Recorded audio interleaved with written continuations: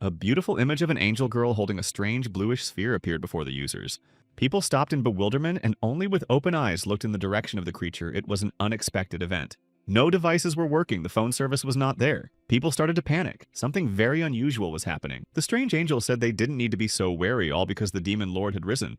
They were summoned to this world only to save a fantasy that is in grave danger. The rest of us are even more wary. The woman introduced herself as a goddess. A slight smile appeared and she looked at the others involved with warmth in her eyes. Everyone continued to panic and only one guy stood and listened with interest to everything said. He tried to comprehend. The goddess said they would soon move to the Temple of Fantasy. This structure was like the Greek pantheon of myths and legends.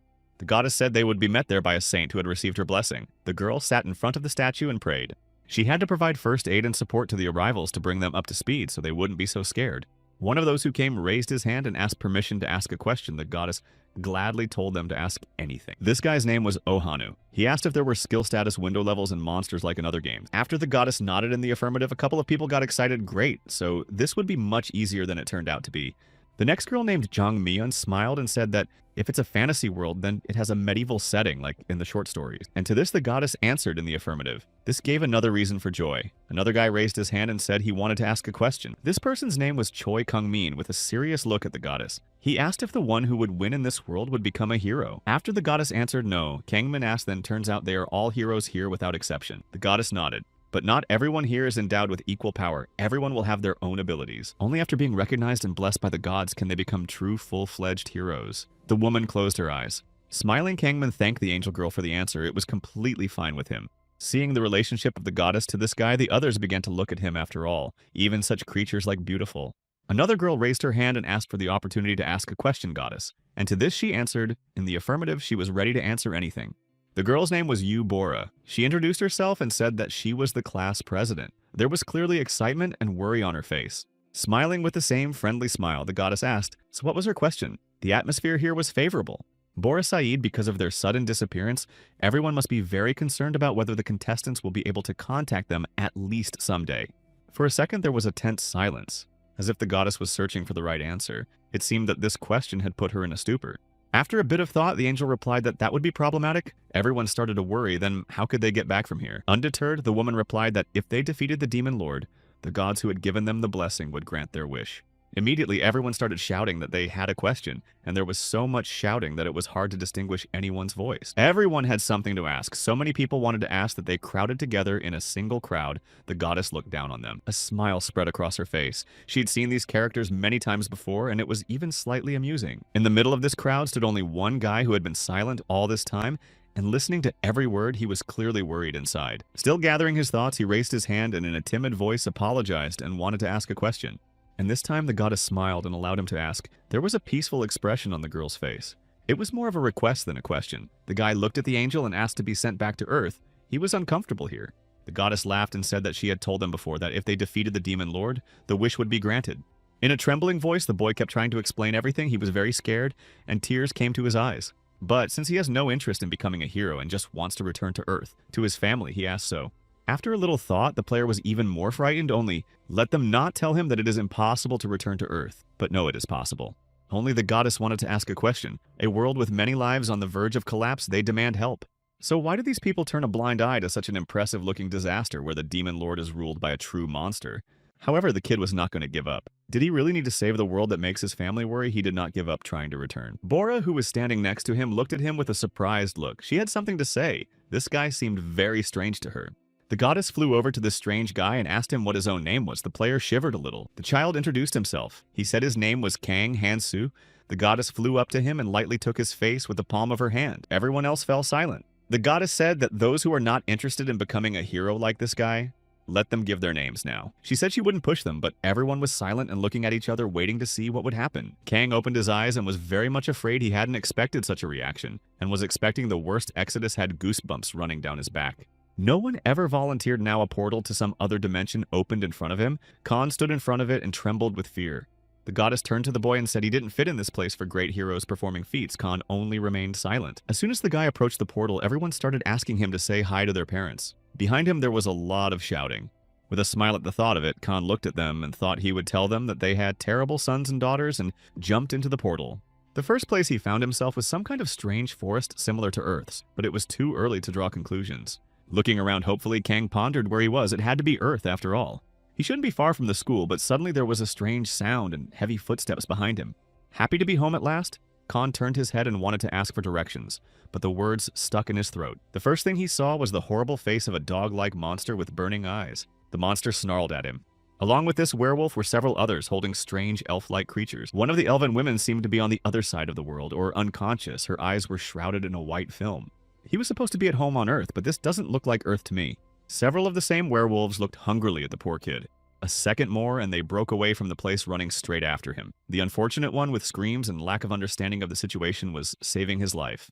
The events moved to the City of Saints. There was a huge fortress of the goddess where the most important events took place. A second later, a vague ray of light flew into the central building of the temple and pierced the roof, and a slight rumble was heard. All the participants who were brought into this world squinted and tried to stand on their feet. There was a strong wind. People did not understand what was happening. Hanu opened his arms and tried to steady himself. He squinted to look in front of him. The guy heard someone's pleasant voice. The same saint girl with long ash-colored hair greeted everyone present with a warm and soothing voice. Next to her stood another knight, most likely a guard, and the girl looked at those present with enlightened eyes and goodwill. On the other side stood another man with white hair. Everyone immediately took notice of him. He was incredibly handsome. The saint first began to speak. She said that having received a blessing from her goddess, she was looking forward to the meeting. That same man with white hair bore the name Alsus. He was a sword master of the highest-ranked prince of the kingdom and the hero's swordsmanship instructor. All the girls who were here immediately almost fainted from such a beauty, and guys just looked at him with disbelief. The saint looked in the direction where the two maids were standing and said that the princess was late. Two old ladies nearby shivered. Suddenly, the doors opened and a girl with pink hair and a dress appeared on the doorstep. She screamed that she had been drinking too much, so she was late. Turning to the princess, whose name was Athena the Saint, said that her honesty was both a strength and a weakness. Guiltily looking at the others, Athena slipped and fell. The floor in this temple was very slippery. The girl looked up and saw everyone present looking at her with surprise and even some fear. As suddenly, after a brief pause, everyone marveled at how cute the princess was, and the girl smiled even wider. The saint explained that this girl is the princess of the Archmage Kingdom south of the temple. She will support them, along with the prince. Suddenly, one of the players smiled. Finally, the status window appeared, just like in the games he was used to playing. Hanu looked at everyone else with contempt. They were like little kids. How can a guy think he's better than everyone else? First, it was necessary to check the hero indicated in the divisions of the blessing. Hanu looked closely and jabbed his finger forward. Seeing the infinite experience boost, the guy took a closer look. Closer would be a real cheat. But too many competitors received the same blessing. For example, Kangman. He immediately disliked Hanu. By looking at the others to receive the blessing, they must win God's favor. Everyone will have the opportunity to do so. Immediately, status windows began to appear in front of the others as people stared in amazement in front of them and studied their new abilities. Meanwhile, the saint continued to explain each god will have their own standards, but they are all looking for someone to overthrow the great demon lord. With a smile, Kangman looked at the others quite well. The guy already felt that he could handle this task with ease. The saint reminded them that the gods, though watching over the heroes, but their attention is not eternal. She prayed that everyone could receive divine blessing. Suddenly, one of the group, the guy with glasses, raised his hand and asked what to do if they didn't get anything. The guy was visibly nervous. But Saint smiled and asked herself, should she bother with such garbage? A smile continued to shine on her face. The unfortunate man lowered his hand and somehow shriveled up. He hadn't expected such a reaction, refused a friendly goddess. So our heroes appeared in a fantasy world filled with dreams and hopes. All of them were ready. The adventure began. Meanwhile, the unfortunate Hansu, who was sent to the dark forest, was trying to escape from these monsters. His breathing was almost knocked out. The guy had only run a few dozen meters and was already exhausted, leaning on a tree trunk and breathing heavily. Suddenly, something flew near him and stuck into the trunk. The poor man looked around in horror. It was a huge arrow. The barking sounds of these monsters could be heard from afar. They called the kid meat and tried to catch him and eat him. It doesn't take a genius to realize that such animals don't exist on the planet. It's a real mockery. It was only now that the poor man realized that that person calling herself a goddess had tricked him and wasn't going to send him back. Of course, he should have known sooner. He stood leaning against a tree and tried to gather his thoughts. Everything was too fast and unexpected. The frightened boy could already hear behind his back these monstrous creatures wanting to savor his flesh needed to flee. He immediately rushed onward. If this was a fantasy world, then maybe there would be some magic or something. A status window immediately appeared in front of him, and Hansu began to study his characteristics. So far, they were unimpressive to say the least. Most likely the gods did it on purpose to get rid of him as soon as possible. It was just hopeless. Hope was almost gone. The boy continued to run, and behind him he could still hear the screams of those monsters. And for a moment he thought about whether he could communicate with them. When the man approached them and asked to speak, the monsters stopped for a second and looked amongst themselves, breathing heavily. But after they kept calling him meat, Hansu realized it was just useless. He covered his ears and ran on. After a few meters, his strength had completely left him. The unfortunate man could no longer run, but only resign himself to his fate. The boy prayed it would be quick and as painless as possible. The monsters were already reaching for him with their clawed paws. Suddenly, something whistled nearby, and the player felt something stabbed into his leg. He lowered his eyes and noticed that it was an arrow. Unbearable pain burned through his entire body and his eyes. Even more fear just wasn't enough. Looking up in front of him, the already frightened guy noticed several elf-like creatures. Most likely they were the ones shooting. One elfess drew the bowstring and shouted something in a frightened voice, but her words were unintelligible. Hansu fell to the ground in pain. He didn't understand anything, but one thing was clear. Danger still haunted him. The monsters also noticed the elves and started screaming. They saw a new prey, I think, for a second, forgot about the wounded, had a chance to escape. Seizing the opportunity, Hansu crawled over to the nearest tree and leaned on what he could do. Now pray to God, no, it was the goddess's fault. He held onto the arrow and tried to pull it out, but felt nothing but the pain of hell. At this moment, someone was already following him. From the side of the tree, some incomprehensible translucent hooded silhouette was already following him. Already resigned to his sad fate, the guy only thought how to accept his end faster, and breathed heavily, and a certain god was peeping at him. Still sitting and watching the animal rampage, Hansu tried to think of any option to survive. He was still staring at the arrow stuck in his leg and agonized with unbearable pain and hopelessness. Instead of praying to God or trying to save his life, this man just decided to accept his demise and go to the other world. But a certain god, translucent hooded creature began peeping at the guy now in the open. He looked at what was happening with surprised eyes, although they were not visible behind his thick purple bangs. God was very interested. I don't know what he should do anymore, Hansu. He just cried bitter tears and asked at least some god to save him. Silhouette approached the boy even faster. His body reacted instinctively faster than his mind. The creature stood close and with uncomprehending eyes looked at the strange fellow who was agonizing and fighting for life with all his might. He cried and begged this god to save him in some way. He was in agony and had already lost all hope of salvation. The boy heard the creature start to mutter something about there being no other gods. Hansu fell silent. After thinking for a few seconds, the player asked, did this god-outsider creature not understand the meaning of the word? And began to think. God continued to ponder, and the player tried to explain an outsider is a term denoting people who are outside of social groups. But the player put it a little differently. He decided to spice it up, kind of lone wolf running in the wilderness. God seems to like it. Hansu exhaled a breath. No. God liked the meaning of that word well, or at least the way he heard it. And now this creature was claiming to be a true outsider. This god had a proud look on his face, and it seemed to work just fine. In any case, the player asked to be saved at least somehow. He was already willing to do anything to stay alive. With a smile on his face, God asked if the guy was also an outsider. This creature was acting like a child. Surprised by this turn of events, Hansu didn't realize at first what he was talking about. It's not a good situation to give each other a nickname. Thinking back on his past, the player realized he only ended up that way because his classmates were horrible sons and daughters. He's definitely not an outsider. With a trembling voice, Hansu pointed his finger at himself and decided that it was better to agree with this god, since his life depended on it. While the god was thinking about whether to help the guy or not, the monsters were already approaching. Eventually, the player lowered his eyes and apologized for an outsider. It's normal for an outsider to help another, but it doesn't apply to this creature since he is God. However, the creature said that all outsiders are the same. He seemed to be confused and pondered what he should do. But suddenly the ghost raised his hand and a bright green light poured out of it. It seems everything worked and the player will live. The arrow that was sticking in his leg began to glow, and the pain went away almost instantly. He felt an incredible relief in his whole body as if he had been reborn, but it was all a little strange, especially from a normal person. In his haste to get to his feet, Hansu wanted to thank God, but suddenly felt his whole body become lighter. Hiding behind a tree, the player tried to get out of sight of the monsters until they spotted him. God emphasized that she would only help an outsider. The player didn't really have any complaints, and the guy hurried away from here before the monster finally noticed him. One of the monsters kept yelling about meat. At least talking to them would be a bad idea, even when Hansu understood their words. Suddenly, a branch cracked under his feet, and the monsters heard his player run away from here, and the monsters repeated his words about the conversation. The huge jackal rushed at him and stretched his clawed paw forward a couple of more centimeters, and the guy was finished. During his escape, Hansu finally realized that he had received this blessing from God after all, thanks to calling himself an outsider. By that time, the monsters were already exhausted and could not keep up with the boy who had gained strength. But the happiness was not so long. Suddenly in the back of the player flew a powerful stone, and a crack was heard. But fortunately, Hansu did not fall.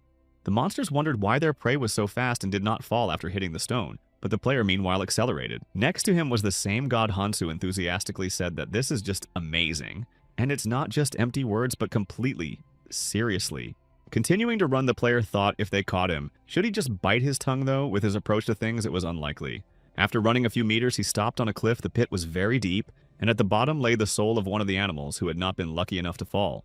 A nightmarish sight the guy started to resent. It was inhuman. It would have been better to give him wings or something like that, rather than a temporary immortality. In the meantime, the pack of monsters was already approaching and their vile voices were heard, rejoicing that their prey would not be able to escape. At that moment, Hansu realized that while he was arguing with this god, there was an abyss in front of him and monsters behind him.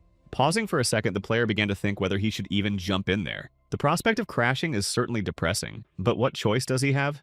After a second, it was decided. Hansu turned around and started to improvise. The guy yelled for them all to finally stop. The monsters looked at him in surprise but still continued to lick the player, said that they were hungry but there was not much to eat. Hansu smiled and said that whoever caught him first would get the most delicious body parts and he would give them to him. For a second there was silence between them. The monsters looked at him with surprised looks, but still they dared to approach. A smile appeared on the boy's face as the plan seemed to work. The monsters took the bait. And indeed, the werewolves were approaching at an incredible speed, each of them wanting to grab the most tidbits. They pulled their clawed paws and Hansu veered backward and tried to jump straight into the abyss. One paw had already grabbed the boy's shoulder and the other by his throat. The monsters were pulling him toward them, each wanting to get their prey. Suddenly a thought came to mind and the player grabbed the shoulder of one of the monsters, pulling it towards him. There was a screech and he and the rest of the monsters fell straight into the deep abyss. And only now did the monsters realize that they had been tricked. The bodies of those dogs cushioned the fall a bit, but Hansu still felt the impact. A second later, the boy was already lying on the floor. Standing up and shaking himself off, Hansu responded to his patron's admiration by saying that there was nothing special about it, so let him not be surprised. But it turned out that one of the monsters was still alive. He pulled out a small dagger and pounced on the boy in order to finally catch him. It was a monster called the Butcher of the Blue Moon. The jackal who had managed to survive was now reaching for the boy, waving his blade. Taking a closer look, the player realized that this monster had only survived due to its high level, even without having a blessing. On the other hand, killing such a monster would give a lot of experience. So Hansu picked up the nearest rock and swung it around. Somewhere in the temple there was a statue of the goddess, and the voice of the saint was heard explaining the basics. Her voice sounded like music. The woman walked around in the middle of the newcomers who were listening to her with their mouths open, saying that the level and the blessing were the main parts of the game. While everyone was taking notes and listening attentively to the lecture, Hanu was sitting somewhere nearby and yawning. Nearby, the seated Kangman begged God to give him his blessing. He is the talented disciple who will conquer this world. Suddenly, Bora raised her hand. She asked if all this meant that the gods would watch over them all the time. Saint nodded her head. Yes, it would. Hearing that the gods would even see them go to the bathroom or wash in the shower made all the other students shiver. Seeing all this, the saint looked at the children with condemnation. Let them not judge the gods based on their crude human standards. Meanwhile, voices of deities were heard saying that for them there were no human standards, so let them ignore it. Bora Pochodka leaned somewhere to the side for her. It still seemed kind of wild for her to cover her mouth with a notepad. Suddenly, Mion said the gods would at least give their blessings to those in whom they were more interested. Seems the girl was determined. Meanwhile, the deities responded very well to such clear judgment, and Miyung smiled, happy that she was able to gain the favor of the gods so immediately. Suddenly, the girl felt something change in her chest as if a light began to develop. She received her first blessing faster than anyone else. Jumping up, Miyung shrieked in happiness at being the first to receive the blessing. Hanu even woke up after that, but Kangman was horrified. He thought he was the most talented and would be the first to receive the blessing of the gods, but he was beaten. Meanwhile, another student with glasses asked what this had to do with conquering the demon lord. And besides, there was a strange odor around the guards standing nearby, who shivered a little and looked among themselves. Mion's blessing was the charm. She would emit a pleasant scent with which would win the hearts of the opposite sex. Saint asked the girl to stop using her charm skill. Mion looked at her ironically and began to squirm. She smiled and said she didn't know what to do or how to stop it. Seems she was bullying her new teacher. Suddenly heard the notice innocent goddess does not like such actions on the face of the saint showed consternation. In the meantime, Mion enjoyed her new skill and continued to attract the amazed stares of the men. Seeing the curse punishment status on their status window too, aren't they heroes for what they are given the curse for? The saint explained that besides blessings, there are also curses given by gods who don't like the hero. Mion was horrified. Leaning over to the girl, Saint said that of course Mi-young hadn't heard about it because she wanted to tell her about it. Suddenly, the unfortunate girl felt a strong blow on her back. Mi-young grabbed her back and cried out, but the pain didn't stop. And besides, her blessing was beginning to weaken as she clutched her back and sighed heavily. This punishment was unexpected and very unpleasant. The saint reminded us that once they receive their blessing or curse, it will not disappear until the moment of death. Looking at how Mi-young from having such a low-level curse inflicts such pain, the princess asked her not to give up. She tried to cheer her up in some way. Athena said that all of this could be compensated for with blessings. The body and spirit would become stronger. Mi-young slightly couldn't believe her ears. But smiling, the princess said that it really was true. She seemed to be very happy and said to not let the heroes give up so easily. Being in the wilderness many kilometers away, Hansu wiped the blood from his face. He didn't understand why his level didn't change. He had destroyed a whole horde of strong monsters, whether it was because of the hero's curse, or whether leveling up was basically hard to give was still unclear. Hansu turned to God and asked if there was any information, but Ghost asked to be called by the term outsider, and the guy corrected himself. Folding his arms on his chest, Ghost said that for now, this information he cannot tell what a useless god thought the player. Without waiting for the angry god, the player ran deep into the forest away from this. He felt neither thirsty nor hungry. Looking ahead, Hansu wondered what would happen if he met a human here. Could he team up with them? But not even half a second later, a few meters away, the player noticed several more of the same jackals wandering around in search of prey. Meanwhile, God hoped that the outsider would quietly leave this world. Hansu got angry. If this kid was around, he would agree to hit him. One of the monsters smelled meat and was immediately alerted that the prey was somewhere nearby, and they rushed to find it. In the player's hands was a knife, the same dagger he had taken from one of the monsters. Hansu smiled. Now he would destroy some more of these dogs. The werewolf sniffed. His eyes lit up. The monster looked for prey in all places, but so far it was empty. Watching the monsters, the player pondered. He wanted to get out of this forest, but now doesn't know which way to go. Everything has changed. Besides, this forest is full of these overgrown dogs looking out from behind the nearest tree. The player tried to come to his senses. The deity next to him had already started praying for his soul so that he wouldn't give up the ends sooner than necessary. But the guy wasn't about to go to the other world. Taking some rope lying nearby, Hansu realized that if he was in a fantasy world, then one must engage in the kind of activities God observed. Wrapping the rope around the blade of the knife, the boy made a kind of sheath for his dagger. Then he took hold of the other end to which the stone was tied, and smiled if they knew what centrifugal force was, but nothing now they would. After constructing a kind of mace, Hansu began to swing the stone as hard as he could. That's the power of science. One of the monsters was already very close to the guy and was preparing its toothy maw, but a stone flew right into his jaw. The monster realized that it was painful and dangerous and immediately rushed to the side, and it seemed to work. But these jackals weren't that stupid. They realized that the meat would soon get tired and then they could have it all to themselves. Suddenly, the boy's strength ran out and the stone came down on his head, but he was still on his feet. And now, seeing that their prey is already beginning to run out of steam, the monsters rushed straight at the guy altogether. The clawed hand of one of the monsters was already approaching the defenseless Hansu's body, and the guy didn't move yet. And so he swung his arm and struck several monsters that ran up to him. Only fools fall for such cheap tricks. Now he was really tired, but the monsters seemed to be defeated, or at least unconscious. They were lying around. Flying nearby, the ghost slightly upgraded his ward. Hansu was indignant at his stinginess. He had made such a marvelous plan. Approaching one of the spruce living monsters, the player took a closer look and said, not to move, but to tell where people live. You had to find someone like yourself. After their prey began to speak, the jackal became terrified and immediately pointed his finger somewhere to the side, indicating that the humans were out there.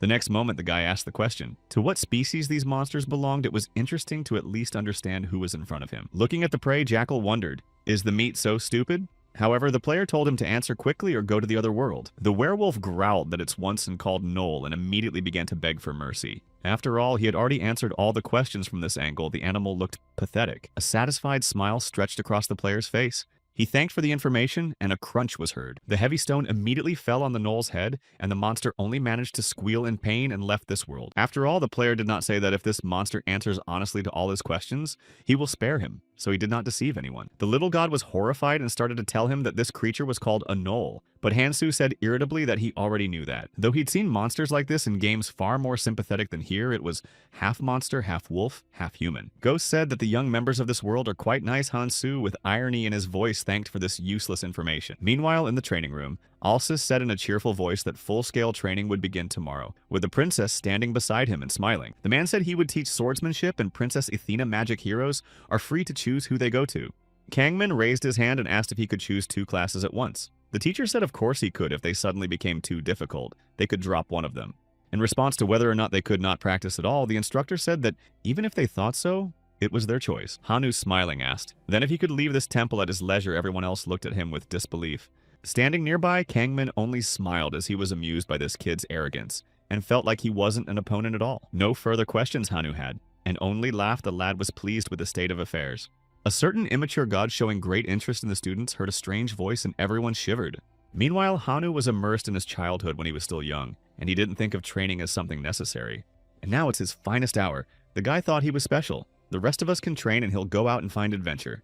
A smile spread across his face and his eyes sparkled with anticipation. He was ready to conquer this fantasy world. Raising his hand in a loud voice, Alsa said that heroes who wanted to follow the swordsman's path could follow him right now. One of the students asked about magic, where they could learn it. Because the princess was not around, she had disappeared again. Smiling said she had too much to drink the night before, but is a very hard worker, so she'll be here any minute. Following that in a loud voice, the man said that those who wanted to learn magic let them wait here for a while. While the others were talking amongst themselves, Hanu opened the status window and began to examine his characteristics. Seeing the word special on the plaque, he smiled. It was fitting, so everything else could be skipped over altogether. Looking at Kangmin, Hanu smiled. Let this guy think he's the best and try his best, it's still useless. Hanu himself had already left the hall and was walking down the stairs, thinking about what a bright future awaited him. The guy smiled. If useless brats like this would try hard, then perhaps they could grow to rival the protagonist. A few minutes later, he was already there. Hanu decided not to bother and come straight to the Heroes Guild for the assignment. It was here that the right order could be found everywhere other mercenaries were sitting around, and voices could be heard. Standing near the wall were two men with blue hair and a girl with purple hair. They didn't look very friendly. At the registration window, Hannah was met by a friendly girl with glasses. She asked him what brought him to the mercenary guild. She had a bright smile on her face. With a thumbs up, the guy proudly announced that he had come here to register himself as a mercenary. Thinking that this is the way things are done in the fantasy genre, the guy decided to go that way as suddenly he was called by someone's female voice. The player immediately turned around. The girl kept talking. She said it was no place for newbies like him or wanted to go to the other world. A girl with bright red hair stood in front of him, and with a serious look, she told him to stop doing stuff and go home. Her gaze made it clear that she wasn't kidding and wasn't planning on backing down for a second. For a second, Hanu froze in place. Could it be the main character's buff to him immediately reached such a beauty? The girl came closer to him and asked him if he could hear her at all, but the player still stood with his mouth closed. He thought it was definitely some kind of princess disguised as an ordinary adventurer, but what was she doing here? Deciding to play by the rules, Hanu said he didn't want to come back. The girl got angry. Although if she's so worried, why not keep him company? You can't judge a good book by its cover. The guy spread his hands and smiled as if the prey was coming to him. After all, they had also experienced this many times. He raised his hand up meaningfully. After all, everyone was a beginner. Raising an eyebrow, the girl looked at him. This kid turned out to be strange to her, and what's on his mind? Why does he act like he's better than everyone else? But it was worth admitting that it was true here. He caught her. Hannah immediately turned away and glowed with happiness. He really is special in this world. He turned back and clammed up and said he couldn't tell you everything at once, but he was special. The girl was surprised. Meanwhile, the player blushed. He thought he was the hero who could save this world, the protagonist. Meanwhile, his deity laughed. Turning back, the girl asked, "What are the abilities of the chosen ones?" Hanu laughed. "They will soon find out for themselves." And the girl at the front desk just looked at him and smiled her friendly smile. She didn't understand anything. The monster, who was lying in the clearing, was breathing heavily, saying that the village was far away and the meat needed to get out of here. The Khan standing in front of him was already twirling his stone, but the werewolf didn't think to lie to him because this meat was strong with him. The guy swung around and hit the monster in the face, knocking it out completely. In front of him lay several more lifeless bodies. These guys turned out to be unexpectedly honest monsters, so primitive you can tell when they're lying. The human village should have been to the west. The player looked closer. He confirmed it by destroying a bunch of monsters. His desperate scramble had turned into something like a hunt. Suddenly, Kang realized that he had become a skilled hunter as well.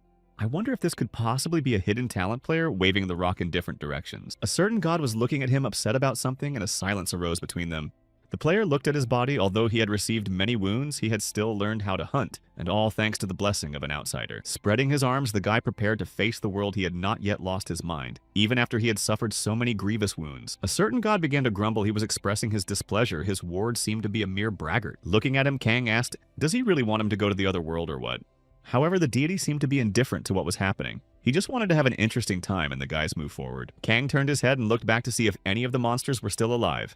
One of the werewolves rushed at the boy with its mouth wide open, but it had not given up hope of eating meat. The player was about to pull out his dagger, but suddenly an arrow flew past and stabbed straight into the tree. Kang was frightened. Looking at the arrow, the player realized that it entered quite deep into the barrel. But only who I released remained a mystery. In front of him stood several people, one large and muscular man dressed in armor, another woman with a crossbow, most likely a marksman. Kang shuddered with fear and hid behind a tree. They were the first people he met.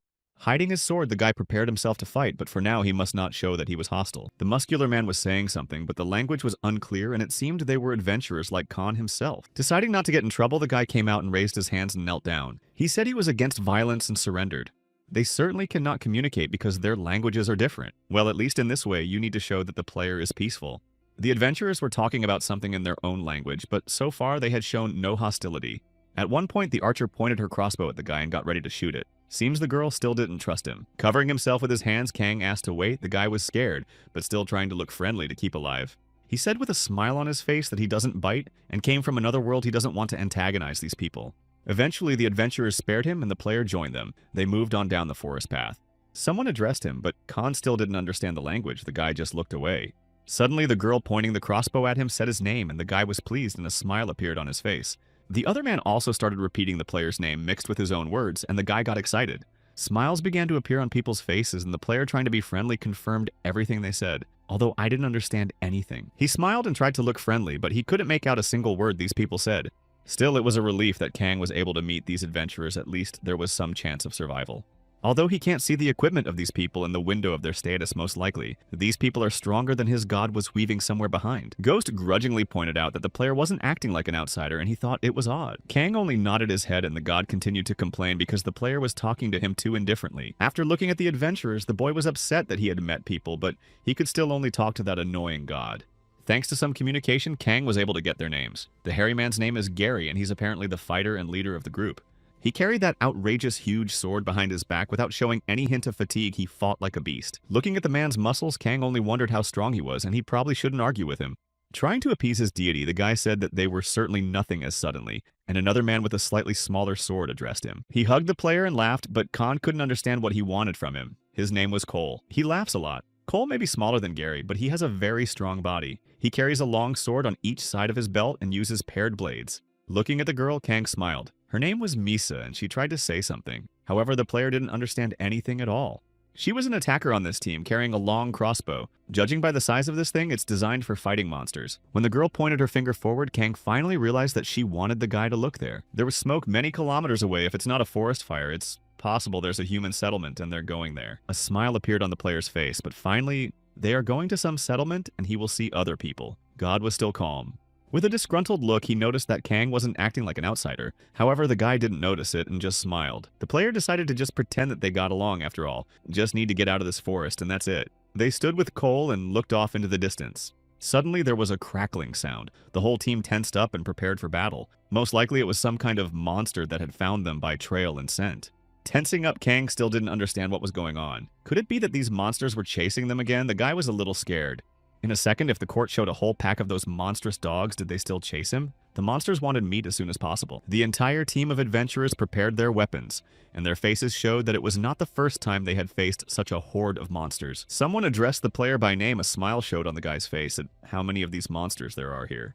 The rest of the team moved on, leaving Kana puzzled, seeming to want to fight more than the player himself. Cole, along with Gary, rushed forward. The men scattered the werewolves in different directions, although it was hard.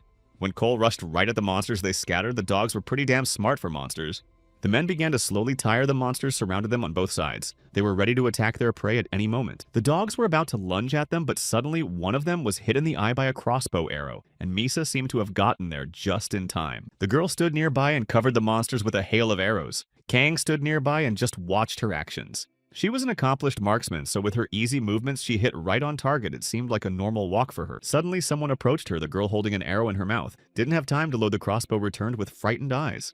One of those monsters was already flying at her from behind. Misa wouldn't have time to move aside. She just froze in place, unable to react. Cole shouted something. The man couldn't come to his friend's aid, and he was already being attacked by one of the werewolves. Luckily, Kang reacted in time to slay the monster with a light stroke of his dagger, and a squeal and crunch was heard. In front of the boy appeared to notice that God feels uncomfortable. However, now was not the time. The player approached closer to the monster.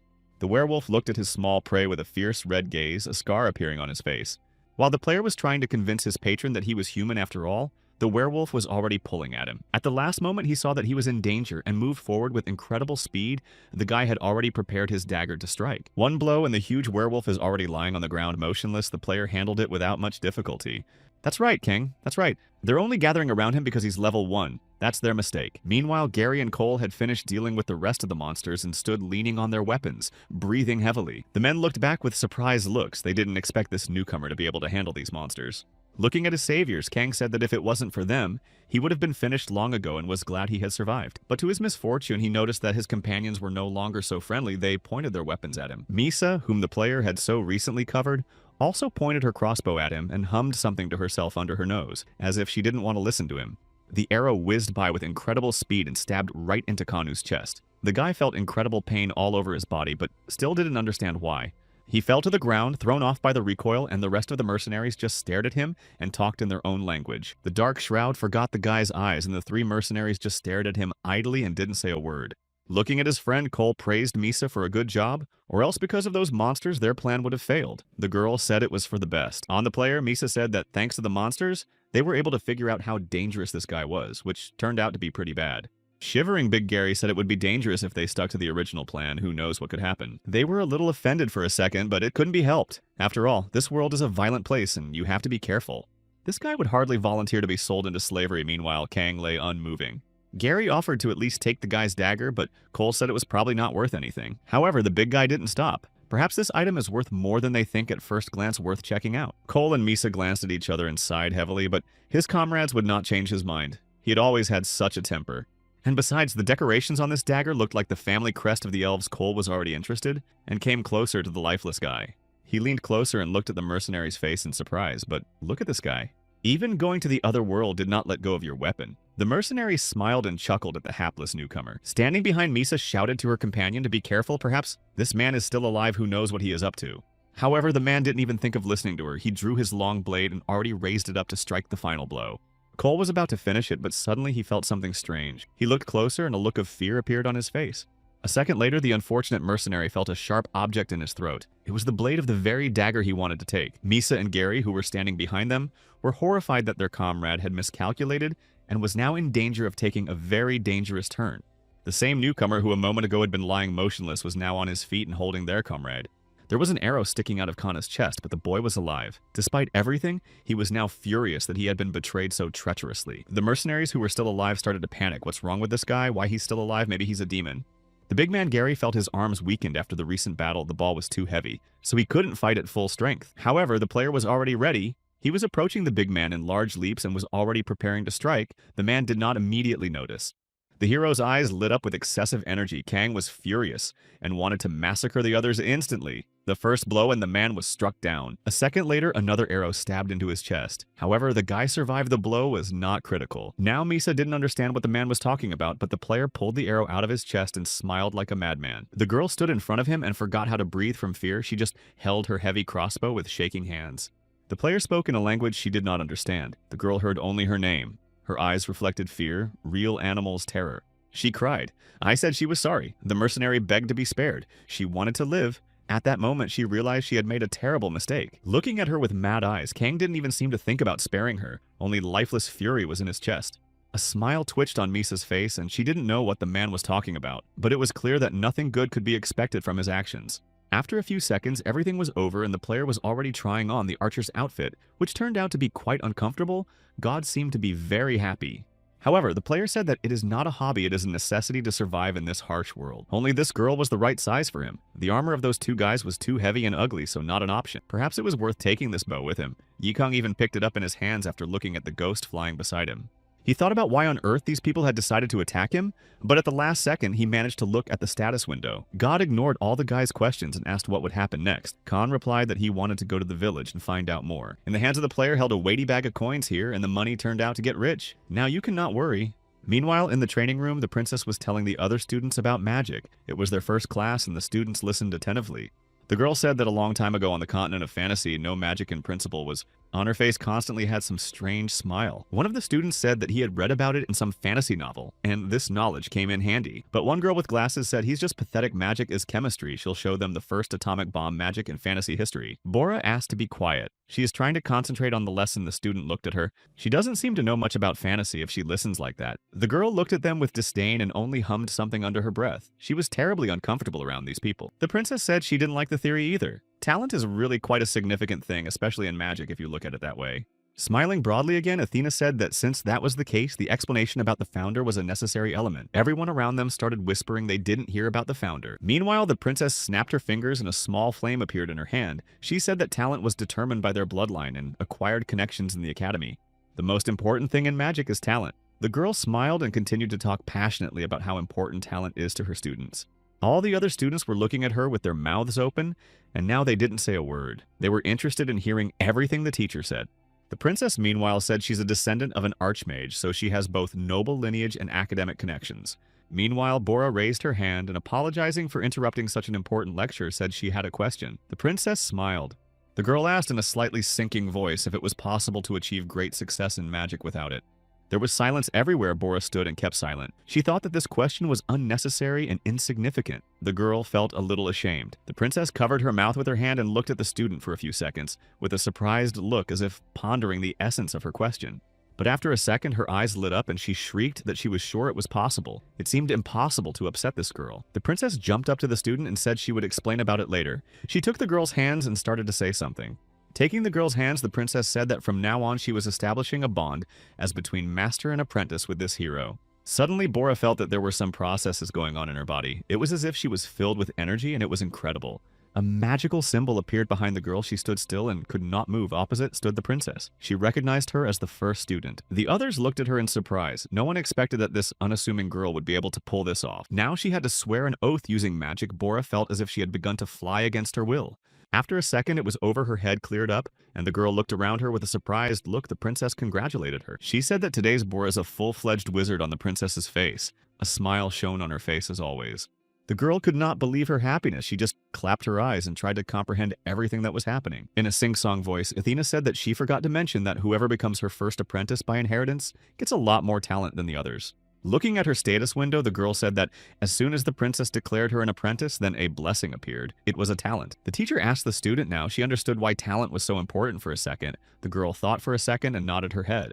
Smiling, the princess closed her eyes and said she would then return to the first question, and the lecture continued. She put her hand out in front of her, and on it again lit that same playful firelight. It was practical magic. The founder who created magic left behind her blessings to make it easier for her descendants and future students. The princess raised her hand up, and the fire began to flare up and turned into a real bonfire. The sight was truly breathtaking. All around opened their mouths in surprise, and the princess continued to show. Bora stood next to her and flapped her eyes, still not realizing her happiness. The princess spread her arms and prepared to show another spell. It was white magic. In one hand, she lit up a firelight, and in the other, some purple crystal. The princess frowned and intensified her magic. The same purple fire began as if to corrode the clothes on the princess's arm. A crackling sound was heard. All the other students were horrified. They didn't expect magic to be able to do something like this, and a chill ran down their spine. After that, the teacher grinned. They were asking, "Always talent is important in magic, isn't it?" Bora, who was standing behind her, trembled with fear. She had not expected the princess to attach such importance to her seemingly ordinary question. Athena explained that the right hand is white magic and the left hand is black magic. That's the difference. So let them look and think. Suddenly there was a scream from the princess. All the other students were surprised and frightened and looked away. "Where did you come from?" the older governess, and started to find the princess by the cheek. She reminded that she was forbidden to use black magic. Falling to the ground, the unfortunate girl said she only did it to make it easier for the heroes to understand. The assistant frowned. She said she would report to the queen, her face expressing nothing but condemnation and severity. The woman was very disappointed. The princess sniffed her nose and asked not to say anything to the queen, next to the healer who had already appeared to treat her arm. In a trembling voice, Bora said she was sorry she shouldn't have asked that question. However, the princess assured that it was okay. Smiling, she said in a happy voice that she was just glad that the students now understood the difference between white and black magic. The students whispered. They asked, "What is black magic? What is some evil force?" Or as the princess explained, "Black magic is a force of nature." Meanwhile, he had already reached the nearest settlement and was trying to talk to the guards who could not understand him. The guard tried to say something. However, Kang didn't understand anything either. The man raised his eyes upwards. However, the player finally realized what they wanted from him and handed the guard a few silver coins, which seemed to be the end of their conversation. Going inside, the guy saw that there are quite a lot of armed people walking around this city as in the middle of a forest with monsters. The guy's gaze fell on a sign with a picture of an elf sitting in a bathtub holding a beer glass in his hand, which seemed to be the establishment they were talking about. He had managed to get a small room, and now Kang was washing his face and wiping his face with a towel. He finally managed to get a shower. Now the player looked at least a little better, and the god meanwhile was feeling some discomfort. Khan smiled. The guy was sitting in a large basin and taking a bath. He was also uncomfortable, and he decided to ask what sex this deity was. Kang looked at his hand and saw a bloodstain that wouldn't come off no matter how hard he tried.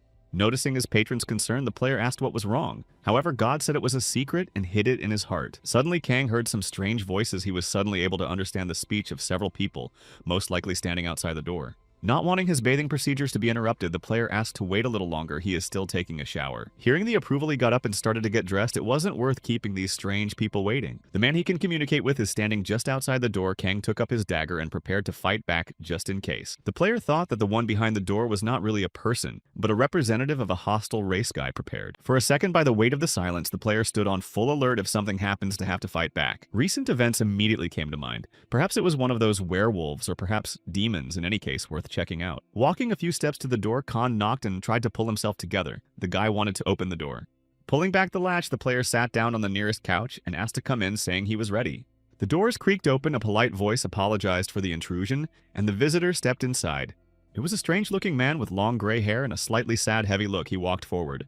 The first to speak was Kong. He asked what was wrong, and the man told the boy not to worry. He was the headman of the village. Explaining that he had received notice of a strange trip himself, he decided to ascertain what these alien pages speaking a foreign language were. The player looked more closely and became wary of the strange man who looked too young to be old, perhaps just disguised. Yes, and besides, as expected, he can see the player's status window. Somehow uncomfortable the guy felt at this point. Hearing that the status window could be hidden, Kang was very surprised, and the headman asked, "Doesn't the guy know anything? He is here for the first time." Leaning over, the man said that he thought he would see an elf sneaking in unnoticed, but apparently this man came from far away. The man explained that due to the greed of the elves, the gnolls had started attacking this village coming out of their hiding places, and many of them lost their relatives and friends. This village was built by those very victims, one of whom was this headman. During this conversation, the deity looked very upset. The ghost was ready to burst into tears on the spot, barely holding back. The headman politely asked, "Can he ask one question before the strange traveler leaves?" Kang nodded his head. Pulling a small bottle out of his pocket, the man showed it to the light. It was a vial of some kind of potion. He hesitated and said, "It's been hours since he slipped the paralytic, so why is the guy still on his feet?" It was after this phrase that everything became clear. Kang jumped up from his seat and rushed at the headman, snatching a dagger from under his pillow. But no sooner had he gotten closer than suddenly his body really was numb. He was paralyzed, only it wasn't the effect of the potion. Hiding the bottle behind his back, the headman said that dark elves have a high coefficient of resistance to such poison, and he hid it on purpose. Taking the dagger, the headman looked at him and smiled. He told the guy to just give up here. It wasn't his fault. He was just unlucky. The deity next to him said that he tried to warn his ward. However, Kang didn't listen, only now the boy realized where he was going. After a few minutes, the player was already in a dungeon in some basement and was chained with strong shackles. The guy was furious he'd fallen for such a commonplace trick, and now he had to listen to this lunatic. Meanwhile, the headman was raging, cursing the elves for being responsible for the battle that had plagued their village. Smiling, the man said to the player to look at his status windows. This is the price to be paid by anyone who knows the truth. The man's name was Karmazin. The player immediately asked, "Is this curse the work of the goddess?" But the man replied that it is Isa elves, more precisely because of the offense. Trying to smooth things over, the guy said that he did not belong to the race of elves. There was a monstrous mistake. Everything is not as he thinks. In a second, a sharp dagger was near the player's face. Frozen all in a few centimeters on the back of the guy ran goosebumps. Looking at him with a monstrous look, Karmazin said he hadn't really planned to tell the man so much. The man was getting furious. The man said that when he saw the dagger and the player, he changed his mind and immediately asked where the guy got it. Kang, while he pondered, he wondered if he should tell that weird psycho what had happened. He wasn't stupid enough on the other side to give away all the secrets right away. Yes, and behind this man's back were two bound elves. Need to survive at all costs. Player looked at the point of the dagger and prepared to need to find some way out of here. He smiled and said that this dagger was inherited from an elf he destroyed after he shot him for no reason. When the madman learned this, he was upset that it was now more and more difficult for him to destroy this imposter. Kang then asked to be spared. Turning away, Karmazin said, "It's a real shame he's a mage without a magical blessing," but the player didn't quite understand what he was talking about. The man wondered. The guy explained that it was all because he was an outsider. He didn't have a man or god who could kindly explain it. Karmazin didn't seem to really understand the meaning of the word either, and the player hurriedly explained that he was a lone wolf. Taking in his face, Warlock said it was a cool word, but now the guy wouldn't be able to wander the wildland, Khan wondered. The deity has already managed to bury his ward. The guy came to a rage. Why does everyone act like this? Does he really have to go to the other world? With a wave of his hand, the sorcerer lit a few candles and a few green lights immediately flared up. One of the elves fell to the ground with a thud and immediately listened to his pitiful moaning. His entire body was bandaged. Walking over to him, Karmazin put his foot on him and pressed the elf muled. His mouth was gagged. The sorcerer held up a candle and kept stepping on the elf's body, saying that he was a dark mage, and the elf must sacrifice himself to continue his life. The sorcerer slowly came to rage. He said that his life was shortened, but he could continue his fight forever, prolonging the lives of the victims. And as a reward for the destruction of the royal elf, the sorcerer promised that the guy would go to the other world quickly and painlessly. The player smiled with irony in his voice and thanked him for such generosity, but of course he didn't plan to leave this world yet. Kang was sure that he could find a way out of this situation. He just had to try and think. As soon as the player approached him, the headman looked at him and said that if Kang was going to beg him, it was useless. However, the player shook his head. Of course he was not going to beg but to forgive. Khan smiled and looked at his tormentor. With a mad grin on his face, the player said that was certainly not the case. His laughter spread throughout the locked room. After all, the headman agreed to listen to the request of the one who will soon go to the other world. A wide smile appeared on his face. When Karmazin heard that his captives began to move, he smiled at the noise of the bugs. A second later, a long whip appeared in his hands, and it was not hard to guess what would follow. Taiko Khan, who had been sitting all this time, only watched in horror at the cruelty of this mad headman who hated elves. Soon the prisoner fell silent and only sobbed quietly lying on the floor. The sorcerer turned his head and said cheerfully that at last there was silence. At some point, the player realized that it seems this madman had purposely shown him such cruelty. Now the guy decided his best bet was to rub it in with trust and said, "It's pretty hard to go down paths that no one recognizes." After a second, the sorcerer's face lit up with joy. Did this guy really understand him in his eyes? A little hope appeared and a smile appeared on his face. With a smile on his face, Kang replied that it was all because she was an outsider. The guy was hoping hard to gain the trust of this weird, crazy man. The sorcerer looked at him and clarified the player had said that it was a lone wolf roaming the wilderness, right? A smile spread across his face again. The man wondered if this also meant he was an outsider like his captor or not. The deity emphasized that it was not so, and the player himself understood it, but it was necessary to at least somehow mitigate the situation. Sorcerer said he likes this guy should continue to be a lone wolf, strange logic of course, but there is no choice. When Kang saw his patron laughing uproariously, he got angry. There's nothing to laugh about, the situation is critical. Why is this god laughing? The sorcerer's face became even crazier as he shouted for the guy to stay where he was now. Fury glittered in the man's eyes. However, the player did not understand what this man wanted from him. He is already in his place, chained up, worse situation, and it is difficult to imagine. Then the fiend turned to the elves hanging from the chains and looked closely at them, laughing. Approaching one of the captives, the man took a closer look. Should he choose the one who was now in the worst condition? The elf gritted his teeth and hissed something in his own language. Most likely it was some kind of swear words, but they remained unintelligible to our hero. In the eyes of the sorcerer again gleamed excitement will not go, so his girlfriend must stay alive to further entertain him, so that in business will go man. Pulling on the chain, the warlock collapsed the restrained body and the elf flopped loudly to the ground, right in the center of the strange magical symbol. With his bloody fingers folded in front of him, the sorcerer prepared himself for the time to begin, and now he was going to have a lot of fun with these prisoners. The magic symbol began to glow violet, and some vibration was heard. The air was filled with a strange energy and became as if liquid. Continuing to stand idly by, the wizard said to confirm that he was handing him his life freely and forever. Realizing what awaited him but not willing to accept his fate, the elf gritted his teeth and wanted to say something. Leaning over to his test subject, the mad scientist said that if he did this, he would immediately send his girlfriend back. Of course, the sorcerer was lying. Taking the elf by the hair, Karmazin said that they should learn from past experience what it costs to refuse his mercy. So you don't want to make a mistake twice. The elf wheezed but said nothing. He just stared with eyes full of hatred at his tormentor and seemed ready to tear him apart. And all the while Kan, who was sitting behind him, didn't understand what was going on with this old man. Did he become so young by taking years away from the elves? Taking a closer look, the guy asked himself, did everything fail? But no, the guy squinted even better. Stepping on the burned body of the elf, the man said that everything went well in his voice, and heard the joy mixed with delight. However, he did not become younger by more than 1 year. Karmazin hastened to explain all because he is not a man. On his face glittered a fierce smile.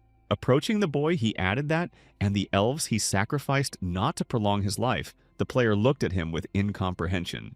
With a mad face and a smile, the man said that all this time being in the village, he had taken many lives. So all that was left of the curse was the name. The thing is, as soon as he got the curse, he immediately became a decrepit and old cripple in literally 1 second. If the wandering magician had not lived in the village then, the man who decided to conduct the experiment did not know how it would have ended. Seeing the strange scientist begin to undress, Khan wondered what he was even doing. He looked at the sorcerer with an expectant stare. But from what the guy saw, his eyes widened even more and his mouth opened on its own in surprise. There was a werewolf face in this man's chest, but how is that possible? Is it some kind of mutant? Is this some kind of genetic experiment?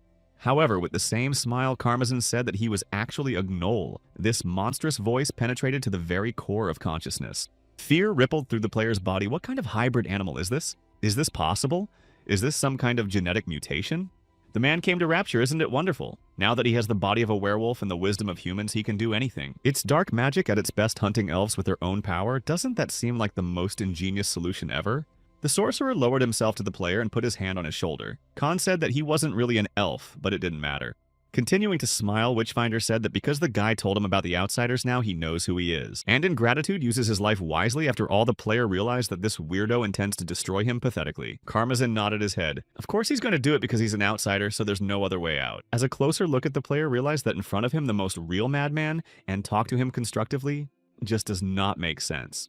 While in her castle many kilometers away, the Princess Archmage was walking through a field of flowers and enjoying her life. She has always been respected and nicknamed the genius of the Archivegas kingdom. She has always admired hardworking people. The girl, being a princess, devoted her whole life to it, but thanks to her amazing talent, she never had to make a lot of effort. Raising her hand, Bora asked if there wasn't a more efficient way to create magic than imagination since it was slow.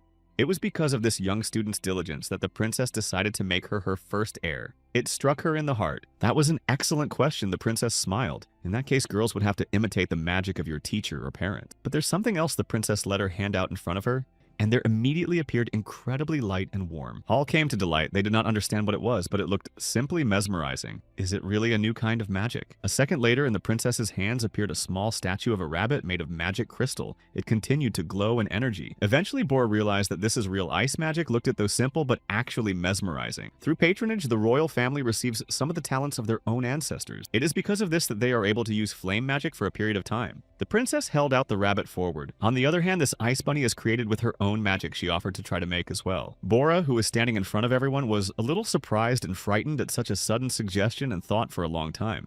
The girl tried to make a magical gesture with her hands, but so far her hands remained empty. And then the princess realized that as a teacher she had a long way to go before she could be called a master. When her own skill increases, her young apprentice will also be able to use this magic, the princess smiled. Confused, Bora thanked the princess for her detailed explanation, but she didn't really understand anything. Suddenly, a voice was heard from the crowd. Someone most likely wanted to ask another question. The princess looked up with wide eyes. It was Myung. She asked embarrassedly about someone who didn't have blessings like her.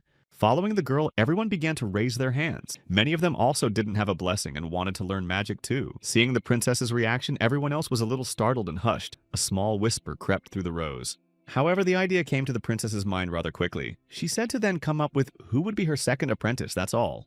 All the others fell silent. They thought it was a great honor, but in the end, the princess behaves extremely inconsiderate. And then each of the students started begging the princess to make him her second apprentice. Everyone in unison began to plead with the princess because of one single phrase. The union collapsed. It was like a sand fortress that crumbled literally at the touch of a button, and all the students began to feud with each other. And only little Bora stood looking around. The princess said they should tell her when they decided. The girl looked at the princess and asked did she do it on purpose so the students would just get behind her. With a surprised look on her face, Atena asked the girl what she meant, as if she didn't know what she was talking about. So they settled on the ice bunny's own magic can only be created through endless trial and error. Hearing the students' question about black magic, the princess stumbled a bit on the spot. She didn't expect such a thing. Bora noticed it too and looked at the teacher in surprise. She thought she had done something wrong again. The princess looked in front of her with a slightly disappointed look and sadly said that black magic was different from white magic. Her voice trembled slightly. And at this time, being in the underground laboratory of the madmen, Kong saw the result of black magic with his own eyes. Now Vaughn was already standing in the middle of a magical symbol and was to be sacrificed in the name of crazy ideas. Even at a time like this, the scientist turned to his buddy. The guy looked in front of him and breathed heavily. The sorcerer reached forward and asked for confirmation that the player bequeaths his life to him as a legacy. Looking at the strange old man, Kang said that similar consent of the victims is important in black magic after all, so rather it is an essential attribute. Karmazin said that even if the victims can't move, it doesn't mean they belong to one person. Unable to endure, the man said that enough talk, let his comrade take his oath immediately. Realizing that this was his chance, the player shouted for him to wait for a moment, before he had a small request, at least one last one before the end of his life. The clearly annoyed warlock looked at him with furious eyes and asked what else he wanted. In a shaky and as pitiful voice as possible, Kong said that before he went to the next world, he would like more than anything to see Misa again. The mad sorcerer pondered as a mercenary who uses a large crossbow. So why is the player looking for this woman? The man pondered. And then Kang blurted out the first thing that came into his head, embarrassed, and said that he was Misa's boyfriend, a silly smile appearing on his face. The sorcerer grabbed the boy by the scruff of the neck and said, "That's nonsense. He is the village chief and knows everything that happens here. Every single person knows her boyfriend's name is Cole, even if he doesn't try to pull something like this using favor with her." The player's plan failed. He thought he was just a normal crazy person, but it looks like he's fulfilling his duties as headman. However, the headman asked, does Kong want to say that he is now her boyfriend? And where is the evidence? The player stood in front of him and has been silent so far. However, Khan had something in store, he said, to let the headman sniff it, and he'd know right away. The man had done all that was required of him, and indeed, this stranger smelled like a girl, but it was still a pity for him. If the mercenary goes missing, her comrades will definitely suspect something wrong, and it will be very unfortunate. Smiled, the guy said he understood everything. The player looked at the strange madman and bided his time.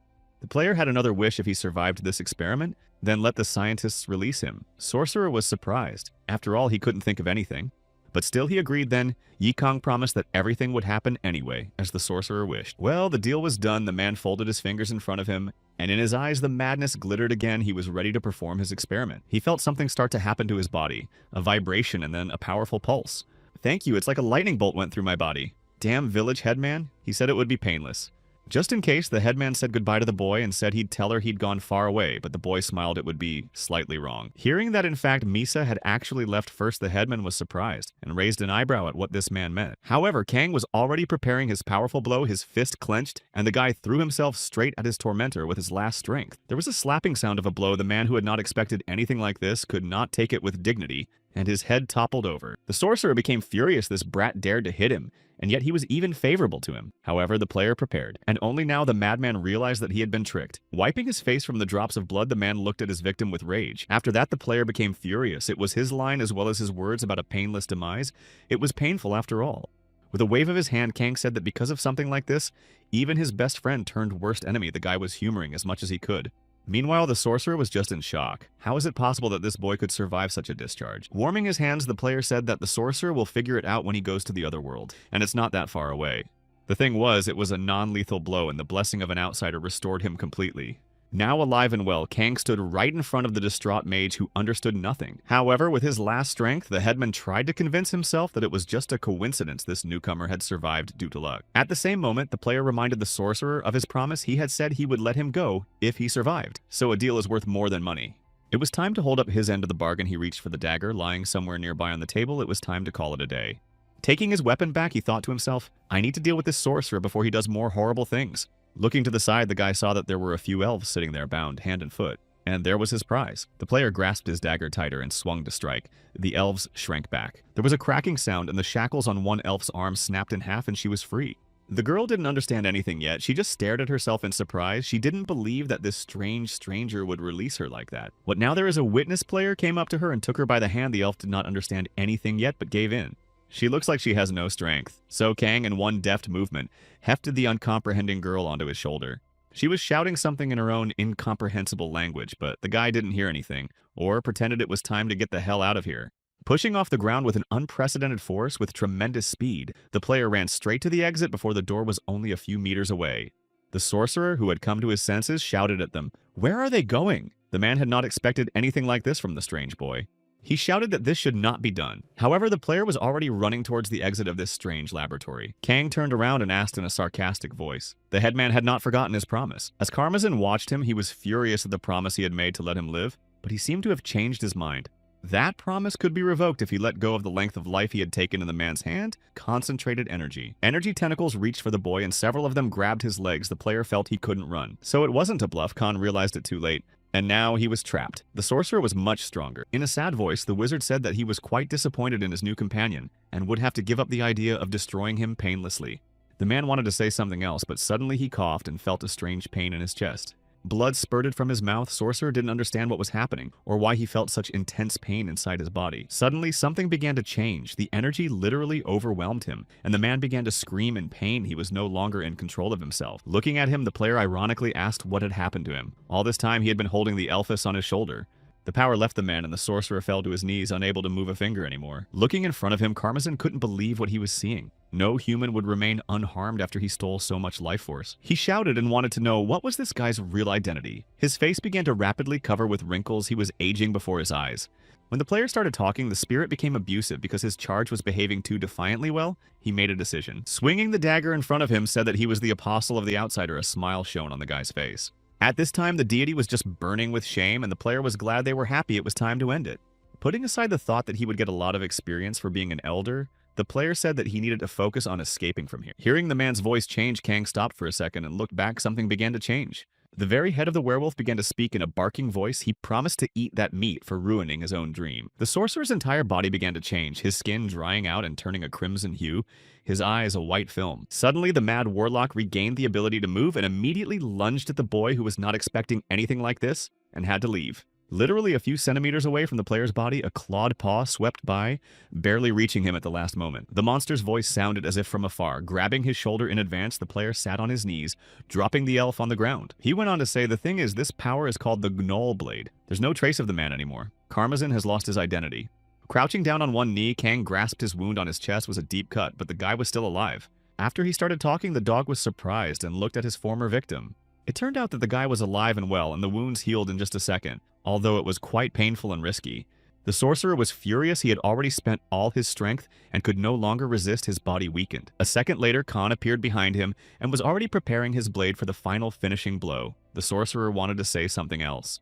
He moved forward, but someone was holding him by the leg, and the man put his head down, and there was the elf woman. He was about to hit her, but a player appeared behind him who was already preparing a dagger, with only a few seconds left before the final blow.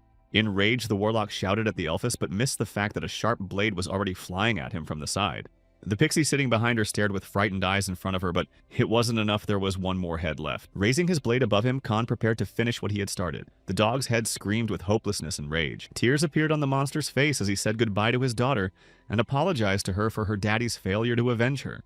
At last, the player wished him to rest in peace and cut short his life. The lifeless body of the sorcerer sank to the ground. Kang then slung his dagger on his shoulder and decided where he would head back to. But first he needed to free someone. He had cut the bindings on the elves' arms and legs, and now they were helping to free the others, all of whom were alive and well.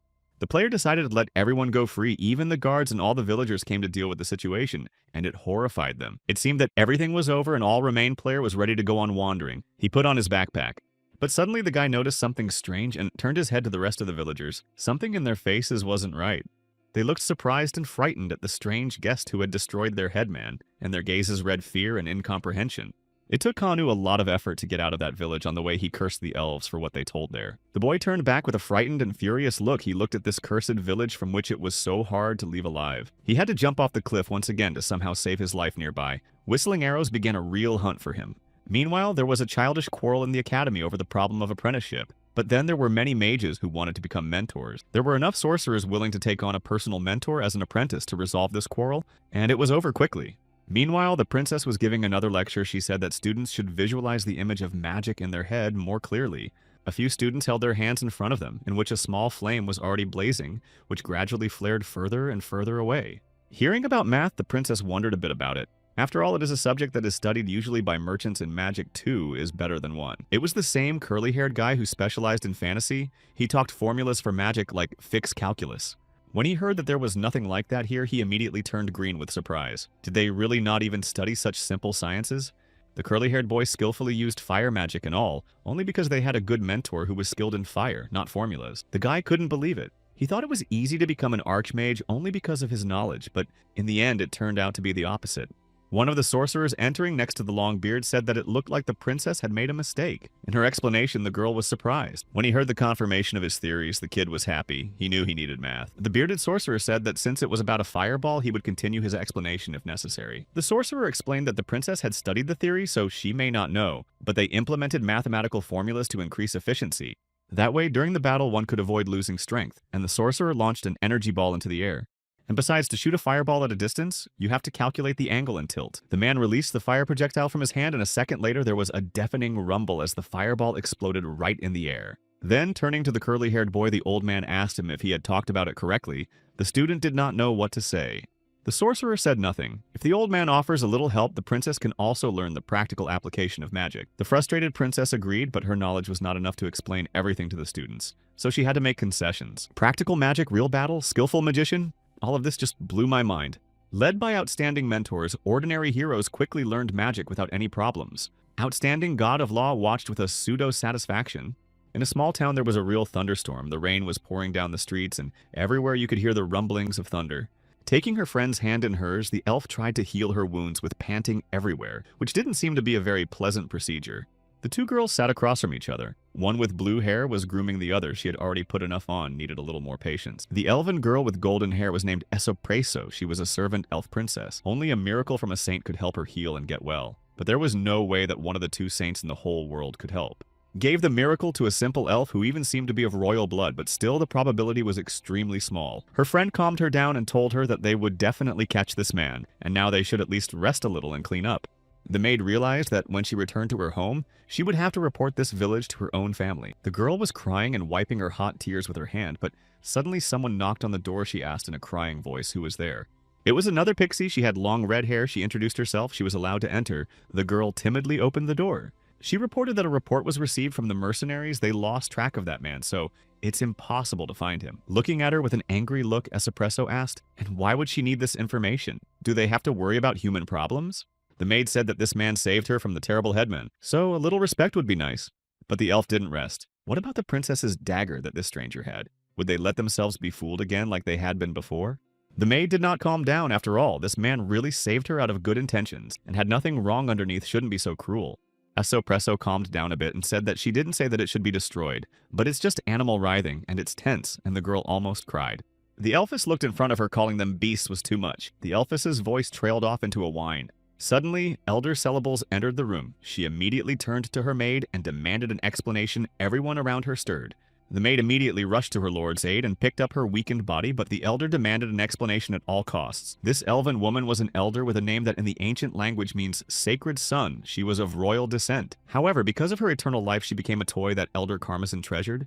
He played with her and used her for his own purposes. Hearing that everything was over, the elder screamed. She didn't want to believe it could still be fixed. The girl broke down crying. The aide picked her up under her arms and tried to get her to her feet. Despite the fact that this man could run away with me, he freed the elder. However, despite this, Espresso still didn't believe. She thought this man was after her eternal life, and was only eager to get his hands on it. However, the elder looked at her evil maid and said, did she know that this person used the fact of dark magic? What Khan used was a breach of contract. If the contract is terminated, you will need to pay an equal amount. So the headman underestimated this guy's life expectancy and paid for it with his life, which makes sense. The elder lowered her head. Poor maid, the way she innocently flitted around the royal palace is still on her mind now. It's the past. Tilting her head in front of her, Espresso cried, they don't know. Through what she went through, the more humiliation she experienced, nothing could compare. The elder agrees. Of course she doesn't understand it. But against all odds, she must find this man to stop it from happening. The assistant standing next to him said that the elder wasn't in a position to do anything right now, so he should worry about himself first. Celebs then looked at her assistant and said that if they had to meet again, don't let them call her elder. It was too loud a title for an old lady who was easily grossed out, and the girl headed for the exit.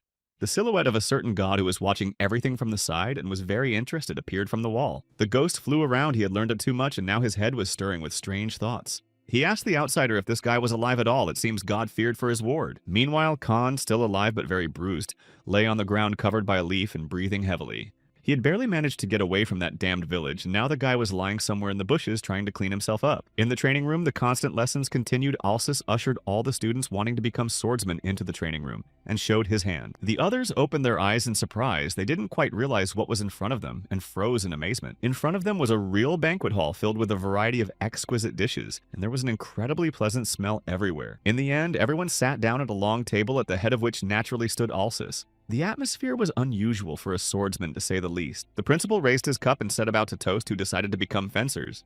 The guards who were also standing there raised their cups and chorally recited the toast. They were constantly talking, as if they were in the army. All the arriving students even twitched a little in surprise. The soldier spoke so loudly that it inspired fear. The commander of the knights frowned and held a cup in his hands. Suddenly, the prince offered to spar, to which the man gladly agreed. The principal asked the commander to demonstrate his swordsmanship, to which the man readily bared his blade and readied himself. The prince rushed forward. He jumped up like a bird and approached his opponent swinging his blade. The blows and scraping of metal could be heard everywhere, and they moved like birds. It was obvious how high their skill in wielding cold weapons was. Everyone was surprised to see it. Was really a mesmerizing sight. No one expected to see such a level. The commander was putting out a full... However, even he felt some pressure from the prince. The man defended himself. Another pirouette, and then the blade flew out of the prince's hands. It was a good sword dance. The commander thanked the prince for the compliment, healing a small wound. The prince said that now he would show the real mastery of weapons and asked the commander to give his best. The man readied his blade and changed in his face. He would be more than willing to do this for his prince. Meanwhile, Alsis himself prepared his blade. His body was covered with energy that formed a kind of vortex the guy prepared.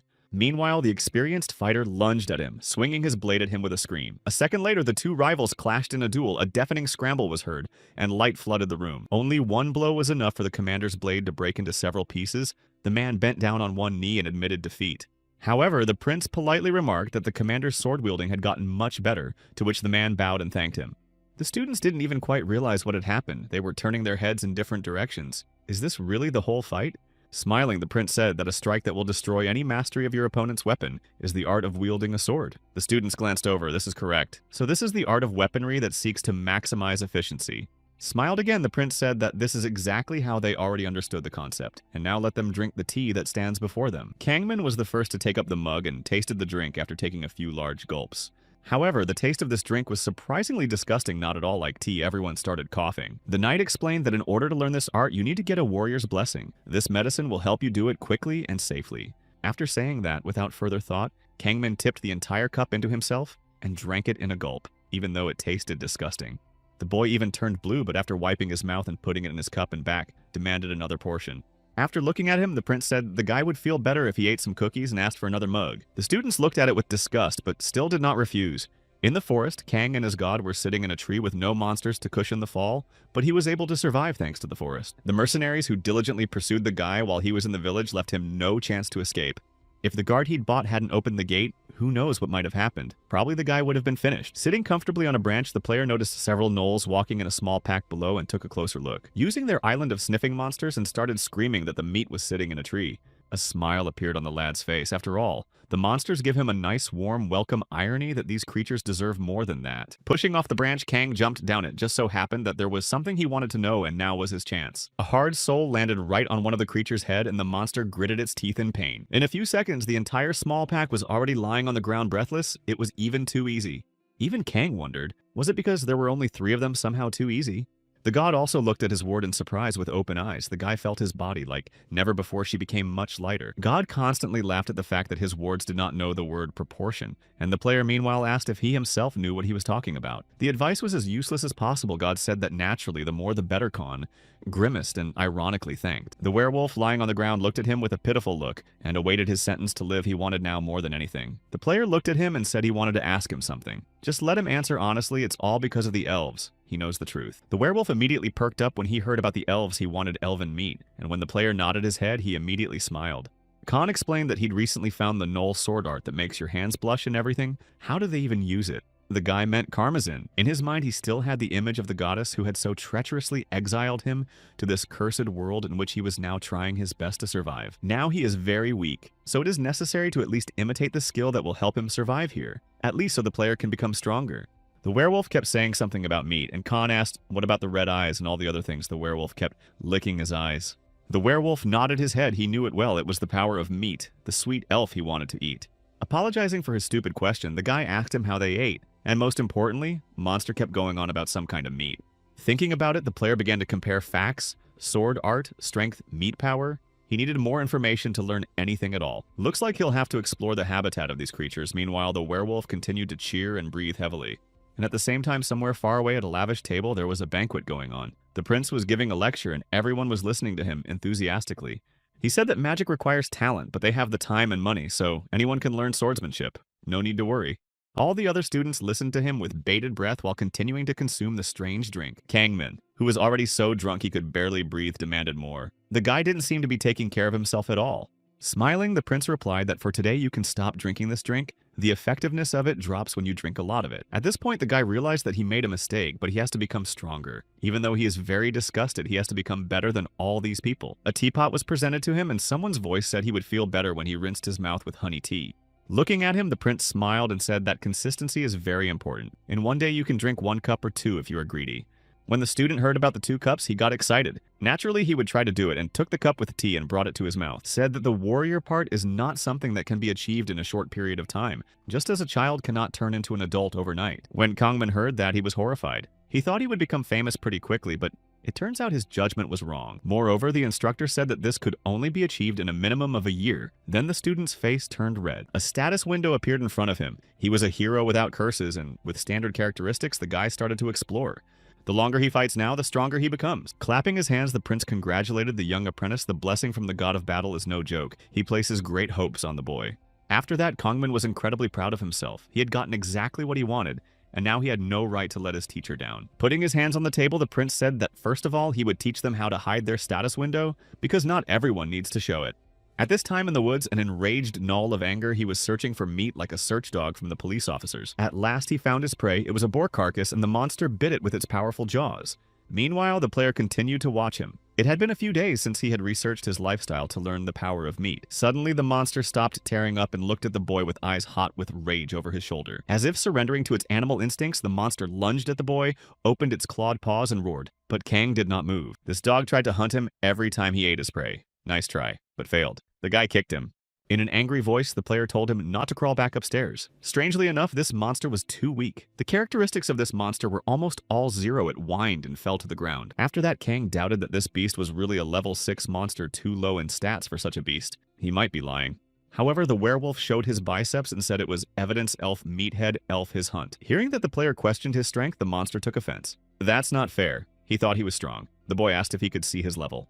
After thinking about it, the mutant said he can't see anything, but knows the meat of the first level, it's weak meat. Hearing such hurtful words, the boy approached him and gave him a powerful kick right in the jaw. However, after a few seconds, the monster immediately rose to his feet and started pointing his finger somewhere, saying that there were tons of elven meat. A smile appeared on the player's face, and he recognized the location of the village from which the elves who had ambushed him had come. Grabbing the carcass of a small rabbit, the monster opened its wide mouth. He said the elven meat was bad and he stole. Kang just watched him from the side while the monster continued to devour the rabbit, while continuing to crunch its bones. Yes, and besides, the player noticed changes in the body of this monster as soon as the monster started eating something. The strength in its stomach gradually began to grow. The player approached his companion and asked him what he was pissing now, but only a menacing growl was heard in response. After a second, the werewolf rose to his feet and roared. He felt incredibly good with his body going through a strange metamorphosis. His fur became thicker and longer, his whole body turned red. He screamed that he needed much more meat, much more than he had now. And seeing the guy, a huge monster that became several times larger, rushed at him, he wanted to eat the talking meat. However, the player was against it. Smiling Kong thanked him. Now he knew how the power of meat worked, and there was no need for this monster. It only took one blow to split the monster in half. The guy's hands continued to burn red from the overabundance of energy. The werewolf was still alive and didn't understand how a talking meat could be so powerful. Turning back to the half-dead player, he thanked him, though it was not long, but it was very informative and a smile appeared on Khan's face. He walked closer, his hands still continued to glow. Monster wondered, could it be that the talking meat was also of their bloodline? But no. The guy shook his head and said he was human. His eyes also lit up with the same bright red light, like two lights. The ghost appeared right beside the boy and looked very puzzled. He was telling him that this was the very power of meat that was spoken of. On the other hand, he pondered, if he didn't have the blessing, would he have survived the moment he used the power of depleted life energy? And here's an outsider's blessing. As soon as a player's powers are depleted, the blessing resets all negative effects. For a second, the player even thought it could be even cooler, but the ghost flying nearby began to reprimand him for such childish behavior. And so the two comrades rushed on. The matter was still full, so they had to hurry to make it in time. A few monsters were standing somewhere nearby and heard the smell of meat. They immediately became alert and prepared to hunt. However, Kang, running at them with all his might, hit one of the monsters with his fist right in the face. He scattered them like toys. Bok was very surprised at the transformation of his ward. He had become many times stronger. In such a short period of time, it was frightening. But despite all this, that he got up much stronger than before, the player was not at all happy. He originally had to use his smartphone under a blanket. God pointed his finger somewhere to the left. The player thanked him and stopped for a second, choosing the right road. Taking his blade from his pocket, Khan prepared. His eyes lit up with rage. Should he now punish these barbarians with the power of fantasy? The two guards guarding the perimeter walked back and forth, talking in their own incomprehensible language. Only their voices could be heard. Kana's face appeared from the nearby bushes, and he had originally wanted to sneak in unnoticed, but the security here was better than he had expected. It was good that the guy was able to memorize the layout of the village earlier, so there was no problem with that now. The ghost flying nearby urged the guy to go right now and do not hesitate. Not a second was heard, only a slight chuckle.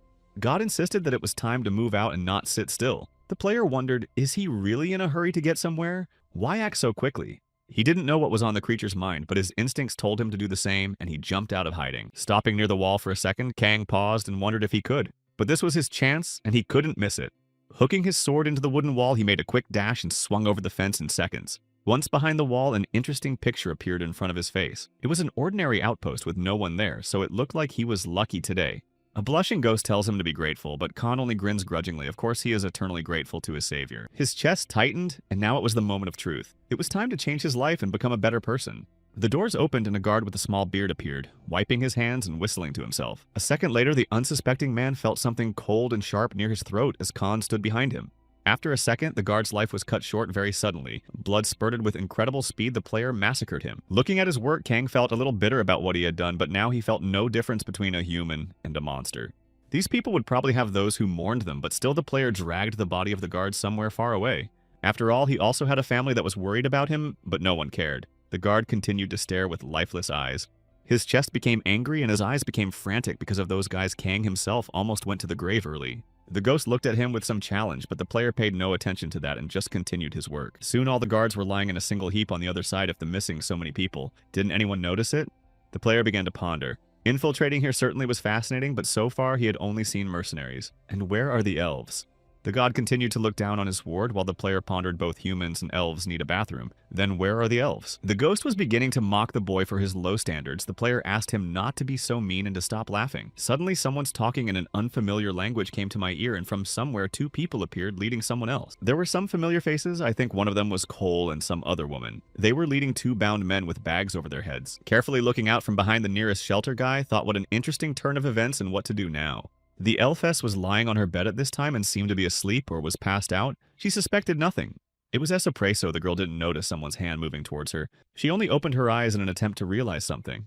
The unknown kidnapper grabbed her by the mouth, preventing her from screaming, and she tried to break free, but nothing worked. The kidnapper whispered orders to her to shut up immediately or it would be worse, but only the moans and sighs of the unfortunate woman were heard. The 2 men started talking to each other. One of them asked where the scratch came from. The other said she had managed to bite him. After tying up the unfortunate elf, the kidnappers led her out of the hiding place. They had to get out of here as soon as possible or they would be spotted. The kidnapper would nudge his victim and yell at her to go faster. The espresso disappeared in exactly the same way. Suddenly, a familiar voice came to her ears. It was the healer. The girl twitched and tried to break free, but it was no use. There were many more elves with the same sacks on their heads, and the healer kept talking. She said something about retribution. All this for letting their dear friend fight alone. Several humans stood before a group of bound elves. The man who snatched the girl screamed that he heard that the elves were against humans if they let them live. Then they would lose their families again. The bald man in armor said he ordered the others to stay inside since something is going on in the village. Even the mercenaries should not come out now. The girl with azure hair closed her eyes and said to start in her voice there was some sadness and mute anger in her voice. The 2 men armed themselves with blades. They said it was all in the name of his fallen comrade Karmazin. There was rage on their faces. The bald man was the first to strike with his blade, blood spurted, and the elves tried to break free, but it was all useless. Espresso went to the other world with great suffering in her eyes. Fear and tears, but the girl could do nothing. Finished with the rest of the elves, the 2 men said there was only one left and did not look in the direction of the elfess. It was the elder, most importantly because of the elves she began to speak. The girl was surprisingly calm, although she was tied to a chair. She asked if their goal wasn't to destroy her like the others in her eyes with anger and hatred. One of the men said he caught her while trying to leave the village. His companion said she was pretty high up in the hierarchy, and it was unknown what the elves would do. The elder said she understood how the people were feeling right now. There was pity and some sorrow in her voice. The image of the very savior who pulled her out of the basement of the crazy old man Karmazin appeared before her eyes, and she felt warm. Destroying their savior in order to keep their secret infuriates the girl. The elf's voice became more defiant. The elder was promised that if she kept it a secret, she would be released, but the girl didn't agree. It's violence, and it won't work. The healer looked at the elder and asked in a calm voice why she was going so far. Even by lying, she would be able to escape. However, with a smile on her face, the elfess said that actually elves don't lie to save their lives. They are above that. Then they would have no choice. The man pointed the dagger at her and promised to do it as painlessly as possible so as not to make her suffer. He had already prepared to deliver the final blow. The elder froze in place and prepared to accept his fate. A few drops of blood fell on the elf's face. The girl was still alive, but she didn't understand anything. Looking up, she was surprised to see that the head of the very guard who had tried to destroy her was now flying through the air. And in front of her stood none other than the savior who had pulled them. Out of the scientist's basement, she didn't quite know what was going on. Kang looked at her with red eyes and said nothing. He had the very same knife in his hands. The elfess was frightened. There was still blood on her face and fear glittered in her eyes. She couldn't believe her luck. Looking at her with red eyes, the player said that here they were meeting again, but there was something to do first. Turning towards the rest of the kidnappers, the player glittered his eyes. Should he deal with them first so there would be no problems later on? He was going to destroy all of them, and the guy moved forward on the first kidnapper first blow, and the man is already lying on the earth. The girl sitting next to her covered her face with her hands and tried not to scream. She was incredibly scared. She was more afraid for her life than ever. Tears glistened in her eyes as she begged to be saved and spared, her voice breaking into tears. Great, the player now realized that he knew this language now. At least something could be understood. Now the boy's eyes were burning red. The stranger got out of her seat and ran to the door. She tried to open it, but all was useless. Kang just stared at her from afar. A dagger whistled, and immediately it struck the head of the unfortunate woman. She parted with her life instantly. Meanwhile, the player stood and simply watched the result of his actions. He did not expect it to be so simple. Looking back, the guy realized that it was a good idea to start with a tough guy in armor, or there would be trouble. The elder looked at him with a surprised but not so frightened look and said something, but the language was not clear. Turning to her, the player asked himself what she was talking about and continued to remain silent. Above the girl hovered a status window. She was an elder at the elves. The characteristics this girl had were really impressive. Getting closer, Khan realized he hadn't seen the status window before. Could it be that the elfess is showing it on purpose? Maybe she trusts him or something. Seeing the tamer's blessing, the player wondered if it was useless even for the animals here anyway. There was only one reason to open the status. After looking at the elf once again, the player asked her name, Celeblus. When she heard her name, the elven girl became animated and happy. A smile sparkled on her face as she looked at her savior with a grateful look. The player looked closer. Perhaps he felt nothing because of the outsider's curse, but it was all somehow strange. He looked at the elfess. Meanwhile, his deity was experiencing a lot of discomfort. He emphasized that the guy is an outsider and shouldn't throw around feelings like that. An irritated Khan said he already knows he's an outsider, and if he doesn't stay one for the rest of his life, he'll get punished, right? The surprised elven woman looked at her savior and said something in her own language. Most likely she was asking. Still, what a lucky elf, the guy thought, because he wanted to destroy everyone in his path, but stopped for a second. He remembered how he had told his name to the inhabitants of this world who had betrayed him at the most crucial moment. It was his mistake. After all, the player untied the girl and told her to take care of the rest. He would be no different if he destroyed the elves here. A second later, the elder snapped out of her seat and ran toward the boy as if wanting to hug him.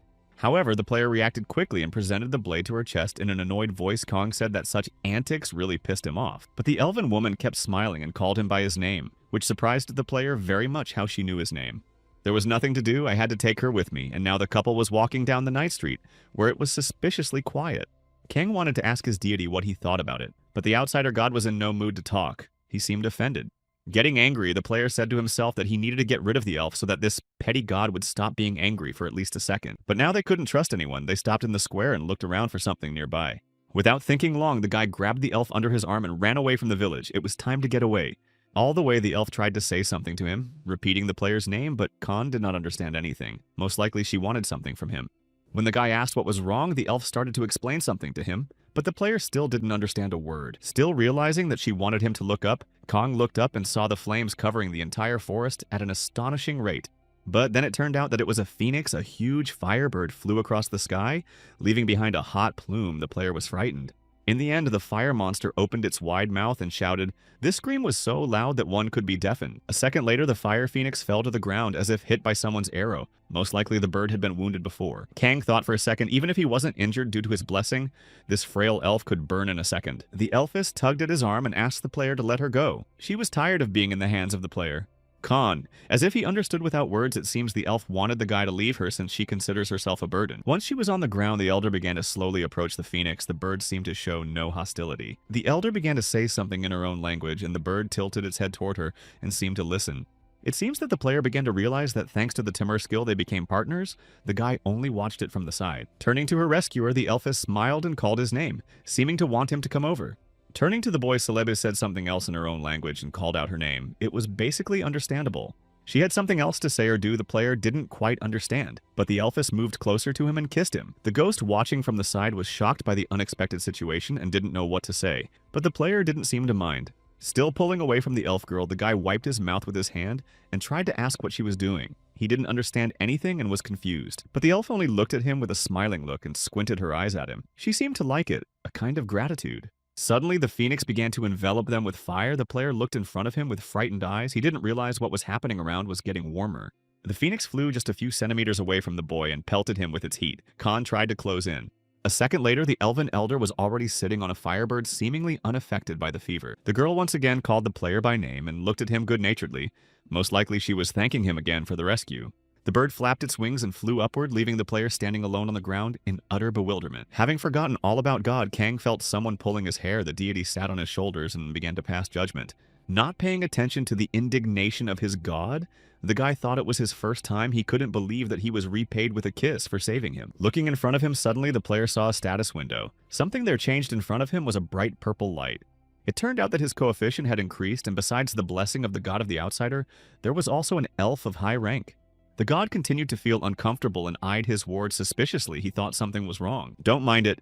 The player smiled and said that in life things happen. He was very happy to be kissed and given a blessing. Now God felt very uncomfortable. He seemed to be embarrassed, and the player kept looking at his status. Life expectancy and youth increase similar to the outsider's blessing. Now, if Kang uses both blessings, the power will increase. The god began to grumble that his ward was too happy the little creature seemed to be and pleased with the situation. Trying to appease his patron, the player said, the reason for his joy is that he and this elf finally separated. Of course, the guy collected. The deity stopped being angry for a second and silently looked at her ward with a spiteful look. But after a second, the little god sagged with joy. His condition improved greatly. Well, that's good. Kang was also glad it was over. Looking at the nearby bushes, the player asked his god if they should go any further. This time there was silence. One of the werewolves was wandering through the forest unsuspecting, his head spinning, looking for something to eat in the thicket. Suddenly, Monster felt someone jump on his shoulders, not expecting such a turn of events. I had a hard time guessing it was Khan. The guy smiled and asked how it was going. Monster looked at him surprised and scared. A smile appeared on the boy's face. He kindly asked to be allowed to look around their house, and they moved on. It had been 3 days since the students had visited the academy, and now the teachers stood before the group of teenagers. The Prince Knight said that after meditating for a day, they would raise their levels on the hunt. Beside him stood the princess and smiled. Excitement appeared on the faces of the students, but the prince calmed down for their first hunt. They will gather the necessary monsters here. The overjoyed princess exclaimed that for mages, blessing was definitely necessary. When the blessing rank and levels go up, the abilities grow. A few guys rejoiced at the level increase on the hunt, just like in their favorite fantasy novels. This is just great news. The girls started talking to each other. One of them had heard that as the level increased, the skin and figure also improved, and they smiled. Suddenly, the curly-haired student noticed some strange creature behind him. It looked like a green-colored slug. He immediately exclaimed that it was slime. Everyone else also turned to the guy and started looking at the strange slime. Seeing such close attention to himself, the unfortunate liquid monster was frightened, and tears spurted from his eyes. The teachers also saw the monster, and in one voice ordered all the students not to move. On the faces of the prince and princess appeared frightened. The curly-haired student was about to draw his sword to strike, but stopped in the same position when he heard the teachers shout. In a serious voice, Alsis said that they had correctly called the creature a slime, and it is useful. It does not harm humans, so it does not need to be destroyed. On the boys' faces showed disbelief the slime couldn't be useful. They were upset that their experience had escaped them. The princess moved closer to the trembling blob and extended her hands to it. Thanks to this creature, the number of diseases is reduced. The guys looked amongst themselves while the princess fiddled with the frightened slime. Was the students very sad? The girl hugged the little slime and the monster smiled happily. She said that one should never attack a slime. Otherwise, even if they are heroes, they will be strictly condemned. Guys lowered their heads and nodded. They did not want to get caught in their first hunt. In a joyful voice, the prince stated that level 2 goblins would be perfect for them, but right now their target was a level 4 gnoll. Hearing the protocol of a serious opponent, the students were alarmed. Isn't it dangerous? This monster is much stronger than them. However, the princess hastened to reassure them on their side. Saint, if they left this world, they would be resurrected immediately, but that was no reassurance. The princess was approached by the prince and laughingly said that with the people here, they could even handle 6th level orcs, so there was nothing to worry about. And so the hunt began, several werewolves snapping their toothy mouths at the students. Some of the newcomers were afraid, and some were overwhelmed with determination to get their long-awaited experience. The 2 guys were the first to rush straight at the monsters. Turnover did not run straight at them, see only their prey. The first student rushed forward and struck the monster with his sword. The werewolf roared with a wide mouth and struck back. The opponent was much stronger than the guy expected, and the student fell to the ground. Feeling the incredible pain, the claws went straight across his face. The huge beast stood right in front of the boy, lying on the floor and breathing heavily. He saw in front of him a piece of meat that he wanted to immediately devour. The unfortunate student, who expected nothing of the sort, was holding on to his wound and crying. He was incredibly scared and wanted to get away from here as fast as possible. The rest of the students suffered the same miserable fate. Monsters were incredibly strong and destroyed their victims one by one. One of the female students readied her magic cannon, and a fireball lit up in her palm. Apply her spell as the fireball exploded right in her hands, blinding the unfortunate for a second. She didn't understand why her magic wasn't working, but the other students had already rushed forward and shouted for her to look more closely. The failed sorceress began to cry and hiccup fearfully. She didn't expect her magic to be so useless, and the prince only stood and watched them from afar. Then everywhere were heard frightened cries and pleas for help. Eventually, the man got sick of it and said in a loud voice that enough was enough, his voice overlapping even the screams of the terrified students. Eager to end it all, swordsman rushed forward and with one deft blow split the monster in 2. It was over in a second. The rest of the students were badly injured, some lying unconscious. They did not expect the first training session to turn out to be such ashes. Suddenly, a saint appeared and praised the prince for really working hard, teaching these students martial arts. The saint began to heal and resurrect severely wounded students, and the gods wondered if there was a reason to send these inept students into such difficulty. The first to be healed was a curly-haired student. The guy grabbed his chest, where recently there was a severe wound, and woke up. The saint looked at the others with a good-natured look and said that they had to fight until their last breath, or she would have to resurrect them all the time. The training continued full speed. Monsters were incredibly resilient. Guys were now acting more coherently. Kangmin put his hand on his classmate's shoulder and thanked him for buying time, but the guy didn't understand anything. Meanwhile, quickly moving forward, Kangmin put out his sword and prepared to attack the hated monster with a single strike. As the student approached the monster at a sufficient distance, he delivered a crushing blow with his sword right into the monster's stomach. A loud bang was heard, and the werewolf was thrown back by the powerful gust and flew far into the bushes, leaving a plume behind it. That was the true fighting spirit, and it worked. The werewolf lay motionless, seeming to have either gone to the afterlife or passed out. Opening the skill panel in front of him, Kangman looked at his stats. Some of the gods praised him, and some called him cheap. Seeing that he had increased his level, the student rejoiced. Did it really happen so quickly? A smile appeared on his face. Looking at the other students who were cheering the victory, Kangman realized that they were quite helpful. His lead was increasing with every second. The other two guys who were struck by Mion's charms fought with one monster too, but couldn't fight it. Eventually they succeeded, and the werewolf fell to the ground with an apt punch straight to the stomach and let out one last breath. Standing behind the two guys, Mion thanked them and showered them. With her love thanks to these two, she had reached the second level. The other girls only looked at their classmate with disdain. They didn't like that she was getting so much attention from the opposite sex. Meanwhile, Beauty understood that beauty is also a weapon and skillfully used her skills to achieve her goal. Seeing that a certain innocent goddess was watching her intently, the student waved her hands in the fact that there was nothing illegal about it. Seeing that a certain bold beauty god was gazing at her and smiling lightly, Mion hesitated and immediately received a new blessing. Seeing in her status window the color of beauty is quite a useful skill, the girl rejoiced. This is just right for her. The same two students bravely put their hand to their chest and shouted that they would protect their queen, but Myung only smiled lightly. The other guys, led by Kongman, only looked at them from the sidelines and scratched the back of their heads. It turned out to be slightly strange, but suddenly the leader saw his subordinates leaving his team of guys, saying they would help him later. More recent friends went to Mion's place, and it seems that these two guys were also influenced by her beauty. What's to say, and Kangman himself recognized that it was pretty good, and moved forward needed to unite.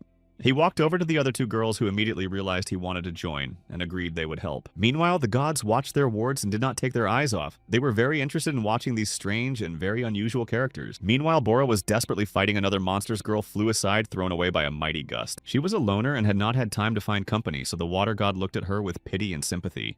A huge werewolf holding a wooden sword approached the girl. The gods watched and grumbled. Rising to her feet, the brave girl assured herself that she would succeed, and boldly moved forward. A small flame lit up in her hands, and Bora tried to cast a spell to somehow destroy the monster. In a second, Ogon turned into a huge flame and headed straight for the monster the girl had succeeded. The huge werewolf roared in pain for a second, but immediately left this world leveled up. The monster was slain with a single blow. Bora, who was breathing heavily, sat down on the ground. She had finally obtained the second level, although it was difficult for her, but she had done it alone. Folding her hands in front of her, the girl cheered and blushed. She may not be the best among all, but it was a start. Bora rose to her feet. The water god calmed down a bit, and the god of battle cheered for the girl as hard as he could. He was amazed. As she studied her new weapon, Bora didn't notice the huge werewolf coming at her from the side, snapping its teeth at her. At the last minute, the girl skillfully reacted and thrust her sword forward, snapping her teeth just a few centimeters away. The monster roared and looked at his wound with burning eyes, fury glittering in his eyes. Bora tried very hard, and although with great difficulty she managed to defeat the monster, the girl remained intact even after the blow.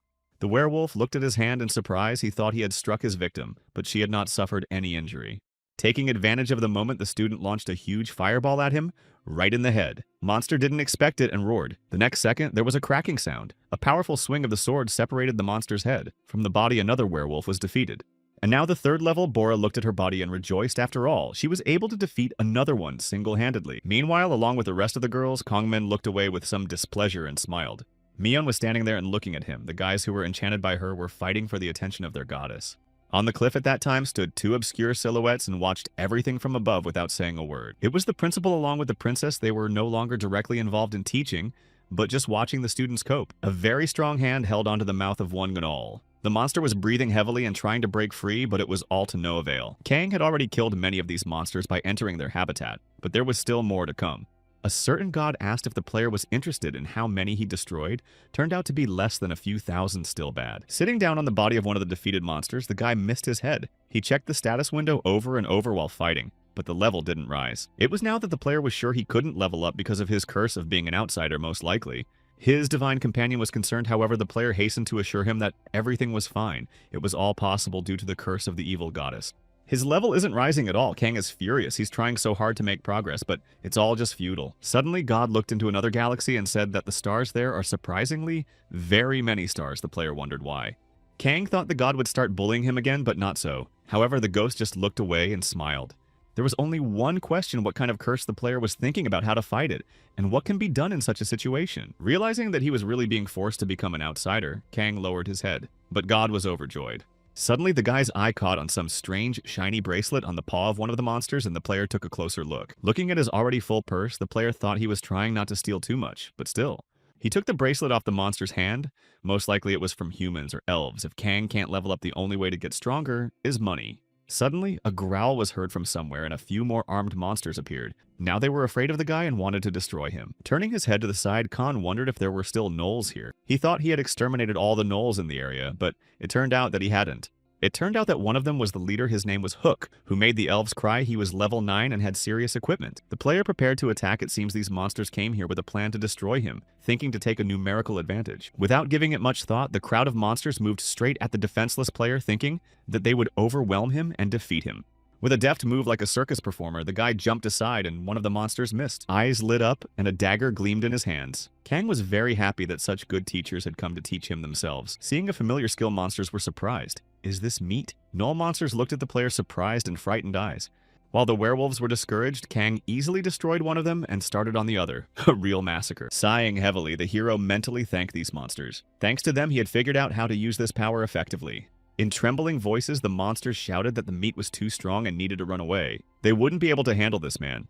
Putting his sword on his shoulder, the smiling Kang said that no matter how many monsters they called for help, it wouldn't be enough. Eventually, he managed to collect a whole ton of gold. All that was left was to figure out how to get it to the nearest merchant to sell it. Upon reflection, the player realized that if he couldn't sell all these things for a decent price, then they were no better than regular stones. Need a translator.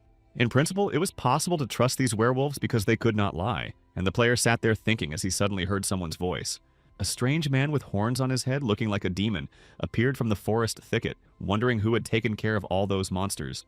Turning to the stranger, Kang raised an eyebrow in surprise. Did he really understand his language? The demon wanted to say something else, but suddenly the player grabbed him by the scruff of the neck and pulled him to him. The demon screamed what he was doing, but the player happily slammed his eyes shut and caught the translator. Making crazy eyes, Kang asked his name and immediately expressed the thought that they could be friends. The stranger gritted his teeth and said that he was a demon, not a gnoll, with a grimace of anger on his face that some human dared to attack him so openly. After this statement, the player was very surprised. Khan thought that demons are powerful humanoids, and it turned out not. The kidnapping goddess said that the target is the Demon King, defeat the Great Lord. Looking at the strange demon, the guy thought that if even the gods have to ask for help from the foreigners, then the demons are very strong. It seems that this strange man could read minds and immediately took offense to the belief that demons are strong only prejudice. Not expecting anything like that, Kang apologized. He felt guilty for a second for insulting this kid for no reason. But all was too late. The demon was already sobbing bitter tears, and the player tried to apologize to him. Although I did not understand why he is such a crybaby. The demon was very frightened. He asked the player who he even was, and why he was so abnormally strong. What was wrong with him in the first place? With a smile on his face and a benevolent voice, Kang replied that everything was due to his blessing, which the unique demon still couldn't believe. When he found out that the demon could see his curse, the guy was very surprised to find out how it was possible that he didn't show his status window. Pointing to his green eye, the demon replied that he had the blessing of observing the eye that allowed him to see the abilities of others. Spirit watched it all from the sidelines and smiled. It was amusing to watch the demon fear his ward. Taking a closer look, the player said that this demon was quite intelligent, to which he replied that he was a black mage and had been for quite some time. And besides, let the guy not compare him to the humans even before he was born. The demon was fit to marry. The little god seemed interested in the creature and insisted on learning more. The boy shook the demon and asked him why he had not married long ago, to which he replied that he just wanted to be destroyed. He did not want to be a toy in the hands of man. A smile appeared on Khan's face. Wouldn't it be sad to leave this world without getting married? However, the unfortunate man replied that the stronger the demons are, the more partners they have, but he is a weakling and ran away from his settlement. Looking at him with a pitying look, the guy started to pity him. However, the demon asked him to stop it humiliatingly. Oh, and by the way, how can a player even walk? This question from the demon sounded a little strange. A little surprised, the player let go of the demon and asked what he even meant, why it was he shouldn't walk. However, the demon pointed to a bottle of paralyzing potion. He had used almost all of it, but this man somehow still walks. The image of a mad scientist who acted in the same way in principle, but the effects of the poison were not at all perceptible, immediately came to mind. But when Kang found out about it, he got angry. He wanted to be friends with the devil, and he tried to paralyze him. Seeing such a frightened expression on the demon's face, he didn't want to mess with this abnormal guy. But a smile was already spreading across the player's face by itself. The demon was able to remind him of such an invigorating incident that had happened not long ago. The player laughed as he approached the demon, thus scaring the hellspawn. But suddenly a wave of some strange energy spread throughout the boy's body and paralyzed him as if to paralyze him. But the obsession quickly subsided. This made the player even more furious, and what this little demon is up to? Does it want to destroy him? Even that didn't work. The curse of the outsider nullified the effect of the binding potion, and they remained in the same position. After a little thought, the player asked the question that this demon is connected to the headman. it is possible that they somehow cooperate. The demon only smirked and asked what kind of stupid questions these were. He seemed to have calmed down a bit. The demon said that this man was on the verge of life, very old and infirm, and passing near the demon seemed to pity him because of the sad story. That's why he saved him from the elf's curse, but a second later, some kind of energy passed through the demon's entire body that made him shudder. Now everything became clear. The player realized that the black mage was that demon because of him, and everything happened. Fury overwhelmed him so much that the player was ready to destroy anyone in his path. Eyes lit up, the sight was terrible. Meanwhile, during the training session, there were only a few students left. Unfortunately, the others couldn't take it. The saint stood before them and putting her hand to her lips looked pityingly at them. They returned to the temple. Now the funds will be invested in the remaining heroes. All the other students heard this and were ecstatic. It was just great news. The prince is also very happy 3 levels in a day. This unprecedented rate of increase is simply wonderful. The man was delighted. As expected from the hope of humanity, all indeed delightful to himself, he thought, although surprised only by the hero's blessing. Suddenly they were interrupted by some guard who rode in on a horse saying he had a report. They saw a monster in the process of being eaten. The man was very frightened. His voice was shaking. He was out of breath and wanted to say something else, but stopped. The saint turned to him and asked, "At what stage is the monster?" Man, breathing heavily, replied that it was at the 5th. Turning toward the prince, the girl asked those 3 heroes also on the same level. The man nodded in response. An idea came to mind. And now all the remaining students led by the prince moved forward to the monster. There was something to check. Hiding behind a nearby tree, the whole group watched as the huge wolf sat and ate something. Only its vile slurping could be heard. In a whisper, the prince said that monsters may look stupid, but it is not at all true. He can attack someone who is less powerful. The princess who appeared next to her joyfully announced that the fed-up monster could even use black magic. She spoke too loudly. Naturally, the huge furry beast heard her voice and became alert. It seemed that the new prey was not long in coming. The princess with a silly look apologized and said that it seems they were discovered through her fault, but it was too late to apologize. The huge furry monster roared at the group of students with the intent to destroy them and devour every last one of them. The prince said they would stay behind and watch the students deal with this monster. This is their main assignment. People were very scared. They didn't know if this monster was all right and if it was even possible to deal with a monster of this level. But using his leadership skill, Kangman turned to the boys and said that there was no need to be afraid. If only to gain time, it would be possible to defeat this monster. Since this wolf is bigger, he should in all likelihood be slower than the others, so that could be an advantage. The boy wanted to say something else, but he didn't notice that a huge, angry wolf was already flying at him, opening its wide maw. There was a rumbling sound and all the other students froze. They had not expected such a quick attack and had goosebumps running down their backs. A second later, the huge beast rushed at the other students and started throwing them around like toys. People didn't know what to do. Fear possessed them. Bora prepared herself. She still managed to control herself and grouped herself quickly to avoid tragedy. The monster was standing right in front of her with its back turned, giving the girl a chance to make a sneak attack. She immediately started swinging her sword, the energy overflowing her weapons. The blow could only be one. She had to act carefully and very quickly. But unfortunately, the werewolf immediately noticed the attacker and hit the girl with a knee right in the stomach, so that she was bent in half. Unable to match such power, she flew backwards and crashed into her classmate, which was very painful. The monster looked at her with eyes burning with rage and tried to shake her, but it was useless. She was passed out, and a frightened Myung was holding her head and trying to bring her to her senses. The monster was approaching them. With a trembling voice, the girl begged anyone to help her. She was very scared. The monster was approaching slowly, as if mocking them. The huge monster stared at its victims with eyes hot with rage, its mouth dripping with vile saliva with only a few seconds to go. 2 girls were sitting downstairs, shivering in fear. One of them was passed out and could not help her useless friend in any way. The frightened Mion prayed and asked at least some god to help her. She really didn't want to part with her life. But suddenly something changed. The monster changed its face and moved closer to the girl. It seems the charm worked. Even on the monster, he moved a couple more steps closer to her. There were only a few seconds left before tragedy struck, but suddenly a powerful blow struck the monster right in the neck and separated its head from its body. It was the principal. He arrived in time and saved the 2 girls. Looking at his students, the man asked if they were all right. Myung was so scared that she couldn't speak properly. Only sobs came out of her mouth as she shook with fear.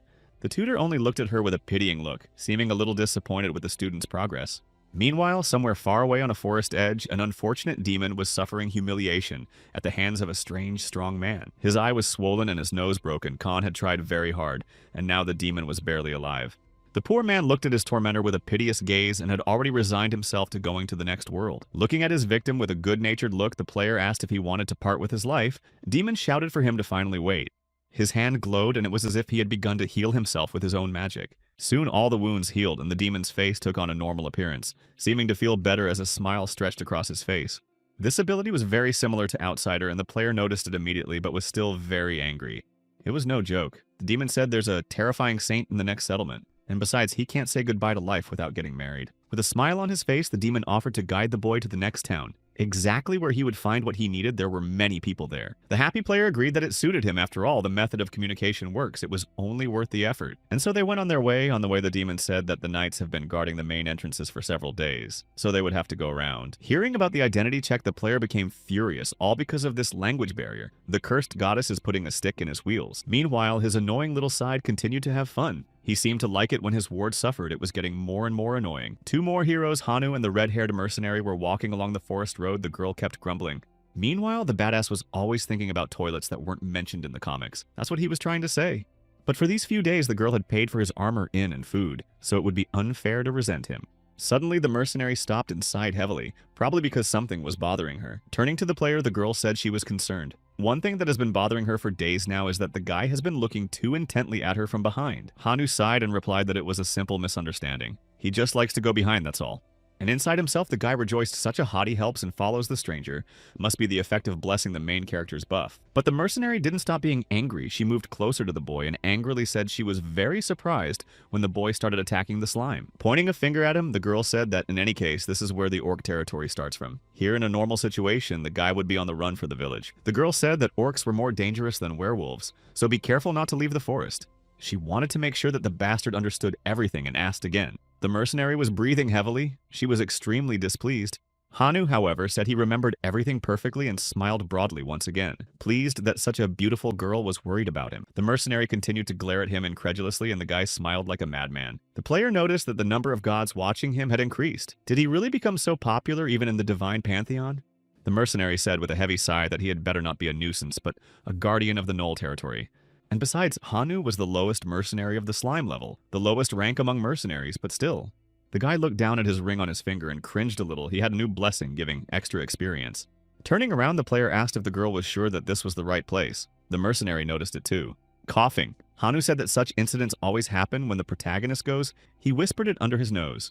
This is the problem. The mercenary revealed the map with the task she had thought they would quickly handle such an order and bring 5 right Knoll ears. Dreamily looking in all directions, the player said that then we should go deeper into the forest, but the girl said that it's not that easy to start by looking around. Looking at her with a smiling face, Hanu said to calm down and trust him. Everything will be fine, so nothing to worry about. Looking at him, the mercenary wondered if he was so confident. But suddenly the girl shrieked and told him to be careful. And really, there was nothing to be afraid of. The guy just turned his head, and the first thing he saw was a sharp axe blade flying straight at him. The monster noticed the prey.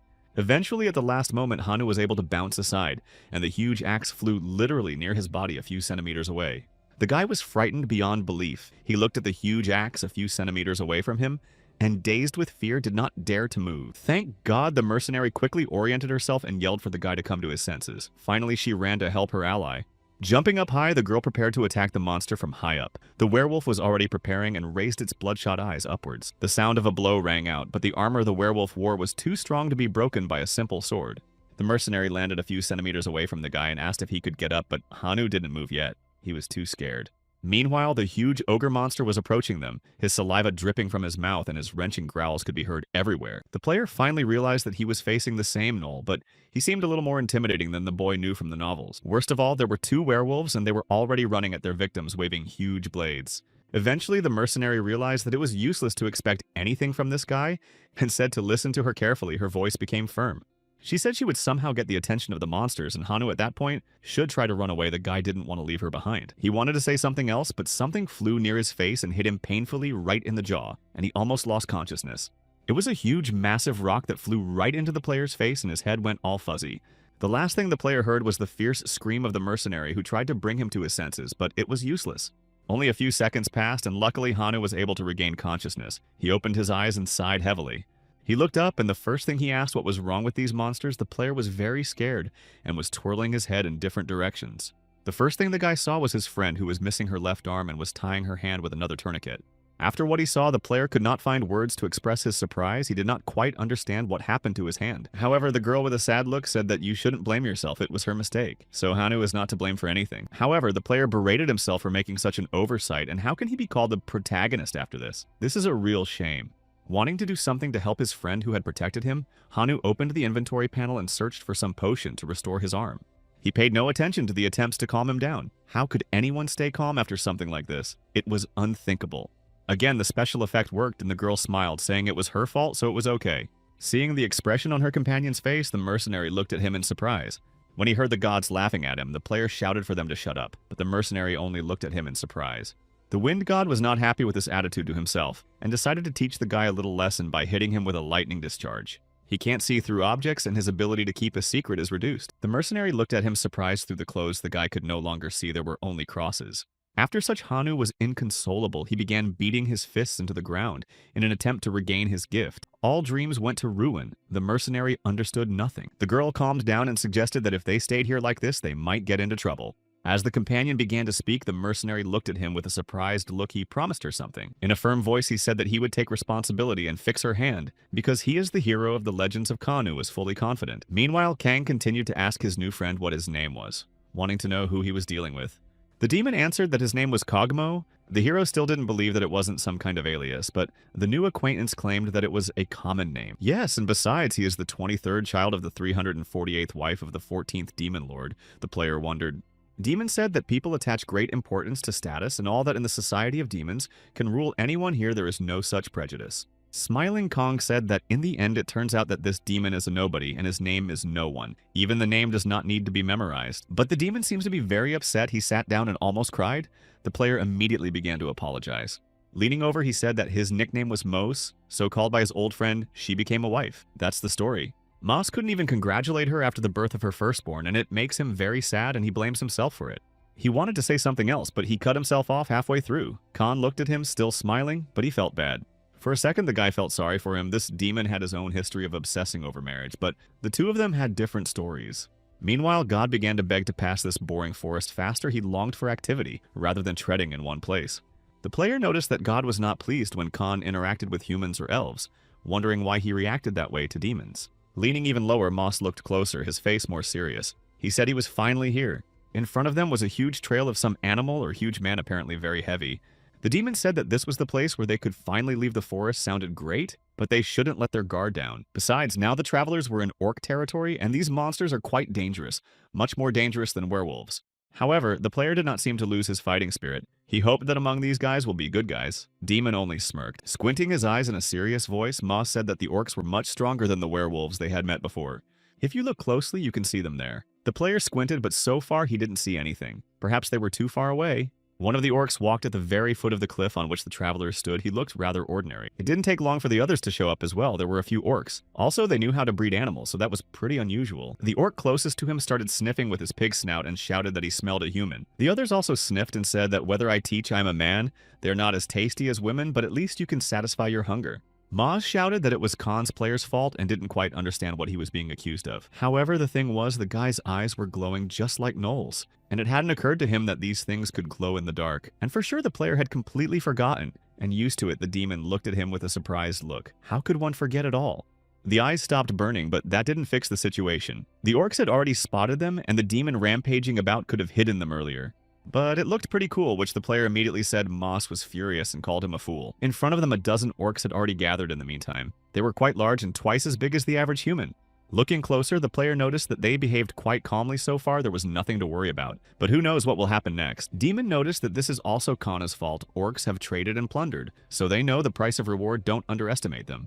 Ignoring all the warnings, Khan jumped off a large cliff and said he would try to talk to them. Maybe there would be many normal ones among the orcs. Moss kept muttering to himself, but the player had already jumped to the bottom in front of a dozen orcs. He was about to turn to them, but suddenly one of the orcs called him a skinny pig, which was quite offensive. They demanded to give them everything they had, but Khan just stood there and smiled at them. A huge orc came up to the boy and asked him if he didn't know the pig language, to which Khan said he was human. The orc thought of the pig was the talking orc, or as it seems, the monster didn't understand anything. They began to talk among themselves. The stranger spoke their language. The skinny pig was smart. They demanded to give everything they had. Sighing heavily, the player thought that these guys seemed more talkative and eloquent than the werewolves, but they weren't as smart. Taking out his blade, Khan offered the orcs the opposite of giving everything he had. The monsters stunned and looked at him. The nickname Pig really offended the orcs, and they looked at the boy with red eyes with fury. Without waiting for an answer, the player jumped on one of the huge orcs and plunged his blade right into it. The rest of the orcs came in horror. They did not expect that some weak human could defeat one of them. It was terrifying. However, the guy was no longer stopping. These were his words, so it would be better to immediately find out who is more suited to the pigs, him or the orcs after all. Not half a second later, a sharp blade stabbed into the head of one of the orcs, and he immediately went to the other side of the world. Orcs did not understand what was wrong with this pig, but no matter was not the time for unnecessary questions, had to deal with the enemy as soon as possible. A few orcs started bickering instead of catching the annoying kid, and meanwhile the player was minding his own business. The boy turned his head toward the two monsters and looked at them with burning eyes. The situation looked interesting. The demon Kang came up to him and immediately asked if orcs were stronger than werewolves. Mus nodded his head. It was just that this guy was weird. After a while the orcs were done with, it was easy, even easier than the player thought it would be. Looking at his demonic companion, the guy said that if he wanted to accompany him, he should at least help a little. When Kang looked closer, he noticed that the demon was doing something strange. His legs were engulfed in flames, and it looked very strange and incomprehensible. The player was surprised and a little scared. It looked pretty dangerous. The guy still decided not to get close. The demon, writhing in pain, hissed through gritted teeth for Kang to look up at the sky where something strange was happening. Above them flew some kind of monster that looked like a dragon or a horse with 4 wings.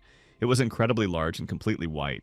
Taking a closer look, the player wondered where it was he was headed, and the burning demon was shouting that a saint was flying on this dragon. Turning to his companion, Kang asked in surprise, "Is it really the saint?" In a hissing voice, the demon confirmed that it was.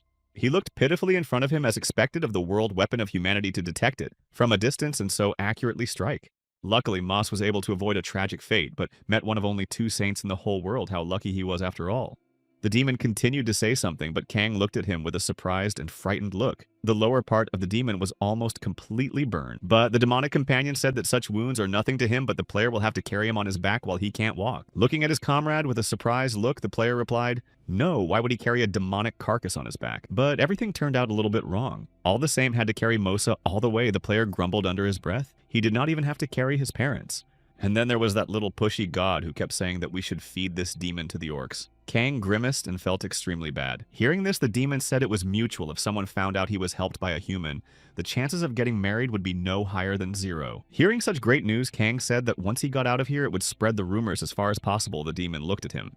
Upon learning that this guy had almost become a hero, Moss looked fearfully at his savior and cried out in fear. He looked at the demon and raised an eyebrow, asking if he had seen his status, but that's the thing. He had, and the curse is only given by a demon. The thing is that when you lose a hero is given the hero's curse because it slows down. The level increase in that revenge becomes impossible. Now it was becoming clearer. The guy asked if that meant the demon couldn't evolve. And all the while, sitting on the boy's back, the demon wondered how an inferior human like him could have received the elf's blessing. It was impossible. Continuing to rage, Moss did not understand, and some curse outsider player said that if the demon continues to spin, he will fall. Upon thinking about it, the imp realized he had never heard of the curse of the outsider, though he had gathered a lot of information from around the world. Though now something comes up. The player chose to remain silent, though it certainly was a very bad feeling when someone is looking at your window for someone else. Looking at the player with an incredulous look, Moz once again asked why his wounds disappear as if they never existed. Such a skill would be cheating. Without turning his head, the player said that this was indeed the case, and as the demon of course did not know what an outsider was, but it was more of a curse than a blessing. No matter how much experience the player gets while destroying monsters or completing quests, it's all offset by the fact that points are reset.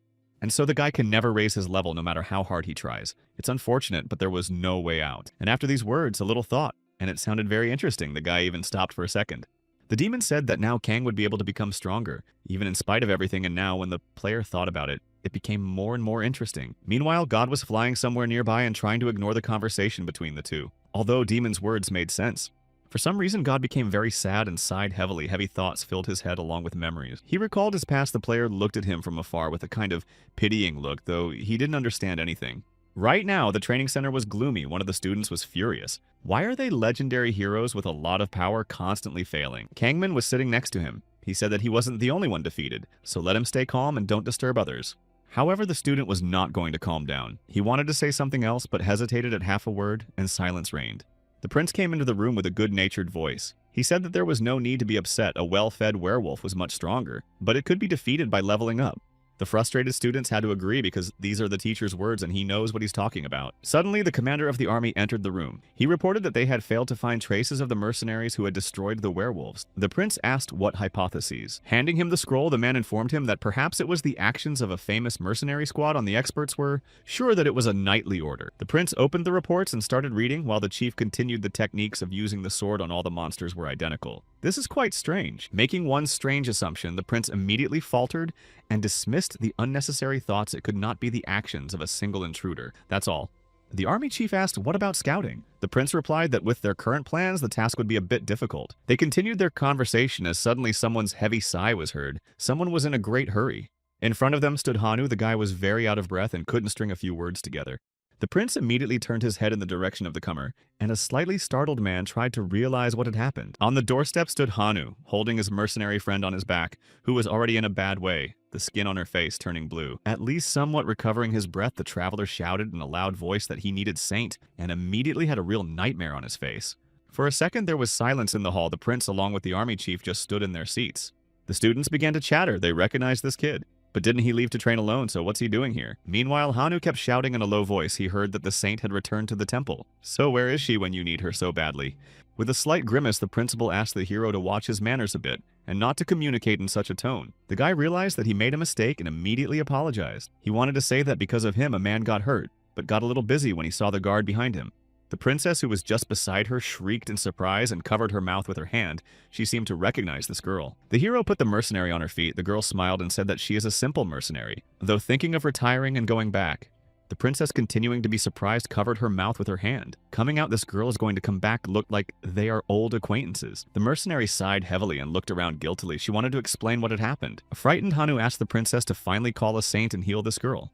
It was too noisy, someone shouted, and the saint appeared and immediately asked in a businesslike voice what was going on here. The prince was the first to answer. He said that the hero Hanu had returned. Everyone froze in place. The boy was about to say something, but a second later, 2 spears appeared in front of him. Blocking his way, Hanu was afraid. The guard dressed in armor and a stern voice told the lad to remain standing there, but the unfortunate man begged him to listen. Despite being level 1, so also cursed, the guy said he had found a wonderful comrade and looked around guiltily. The saint looked at the red-haired girl whose name was Arya. She had some pretty impressive features. However, Saint still doubted whether it was enough to call such a girl wonderful. A doubt appeared on her face. Hanu kept shouting. He said that this girl had protected him at the cost of her life, but it seemed the saint wasn't paying attention. The saintess held out her hand and asked, "Does the guy here see priests and knights above level 30 who would sacrifice lives for the good of humanity?" And then the hero realized in what trouble he was in. No one is not going to listen to him here. To him already approached the knight who was going to escort him out of here. Hearing the question of how wonderful this particular girl was compared to them, Hanu was stunned that this was such a question he did not know how to answer. Everyone else continued to watch from afar. Hanu said she had a pure heart, but that wasn't enough. Eventually, the guy couldn't take it anymore and yelled across the room that she had huge potential. Arya looked at him with a surprised look, and Saint calmly replied that she was sure that in a few years this girl would be a fine lady. Hanu looked frantic and agreed, but he talked about her talent. She did have a wonderful talent. Looking at him with a disdainful look, the saint said that while Guy was standing on the 1st level, some had managed to get to the 6th level. That was the talent. But the player didn't want to give up. He looked at the saint with frantic eyes and seemed to hate her now with all his soul. Everyone else in the room also looked at their former comrade, but still remained silent. Now, instead of his friends, Hanu saw monsters who looked with eyes full of hatred. They still remembered the circus he had made when he left. The saint looked down at him once more and asked, "Does he have anything else to say, or is that all there is to say?" And the voice was metallic and indifferent. Gathering his thoughts, the unfortunate guy desperately shouted that Arya is his special mate and he begs for her hand to be healed. But the saint, without the slightest tremor in her voice, refused. Why should she pay for the debt of this unfit student? The girl crouched down on her knees in front of him and affectionately called him by his name. He didn't realize the significance of her magic. The saint wanted to say something else. She even went to a whisper, but suddenly the priest interrupted her with a loud shriek. He shouted that the nation of elves, for saving her elder, would like to present the following for the benefit of the saint: 15 spirit swords containing forest magic, 200 bows from the moonlit sky, 600 tamed unicorns, and 15 phoenix feathers, as well as 4 dozen other especially valuable items. Hearing this, the other students opened their mouths in surprise.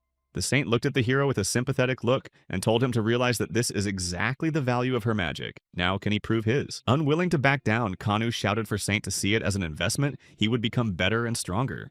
But the woman did not even want to listen to anything she said. That in this case the conversation will have to be postponed. Unhappy Guy fell to the floor. He was reprimanded in front of everyone, and he ran away so fast and acted like he knew everything. The guy was embarrassed. Everyone circled around him and began to stare judgmentally at Hannah. The guy sat there and didn't dare raise his head. He was incredibly embarrassed. The unfortunate hero wanted to justify himself and even opened his mouth for this purpose, but the deities lie. This is bad. Suddenly, the hitherto silent Bora asked if she could make this girl her comrade. Saint looked at her over her shoulder. For some reason, this girl is an outcast amongst her own, but she has huge potential, so what to do? But still the saint relented. If such a beautiful student is asking for it, perhaps it would be a good choice. The saint asked Arya to give her hand. The girl didn't quite understand at first, but immediately realized everything. She held out her stump, and the saint immediately began to heal everything today. Arya will be this heroine's sword and shield. The woman told the mercenary not to forget it until the day of her demise, and inside just hoped she didn't pull the hero down. Arya felt that something was happening to her hand. She was healing, literally tears came to her eyes.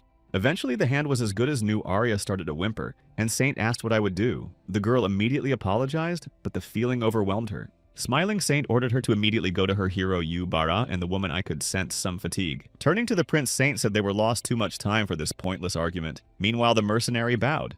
It was time to settle down, the prince agreed, though with great displeasure the man still didn't like having his lesson interrupted.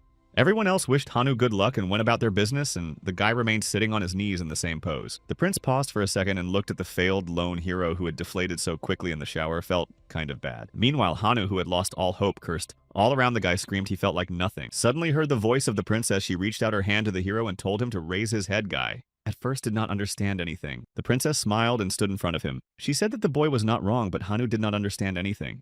Athena joyfully said that Hanu was the first to bring Arya to the temple, and the girl thanked him for saving her childhood friend. Hero. At first he didn't realize what he was being thanked for. He just looked up and looked at the princess. The princess gently took the boy's hand and he felt a warmth in his whole body, which was pleasantly spreading. After looking at the boy even more closely, the princess smiled and asked him to become her second apprentice, a bright pink light spilling everywhere. Hanu felt an unexpected lightness and warmth appearing. He had gained a new ability of magic. The second apprentice sounded like a real title and just looked at the princess. Smiling, the princess bowed and wished the hero all the best, and now she bade adieu to her business. With a quick step, the girl caught up with the prince and went on, while the puzzled Hanu still stood there, not understanding anything. But suddenly he had a thought so stupid it's impossible to imagine a worse one. He thought the princess was in love with him. The gods were shocked. The guy, meanwhile, was jubilant with happiness. Good, now it's time to start again. He put his hands up and prepared to conquer the world again. Meanwhile, several large orcs tried to deal with their opponent, but it was all to no avail. They were practically powerless. One of the orcs tried to offer conversation, but was immediately hit hard in the jaw and lost several teeth. Khan handled his opponent with incredible ease. Another day and another mob to fight him. Well, here's the result. Unlike werewolves, these guys don't call others for help, but there's no place to hide. And there was something else. The hero was standing on the ground and looking around. Something seemed strange to him about it all.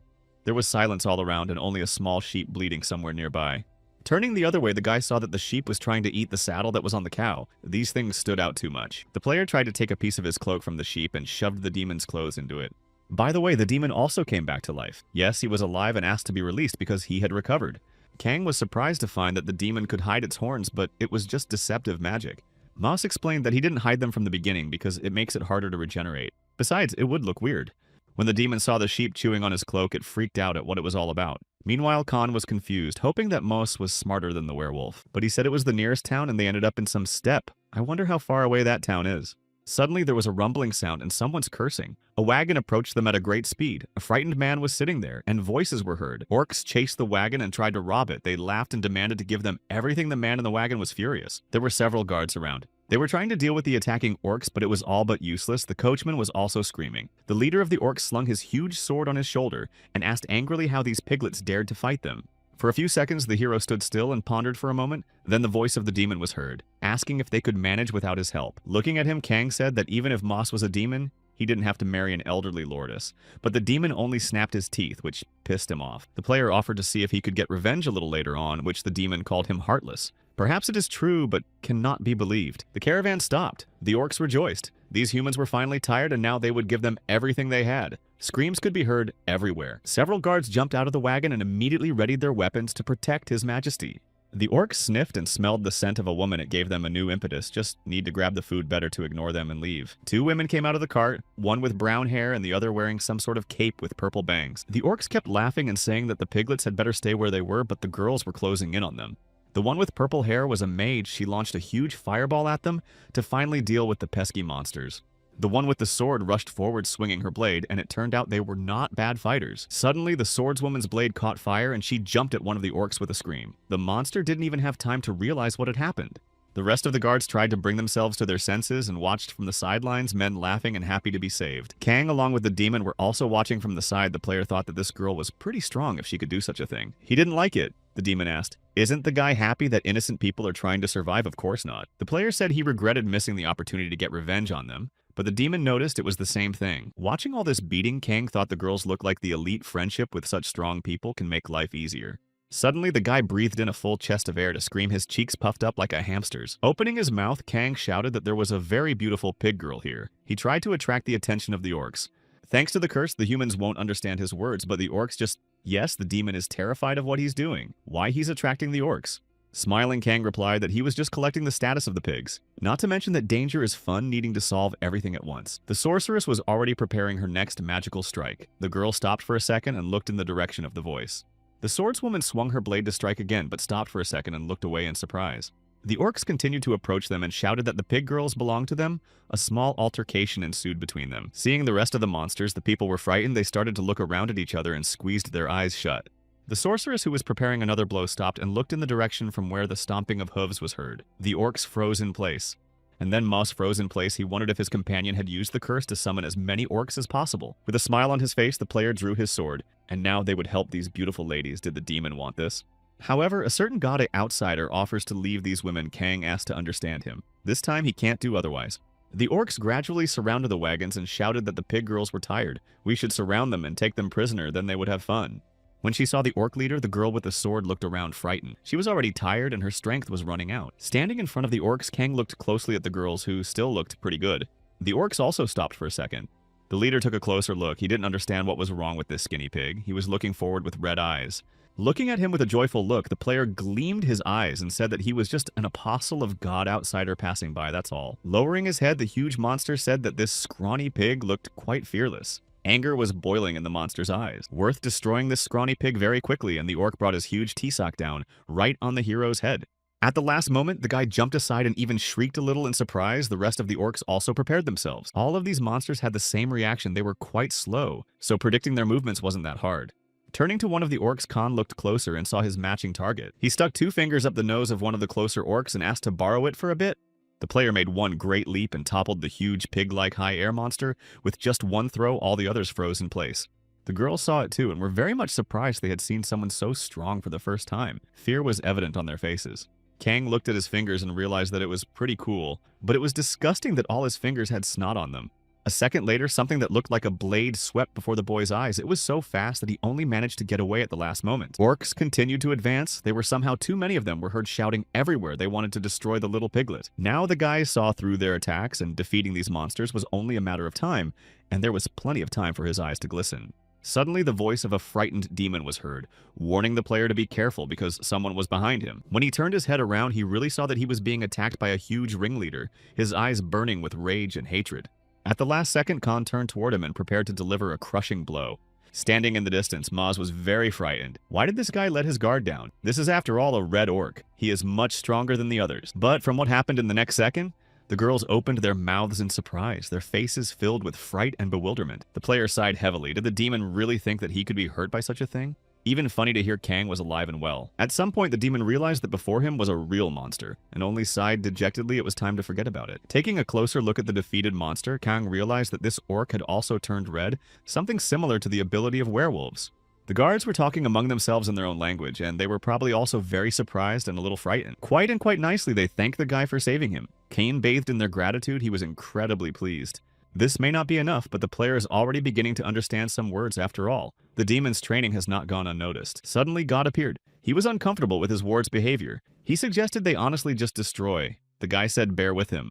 A few orcs began to sigh doom. The pig was very strong, but nothing. Maybe he will get tired and defeating him will become much easier. But suddenly something flew into the head of one of the orcs at the last second. The monster closed in. Lowering his eyes down, the orc saw that it was the hand of one of them, but the monster didn't realize anything. Getting a little closer to them, Khan asked which of the orcs could turn red. The monster replied by asking why this pig knew their language. A smile appeared on the player's face, and his eyes once again shone with an emerald red light. Soon the other orcs were also lying unconscious, and some had left this world. The demon came closer and inquired about the player's health. Mouse pointed his finger somewhere to the side and said to look there. Kang shifted his eyes to the side and opened his eyes in surprise. The people he had just rescued looked extremely puzzled, and the guards looked at him with disbelief as they defended their masters. Thinking about it, Kang realized that he seemed to have used too much werewolf power. Then let the demon do something about it? Mouse became indignant. But he didn't seem to have any other choice. Approaching the people, the demon explained that he was a mage, and the man next to him was his apprentice, Kang, who had come from far away. It's amazing how fast the demon made up that crap. And besides, people seem to believe him. So for now, there's no need to worry. The same girl with purple hair suddenly revived as she looked at the hero with grateful eyes and began to repeat something, repeating his name. Moss explained that just like he said on this person, hero's curse. But let them look closely, he also has the elf's blessing. Closing his lips, the hero thought about that very first kiss the elfess took away, so he works this way, it's pretty good. But immediately Kang became angry, his eyes lit up red. Originally it was all the fault of that cursed goddess, the enchantress approached him. The girl looked at the player with grateful eyes. The demon explained that she was ashamed for doubting her savior. The player scratched the back of his head in satisfaction and rejoiced that he had finally found a worthy guide and the locals were beginning to trust him. Meanwhile, God was feeling as uncomfortable as possible and didn't like where this was going. After all, they're supposed to be outsiders. The ghost began to rage. He said that the most terrible fate awaits the traitorous outsider, and the guy himself realized that it was hard for him. Khan decided to make things clear. He asked God to calm down. Now he will explain something. After all, Ghost has come to his senses. Soon they made a small camp and Kang sat by the fire to keep warm and talked to God about something. The ghost hummed something under his nose and said that being impotent is not a sin. Meanwhile, the player was in sorrow. He muttered that it was actually God's fault. This blessing has its plus side, which is also a minus. The point is that all statuses can return to normal, and it had been so long since he had done anything. Khan continued to sit by the fire and be sad someone came up to him. It was the same swordswoman girl. She looked at her savior and addressed him by name. The girl's name was Julia, at least the player thought, so she was a noble lady attending the famous local academy. It was difficult to communicate with her because the devil translator was already asleep. Kang looked towards his demon. Much to the hero's surprise, the girl has moved incredibly far away from him. Does she really want him to leave? Suddenly, Julia addressed him by name again, and Khan was very much surprised, and at the same time frightened out of his thoughts. Suddenly, she took her dagger and lit it like a torch. The blade glowed with a blue light. Julia Based called the guy by name, and it seems the hero realized that she too wanted to be shown something similar. Good then let him watch carefully, and Kang lit his two fingers with a red light. For several seconds, Julia sat silently staring at this incident without saying a word. Her eyes gradually widened. Suddenly, she jumped up to the player and scared him a lot. The guy didn't realize what was going on. Julia bounced back and started muttering something to herself, but the player didn't understand what was going on with her at all. Doesn't she like that he flamed too small a player decided to light his dagger? This could be so much better. However, Julia only looked away with a kind of sad, detached look and said something in her own language. Then the girl rose from her seat and went somewhere far away, and the player was left in complete bewilderment. He was still holding his little sword and showing what he could do. He looked in front of him and froze for a while, realizing that no one was listening to him. Still, the female heart is difficult to understand. The guy sighed heavily. God appeared in front of him and said that impotent, it is better not to think about such things. At this time of the Royal Academy, Hanu was perplexed as to why this guard couldn't let him into the dormitory. He is also a hero after all. The guard was saying he was a heroic loser, and afterward Hannah felt a little twitchy about that. Healer. He turned to the boy and told him to choose one of the three options. Hanu raised an eyebrow in surprise. What other options? The priest explained that the first is to get the Independence Fund and surrender, in which case he can no longer be called a hero or will be executed. At the last word, Hanu turned green with fear. What does executed mean? That's crazy. The third option is to go back to training, but until he shows outstanding results, he'll be unsupported. But what's the third option? Third, it's to entrust his body to the temple to find a noblewoman to marry, and then they'll take care of everything, but he can't leave the temple. After thinking about it, the guy decided to choose the first option. After all, he can't stay trapped. It's too much for him. In that case, the mage presented him with a small scroll and told him to sign something hero. At first, didn't understand what kind of signature. When Hanu found out it was a contract, he was a little confused. Why do they need a contract? There must be some kind of setup. However, the monk explained that it would be bad if the one who left the temple violated the reputation of the heroes. It would be a huge blow kind of insurance. Presenting him with a bag of gold coins and a precious ring, they said it was the Independence Fund and a new personality to replace the old hero. The boy's eyes lit up with excitement. He didn't quite understand what had happened. It was very different from what he had read in novels and short stories. The priest probably heard the guy talking and interjected. However, Hanu said it was just talking to himself. However, there were few options. The guy asked can he use this money as he wishes, but it was all, so the priest smiled. After acquiring such wealth, Hanu decided to leave the temple. The marriage was certainly tempting, but it's not a good ending at all. The statue of the goddess towered above the rest of the temple, pointing straight up into the sky where people often came to pray. Near the statue again sat the saint, and she was praying. A maid came to her and told her that the hero Hainu had abandoned his mission. Saint interjected, "Is it really so?" She thought that the number of heroes from now on should decrease, but it would be problematic if it didn't. There are two saints on the continent of fantasy, and until the real fight starts, she should take care of everything. She said that when she visited the elf kingdom, she heard that the number of gnolls had decreased. The maid said it was a mystical order of knights. The saint didn't quite believe these words and asked the maid if she was sure that the order of knights had dealt with all werewolves. However, the maid confirmed. They think it was an elite squad practicing only one knowledge of knights. They must be underestimating these werewolves. There are a whole tribe of elves to exterminate them. Hearing the suggestion that perhaps it was the demon lord Saint twitched, she hadn't heard that name in a long time. Realizing that she had blabbed a little too much, the maid apologized for her reservation and hurriedly covered her mouth with her hand. She felt a little scared. Turning toward her in a good-natured voice, the saint said that such sudden judgments can be very dangerous. However, it could be true, so it's worth checking it out. The maid bowed and said she would do her bidding. The saint stood looking after her for a few minutes longer, thinking of one place on the edge of the west, Demon Lord. And most of the kings are in the east, a few of them are active in the central region of the continent. Suddenly, a mage healer entered the room. He brought with him a divination orb and said it was a message from the academy. They say they'd like to invite students to celebrate the start of school vacation. Saint first slightly confused about what they're talking about. Do they really know about the Heroes Challenge? Where did the information leak from? There was a look of concern on the woman's face.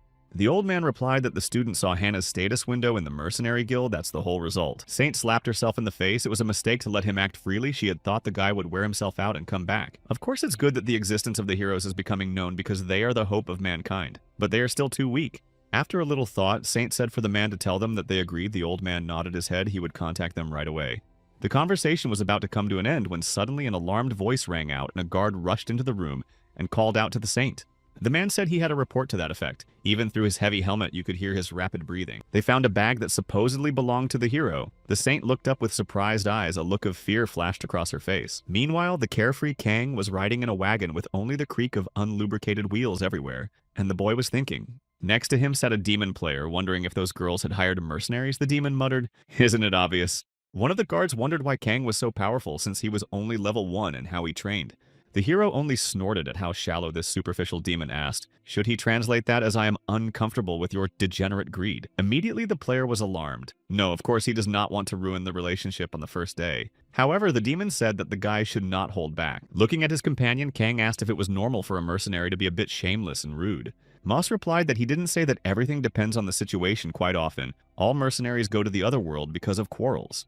Surprised, the player asked, "Then why do they continue to work in such conditions? It is dangerous and uncomfortable." Sighing heavily with some sadness, the demon replied that if you receive the blessing of a mercenary, you can get experience for completing tasks. Those words made the player think of the experience. It sounded pretty interesting. Wait a minute. Looking at the status window, Khan opened his mouth. It's not that experience penalty that stunts growth only affects hunting and achievements, but has no effect on the other.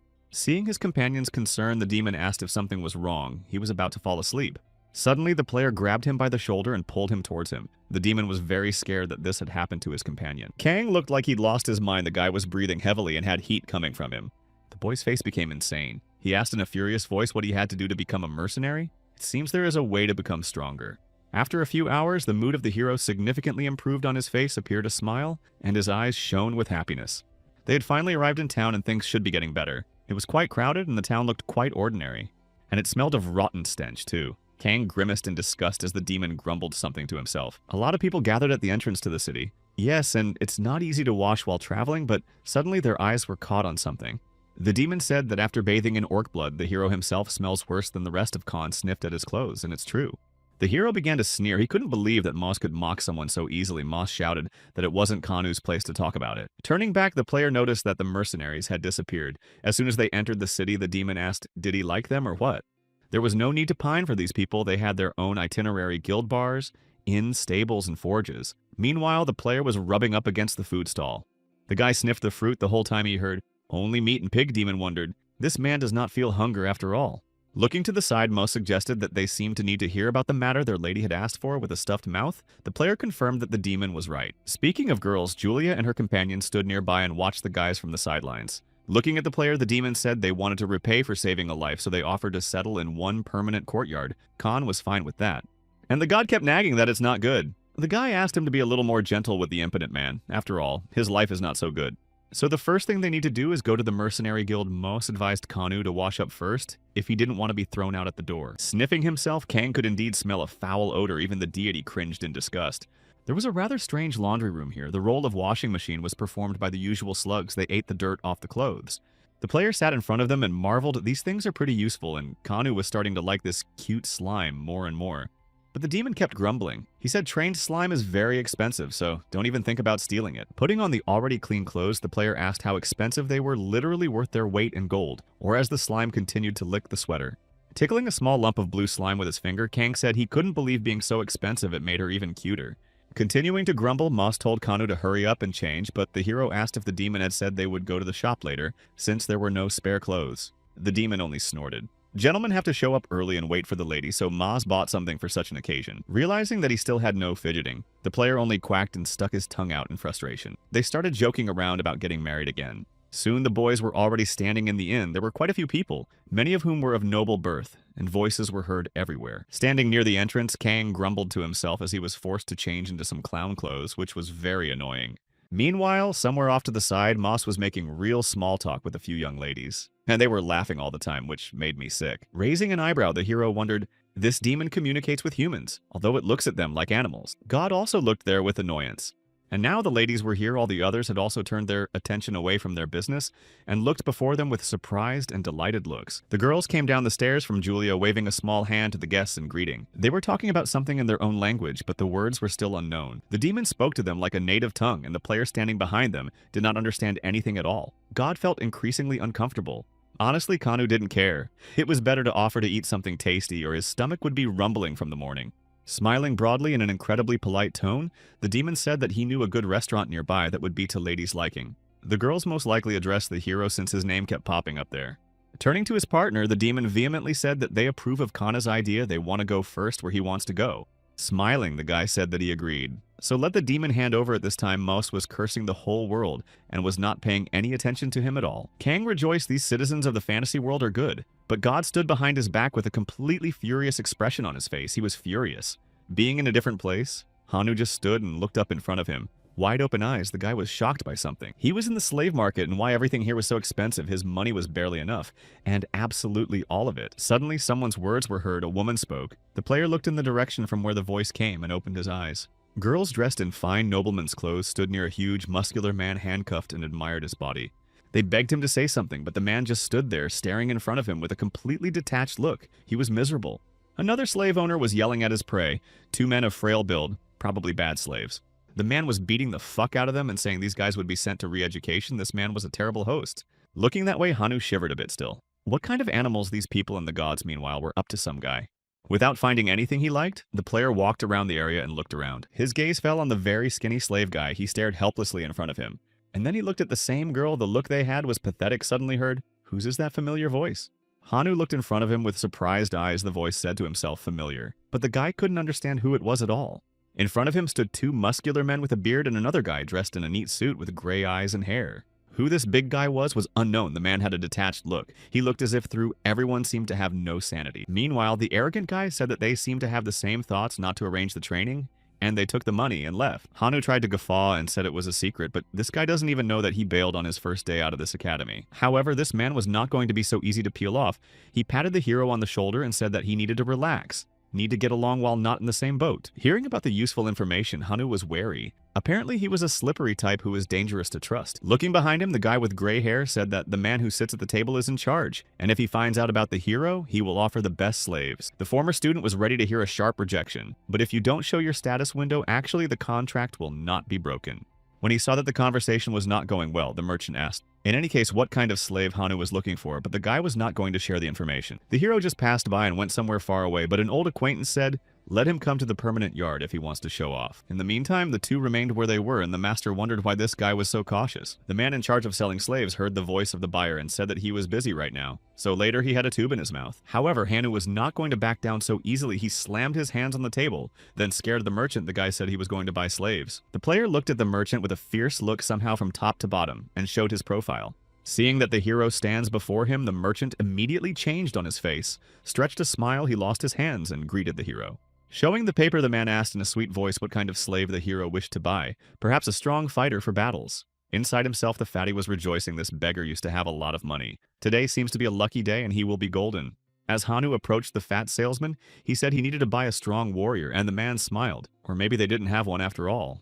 But the merchant went to the sturdy cast iron door and said that just for such occasions, they had one slave and invited the lad to go inside. As soon as they entered the fortress, they saw many other slaves. Walking up to one of his challengers, the merchant pointed his hand at him and offered this option to a rather strong slave. With eyes full of hope, Hanu looked at the offered goods and was horrified. In front of him stood a true monster, a huge woman from the outside. You could have mistaken her for a man, but she was a thief of the northern regions. At that moment, all the lad's hopes crumbled. He came to dread not so certainly Hanu's self had envisioned a strong woman. The merchant said that this woman demonstrates simply monstrous strength, can lift a two-handed axe with one hand, and ordered to show her status window to the client. The woman revealed her characteristics. She had a high level and monstrous strength. Her name was Marasi. She looked at the young man with disdain. Seeing the confusion on the buyer's face, the seller tried to reassure him not to worry about the price. He was not going to profit from the hero. Scratching the back of his head, Hanu shyly said that he wanted a strong yet slender woman. The salesman smirked again. A sly smile began to spread on his face, and his eyes squinted. As this man has the blessing of magic, doesn't he need a shield? Spreading his hands, the guy said that the merchant was not wrong, but could Hanu choose his own slave, it would be easier. The fat man kept smiling and invited the customer to go forward and choose what suited him best. To the merchant's surprise, the customer returned incredibly quickly. The man turned around to the side. In front of him stood the same kid, and next to him, 3 women who looked very young but at the same time beautiful. Hanu was smiling. The first girl with red hair had the name Lusa. In fact, these slender girls are much stronger than the hero himself. The others' names were Sarah and Kana. The merchant came to them and looked at them with a scornful look. The girls straightened up. The man lit 2 lights in his hands and said that from now on the hero Hanu was their new owner. The man's face was smiling and he was already anticipating a big reward. With a smile on his face, the man said he destroyed the contract, transferred ownership. Let him give clear orders. It happens that slaves destroy owners. The fellow readily handed the merchant a weighty bag of coins as payment jingled. With a wink to his new friends, Hanu told them to follow him. First, we need to buy them some weapons. All the slave girls agreed with their new master with one voice, although it was obvious from their faces that they were not particularly pleased. And at the same time, their new master was just burning with impatience. The rest of the gods were just watching that I was popcorn. Being in the mercenary guild, Kang, meanwhile, was furious. Eating and coming to the mercenary guild went just fine. But the main problem was that he didn't know the local language and couldn't just sign a contract. It seems he should have learned at least a few letters. Raising his eyes, the guy saw a pretty girl. She was a registrar and was eagerly looking at the new mercenary. The unhappy hero was ready to cry at the same place no one could sign for him. It seemed that the meaning of life was lost. A joyful mouse appeared from behind him. He smiled. No need to be upset. Some mercenaries can't write. Now it was his turn to nitpick. He slid a small sheet of paper with a few symbols written on it to the boy and told him to copy it as if it were easy. After a good dozen minutes, the hero still managed to sign the contract. Although it cost him a lot of effort, finally he was able to. Meanwhile, Demon smirked to himself in the palm of his hand. It was just wonderful, his chance to repay all the humiliation he had spelled the hero's name wrong. Meanwhile, Kang looked at his caustic companion, who continued to shake with laughter without realizing anything. Finished registering, the guy looked at his mercenary status window, even had his own rank. This is great. Looking at Kana, the demon smirked. The null-level mercenary at his first grade should thank those 2 ladies. They vouched for his abilities. The girls stood in front of them and watched with friendly eyes. They were very happy to see their new saviors.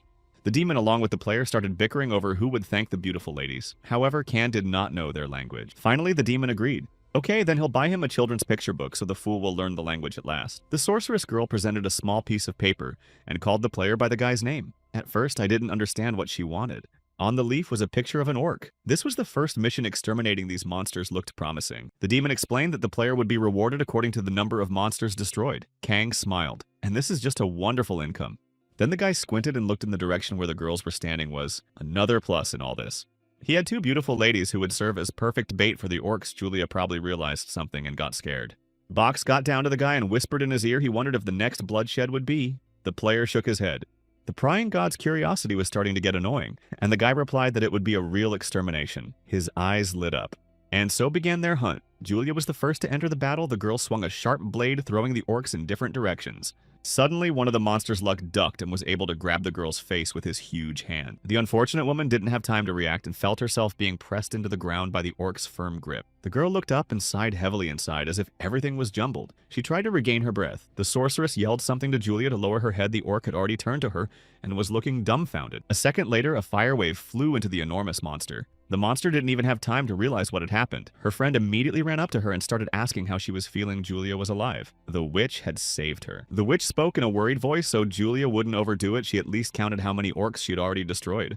But Julia looked at her with a good-natured look and assured her that it's okay. She'll have no problem dealing with it, so there's no need to worry. The orc was rising. By some miracle, he managed to survive. The monster was twitching and holding his head. He was muttering something to himself. He opened his wide mouth and shouted that he would destroy the little pigs of the girls. His eyes were bloodshot with rage, but someone else was already flying at him. The sound of impact was heard. The orc had no time to react and was almost knocked unconscious by his comrade. The 2 orcs had already gone to the other world, but the heroines didn't fully realize they were safe yet and were breathing heavily. The sorceress, being a noble girl, had met many people, both elves and nobles, but had never seen such a thing again. This strange kid mercenary was really unusual. He was destroying orcs one by one, as if it was something ordinary for him. Kang received the title of Hirota. The elf was destroying monsters one by one, as if it was some kind of game to him. The guy was enjoying his accomplishments for him. This job was the best fun in the world, and finally he would be able to raise his level. Eyes blazing red with rage in his hands was a blazing blade. The hero looked very threatening, and the orcs came to be terrified of such. The monster shouted something in his own incomprehensible language and waved his hands around. It was a shock to him that some little boy was destroying them like that. Saying something in his own language and looking at the orc, the guy raised his sword and finished off the rest in a few seconds. In a stammering voice, the sorceress said that they should also try her friend confirmed, and looked at the girl with a surprised look. Indeed, this mercenary was a strange man, jumping from one orc to another and destroying them in just one strike. The sorceress began to say something, her voice trembling with surprise and embarrassment as she watched from the sidelines. Finally, the girl couldn't take it anymore and yelled that that was enough now. Please need some rest at least a little bit. For a second, the hero stopped and turned back in a surprised voice. He asked, "What's the matter? Could there be something wrong?" The demon came up behind the girl and said that he would tell his stupid friend to get some rest. But before doing so, Moss naturally called him names. Finally, the girl was able to calm down. She sat down on the ground and began to breathe heavily. What is it with this man's stamina? The guy was talking to his demonic friend about something, and I couldn't understand why he wasn't even tired. The girl's name was Laisha. When someone called her by name, she twitched in surprise and fear. Julia came up suddenly from behind, looking at her friend, asked, "Is she tired?" The warrior was surprised that the sorceress asked for a break first. Looking at her, Laisha laughed, and this is being said to her by a girl with shaky legs and a trembling voice. This is just ridiculous. However, Julia only took offense. It wasn't fair her friend was wearing a dress, but still it was worth admitting the girls were exhausted. Looking at her buddy, Julia was even more surprised by the fact that this guy is really amazing, but who is he? Laisha said that Khan explained it with his blessings, but still there was something strange about it. But Julia was talking about this boy's talent. Laisha didn't quite understand what her friend was talking about and asked again, "What kind of talent?" Julia said with admiration that maybe her friend doesn't see it because she's a mage, but this man's sword wielding is insane. He uses a dangerous and unstable art of wielding cold weapons. It can completely destroy the body if something is done wrong. A surprised Laisha shrieked, "Could this really be possible?" Julia said she wasn't sure. She had been called a genius while she was growing up too. Seeing that Kang had already stopped a little, the girls realized that probably the demon had explained everything perfectly, and now they would finally rest after a long time. In the hands of the player appeared book. It was a manual on learning the local language for children. With pictures, demon significantly teased him. Kang tried to say something in the local language, but he did it badly and the words came out very funny. The longer the guy tried to talk, the more surprised the girls were. For some reason, his pronunciation only fit some phrases. Julia said that she had now reached level 15. Laisha shrieked in surprise. Her friend was making very good progress so quickly. The girl lowered her head. The gap became much larger. Now her friend would definitely outrun her by several times. Meanwhile, Julia, without noticing her sad expression, proudly said that this was the first time she was aiming for the B rank. Hearing this, little sorceress opened her mouth in surprise. But won't she suffer from such a high load? It is very dangerous. But however, Julia was completely calm. It would be hard if it was just the two of them here, but they have such a great weapon like this guy. Plus, he's not only focused on hunting, but also trying to keep them safe and learning the language along with it. Noticing the interest in her friend, the little sorceress smiled. Julia had never said she was interested in guys, but the warrior was embarrassed. Closing the book with a distinctive clap in the broken local language, Kang told the girls to move out after him. Coughing, the guy, noticing their surprise, said that they had become the best, so let them follow him. For a second, there was silence between them. No one knew what to say to the girl and tried not to laugh at how funny the mercenary spoke. Looking closely at him, Laisha thought that this guy was both very simple and difficult to understand. At the same time, the player was talking to someone. While in her temple, the saint was examining an amusing object, a bag with several other advisors gathered around it. There was a silence and tension between them, and something seemed to be wrong. The situation was getting out of control, and it was obvious from the look on Saint's face that she was angry. There were a few other items on the table: an eraser, a few pencils, a school bag, a pencil case, and a few notebooks. The backpack was found in the forest where the heroes were training. It was discovered by a knight, and immediately decided to report all this to headquarters. Turning to her subject, Saint asked, including him, how many people knew about the existence of these items. Only the commander of the knights and himself. Pensive Saint asked a rhetorical question, and what was the chance that the commander of the knights had passed on this information? In a frightened voice, the knight replied that there was no chance. He was ordered to inform the saint at once, and not to tell anyone else about it. The saint was wary. She looked at the subject with distrust. The situation was critical. The information could not be leaked. But immediately the woman softened. She praised the subject for his work and said that she could vouch for his working in the temple for the rest of his life. At first pleased, the knight now realized something was wrong. He apologized and asked again if he had understood everything correctly. Sighing, the woman told the man to choose to either take everything in this bag or leave this world. Bowing to his mistress, the man begged her to allow him to serve here, and further, the saint told him to follow the priest. When they left, the woman reached out to the funny object and touched a small plaque with incomprehensible symbols. Suddenly, another woman dressed in a white cloak appeared behind her back, and she heard everything Saint ordered her to find out how to pronounce it. The main Saint's intention was not to be revealed, and the maid readily nodded her head she understood and would fulfill everything. Left alone, the Saint pondered the fact that these things came into this world was definitely a mistake. But could it be that the perfect God was wrong?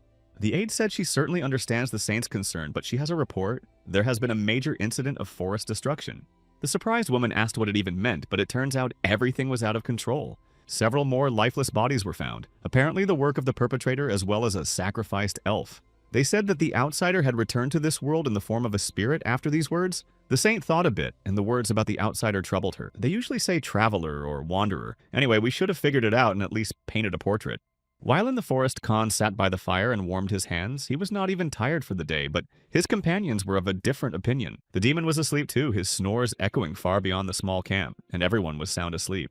The girls were lying in their beds and sniffling peacefully. They were exhausted from the day and fell asleep almost instantly. In a disgruntled voice, the hero began rambling based on the situation he was in, now needing to learn from a children's book. Peering over his shoulder, God was delighted by the very cute and funny pictures in the book.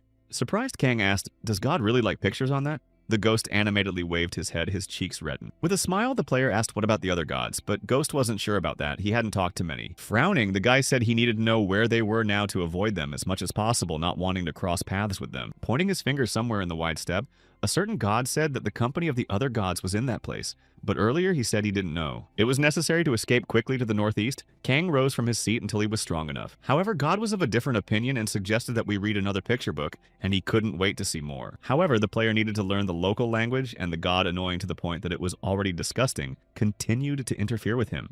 He had no other choice, so he decided to go along with it. Just let the annoying little kid stop pushing him around. Suddenly, the player was distracted by something and looked up with surprised eyes to somewhere in the far reaches of the night sky. The guy slammed the book shut and started to look around. They were surrounded. They were not orcs. Then maybe they are humans, but only where would they be? The demon had been sleeping peacefully all this time until a loud voice from the player woke him up. The uncomprehending Moss took the blindfold off his eyes and in a disgruntled voice began muttering what they wanted in the middle of the night. But the player ordered him to get up quietly. Looking at the demon with red eyes, the player said that he could determine their distance. Gnolls can also do that, so there is nothing to be surprised about. Then he went to wake up the girls, but it was bad. He kept asking if they wanted to part with their lives. The demon was horrified. Hearing such strange words, the girls immediately woke up and began to look around fearfully. Julia had already prepared to fight. Scratching the back of his head, the player thought it was strange. He was trying hard, but that was not the problem. Moss continued to grumble something. It was too late to think. In the wide steppe appeared several dozens of lights. It seems that they were torches, and they were approaching just to the place where the heroes stopped. There were a lot of people there. It was some kind of detour or something. Quiet conversations were heard everywhere. It was a real ambush. There were a few crossbowmen who pulled out their guns and took aim at the uninvited guests. From there came another man with a long blade. He spoke in an incomprehensible language, but one word was clear: orc. At first, Hero didn't understand what the man was talking about, but the demon explained that he wanted Khan to give up all his loot from the orc monopolization. Following this, the man said that they would destroy the two guys anyway, and the girls would be released on condition of surrender. After these phrases, the player came to a real rage. These people, that used discrimination by gender and class eyes, poured with blood. Meanwhile, the young ladies were ready to fight. They shouted something, but there were clear phrases to destroy them, and they must part with their lives. The demon standing next to his comrade noticed that something had changed on the boy's face, and his voice became more fierce and angry. When the player said he was very angry, his voice snapped to a scream. The unfortunate demon trembled with fear. Indeed, Kang's face became insane. His eyes burned with red fire. He was going to send all these people to hell. However, these strangers were more than expected. It seems there was a whole squad or even several approaching. The guy turned back to where the other girls were standing. It would be hard to fight as long as he protected these young ladies. Speaking of which, Julia and Laisha were willing to give their lives to repay her for saving them. The girls seemed to be experienced fighters. Hoping this would be the best option, the player took a deep breath of the full chest of air. He was about to scream. People stopped when they don't get acquainted, shouted something to us in an incomprehensible language. Player shouted that there are strong girls here, but it didn't seem to have any effect. A second later, a whistling sound was heard in the air. The crossbowmen immediately fired their arrows forward. It was no chance. The enraged Kang fought them like a beast and easily repelled the attacks of all the people who attacked him. One more jump and one of the attackers was incinerated in a second. The magic worked, like a man needs to go to the other world. His eyes were covered with a white veil. His soul immediately left his body and a final croak escaped from his throat. Having dealt with one player, immediately rushed to the others by the way about it. People had already begun to hear something. The earth shook. Suddenly, one of the pursuers felt something heavy lay on his head, a huge orc hand. The monsters appeared just in time to hear their boisterous laughter. There were many piglets. Orcs were happy. One of the monsters grinned broadly and barked that the girls belonged to him, fury gleaming in his eyes. The orcs took them by surprise, and it was useless to fight against these huge monsters. And they were also armed. The rest of the people regrouped and forgot about our company, and prepared to destroy the annoying monsters that appeared out of nowhere. Julia and her friend also stopped for a second. They didn't expect monsters to appear from somewhere around here. A joyous Khan stood before them and watched this carnage where the orcs served as human shields against the humans. Great, now it's time to have fun. The player rushed forward with incredible speed. He began to destroy both humans and orcs with a single blow. On his face were a few drops of blood, but the guy did not pay any attention to it. He was absorbed in the battle. The bloodshed began. One of the men dropped his sword from his hands and fell to the ground. He was trembling with fear and begged for someone to save him. Suddenly, someone grabbed him by the scruff of the neck, and a strong hand dragged the unfortunate man to the side. It was the same headman. He had somehow miraculously survived, and holding onto his wounded stomach was shouting something. He vowed to destroy this guy. Looking at him with a surprised look, the player grinned. It was strange that he was still alive because Kang had hit him hard enough. The man clicked his teeth and readied his burning blade. His fury overwhelmed his body and his mind clouded. But suddenly a huge orc appeared in front of him. The monster roared something about a skinny pig and rushed straight at the man. But the people quickly disposed of the monster, moved directly at the player who was standing still and watching from the side. One of the fighters jumped forward and swung his sword, ready to strike the player still standing motionless and waiting. Behind him, another man was already shouting at him, and he was holding a sword that was burning with blue flames. Unfortunately for him, Kang couldn't dodge in time and felt a strong blow to his back, and a wheeze escaped from his chest. The man licked his lips and grinned. He had succeeded in injuring this imposter. Luckily, the player survived, but to his great disappointment, the cape was hopelessly ruined, and he loved it. There was a crackle and a sob from the man. Now the assailant went to the other side of the world, instantly and quite painfully. Looking around, Khan searched for a suitable victim to destroy next. In the side stood the sorceress Laisha girl. With enviable persistence, destroyed monsters and people without distinguishing who was in front of her. She did incredibly well. Even though she was fragile, she was probably battle-hardened. The swordswoman was also very good at fighting the girl, swung her blade and continued to slicing up her enemies in a cocky manner. They both seemed to be busy, and Kang decided that the best option was to just stand back and watch it all happen. Yes, and besides, there was a god who kept begging him to read a picture book. The boy was bored. Soon it was all over, and in the town the company was met by a few surprised people who looked at the newcomers and didn't understand what was going on. Khan stepped closer and tossed a pouch of orc nickels, so many that it was impossible to count, even more than the task required. The guy didn't know if it would be enough, but from the surprised face of the girl at the front desk, it was clear that it was more than enough. And yet the player expressed his displeasure. If it wasn't for these ladies, he would have gotten a lot more. The demon cursed him for his coolness. Breathing heavily, Laisha was very tired, and trying to say something, the girl asked her companion. Handing them a sheet of paper, the player said that this is proof of completion of the task, should take it. The sorceress cried out in surprise. In that second, the fatigue instantly went away, and the girls glowed with happiness, with true joy shining in their eyes. Julia was happy to say that she had risen 2 whole levels while hunting with the player, an incredible success. Coughing up, Moss noticed that he too had picked up a few levels. Probably the guy should be grateful, although he was a little embarrassed. Looking at his characterization plate, the player said that if even such a mediocre demon was at the 20th level, then what level was he himself? But when the player saw that his level had not increased by a single unit, his face changed beyond recognition. Turning his head almost backwards, the player asked the deity in a frantic voice what in the world was even going on. Startled by this facial expression, the god took his gaze aside momentarily and began to look somewhere in the distant galaxy. A tale of a certain god. Originally, the world was empty, then the stars appeared there, and only in the last place were living beings born. Soon these living creatures began to learn about God, to erect monuments to him and to worship him. They humbly believed in their creator and gave him their love and respect. They asked him to save them. It became a god, and it was when this creature helped the rest of its creation that it felt its importance and reason for existence. Then a certain goddess appeared, hugging her pillow and smiling sweetly at everyone else. A certain vicious god waved his hand and grinned echidnically, looking at everyone else. A certain water goddess acted cautious and looked at everyone else from the sidelines with distrust. As time went on, more gods appeared to help living beings overcome the difficulties of their existence. Then the living creatures started fighting each other because they couldn't get along. They fought fiercely year after year. A lot of blood was spilled of senseless victims, and time went on. And one day a certain god in a certain cave found one fading life. It was a guy who coughed up blood. When the boy heard God's question if he wanted to live, he immediately nodded his head. Of course he wanted to live more than anything else in the world. A certain god helped the man, and immediately the stranger felt something strange in his body, as if he had been reborn. God stood before him, and now the grown-up boy turned into a baby who immediately began to cry. Realizing that his help was not required, a certain god flew further to wander the world and circumvent his possessions. After a few minutes, the deity found himself in some strange village. There was one dilapidated house. The two villagers, as soon as they saw the deity before them, were terrified, but the boy urged them to hurry to the western cave. And as the man wished, God saved him by giving him a second chance at birth and a loving and faithful family. Now a certain god was incredibly pleased with his result. He had saved a human life, and so his life was not in vain. After some time, God came to visit the little boy whom he had saved so long ago. The boy had already grown up. A certain god inquired about the boy's life, to which the kid asked, "Is it really a god from the past who saved him?" He nodded affirmatively at this question and started asking the kid if he needed help. However, the child, contrary to all expectations, cursed God for the woman he loved being taken away because he is now a child. God was stunned. He said the child never asked the woman, so what's the problem? The boy looked in front of him with a doomed look. He said he was supposed to stop the wedding and save it himself, but now it was all gone. God asked for forgiveness. He felt guilty for his action, although all the time he thought he had done everything right. But that wasn't enough for the boy. He cried out for God to take responsibility for the act. The frightened deity in fear started running away from here. The unfortunate one didn't know what to do. A certain god didn't realize where he had gone wrong and how the other gods were dealing with it. The thoughts were too many. The experienced sailor presented his offering to the god of wind and asked for a good voyage. A certain god of battle cheered on his warriors and thus gave them the incentive to fight on. Meanwhile, the ordinary god could not understand what he was doing wrong and where his actions were wrong. Then God blessed several other lives, but each one was not happy. Everything was bad. The unfortunate man couldn't even understand the reason for it. People were crying and suffering from what he was doing. What was wrong? Hundreds and maybe even thousands of years had passed, but God was still agonizing over his mistakes. The world was changing, and with it the people. Everything went on as it was, but God was still thinking. More and more beings thought of him as a tool to achieve their goals. No matter how hard they tried, it wasn't sincere. And so the rest of the gods made up rules for heroes and demons, levels of blessings and all that.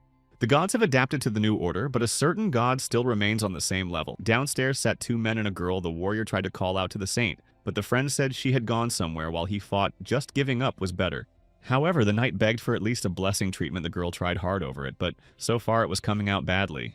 The unhappy hero was on the brink. He didn't want to leave life from such a life. He'd done so much and become so famous. Suddenly, God asked if he wanted to live. The man looked up surprised and nodded his head. Of course he wanted to live most of all. This is still better than what awaits him. God looked at the man with surprised eyes. He seemed to be waiting for something. Hearing the affirmative answer, the deity smiled. He was glad that at least someone could be useful. God began to laugh. As God gave the blessing, he thought he was still needed in this world. The man's legs slowly began to heal. A second later, he was well.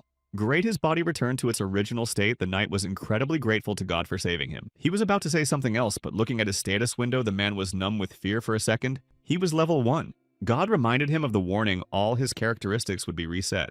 But it seems that the man is not so embarrassed. The main thing is that he survived, and everything else can be obtained again with new strength. A certain god was calm. He felt he belonged to something big and very significant, had a smile on his face. The man, returning to his own, was slightly puzzled. He stood in his seat and opened his eyes to look at his comrades. The others looked at him with great sympathy. They apologized, but it can't go on like this. The level didn't rise at all. And soon his friends left him, leaving him alone with the first level. This is the worst curse you can get. A certain god watched him from the side and was silent. Now the man felt nothing, although he used to be incredibly angry. Since God had saved his life, the man had no right to express his dissatisfaction, but he did ask for the opportunity to give him some advice. A certain god said he was willing to listen because he was curious. The boy frowned and hid his eyes under his bangs. When the man told him that God never gave anyone his blessing, God was a little shocked. He took it all in and was in despair. The world didn't need him until one day he saw that very boy. This guy was our hero Khan. Then he was in an extremely deplorable condition and was ready for any fate. I had to change the name of my blessing, or the boy would be outraged if he knew the whole truth. God had to hide what he'd done so that at least this time he'd succeed and not be alone again. But just as God predicted, this guy had learned the secret of blessing, and now he was guessing something. It was too bad. God was afraid that his whole fate would be repeated again, and he would be alone. The guy hit himself on the head. Reset levels. It was so stupid. Obviously, if you think about it, the player was just wasting time for nothing. A certain god was puzzled. He wanted to know if his subjects felt anger or hatred towards him or something like that. However, Kang just sighed heavily. Okay, this is just a waste of time. Need to buy picture books. Hearing that the god was praying desperately, the player was scared again. Does this deity want him to go to the other world again? But then God shook his head, his hands shaking and his voice sounding a little scared. The deity replied that it was not so, and it was a secret he could not reveal now. But what it must mean at all, they moved forward. At this time, in a completely different place, Hanu was lying on the ground. The guy was perplexed as to why this had happened and what had happened to him in the first place. It couldn't be. He looked up and a huge man, along with the same kid he'd met at the slave market, were attacking him. Not long before they fought one of his new slave girls, fearlessly slaying monsters one by one.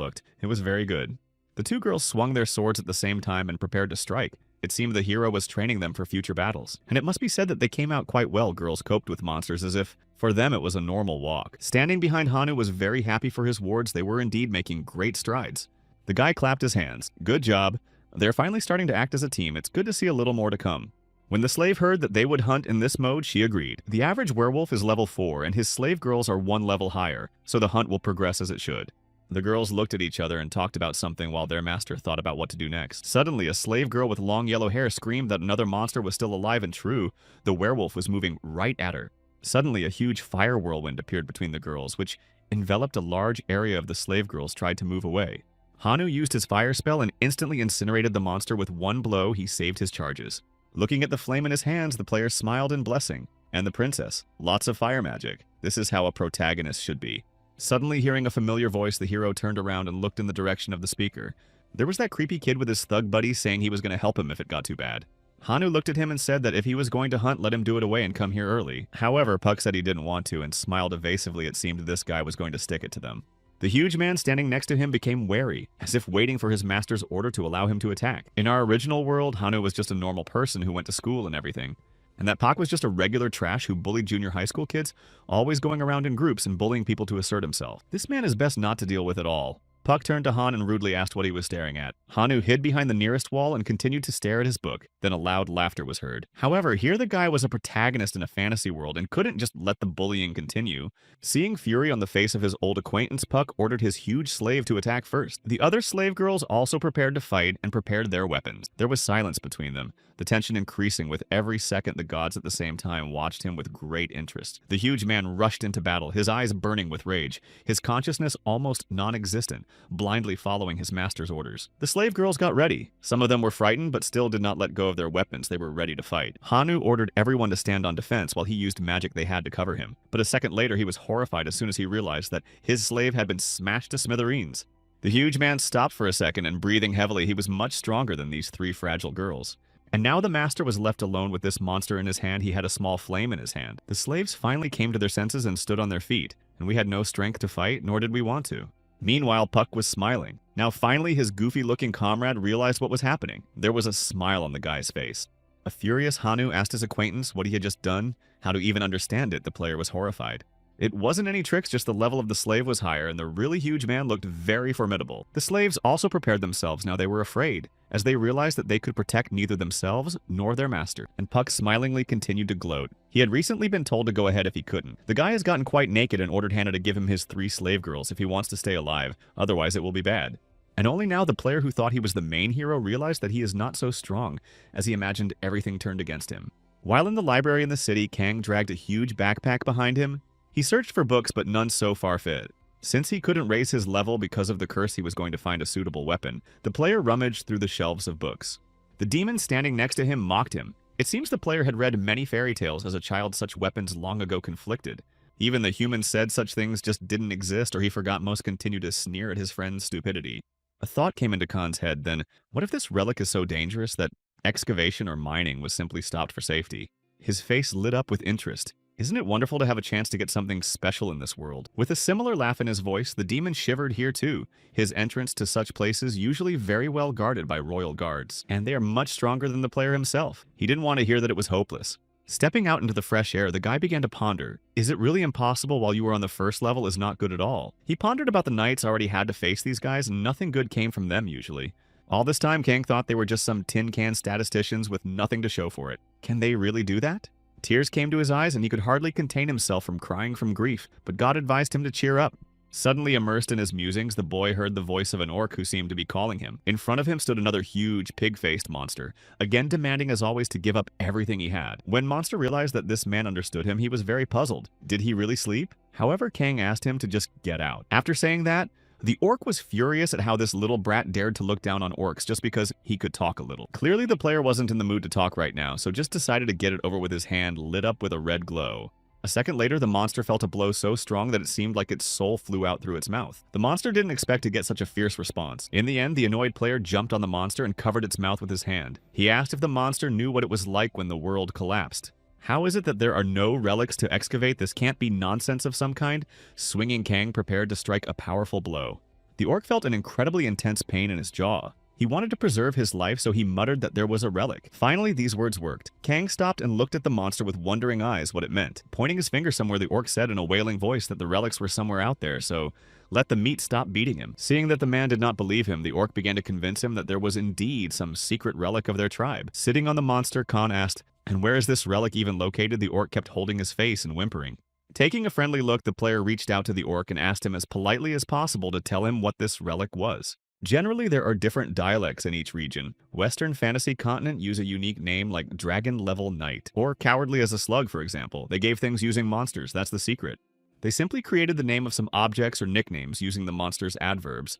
If anything, the orcs are good enough even for Kane, and the guy turned to the monster with a smile. Now even Monster was a little offended. He asked the guy to stop doing that. Monster found out he was just being manipulated. The player laughed when the orc said offensively that friends don't actually not use violence on each other. They followed the monster, who was muttering something to himself. Obviously, the orc was not happy with this arrangement. In a sad voice, the orc said that he would of course show the way, but a pig like the player wouldn't be able to get in there. It was always like that. The guy's face changed when the orc said they had finally come. God was glad too. However, contrary to their expectations, there was only thick grass in front of them. It was a huge meadow, but there was nothing but rocks.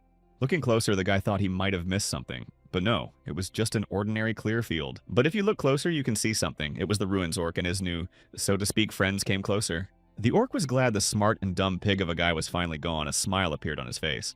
Looking closer, Khan wondered and how he could have not noticed such a beautiful city before. The orc looked at him surprised. Seeing such a sight, the orc was horrified. He asked why the guy was still here. After all, no one can enter who is below level 9. Then there's no problem in that the player showed him the table on which was the number 1 spirit behind, also cheered and pointed fingers. It was literally a couple seconds before an arrow Khan flew by. Only at the last second was he able to dodge in the other direction. A few orc guards warily watched them. Skinny pig guy was in town. They pointed their fingers at the uninvited guests and offered to eat them. Stopping, the player looked closer. It is that a village of orcs or something like that. Meanwhile, the number of orcs had increased several times. They were fiercely guarding this place. Entering here meant that at best, he had a level 9. However, the monster who had brought the player here in a trembling voice advised them to be careful. He didn't want the kin to get hurt. The monster wanted to say that it was Pig who was different, but suddenly he was split in half by a powerful punch. The player's powerful punch knocked the monster down, and the guy politely asked the orcs to let him pass and stop him if they wanted to. Kang was so angry that he just ran straight at the orcs with the goal of exterminating every last one of them. Jumping high up, the player soared through the air like some kind of flying beast. The orcs stopped in their place and only stared fearfully. They couldn't believe their eyes. The monster's tiny brain couldn't realize all that was going on. Does a male pig really fly? Meanwhile, a certain god was praying for the souls of countless pigs. He felt very sorry for these monsters in his own way. A large number of orcs went to the other side of the world. Almost instantly, the rest just couldn't find their opponent because of the smell of blood. Already more than half of them were injured. One of the orcs shouted that they had to find this man at all costs to avenge their own. Hiding behind the nearest rock ledge the player watched from the side next to him sat, "God looks like it won't be over soon." The player felt that he had been hunting them for ages, and there was a strong smell of blood everywhere. It seemed like they were going around in circles trying to find a way out. The player wondered if he was doing something wrong, needed to change strategy. A second later, he heard the nasty grunting voice of the orcs. They looked like they found. His boyfriend lifted his head and sighed irritably. After all that he had done, the orcs had declared him an enemy of the people. Kang ran in the opposite direction. He was already sick of it. They keep crawling out from somewhere. It's very rude, don't they? Think the guy stood right in front of the orcs and waited. Could squeeze through the narrow door and stuck there altogether? Monsters didn't understand why their opponent is so fast. Doesn't he get tired? A smile spread across Kana's face by itself. Well, need to see this through to the end. There was a thud, and all these orcs soon went to the otherworld. Monsters lay in a big pile like sacks. It was quite easy. The slugs had already appeared and were bouncing merrily on the bodies of the defeated monsters with smiles on their little blue faces. Needed to check what changed. The player opened the panel at the bloodshed is now rank C, yes, and in addition, there is a new Curse of Carnage, rank D. After reading the description, the player is a little scared whether this means that the orcs he destroyed will hunt him in his dreams. But God, with a mighty blow of his small hand, drove away the insolent ghost. Never mind that the boy is still awake. Meanwhile, the deity throws a tantrum, claiming he didn't do anything, but the player calmed him down. It's all about the curse. The price for saving people this curse is a bit expensive and unfair. Meanwhile, people came closer and started talking excitedly. Jumping off the orc mountain, the player thought that he should have taken this demon to at least know what he was talking about. Khan turned to one of the orcs who was pretending to be the monster, squealed. The pig was very scary, it scared him. The guy asked how he can leave this place. How many here does not go back to the same place? Orc replied that the city has different exit and entrance center as the exit. Finally, now the player understood everything. No wonder he kept getting lost. You need to go to the center, not the outskirts. And now they moved towards the center of the city. The guys walked through countless steps. It was like some ancient ruins. When Khan came to the next set of stairs, he stopped and wondered if this was the exit the orc was talking about. There was nothing special about this place, and the boy asked if it was necessary to use magic to open the passageway. Suddenly, someone very large and powerful fell right in front of him. The earth shook and it felt like an earthquake. The people standing nearby also covered their faces in horror from the wind. They were frightened and hid behind a rock. It was one of the orcs, only he was different, was more humanoid. The monster asked if this was the man who had destroyed their base. Still answering nothing, Kang thought about it. This orc looked quite strange, yes, and the appearance was unusual. Seeing the annoyance on the monster's face, the guy hurriedly replied. He asked them to just move aside, but the other orcs didn't listen. The large orc asked, "Is this the only reason this man wiped out 300,000 of his tribesmen?" Hearing this much, Kang was a little surprised. Now it all made sense why it took so long. The huge monster pulled out his trident. He said that he is the guardian of the city and will not allow any human being to enter or leave here. Shielding his hand from the blinding light, the boy questioned whether it was the guardian standing in front of him. Okay, that's even better. Fury filled the boy's eyes again. He moved forward again. Now it was time to destroy him. He was about to put all his power into the strike. The dagger was just bursting with excess energy and burning like a red torch. On the other side, an orc guardian flew at him and took aim with his huge trident to destroy the invader. When they hit the player, felt an incredible kickback with this guy seems to be a bad joke. You have to be as careful as possible. The guard looked at him with red eyes and said that this is the end. The man will not leave here alive, he will stay here forever. From the weapon began to emanate a green light of immense power. The energy literally overwhelmed Kang, tried to defend himself. Seeing that the man was still alive, the orc guardian marveled. It was truly impressive. He was seeing someone like this for the first time. Even though the player lost his left arm, he still managed to resist such a strong blow at the last moment, which is unusual. Yeah, and besides, the guy was missing one eye. He couldn't see very well, but he still stayed standing. But not even a few seconds later, the player's eyes and arm recovered on their own, as if nothing had happened. The orc guardian was very surprised to see such a creature able to withstand a blow and recover completely. They stood opposite each other again, Khan preparing for another attack, and the guardian standing tall and holding his trident. Smiling, the orc said that just as he thought the guy had an ace up his sleeve, most likely he is an immortal, isn't he? Putting his trident forward, the monster said that then, "There's only one way out, no matter how many years it takes. He will imprison the guy in this city forever." Sighing heavily, Khan asked him, does the orc have nothing better to do than suffer such nonsense and what to do about it at all? Meanwhile, while in the academic dormitory, Bora sat on the windowsill and pondered about something. Suddenly, she was interrupted by Arya, who had given her a night visit. The girl jumped up from her seat and looked at her friend happily. She said that she got the 7th level only because of her blessing, although she did not get the blessing by her own strength. Arya showed her status plaque and said that since birth she had no blessing other than nobility. Realizing that this buff gives experience for almost free, Bora, surprised, covered her mouth with her hand. It is really impressive. Looking with guilty eyes in front of her, Arya said it was useless one day. She was scolded by her mom for the girl thinking she was unworthy. Back then, the mercenary was still too young, but her mother told her to repeat all those words she had said to countless people. They would have given anything to receive such a blessing. Arya cried at the time. The child's brain was not capable of understanding it, but was only frightened. Now Bora understood everything. With a blessing comes great responsibility. She thanked Arya for a good lesson. The mercenary smiled. Dreamily looking out the window, Arya asked how Bora thought Hanu's character would be okay or not. Looking at her new friend, the student coquettishly asked, does she really like this guy? Trying to deny it, Arya asked what she was thinking. Bora laughed and there was an awkward pause between them. As soon as they heard a knock at the door and that the saint had come to check on Baru, they were all alarmed, and the mercenary was terrified. The saint entered the room unannounced. She apologized for such a late visit and began to look around the room on all sides. Looking at the saint with great respect and some fear, Bora greeted her and inquired what brought her at such a late hour. Smiling, the woman said she was just here for a chat and unobtrusively asked Arya to bring some tea. Sitting down for a cup of tea, the saint asked her student if she had a problem with living here. The girl shook her head all right. The saint said she was glad the girl was doing well, but Bora meanwhile felt like she was in the teacher's office. The boss said that right now everyone is competing against each other and she's worried about this fight and asked to let her know if they see anything amiss.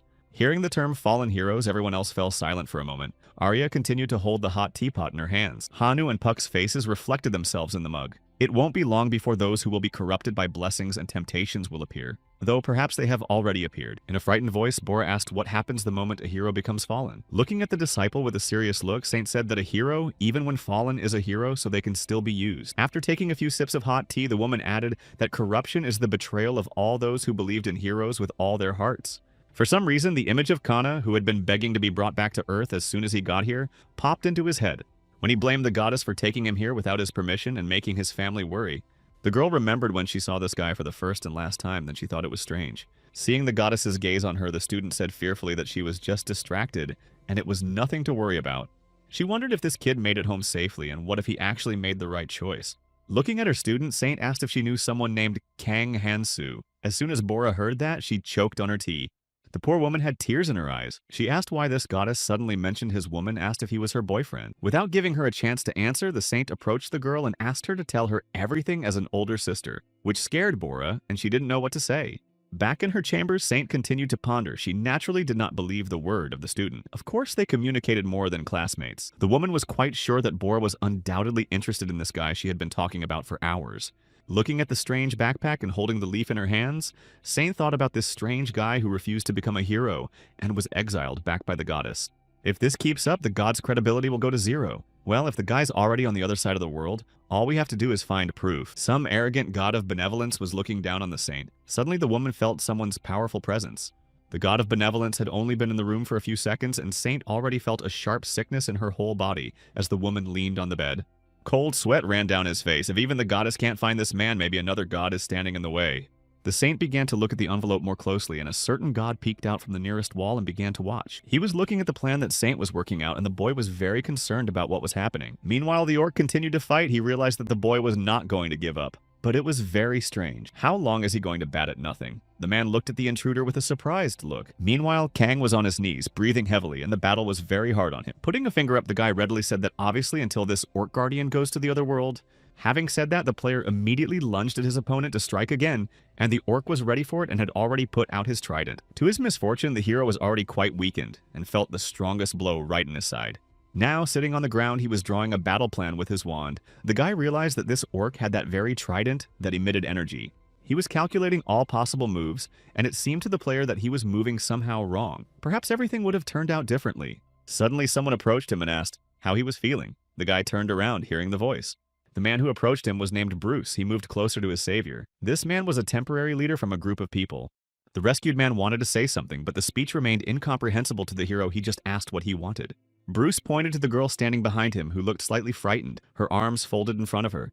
The girl bowed, and suddenly Bruce threw up right in front of the hero. It was disgusting. After such a show of disrespect, Kang was just furious with the guy, waving his fists and saying that he would wipe that rascal off the face of the earth. Turning to the girl, the player asked. She wasn't going to leave, but the stranger shook her head. Saying that she could do whatever she wanted, the player sat down on the ground again and began to think about the next plan of action. The girl stood beside him. Kang was so engrossed in thinking over his plan that he didn't even notice the girl who had been sitting a little behind him all this time. His musings continued even into the morning. Eventually, the guy realized that the sun had risen and stretched wide. That should be enough to practice the strategy of attacking the orc guards. Finally, the guy turned back around and saw the girl who looked like she had been here all this time. She was already asleep. A certain god kept nagging. He was telling his underlings to stop paying attention to this woman, and Kang agreed. Suddenly, the player showed something to his god. His hands glowed with a red light. Something changed inside. The guy started to move. He had been practicing his movement strategy all night, and now everything should work out. It was just a matter of putting it into action. Finishing his movements, Kang stopped a few meters away from his original position. Turning to his god guy, saw that he was completely shocked. Opening his mouth, the little ghost opened his mouth in surprise. Slinging his dagger on his shoulder, the player proudly said that he had practiced all night and practiced strategy, but the god wanted to say something. Without paying attention, Kang thought about how he could best defeat the orc. After all, he had been beaten day and night. A certain god was grumbling to himself that his ward was a real cheater, so you can't do that. Suddenly, a notification window appeared in front of the guy. The player looked there with surprise. Something had changed in his characteristics. Training to the point of fainting had borne fruit. The rank increased. Kang was very happy. Could it really be true? The fact that his rank had risen could only mean that the goddess had noticed it, and that was already a problem. She noticed that the very player who refused to be a hero wasn't destroyed by the monsters and stayed alive no matter what. It was time to go, and Kang suggested moving out finally. Some god supported. It was time to teach this pig a lesson. And so soon they were standing in front of a huge orc guardian. The monster looked down at them with an annoyed look. Stopping right in front of him, the guy said that this time he wouldn't run away. The orc taunted him. He thought that the weak man would lose again. And to be honest, Monster didn't want to believe this guy, but he was sure that this weakling would cheat him anyway. However, Khan said that this time it would be different. Orc took pity and said that the guy could come here. He would show them the relic. Naturally, the player realized immediately that this orc is trying to get rid of him, simply by luring him inside because he cannot leave the location of the relic. But so far so good, the orc simply motioned for him to follow him. This pig uses brains after all. The boy's eyes widened as soon as he saw what appeared before him. Finally, after many days of searching, the boy found what he was looking for.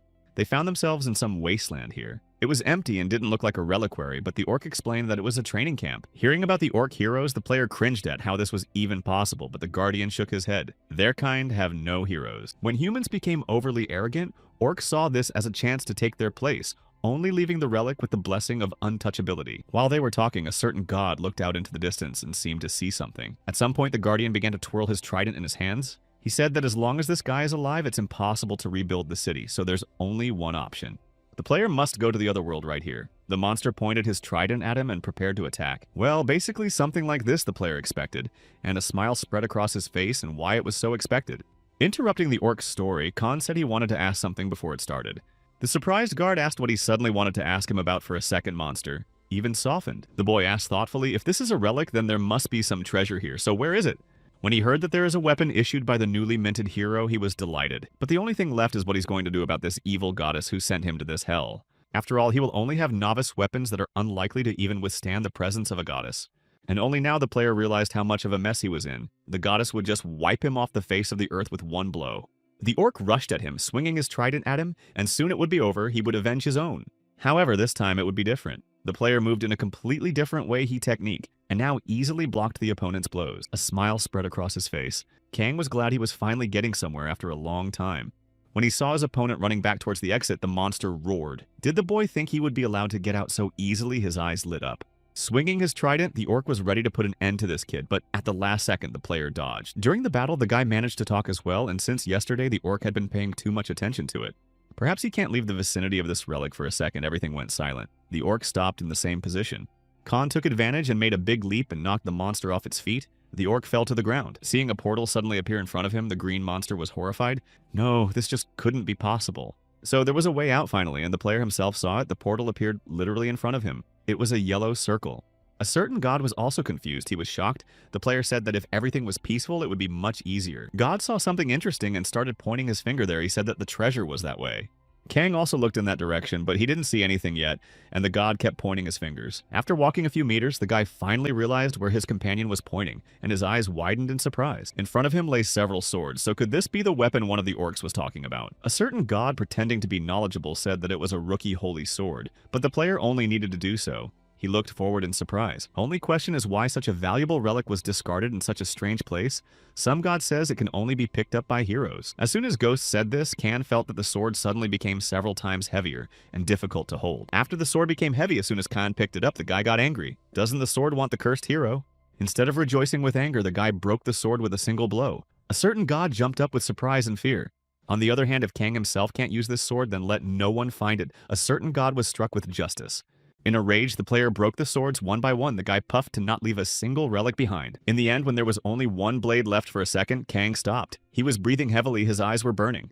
There was only one sword left, and so the boy swung it to finally break that hated relic. After a second, the hero was surprised to notice that the sword, unlike others, was surprisingly light. A certain god said it was most likely a defective item. The guy thought, maybe it was the reason he wasn't responding to the curse. For a second, the player thought for a second in that case, you can do something about the strange expression. In that case, if this one is defective, then we need to destroy all the other swords. Kong Fury began destroying the other swords, of which there weren't many left. In the end, there was only one left. With a smile, the guy said he couldn't be considered defective now since he was the only one. A certain god was impressed by the logic of an outsider. He was seeing such a strange man for the first time. Smiling, the player continued to look at his characteristics that had grown significantly over this time. However, after seeing the holy sword in his inventory, the guy was simply horrified and received the curse of the holy sword. While at the university, the girl waved to Kangmin and said goodbye with another one standing there and smiling goodbye as well. The guy himself was also waving his hand tiredly. These long conversations pissed him off, but he had to be polite. Opening his status window, the student was impressed by his new blessing this time. Unbelievable, if this happens, he can deal with the fatigue. The hero's body shuddered to feel the attention of the gods on him, and all these blessings in just a couple days is simply overwhelming. At some point, the student even thought that at this rate, winning the next tournament would be just a matter of time. In this world, there were heroes saving everyone and demon lords cruel and greedy. Also princes and princesses dwelling in castles under safeguard. All were members of the romantic fantasy genre. Miyeon at this time was sitting on a chair in her room, and pondering the girl's look was very puzzled and angry, and now she didn't understand why she was the only one forced to fight all these monsters with no privileges. Several students heard her screaming and tried to calm the girl down, but she responded rudely to them. Sitting on her throne, she sighed heavily. One of her admirers walked up to the girl and apologized. He felt an incredible affection. At this time, the student was in sorrow. She dreamed that I would guard her with nice knights, and in the end, she is engaged with these underdogs. One of them is timid and stupid. Fourth place in the overall standings is way out of line. In the end, Myung realized that she only had these guys, so she decided to appreciate what she had and immediately started apologizing. One of the students wondered why it was she called them at such a late hour that she needed to again. Smiling, Miyeon said that it was classified information, but soon there would be a selection of heroes to be sent to the academy. One of the students squirmed in disbelief here that there was also an academy. He was about to throw up. Not paying attention to this, the girl made a serious face and said that she intended to get into this academy by all means. Some fat man bowed before his goddess and asked, can he ask one single question? Looking at him with a smile, Miyeon said that of course she could. In a trembling voice, Fatty asked, all the candidates will be accepted. Folding her hands in front of her, the girl said that they would choose from the 4 candidates with the highest grades. However, one of the students still didn't understand why Myung was only saying this to them. She explained that she wanted to sign up with them. Seeing the disbelief on her ward's face, she said she was more serious than ever. He knows it very well. Eventually, the guy got sick of it and said he didn't want to look after her while she dated some prince on a white horse. But a smile stretched across the girl's face, and she said that if she broke her promise, she would fulfill his every wish. How about it? At first, the boy did not believe his ears. He thought that the mistress was lying again and was up to something bad. But seeing the utter seriousness on the face of his mistress, the most devoted fan pushed the guy away and said that he would definitely go with her. The fat man was also fully prepared. He said the girl could use him any way she wanted. In the end, even the very distrustful guy agreed, although he felt cheated, but there was nothing to do. In a singing voice, Myung thanked everyone for their help. The girl looked at them with a big and wide smile. Meanwhile, being on the orc altar, Kang was just out of his mind, this nasty holy sword. He couldn't believe he was cursed because of the destruction of the weapon. The guy looked at his window and didn't believe at first that it was really a curse, but maybe it wasn't so bad. He looked at his sword one more time. What they were trying to say, he left defective resistant to destruction. A certain god was a bit disappointed. He expresses sorrow over these swords. Even the creator himself probably didn't expect the hero to break other people's stuff. However, the guy was sure that this was it. He had seen the disappearing orc here, so there could be no mistake. All that was left was to figure out what to do to open this portal. Khan couldn't come up with a suitable plan yet. Suddenly, there was a loud roar of an orc calling for a man. Seemingly, Monster was very puzzled and angry. The guy turned his head. Now the Guardian was furious something had changed. He was incredibly active, although before he could barely move his legs. He was missing a few teeth. Probably the unfortunate one had been badly mauled on his way here. The monster was furious. Spreading his arms out in front of him, Khan smiled. He began to speak. Leaving instead of a relic, the orc would age, wouldn't it? A crazy smile appeared on his face, so the player cannot allow this orc to enter until he has aged completely. The monster jumped up and shouted for the guy to get out of the way, but the player only laughed. It was time to test out the new weapon. The holy sword began to fill with red energy. Vibrations could be heard everywhere. Swinging, the player with all his might hit the orc directly in the stomach, and a cracking sound was heard. The Guardian, who had not expected such a rebuff, flew off in the opposite direction and blood splattered in different directions. With great speed, the monster stopped a few meters away from his opponent and breathed heavily. This time managed to separate the monster's arm. The orc looked at his wound and growled. He was in a lot of pain. Meanwhile, the hero was smiling. Now they are quits, it seems. But the orc continued to roar with rage. The price of stealing his youth is very high, his hand too. Recovered instantly, he disregarded the loss of his brothers. He did it for the sake of his youth. The orc jumped up and headed towards the guy who was standing a few meters away from him. The hero did not slumber either. He prepared his sword. The guy realized that the battle would be very protracted. Is that such an excuse? Looking at this small man's taunts, the orc became more and more enraged and roared that he would destroy him once and for all.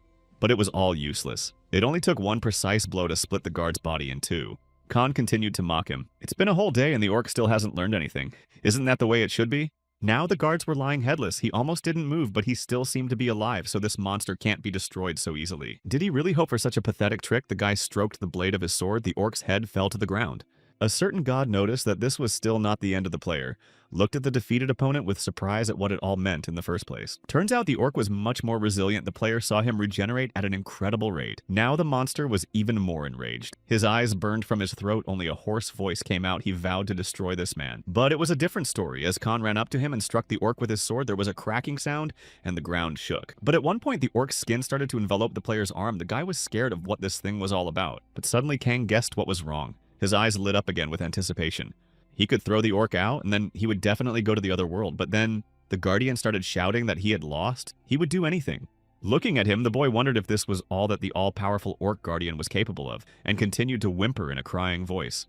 The guard with tears in his eyes said that he could move the entrance to and exit from the city to wherever the holy sword was. The player picked up the sword and showed it to the guard. He nodded his head. That's right, it's exactly the same. But seeing that this strange man was holding the holy sword almost without touching it, the orc was horrified. As expected now, the guard had softened. It was clear as day. Now they had switched roles and Khan was communicating with the orc as a subject. He ordered him to open the status window. After taking a closer look at what was written, the guy asked what the point of the curse of the relic was if the orc had the hero's curse. Kneeling in front of it, the guardian said that it is a kind of mission. He receives immortality and eternal youth when being near the relic. All because he is the final strongest opponent to test rookie heroes. The orc had a smile on his face. This monster wasn't the guardian. Khan looked at him with a slightly disappointed look, but he thought differently. Looking in front of him, the orc said he never said he was a guardian of the humans. He was a guardian of his people, protecting their homes. Hearing that he had lost anyway, the unfortunate orc burst into tears again, embarrassed by the realization that he had lost to a human. Looking at the unfortunate player in front of him, said that his friend Demon is also a crybaby, so they have a lot in common. With tears in his eyes and a whimpering voice, the orc asked, "So is the man not going to leave or what?" With surprise in his voice, Khan asked if it was the guardian who had told him he wouldn't let him leave. But now the orc wanted the man gone as quickly as possible. That's basically how it was. The guy thought to himself he can't trust this monster, but thinking about it won't change anything. Pointing his finger to the side, the player said that then we should let someone else leave here for good. From behind one of the rocks appeared the same group of people led by Bruce. They had been here for a long time. With the resentment in the voice, still had to agree. The orc said he would listen to the hero's orders, but no one can know about this. In the broken local language, Kang shouted for people to finally go home from here. They are free now.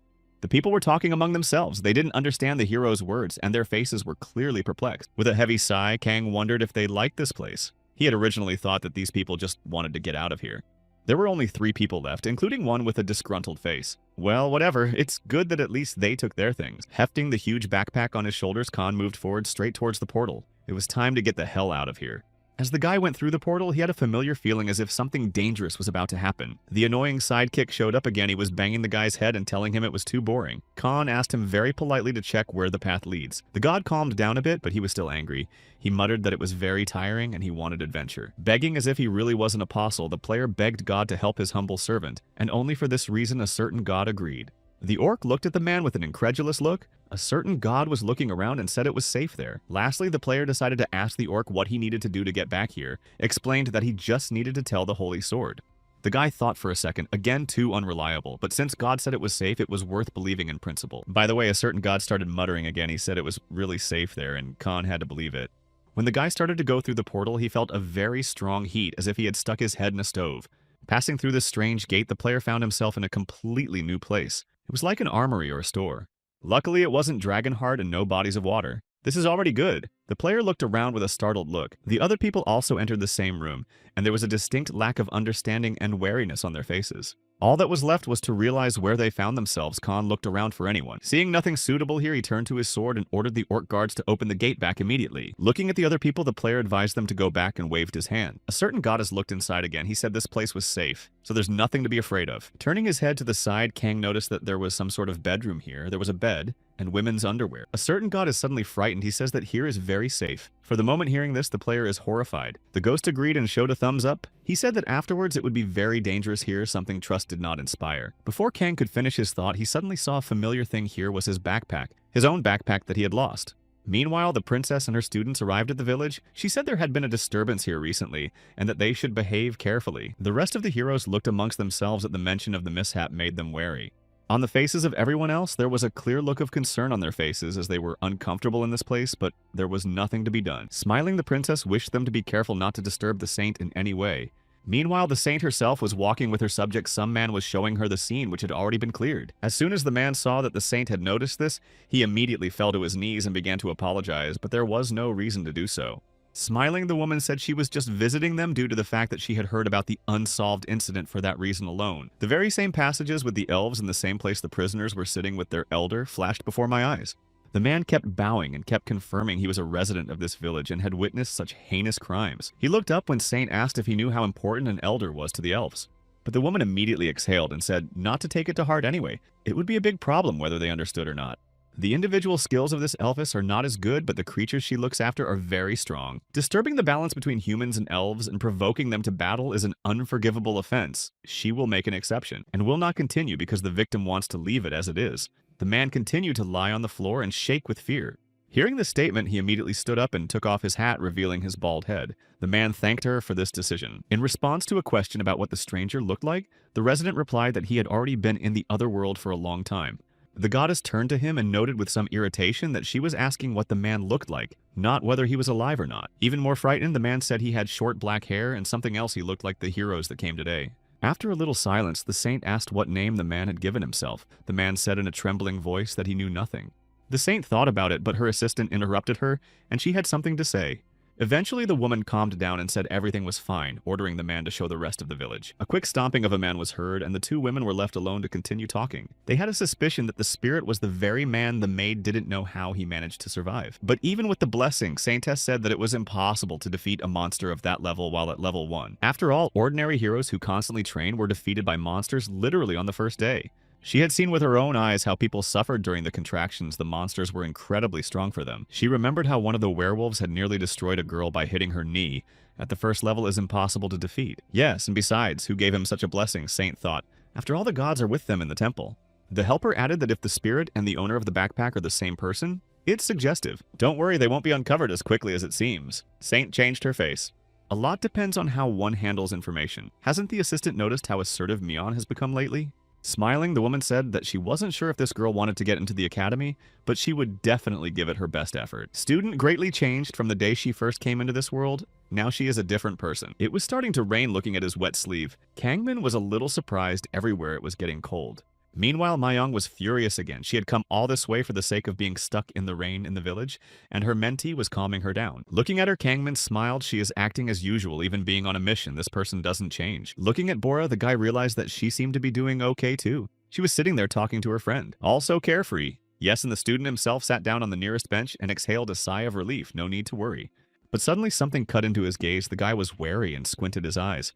There in the forest, somewhere behind the trees, was some strange, vague silhouette. It was blurry, and it was impossible to understand what it was. Rising from his seat, the frightened Kangman shouted for them to immediately notify the princess there might be a werewolf nearby. Myung's face changed immediately. She was frightened when she heard that there might be a monster nearby. And fearless Kangman had already prepared to fight this guy, wanted to show what he could do in any situation. Hearing a familiar footstep, Arya opened her eyes even wider. Perhaps it was someone she had known for so long. From the forest thicket came none other than Hanu. The lad was very shabby and all wet. He had no place to hide. For a second, Kangman calmed down and then smiled. But in who their former comrade looks like some homeless person. Meanwhile, the guy looked at his former classmates and smiled. So these guys, this is his victory badge of honor. The fighter smiled a badge of honor just when he looks like some soggy homeless man looking like a chicken. Breathing heavily, Hanu said it was a sign of a real battle that these guys had never even imagined. Hearing his taunts, Kanmi got angry. Now he would show him the real difference between them, and then there would be no more questions. The guy's hands began to burn. He had a blessing. And even though there was a difference in levels now, he would never lose. Something strange was going on. The tension between the two students was starting to build up, and a real duel was about to begin. Hanu was going to fight and avenge the humiliation he'd suffered at the hands of this arrogant man. Suddenly, Arya stood between them, and the guys looked at her in surprise. The girl said she couldn't keep them from fighting. But I must say that her former comrade was wounded, and there was a look of fright on the girl's face. When Hanu heard this, he almost cried. This girl really cared for him, and he couldn't believe it. Smiling incredibly affectionately, Kangman said that it was the way it was. He had to fight fair to avoid getting criticized for it, and thanked the girl. Seeing his good-natured smile, Arya blushed. She was embarrassed, not expecting such a show of attention. Seeing this guy flirting with his girlfriend, who Hanu was in love with, the guy was furious. Suddenly, Saint appeared and said in an annoyed voice that it seemed like this guy kept making them uncomfortable. The woman said that she would restore them honestly, so we need to do things quickly. Kangman readily nodded his head. After a second, Hanu felt his body begin to recover, his health replenished. The events moved to a few days ago. Then the player was lying on the ground and pondering the recent events he had made an indiscretion. Pak has managed to take his slave girls. Hanu will never forget the sad looks of the girls as they say goodbye. He is sure to rescue them. Suddenly, the player saw that in his status window, something changed. There was a new ability, Revenge. The stronger the target of his spot, the stronger he is himself. The guy immediately thought of Puck. It would be laughable if I were these guys. The one who could be his main nemesis is of course Kangman. It was this person who was the target of his entire life. Nearby, a small slime was hopping around in the grass. It didn't notice the danger and just went about its business. This was Hanu's first target. The lad pounced on the unfortunate beast with burning fists, needing to try his hand. But the slime wasn't so simple. Suddenly, her cute face became more vicious. Her eyes lit up with rage. The little jumper suddenly jumped up on his seat and crashed into the guy with such force that the hero flew off to the side. After flying a few meters, the unfortunate man crashed to the ground and hit hard. The slime skittered away in the opposite direction. Hanu climbed on the ground and did not understand why this monster is so strong. It can't be so. But the gods laughed. Looking at the status window, the guy came to a rage that used to be so easy to catch. Now was not the time to be angry, Hanu smiled. The main thing was to get revenge, not to do simple hunting. And now he was on the threshold of revenge. The boy's eyes burned with rage. He was ready to destroy anyone in his way. After the explosion, even Kangman recognized that this guy had been pumped up a lot in the few days they hadn't seen each other. Meanwhile, Hanu wondered, did he really succeed in scaring this guy? Only that he would be in big trouble if he continued to be afraid. The prepared students ran straight at their nemesis. He would bring him back from heaven to earth by all means.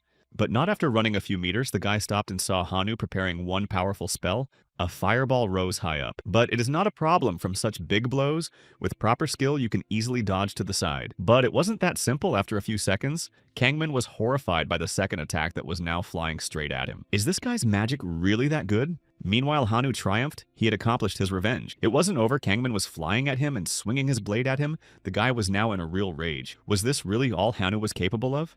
The rest of the girls just watched it from the sidelines. For them, it was a true miracle, two guys fighting at full strength. Ignoring all the taunts, Hanu continued to attack. This is not all. Now he will show what he can do. Kangman at some point saw several fireballs flying at him, but remained standing in his place. But it was useless. The defense worked perfectly. The guy remained unharmed. Now his opponent lost. Hanu stood in front of him and didn't understand this was his strongest attack. So why is the opponent standing unharmed? After looking at him with a disdainful look, Kangman said that his opponent had lost, and it was time to say goodbye to life.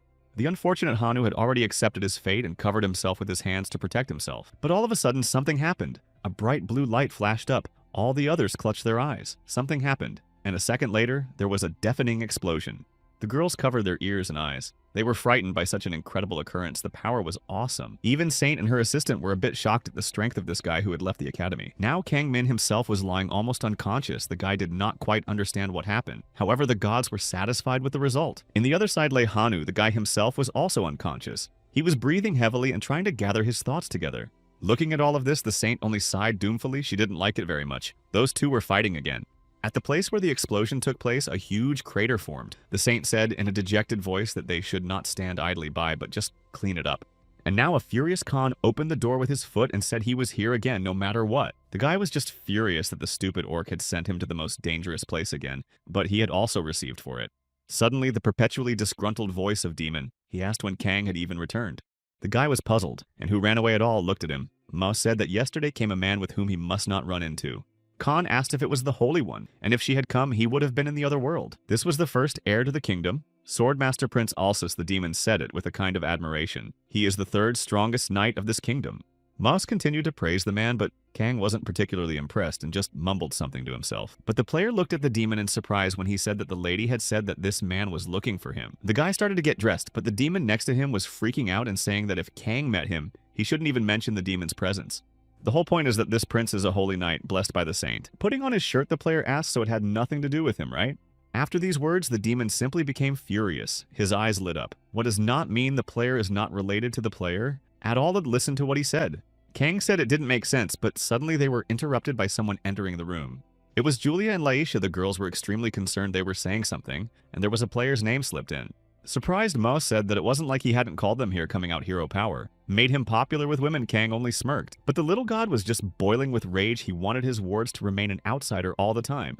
He started pulling the guy's ears and the hapless heroes, saying that he was sure these girls were here for a level up only. Looking at his companion, the demon snarled that he had the repulsive ability to interpret goodwill as something tangible. But when once again the player teased Demon about not getting married, Moss again cried with grief. The girls were talking about something, and there was the name of the hero, the word thanks, and something else about the curse.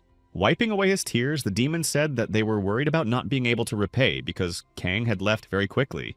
When asked how he broke the curse, the guy showed his biceps and said he was just hunting nothing else. Demon continues to be angry, saying that he will now part ways with Khan in this town. He will go to the other world before marriage if he travels. Hearing this, the guy was furious where this demon was going, and who will even translate to him. Breaking free from his tight grip, Ma said he had thought of something in return. For that, you should go and find a slave with the blessing of the tongue. And besides, money rules the world. Looking at the heavy bag, the demon asked, "Didn't the guy save anything?" They were still talking amongst themselves, and the girl stood back and only watched in surprise. Julia raised an eyebrow upwards. Kang had already raised his fist to once again hit the demon for his long tongue, as suddenly the guy was approached. Laisha looked at him with a pitying look. Julia squinted her eyes and watched him with disdain. For a second, the player stopped. The demon smirked and said he didn't understand anything, as Kang thought. Why did the woman dressed up to meet the man?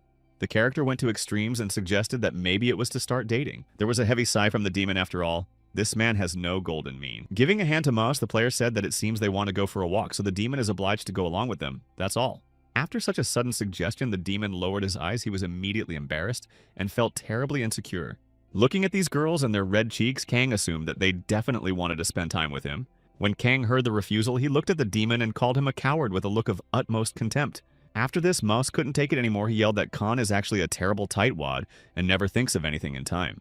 There was nothing to do, had to go for a walk, and the player together with the girls went to the city, then gave them a lot of pleasure. Then he went into the bathroom to rinse himself there. He was greeted by a full woman with a wide smile. Then they went to the fitting room where the boy was being measured for something that was terribly uncomfortable. Soon they came to some rich manor and were already standing in front of the gate guarded by 2 powerful knights.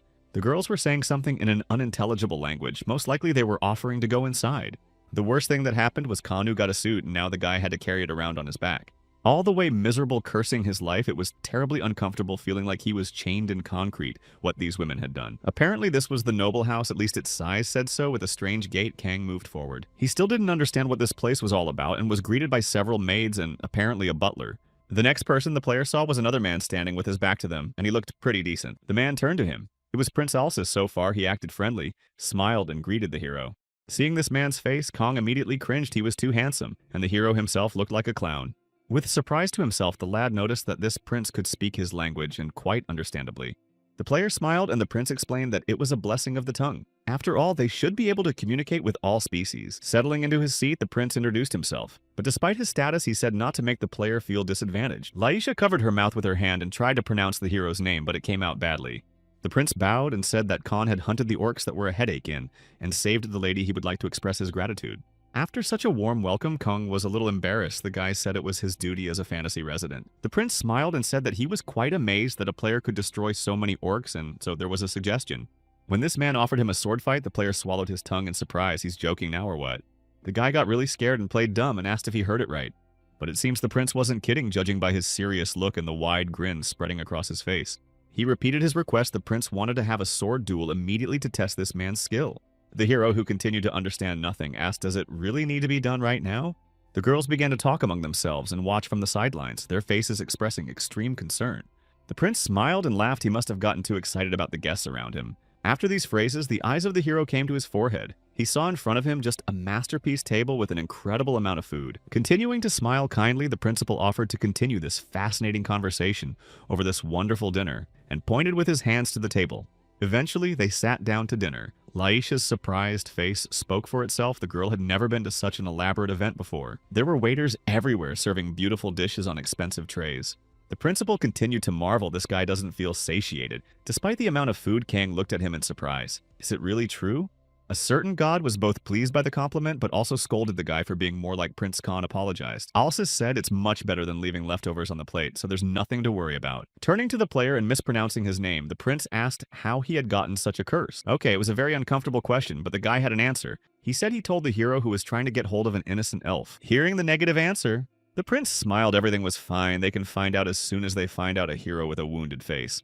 Turning away for a second, Kang thought he didn't know how soon it would be and mentally apologized to his friends. It's time to get to the point. The prince said he only invited the hero here because, judging by the estimate, he was hunting an incredibly large number of orcs. Don't worry, the prince said that Kang did a great favor for the whole kingdom. The orcs disappeared like magic. The next question again made the guy think again. The prince wondered if the hero knew anything about it. Raising a finger up in the simplest possible voice, the player replied that it seemed he had overdone it a bit when he was hunting. Hearing this answer, the prince was very much offended by his doubts and said that he would do it himself if it were possible. The girls looked at each other with a look of fright on their faces and realized that the prince was very angry. The hero himself realized that the situation was heating up and decided to smooth things over and replied that, of course, the commander could do it. Thankfully, Alsis quickly calmed down and said that according to these ladies, Khan was a fascinating person, and the prince would like to know more about him. And so when the feast was over, they were already standing on the training ground. Seeing the first level of his opponent, the prince was very much surprised. In a completely normal voice, Kang said that there was nothing surprising about it, just let them watch for now, without taking out his sword. Seeing the dagger in his hands, the prince was surprised that this is a real weapon of elves. But only where did this man have it? Realizing that he had made a mistake, Kang hid the sword and said that he had made a mistake because it was only a demonstration. The guy pulled out one finger and said that's why he would do just one move. A second later, his finger lit up with a red light and his hair became normal. Well, finally. All the other people were horrified. Even the warlord, who had seen a lot of things in his life, was shocked. The prince was also surprised. What a wonderful surprise. It was extremely rare to see something like this. He also had a similar technique. It was quite dangerous. The prince injured himself many times trying to learn it. Kang replied that the same thing happened to him, God hit him, and told him it was not good to lie. The surprised prince turned back such a high potential at the first level as was even possible. The prince was so generous that he decided to present his guest with a spare sword. The maid presented the weapon.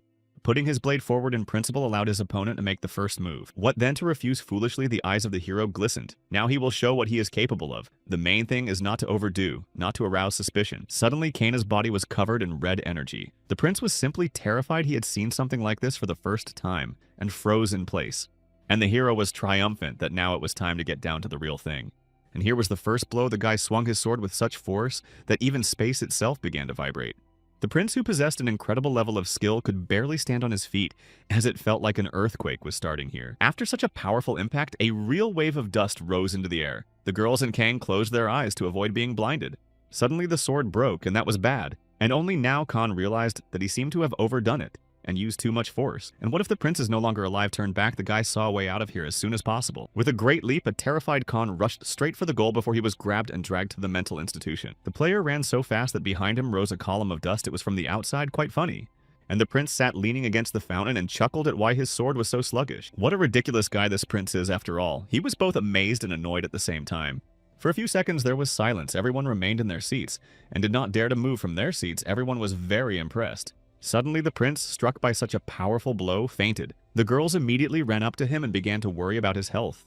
When they heard that all was well, they calmed down a little, but there was still a distinct fear on their faces. The principal rose and handed over his maid's jacket, saying that the world is indeed vast. That man looked shocked too, so it's understandable Julia said he ran away so quickly. The prince, wiping his head, laughed. He almost set up the hero of the kingdom in annihilation, since he himself is a weakling. The man said he wanted to apologize to the man and asked for the help of the two ladies. Julia said he probably went to the permanent yard. Rushing out of their seats, the girls ran to find Kana and asked the prince to wait here for a while until they got back. The man smiled and looked after the fleeing girls. In his head, he had a lot of strange thoughts at this moment. And the saint, being in the palace, asked her servants if anyone had entered her room without permission, but it was empty. The woman said she was sure there was an intruder they managed to miss. If one looked at the floor, one could make out distinct footprints from someone's shoes. Someone had definitely been here recently. Suddenly, one of the priests shouted that it's dangerous to be here. Who wants to destroy the saint? So everybody out. But the woman was completely calm. She didn't believe there was such an assassin who left such careless footprints behind him. Walking a few meters, the woman, dazed. The object she had recently left here was gone, but nothing else. A thing that can't be replaced by anything. The girl bit her nails with excitement. This man who snuck into her room definitely knew what he wanted. The very backpack that belonged to Khan was a very bad idea. He was probably aware of what was going on. A certain arrogant god of benevolence asked the saint about what she was so concerned. The woman felt a presence. The saint was confused, and God was testing her faith with his words, so the woman stopped for a second. God was very uncomfortable and asked what the saint would do now that the situation had gotten so bad. Soon tiring of these questions, and she suggested that the gods in that case simply search for this man on their own. When the arrogant god left with a disgruntled face, the saint took her head in her hands. Suddenly, the ball of magical communication glowed and a concerned voice was heard. They were asking the saint if everything was all right. While in his residence, he was suddenly confronted by a worried maid. She shouted that the saint was looking for him. A few minutes later, the prince was already sitting near the ball. And talking to the saint, the man started the conversation first. In the glass ball was the face of a saint. She was inquiring how the investigation into the disappearance of a multitude of orcs was going. The prince's face was completely calm reporting this. It seems it would be difficult to follow the plan to hunt the heroes against the orcs. After capturing one of the living orcs with the blessing of the tongue, an interrogation was conducted. It turned out that the habitat of these creatures had been taken over by some demon, incredibly strong and powerful, capable of destroying them. The saint said that she would have to watch demons more intensely and praised the prince for his work. The man said he had an offer. The saint was interested in what it was all about. Meanwhile, the hero who came to the inn was terrified. He woke the demon and screamed that he would be arrested for destroying the prince. Moss realized that in front of him is really crazy. However, the hero said that no need to worry, he will be able to escape in 1 or 2. However, the demon was not worried about his comrade, but about himself, because he too could be caught and then the holy will definitely destroy him. Grasping his holy sword, the guy ordered the orc to open the portal immediately so he could escape. The portal immediately appeared and the hero moved straight there. The demon was confused as to what kind of magic it was he didn't know this man could do. But there was no time to explain. Hiding in the portal, the guy ordered the demon to come to the northern gate of the city. He won't wait too long. Mose wanted to say something else, but the guy hid in the portal and didn't listen to him. After that, the demon was furious. That guy's on the lam again. He'll have to clean up the mess with him. Meanwhile, the prince was talking along with the saint. The woman realized it was the hero attacking the elf. Then all is clear. But the name and appearance was unknown. The woman pondered. His face was also traumatized beyond recognition. But there was someone in mind. The prince also realized what he was talking about, and the heroes were no longer causing trouble he'd like to send watching. Sighing heavily, Saint still gave her permission and asked the prince to generously thank the accursed citizen. There ended their conversation. The principal approached the window compensation, and perhaps make him his knight. The man pondered this. He looked at his broken sword and realized that such a weapon would definitely not be enough. Meanwhile, while Kang was trying to escape his pursuit, his ear was constantly itching. Is anyone talking about him? A second later, the guy came out of the portal. He started to throw his many belongings. Orc was already waiting for him there. By the way, the rest of the residents were there, including Bruce. The man was glad to see his savior. Following his things, the hero himself appeared, and seeing Bruce, he wondered why the men were still up late. The guy said he needed someone. Bruce wondered who it was that needed someone at a time like this. Pointing to the mountain of stuff behind his back, Khan said he needed someone to move it all and hide it safely. Eventually, Bruce understood everything and nodded his head. In principle, such people would be found. The orc standing next to him asked the hero what it was all about, and it was the first time he had seen something like this. With a serious voice, the player said that from now on, people will endure this and let the orc forget about any violence. And he in turn would have to carry these things with the holy sword to the exit. The orc simply fell silent. The people continued to carry. The guard looked at him with pitying eyes. He had experienced all kinds of humiliation during this time, but he had never been so hurt by losing. Putting the sword on his shoulder with a satisfied smile, said he'd take it as a compliment, so he's not offended. And now the demon stood in the appointed place and tried to wait for the hero, but he was not there. Moss was just furious at being dragged into some adventure again. He was startled when Kana's voice came from behind him, and he jumped in place and cried out at the sudden appearance. However, there was no time to talk. The guy said he had to hurry up and run very fast. Moss demanded an explanation. There was only one phrase: you need to run away from the saint as fast and as far away as possible. Demon asked, is it related to the curse of the hero? Turning to him, Kang nodded his head exactly as it was. The guy didn't look very scared. The demon grumbled to himself as he thought about it. He didn't want to get into another story. Hearing about the north, the player was interested and immediately asked what was even there that they would go there. The enraged demon said that there was the largest slave market in the western continent, and he was going to find Kanu, the slave translator. A smile spread across Kana's face, and Demon grudgingly asked what kind of face he had just made. With obvious satisfaction, Kang said that it was charming that the demon didn't run away, which made him even more angry that his things had been stolen. Thanks to Khan's efforts, Moss was now unable to acquire a single horse to ride away from here. The knights would soon break into the city. Well, they had no choice, and Khan decided to act radically. He picked up the surprised demon in his arms. Looking at him, the hero asked if he was happy. Now the demon blushed and barked at him to let him go immediately. Ran with all his legs, the player told the demon that he would very carefully carry his Princess Moss, just burned from such humiliation. Hearing the demon's stomach rumble, the player asked how on earth he could be hungry at a time like this. Mos shouted that he wasn't such a monster. Well, there was no way out. The hero drew his sword and whispered something right next to the blade. A table and several plates of delicious meat immediately appeared from the portal. It was just in time. The player immediately swallowed his portion, but the demon continued to wonder. He did not believe that such a thing was even possible. The portal appeared again, and the player threw the dirty plates in there in one motion. It wasn't as good when he ate with the prince, but it wasn't a bad demon either. Just looked at him with incredible fear. Frowning, Mo said that regardless of all this, he had never heard of magic that cooked food and washed dishes. In response to another mockingjay, the unfortunate demon once again gritted its teeth, and the player reached out. Well, we need to hurry up since we haven't eaten. Tired of all this, Mo said to stop bothering him. After all, they are almost there. The player looked at him with a surprised look. Indeed, they were in place, so could eat after arriving. However, the demon ordered Khan to shut up now, no longer wanted. Soon they were already in the market, where there were many people who were doing their own shopping, and it was really huge. The place looked pretty neat and tidy. Kang started to look around, and there were people wandering around and lots of voices. Not stopping grumbling, the demon asked to stop acting like a redneck and follow him. Someone muttered to himself. At the entrance, they were met by a guard who, in his manner, was always rude. The player scratched his head and said hello. Meanwhile, the guards sat at a table and played cards without paying any attention to the visitors. They didn't seem to care at all. However, the demon said that there is nothing surprising. If a city of such a large population is checked, the economy will collapse the next day. Looking at his companion, Moss said that he had already said he wouldn't run away, so let him please return his things, and held out his hand. With disbelief, Khan looked at his comrade and asked before he found him a slave. The demon nodded his head. Okay, worth agreeing to. The guy ordered the sword to send an old brown bag to the back. Immediately a portal opened and the required item appeared from it. The bag flew out incredibly fast. The demon has begun to give birth. It seems the connection goes through this sword. The guy himself would hardly learn to cast sorcery. He is too stupid for that. After looking at the strange blade a few times, the demon wondered if there were no spatial spells on it, since it looked like an ordinary sword. But a second later, the poor guy got an electric shock, as if he'd plugged his fingers into a wall socket, and he grimaced and tried to stand on his feet. His hair became fluffy like a dandelion. However, Moss immediately became enraged. He realized that it was a holy sword, and that was why such an effect. With tears in his eyes, the poor man asked why he was forced to touch the holy sword. Should have been guessed right away, but no. Looking at his companion, the demon asked how he could hold that sword, to which Khan replied that he was simply defective. Then it all became clear as I am, his owner weapon is also defective. After these words, the player thought a bit. Realizing that he had just been insulted, the guy pulled the holy sword towards the demon, and then Mos waved his hands and demanded that the thing be taken away from him immediately. Somewhere far away sat a strange woman with horns on her head that looked like a succubus with a huge heavy chain around her neck and a sad face. The sellers in the marketplace urged all buyers to buy slaves from them because they were the best. Another vendor was displaying his merchandise. There were several muscular men. They were very strong looking, good merchandise. There was shouting everywhere and our heroes didn't even know where to start. This market was so huge that the eyes were scattered. Something said to himself under his nose. Player pondered, standing next to the demon, asked what he was muttering. There is nothing to hear. After all, he imagined that a hero with a strong sense of justice would show up when the master treated his slave too cruelly. After these words, the demon grimaced. What kind of nonsense is this nonsense? Where did he read such a thing? This is a children's story. Looking at Mosa, Kang said that was pretty rude on his part, and frowned slightly. The demon didn't stop taunting. Suddenly they heard shouts of a man beating a girl who tried to defend herself against him, but it was useless. He yelled at her. Apparently it was a slave girl and she had done something wrong. The unfortunate girl tried to apologize. Pointing at it with a glance, Kang asked, "What then?" This demon frowned. This is a classic trick of evoking superficial sympathy. And besides, if you look closely, the girl is too light-skinned to be a slave, and she doesn't look like she's been beaten. After these words, the demon turned around and told his companion not to be a hero and to get out of here.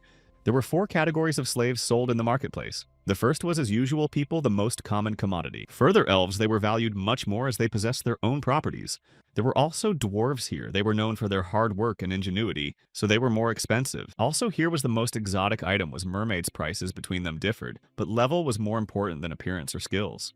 The demon was already headed somewhere and said they had somewhere to go. The player wondered if they had a final destination or what. Turning to him, Moss said he knew a few places specializing in selling elite slaves who were too good to sell trash. Soon they came to a place. It was a large estate, elite furnished. It didn't look like anyone was being sold here. As soon as the player stepped inside, he was immediately greeted politely by the maids. Kang looked up in surprise. In front of him stood a girl resembling an elven woman. She obligingly inquired whether they had come to buy as guards or slaves. The demon was the first to take the floor. He walked up to the girl and politely said that they were looking for a slave with the blessing of the language. They need an interpreter. The woman asked about something in her own language, but the demon replied that it did not matter for now. The main thing was the blessing. Suddenly, the player himself intervened. He whispered from somewhere far away that a slave was needed to go with him on the journey. Mos again grimaced in displeasure. In an angry voice, he still agreed. Okay, so he'll ask about it. Just let him get out of the way. The woman nodded her head readily and said that such a slave was available, a smile on her lips. The demon was about to say that he realized that such a thing was impossible, but as soon as he heard the answer, he was numb with surprise. Looking at his companion, Moss said that he would feel sorry for that slave who would follow him in constant torture. The woman invited them upstairs, and the boys started up the steep spiral staircase. Taking a closer look, the player was even a little surprised. It seems these people have gathered all the elite slaves in one place, don't they? Run away like that. In front of them sat several slaves. They were elves and looked at the newcomers with a kind of disdain. The overjoyed demon asked the player to look at their status windows. There's something there that should be interesting. The first was the girl. She had a doomed look in her eyes. She didn't seem particularly happy with her situation, but she had no choice but to cry. The boys were contemplating the status of this slave girl when suddenly they were distracted by the caressing voice of the elven woman. She politely turned to those who came and said she was about to show them a slave who fit all the requirements. In front of them stepped out a girl. She looked incredibly beautiful. Long hair and 2 neat horns on her head. Somewhere she was wearing a white dress. As soon as Moss saw this slave girl, he immediately blushed in surprise. It was rare to see a demon who would agree to be a human slave. Somewhere quietly chuckled Khan, of course, and who was his slave before let him guess for himself. Hearing the voice of his companion, Moss twitched a little in surprise. He blushed even more and continued to be embarrassed. Standing behind him, Khan said that the demon after had specifically ordered someone similar to himself. Moss went into a rage. He hadn't expected such a thing. Eventually, the demon couldn't stand it and said he was buying this slave on his own without any claims. But he immediately hesitated, remembering that he was actually a beggar and didn't have a penny in his pocket at all. Kang asked the slave how she became a slave, and she said that she loved the man so much that she could give everything, but he doubted. Eventually, she agreed to become his slave to prove the girl's voice was very discouraged. Smiling, Khan asked, and she was thrown. Well, what a cliche, a certain god complaining about an extremely boring story. But Mos was so moved by this story that the man just cried on the spot. He whimpered, trying to hold back his tears. The player and demoness looked at him, first surprised and then disdainful as to why he was even ranting. And then the slave told her master to get rid of this insect. Looking at her with pity, she wants to destroy it. Then the player agreed they should move out. Doesn't he want to check everything thoroughly? However, Kang said it's okay because he can see her status window, so there's nothing to worry about. The girl's name was Diaroka. She was a high-level demoness with good characteristics and was immediately embarrassed as soon as she heard about it. Seeing her master looking at her, the demoness raised her head up and asked not to think anything bad. It was all because of the slave's curse. Diaroka's face changed. She begged for her master to order her to translate for him, and she would do anything to get orders. Of course, Mo saw all of this, and the demon was furious. He said that let the player just try to give her some strange order, and he would destroy him. Khan and the demoness looked at him again with surprised eyes, wondering what he was trying to accomplish and why he was interjecting himself into the conversation. Suddenly, Diaroka became enraged. Her eyes lit up and she asked for orders to destroy this inferior demon for the good of humanity. Eventually, when the purchase was completed, the player walked out of the building. There was still as lively the other slaves were occupied. Khan said he bought a lot because they were cheap, yes, and low level with great productivity. They went into the portal and carried the player's multiple belongings if you look at it that way. Suddenly, Moss came up to the player and said he had something to tell him. The guy turned around and asked him if he was leaving already. The demon roared that he wanted to go with him, but he didn't finish the sentence before the arrow stuck him in the back of the head. Looking at him, Diaroka looked at him with pity and sighed. She so wanted to do it first, but someone beat her to it. What a pity. It was an attack in the middle of the day. The arrows rained down on them, and Khan thought ironically, what a wonderful world this is. His eyes lit up with anticipation. It looked like there was going to be another fight to get into. A massive fist flew straight into the face of one of the attackers, and the man said goodbye to his teeth. His body was thrown far back, and he flew out of the nearest alleyway, startling the other passers-by. People were in shock. It was an attack in broad daylight. No one could have imagined something like this would happen. And that was bad. The crowd started to gather, and the player looked around, not wanting to attract attention. Holding one of the attackers, the demoness said that these guys are thieves. Rumors have spread that the first level has bought a large number of slaves. The guards had already fled to the spot, and the clinking of their armor was heard. Now there would be real trouble. The guards are already close. Khan upset guys very much. Did not want all this turmoil. Demoness asked. Maybe we should destroy them, but no. Eventually, they left the city and got away from unwanted eyes. When it was already relatively safe, the player tossed Moss to the ground and ordered him to get up. Lying on the earth, Moss grumbled something to himself as he broke the arrow that had hit him in the back of the head and was extremely unhappy with the situation. However, when Diaroka said that buying a slave girl for mere companionship was so low, the demon came to be horrified he had just been insulted to the core. But the player was extremely puzzled again. He had to make a lot of noise in the city, and attracting attention was not in his plans. Suddenly, the demoness's hand flew literally near his face. Kang wondered very much what had gotten into this girl. Grasping his hand, the guy asked, does he look swaggering too? His grip was very strong. Naturally, the slave was not going to give up so quickly. She was already preparing her other hand to deliver a crushing blow. The demoness wanted to test her master's resilience. It was a great surprise to her that an ordinary first-level human was strong enough to stand up to a demon like her. Observing everything from the side, Moss became furious and cursed his companion for his inhuman treatment, as if it was even possible. Smiling Kang just looked at the whole thing and didn't understand what they were even up to, why this slave girl attacked him. Looking at the guy, Diaroka wondered. He really is a first-level something, doesn't look like too strong. The demoness was advancing. A smile spread across the player's face, and if not, she would also let her guard down, equally as well as Moss, or that it would be extremely inconsiderate. The hero has already prepared his fist filled with energy. Now he will show that you should not make such mistakes. The demoness became enraged. She lunged at him and said that it was only a man, he could not be that strong. Well, then it'll be different. Kang has energized himself, then he'll show you what's about to happen. The slave will see the true power of her owner. The guy jumped up and swung his fists. The player's blows were so fast that it seemed like he had several dozen hands. He put all his power into this attack. At the last moment, the slave noticed that her master's fist was flying at her, but something changed in her face. The smile spread, and Diaroka said in a friendly voice that everyone has their secrets, so. And only now the player realized that it seems that he was a little deceived. The guy was cold with fear. He did not understand what was happening. It seemed to hurt. The demoness made a great leap and delivered a swift blow straight into the boy's stomach, only to hear him sigh. When they landed on the ground, Diaroka smiled, of course, but that's not what for the demon player was still alive. Looking at her master, she demanded to be released, and then the demoness would cure him immediately. Kana's voice was heard. The guy smiled and said he didn't think it would suit him. So no, he would refuse. He got to his feet, and despite the deep cut across his chest, Kang felt just fine. The guy ordered him to stay put. Realizing that her plan had failed, the demoness was furious. Unexpectedly, of course, that this guy was able to resist after such a blow. And the player realized that it looks like they both have the power of regeneration, don't they? Then you have to fight until one of them goes to the other world. The astonished demoness asked, is that an order or how behind lay Moss, and called them monsters? It's just unthinkable. How can you do that?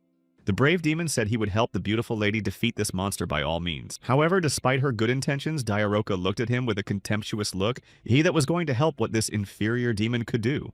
Kang watched it all from the side and observed the demon saying that he had studied his fighting style very thoroughly during all this time and could support her. But after a second, a dagger flew into his head and immediately knocked the demon out for a few more hours. So much for learning the fighting style.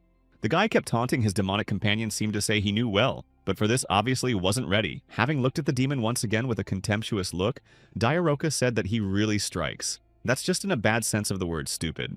Meanwhile, Kang lunged at her with his dagger. It was time to finish. He was tired of dealing with this slave girl. The girl looked at him in an angry voice and said she hated traitors the most. The smiling Kang asked, yes, she had just betrayed him so treacherously and his fist was still burning.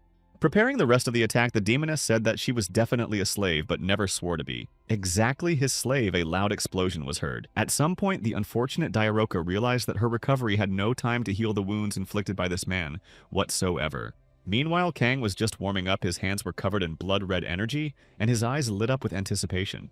The demoness had never seen such a strong man in her long life, and she felt a little scared inside. And then the next blow came right into her belly with a heavy sigh. Khan said she might not even hope to win. Leaping up to the girl in a split second, the player swung her leg around and aimed straight for her head. Though the demoness missed the blow, she still stayed on her feet. The girl watched with fury and some excitement she seemed to enjoy. Smiling Kang said she didn't care at all and could be tougher than others. But suddenly, behind Diaroka's back appeared two wings very large with sharp tips on top of them. Is what else? Asking to be allowed to knock her down, Kang lunged at the girl with an energized fist. He was getting more and more curious. With a flap of her wide wings, the demoness soared upwards and the player missed at the very last moment. She pushed away from his hand and flew even higher. Now the course of the battle had changed, and it would be hard to reach her. Looking up, Kang realized that she had nevertheless exhausted herself when she was constantly attacking and recovering. Determined to end this once and for all, Diaroka swung her leg and aimed the full force of her kick directly at the player standing below. Meanwhile, the guy reached forward with a burning hand to block the blow, and she didn't seem to be kidding. He stopped for a second and thought about it for a few more seconds before he struck, but for some reason the player didn't move. The next moment, the unfortunate guy felt a powerful blow on his head, as if he had received a concussion. The demoness also felt the pressure. The girl did not expect such resistance from an ordinary person at the first level. Now the battle was over. The player sat on the other side and scratched his head, which was still hurting. Meanwhile, a certain god was just furious that his underlings lost to some demon. Does he even realize this loss? The guy would have sat in his seat and pondered as suddenly the demoness distracted him with her voice. The clothes on the girl were very badly ragged. She asked to buy her a new garment. Moss came to be horrified at the sight. The already frustrated Kang looked at his slave with a baleful stare. Is he even supposed to do this or what? Suddenly, the conversation was interrupted by Moss, who surprisingly quickly came to his senses. The demon said he would give her the clothes she needed. However, he received a strong fist punch to the jaw. Diaroka said that it was the master's duty to provide his slave with everything he needed. Angry Khan muttered to himself that he didn't sign up for this to provide for anyone. But there was nothing to be done. He summoned a portal and the dress immediately appeared from there. Eventually, the demoness changed her clothes and said in a shy voice that in truth she lost when she lost her advantage. Looking at Mos, she asked what if controlling this piece of trash the girl was ruthless. Walking up to her master, the demoness said that it seems he lost on purpose and it would make her feel uncomfortable. But Kana had other intentions. The guy asked if she was going to tell him something like, I obey or I lose. This angered the demoness. She said she already recognized the human inferior being as her master. Isn't that enough? Turning away from her host, Diaroka said that for such humiliation she would be mocked forever, so let the guy see this as a test. Hearing that it was only her version of Diaroka, said that the master was too greedy what else he wanted from her. Moss, to his delight, came to his senses again and shouted. Addressing the player, the demon was furious. He shouted that if this man asked anything obscene from the lovely lady, he would never forgive him ever in his life. Everyone fell silent. Stepping with her heel on the unfortunate demon's head, the slave girl asked, and what is he going to do when he doesn't forgive defeats him in battle or what? The player and God watched this from the sidelines. A certain god grumbled that this demon was just a pathetic Kang. Had to admit that this guy was persistent. Suddenly, the hero felt the slave's hands on his face. He wondered a little what she was even going to do. Kang Ming pushed her hand away. How do you even understand it? Does she want to attack him again with a tuck or something? However, the demoness hugged him and piled on with her whole body. Diaroka said she wanted to bring compensation, but that's not what the player meant. Leaning even lower, almost in a whisper, the girl said that she was tired because of the master, so she was leaving the rest to him. Demoness seems to have lost all shame. Kang just stood there and did not understand what this woman was doing, and Moss was furious. At this time, through the orb of divination, the prince said to take care of a generous compensation for this night. The voice of the saint said he trusted him. The woman sat in front of the ball and sighed heavily. Too much had come upon her in the last day. On his arms was riding a small slime that was now a multicolored cute monster, was happy and laughing. The saint had paid a visit to someone and now the woman sat smiling. She wanted to know something. The elven elder sat in front of her and held the very same slime in her hands. The elfess had a smile on her face. When the conversation turned to the Knoll Forest, the elfess thought about it, and a smile appeared on her face, wondering how that guy was doing. She still remembered kissing him before their breakup and still couldn't get it out of her head. The saint continued to ask if it was possible to find the culprit who had stolen the things the elf said it was possible, but she would not be the one to search. Stroking the little slime beside her, she said she asked her buddy to take care of it, that's all. A look of surprise appeared on Saint's face. She apologized for such a question, but does this mate even have that ability? Stroking the affectionate slime that was Mullen, the elfess smiled and said he was special. Hands and girls lifted the slime, and Mullen smiled proudly. He felt his superiority over his fellows. The saint still didn't understand what was going on here, despite the fact that the elfess seemed more than sure. Laughing, the elder said that they would figure it out for themselves when they saw the strength of this little fellow, so there was nothing to worry about. Their conversation continued as they discussed the criminal who had managed to get away so well, but had made a big mess of things. Hearing that there was a criminal in the room of the Holy One, the elfess was horrified as to how it was possible, since she was guarded better than anything else in the world. When Celebes asked her mate to figure out the identity of the kidnapper, Mullen glowed golden and began muttering something to himself. In the end, the little monster shrieked with a joyful voice, seems to have succeeded. Hearing all this, the saint was surprised. She could not translate this language even with a blessing, and wondered what he was saying at all. The elfess said that, judging from her friend's words, the kidnapper escaped through the holy sword on the wall. The saint was horrified. It was much worse than she'd imagined it would be that the perpetrator was a hero, a fact that could tarnish the honor of absolutely everyone. Seeing the saint's face, the elven woman said she seemed to have some guesses, but the woman thanked her for her help. Closing her eyes, the elder said she was leaving for the Magic Academy the other day and would appreciate the patronage. Hearing such a thing, the saint was surprised. Did the elder really want to become a professor at the Academy of Magic? Where is this scene? But it was like this since the elder in that incident was weaker than the average soldier. She couldn't do anything. The unfortunate elfess lowered her eyes. She tried to raise her level with hunting, but made sure how useless about it. Slime kept jumping around and giggling happily. This cute monster was incredibly charming. The thing is that the elf elder didn't like battles, and despite living for thousands of years, was only on the 12th level. Hearing such a busy request, the saint smiled well. She could help to the best of her ability. It would be very easy. But our hero Hanu was now somewhere nearby. He managed to draw with such a difference in levels. Next time he will crush Kangman. When Hanu heard the praise from the gods, he was delighted. Let them praise him more. He deserved the most honorable praise. The guy's thoughts were interrupted by a man who brought several heavy bags and said that these were the things the hero had ordered. Seeing how many weapons and all sorts of items there were, Hanu was surprised it was too much, but the man said it was nothing a small favor. There was another question. The player smiled and asked if there were any unexplored dungeons nearby or something like that. The man smiled a friendly smile and shook his head. Oh, there was nothing like that in the vicinity. The boy's musings were interrupted by some noise. Hanu turned back and saw a cluster of people. They saw something there. It was hard to squeeze through the crowd, but Hanu did and tried to get a closer look at what was going on. As soon as he saw what everyone was looking at, another swear word almost came out of his mouth, but the guy held back in time. The thing is that Hanu saw an elder. At first, the guy thought it was some noblewoman. She was very pretty and hot. However, the elfess apologized for her apology and for the fuss she had made, saying that she didn't come here for revenge or anything like that. The bewildered hero turned his head in different directions. Why she was here, what was going on here in his head, was spinning a lot of thoughts. Malin, who was sitting in the elf's arms, looked extremely wary for some reason. He frowned and shouted something. Some bald, full-figured man jumped out of the crowd and shouted something. He asked me to wait. Looking at the stranger, the elfess asked, "Is this the new village headman?" The man nodded his head, panting. In that case, the elder asked to inspect the basement. The headman obligingly led her forward. It must have been a heroin event or something. The player moved closer and tried to get a closer look. Still daring to address the elf, Hanu timidly began to speak. The girl looked at him with a surprised look. With a smile on his face, using all his charm, the guy asked if there was anything she had to tell him. The Khan hoped it would work this time too. But the elf looked at him with a surprised look and said she didn't understand what he was talking about or what he wanted. At this point, the player didn't understand anything at all. His plan failed, but after all, this is the event for the protagonist. The gods laughed. Without giving up hope of gaining the favor of the beautiful girl, Hanu asked, "She is not by any chance married?" The elf coughing. It was very unexpected. The image of the stranger who had rescued her from the creepy dungeon was exactly what she had dreamed of. Eventually, it got to her, and the elder said that was enough, and the guard behind her shouted at the boy in a menacing voice. The girl blushed and said she was uncomfortable, so it would be better to stop who this guy who came out of nowhere was in the first place. Wishing to get rid of this annoying boy, she called the headman and they moved forward.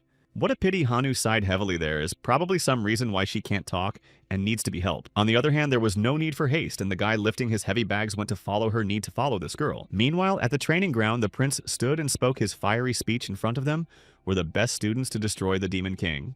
Alsus was very enthusiastic. He said that for the tournament, they needed to use everything they had to win. Pointing to the map behind him, the man said that a few orcs had been released here to train in this area. Miyoye, who was standing there, tensed up a bit as soon as she heard about the orcs. She really didn't want to mess with those creepy monsters. Immediately after that, a whisper disappeared through the rows of students. Everyone was talking amongst themselves. Kangmin was calm and determined as always. The prince is already completely dispersed and shouted, he said, that for the victory over the monsters, the prize will be the world's only holy sword of the hero. After saying that, Kangmin tensed up even more if he didn't want Hanu to slow him down. Then he needed to win this tournament by all means.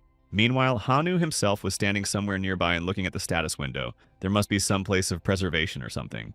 And besides, the guy can't get into the academy unless he has hero status, which he recently lost. Suddenly, he heard two guards talking to each other about a special place. They were talking about the Heroes Academy where a lot of new students are enrolled. Yes, and the Elf Elder will be teaching there. Hiding around the nearest corner, Hanu overheard their conversation. The words about the academy interested him. And when he heard that the elf was going to be a teacher there, he immediately started imagining tall tales. He imagined standing on the edge of the roof and a beautiful girl coming up behind him and saying in a trembling voice that they couldn't do it. The guy imagined her in the most beautiful incarnations as if she were a teacher falling in love with her student. But they can't be together, and Hanu's character, just like in Korean doramas, looks at her and says, "Don't worry about insignificant things." And they hug each other and kiss each other, confessing to each other endless love. It was a romantic fantasy. The player is so immersed in his thoughts that he completely forgot what he needs to do. However, how to get into this damn academy. And then the only brilliant idea that popped into his head was to simply regain his hero status to be allowed to study. When the other students heard their former buddy's voice, they were very surprised and turned to look at him. Not that everyone was happy to see him, but surprise was present on their faces, and even Mi-young looked over there. But the most surprised seemed to be the prince. He didn't understand how this man who had lost his hero status ended up here. How? Pointing a finger at himself, Hanu proudly said that he too intended to participate in the tournament and was literally glowing with determination. In a serious voice, the prince said he couldn't participate in the tournament unless he was a hero, but the player said he proved his abilities and came back. Then, blushing with laughter and trying to contain his laughter, Hanu looked at his longtime enemy and continued to smirk. Naturally, Kangmin noticed this and became furious. The prince standing next to him looked at him with a stern look. The man took the floor. He said he heard that the outcome of a recent fight between them was a draw, isn't that right? The image of Kana, who had so recently visited their manor and kept company in a similar tournament, swirled in his mind. But still, the prince said he could not overlook Hanu's character had he forgotten the elf incident that had occurred so recently. After that, the player was horrified. He did not understand how the prince even knew about it and how it was possible. The poor guy tried to justify himself. He said it was just a misunderstanding. He was trying to help the girl, that's all. After this, Alsus could no longer hold back and shouted, "How could this rascal have been able to so brazenly lie all this time?" But for a second, the prince stopped and looked back to where the saint was already watching him, while the woman didn't say a word. She just stood there and looked thoughtfully away, seemingly oblivious to anything around her. The astonished prince wondered if the saint was planning to just stand there and watch from afar. What was she thinking? Hearing the approval from the prince, Hanu cheered up. Great. Now he will be able to participate in the tournament and enter the academy with a beautiful teacher. Sighing heavily, the prince said he would accept his return if Hanu returned all the money and gave up his hero status.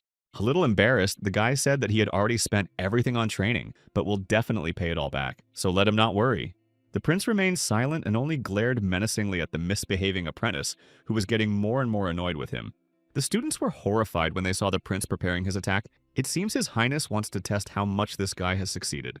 A smile appeared on Hanu's face. He said to himself under his breath that these people would be very surprised when they saw the result. In his hands, too, the fiery wick lit between the boys. There was tension. The prince was preparing. The gods watched with great interest. With a shout of, "Here I am," Hanu rushed forward, his hands burning like two torches he put all his strength into.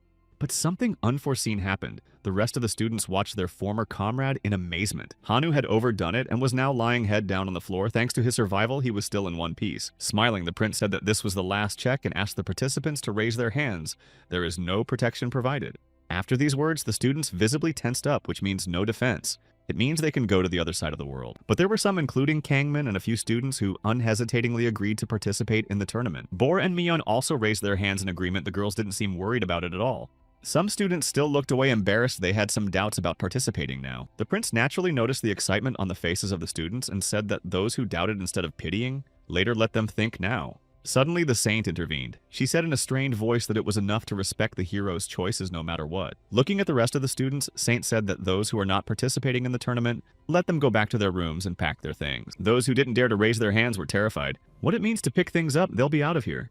Without the slightest tremor in her voice, the woman said that they intend to support only those who have determination in their hearts. and this situation is part of the process. After these words, all the remaining students immediately raised their hands and expressed their fervent desire to participate in the tournament, no matter what. But even that didn't impress the saint. True heroes must have true courage, not just a thirst for profit. The rest of the students went into a frenzy. The winners had already been decided in advance. They just needed them for statistics, that's all. Continuing to smile in the same feigned, good-natured voice, the woman said that they didn't need such timid heroes. The curly-haired student became furious, but did not dare to say a word. He feared the saint more than anything else in the world. In the end, those who did not wish to participate left, only a few remained, and they passed the first stage of the tournament. All the bravest students stood in the city with their heads up. Some were worried, and some were fully confident in their abilities. With a doting look at the others, the goddess in a sweet voice wished them good luck and the blessings of the gods in the further stages. And at this time on the usual city boulevard was Khan. He was dragging a demoness on his back, which made him very uncomfortable. All the way, he cursed his demonic companion Moss, who knew they would part this way. During their parting, the demon promised that he would return a strong man worthy of Mrs. Diaroka, and then everyone would stop laughing at him. A certain god didn't think it looked like an outsider, it seems. Ghost was very unhappy with the state of affairs. He offered to leave this demoness here and go on his way. However, the player kept reassuring him. Just a translator decided to change sex. That's all so much more comfortable to think that way. Meanwhile, the slave girl was sleeping peacefully. A certain god again felt uncomfortable and continued to grumble. Khan just rolled his eyes, it was getting tiresome. And the ghost kept saying that he felt uncomfortable. He kept repeating it over and over so that he would finally be heard. At the end, the little god decided to just get out of sight and flew away in a swift movement. The player didn't quite understand what had happened. Did this petty and really serious decide to just run away at a time like this? Stopping in the middle of the street and still holding the demoness, Kang twisted his head around and tried to find the deity, but it was all in vain. Meanwhile, the little god just hid and continued to watch everything from the side he climbed out of the wall. It was just as the prince and Hanu were engaged in a duel, God was watching everything, and he was very interested. A certain god looked around and raised an eyebrow in surprise at the battle going on here. Suddenly, the kid noticed the schedule hanging nearby. Suddenly, somewhere Hannah flew by, being whisked away by a mighty gust. God kept looking, he read the letters, and envisioned a beautiful academy filled with many students. For a second, God was even glad and forgot about his offense. Suddenly, the little guy had a plan. Eventually, tired of carrying the heavy demoness, Khan dumped her on the bed, and Diaroka didn't even wake up to how sound her sleep was. She seems to be really sound asleep. The girl only sniffed peacefully lying on the bed and did not notice anything. They stopped at some hotel nearby. Looking at his status window, the player thought God seemed specifically offended by it. But the blessing is still with him, so the deity didn't give it up, but just took offense and flew off somewhere else. Suddenly, the door opened, and on the doorstep appeared a friendly governess Kong. Wondered a little what the employee was even doing here. The girl started to say something in an incomprehensible language about the guests and the demon, but she stopped for a second. When she saw something in front of her, the horrible girl was numb with horror. Her eyes opened even wider, and she began to hiccup with fear. The thing was that Kang wasn't too happy to see her, so he used bloodshed and a monstrous aura filled the surroundings. The girl began to apologize for taking up valuable time and fled, and the player did not even understand anything. Eventually he realized what the matter was. Until now it had amused Kana, but now it had become even more interesting. The guy smiled. Opening the window, he decided to get some fresh air. Now was the perfect time for slave kidnappers to be active. He must get revenge before he leaves town to find these men who dared to attack him in the marketplace. Meanwhile, a certain god decided to come back after all. He was quietly sneaking around, but the player spotted him and said he was pretty early. Little Ghost praised himself for the lonely journey and insisted on complimenting. He is, after all, a real outsider. Looking at him with benevolent eyes, Kang suggested walking somewhere. God wondered where the demon was. The player explained that because of the condition the demon was lying in the room, God asked where they were now going to go. Flaming with rage, the guy said he wanted to deal with the bandits who attacked them at the market before leaving here. A nice goodbye was in order. God wondered where they would go after now. Khan was a little puzzled. He hadn't thought that far ahead. When he heard that he had to go to the academy, Kang cringed. The last thing he wanted to do right now was such nonsense. Taken aback, the guy said that he would make a final decision after teaching the lesson. God again felt uncomfortable. The ghost again threw a tantrum. He was lying on the floor and screaming. The player had to say he would think about it if God would help. A certain god looked at his companion with narrow eyes that indicated his extreme dislike. The player reiterated that he will think about enrollment when he's done with his case, but for now it's too early to talk about it.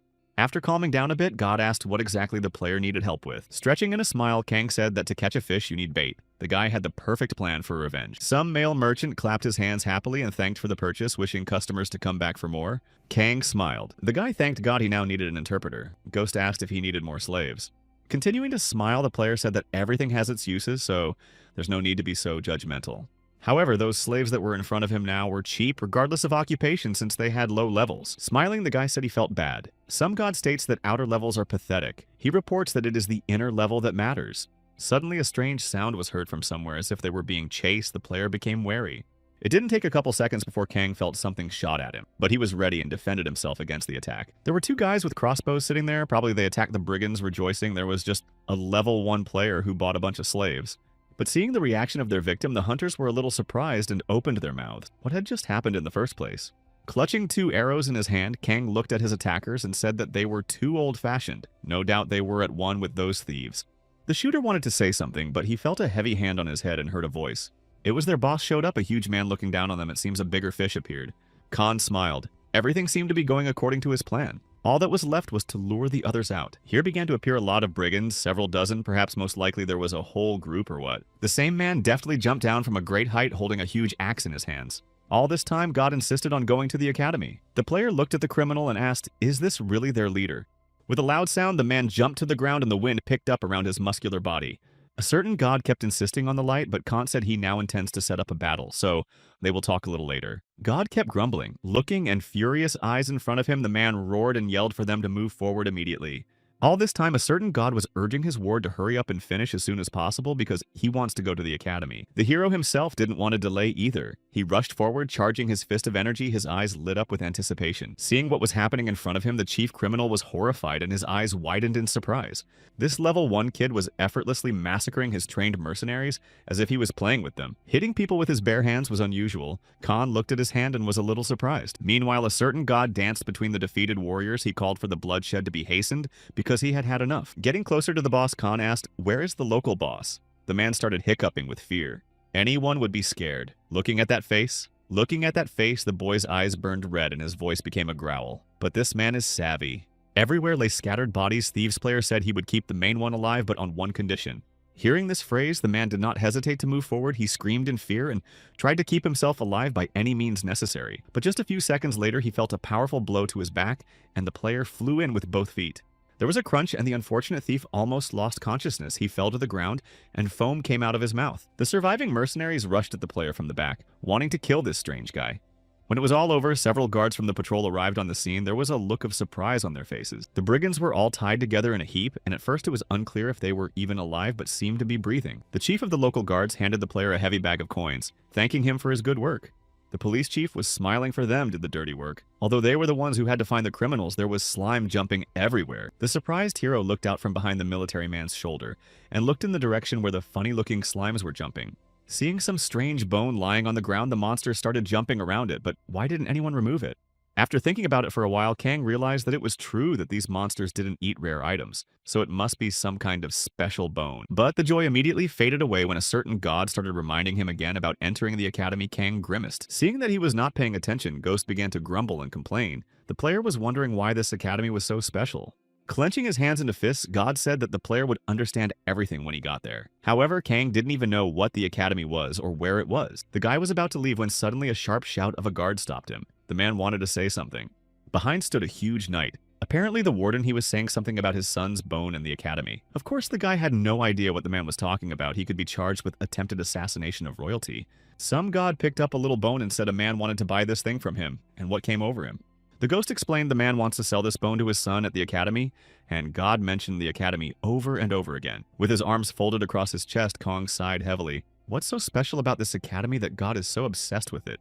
Using the local language crookedly again, Kang said that instead of money, he would ask a favor, and the man became wary. Pointing to his face, the player said that he too would like to go to the academy. A certain god smiled widely at last. He had finally achieved his goal. The guard looked at the strange boy in surprise and muttered something to himself, probably shocked. But a minor deity was running around the man, hoping that he would agree. God really wanted this to work out, but much to his dismay, the chief of the guards let his hand out in front of him and visibly recanted. His face was stern. A certain god was very dissatisfied with the result. He went off somewhere to the side while continuing to grumble a swear word under his nose. Thinking for a moment, Kang suggested that perhaps a deal should be struck when suddenly a slave girl appeared behind him. Her voice really scared the player, and the guy bounced back, and long she's here. Diaroka started wailing. She was left alone. The girl leaned against her master and called him mean. He left her injured in the room all alone.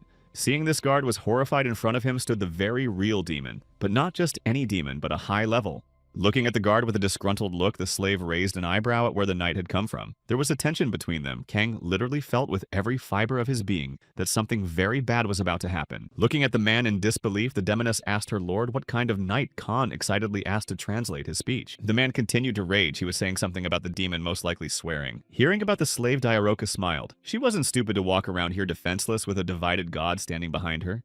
God kept forcing his ward to dialogue and negotiate. He was getting tired of saying it over and over again. Eventually, the player agreed. Suddenly, the little ghost has an idea, and he can't wait any longer, and he's going somewhere fast. Kang noticed it too. That god outsider has run off somewhere. Looks like he's offended again and won't be back for a long time. Despite all the entreaties, the guard was firmly against the academy. He waved his arms, clearly signaling that he did not agree. Suddenly, something changed in the air, and a small jolt was heard. All present raised their eyes upwards in surprise.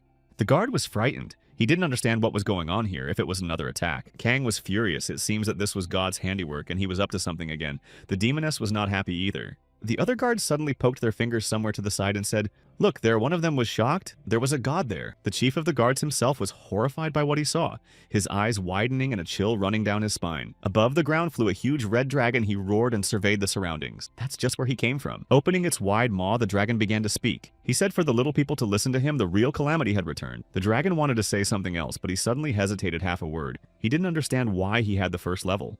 As Monster continued to look around in surprise with a smile, "So this is, where did the petty god go?" Clutching his head, the dragon was horrified. Who dared to do something like this to him? And the petty god stood a little aside. A smile spread across the player's face. With a laughing voice repeated the question with great irony. Naturally, it was their god who did it. Speaking of which, a baby was flying somewhere in the air and a monstrous aura was emanating from him. As soon as the townspeople saw the terrible dragon, they immediately began to scatter in panic, looking for a secluded place to hide. Meanwhile, the huge monster just hovered over the city, its mere sight inspiring terror in the eyes of the average citizen. Looking at the monster, the demoness was not the least bit surprised. Yes, that's right. It was a dragon, and judging by its size, no smaller than the disaster level. Looking at his slave, the player was surprised. However, despite all this, she is calm. Diaroka said that she can at least escape. The dragon's huge snout poked between the streets and began to scout for suitable prey. The monster wondered who had done it, who dared to play a prank on him. In the next second, his mouth opened and a powerful beam of fire burst out, burning everything around him. The police chief who saw all this immediately rushed to the defense of the civilians and grabbed his blade. A certain god in turn felt proud of his actions and said that it was necessary to get rid of this dragon. Kang was a little surprised. Showing how to fight. God said to show his abilities to this knight to change his mind. As soon as Kang pulled out the holy sword, the slave girl looked at that blade with horror. She immediately realized what it was. When the hero said that Moss noticed it as soon as he picked it up, the demoness asked that she not be ranked with this garbage. Meanwhile, the dragon was raging with flames coming out of its mouth, demanding that the hero finally come out and fight.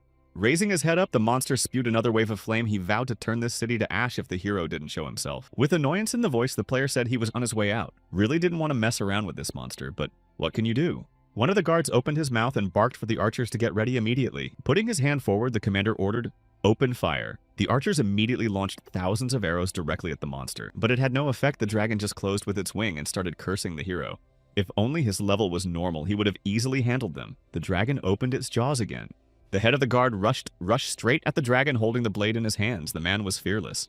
Even though the danger was monstrous, he moved right into the thick of it with his blade forward. The man cut the wave of flames with his holy sword. He moved like a true professional fighter, no matter what. Taking a closer look, the player was a bit surprised and he thought knights were useless tin cans. Diaroka said it was expected from such a knight.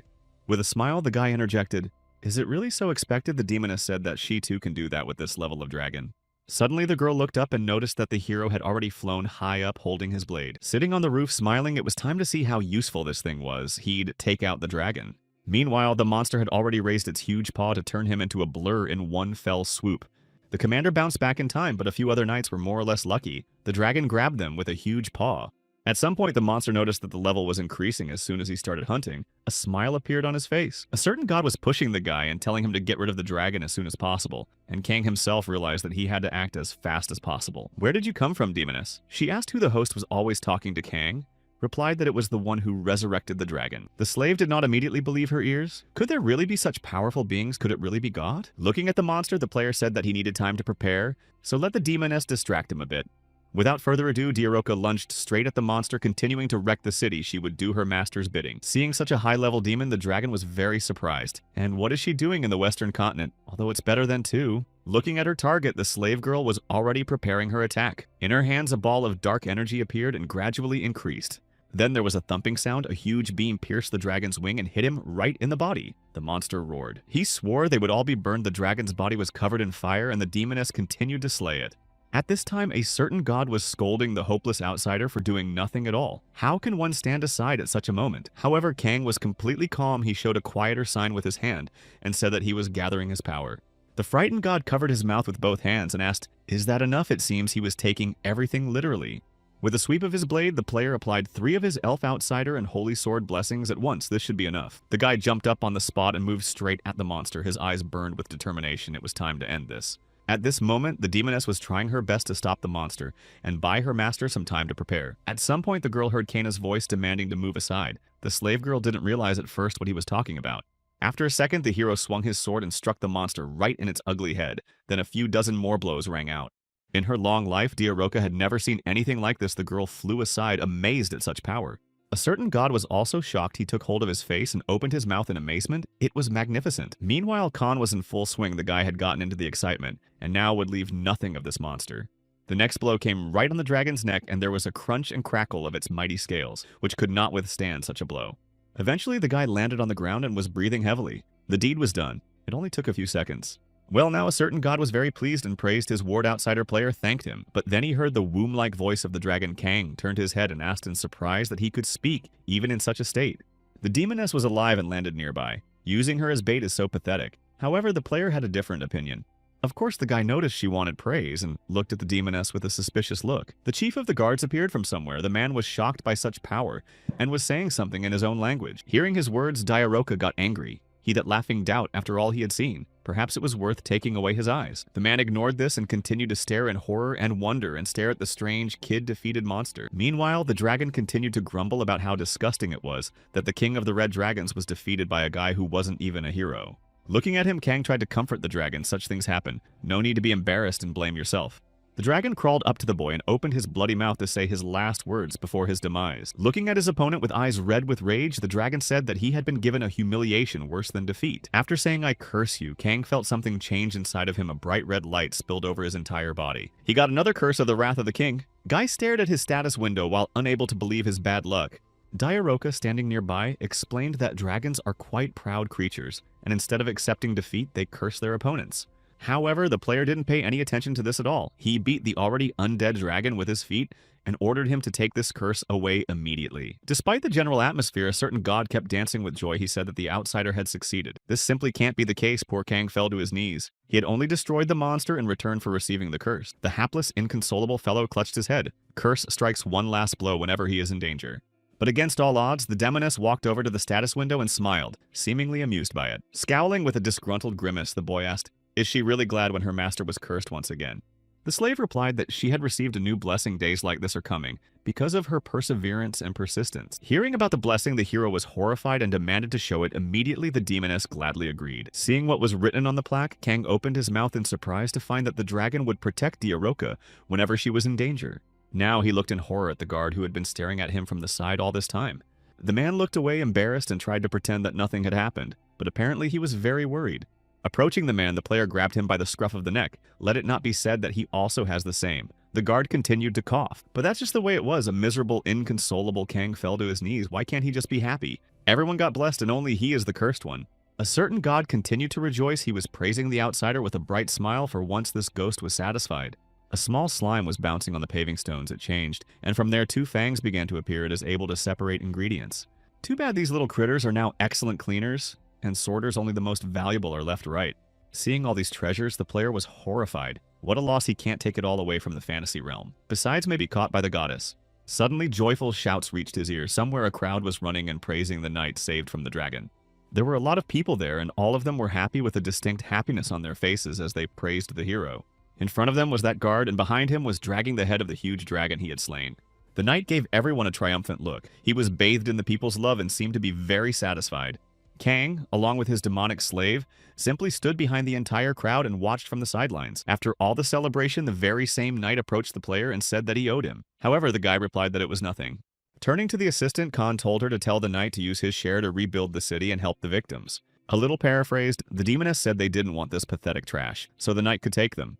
The knight's face immediately changed. The man almost cried. Kang asked why the demoness had such a strange tone, but the girl assured that she translated accurately. If so, there is one more request left. The player looked up at the sky from below. Suddenly, something began to change there. Some vague energy in the form of smoke descended to the ground and began to envelop everything around. This was the anger of the king. The knight was horrified and a cold sweat broke out on his forehead. This was the dragon's fury. In front of them appeared a large skeleton dragon, but where it came from was unclear. Khan stood in front of it all and stared, not understanding where he even came from or what it all meant. The guy is not blind and sees everything perfectly, but why is this dragon smaller than the previous one? Qin frowned. Trouble continued to follow him. The demoness looked at him and said that it looked like the soul of the dragon that hated him had taken physical form. It was expected. The boy's eyes lit up with rage. He easily destroyed the dragon, and it wasn't even worth worrying about. Meanwhile, in the center of the kingdom, the day of the tournament came. The announcer shouted into the microphone and welcomed everyone present. To his great delight, Hannah was also allowed to compete, and now the lad stood waiting for his turn. There were many people gathered around, each wanting to watch such a majestic event like the hero tournament. The first to speak was the holy woman holding a microphone in her hands and greeting all those present with joy and thanking them for coming here. She continued to speak, and down in the bleachers sat two people who were just silently watching from the sidelines. It was two high-ranking officials. They were talking to each other. Rumor has it that Choi Kangman is the strongest among all the contenders. The guy stood on the podium and greeted everyone happily. He was smiling. Next to him was Myong. The girl was happy too. The others also chose their contenders. Everyone cheered for their hero and wanted him to be the winner. Suddenly, Bora felt Arya's back against her back from behind. Something was wrong. The mercenary said there is her mother on the stand. She looks up from her seat of nobility and she is very ashamed.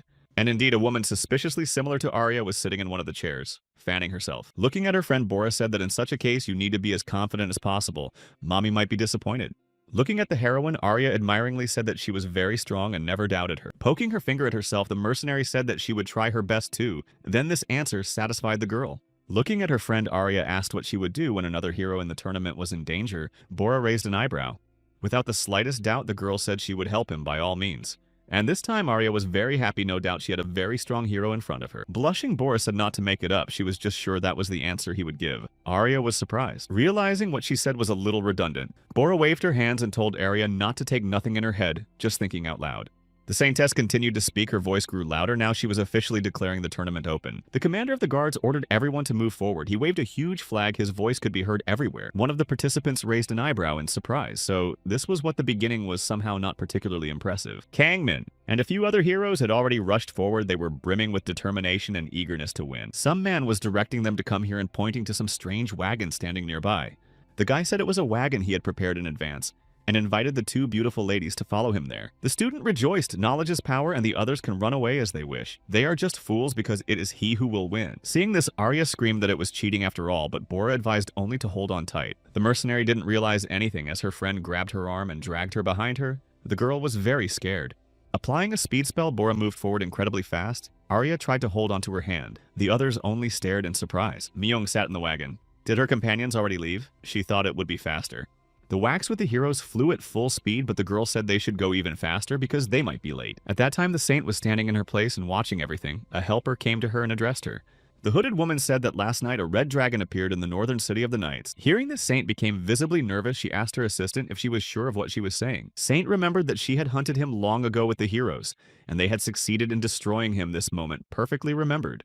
The woman pondered. She was sure she had confirmed the destruction of this monster, so how did it come to life? The assistant asked if it was possible that some god wished to resurrect this monster, but it was more delusion than truth. There is no time while the tournament continues. The wagons were already moving at a great speed into the depths of the forest. Coughing, the saint suggested that God had made a mistake and had resurrected the dragon by mistake, if such a thing was even possible. However, the woman herself realized that it sounded like some kind of nonsense, right? All the heroes are participating in the tournament. Why cause an incident? But a second later, a thought struck her head. What if this was the same hero Khan the goddess had sent back to Earth? Especially next to this man, there is a god blocking the goddess's tracking, so it's impossible to track him. A little angry saint asked the assistant why she didn't report it immediately. The woman said she would check it out for herself. The assistant said that the Red Dragon King had long since been defeated. Saint paused for a second. Turning, the woman asked who was able to destroy such a monster. The assistant said that there is no reliable information yet, but there is an assumption. Sighing heavily, Saint said that then one could be sure that the information was false. It was impossible to stop the Dragon King's attack. The tournament continued. One of the cabmen shouted that riding in his wagon for free was impossible. The other one also refused. No one wanted to take such a job for free. Hanu stood his ground and understood nothing. What this nonsense is not long each resident to help the hero. The guy knew it was too early to give up, but for now he stood there without the slightest idea what he was going to do. Suddenly, Julia appeared in front of him. The girl looked at him in surprise and asked if he needed to go to the plains. That was right, the guy gritted his teeth, but he can't get there because it's too far away.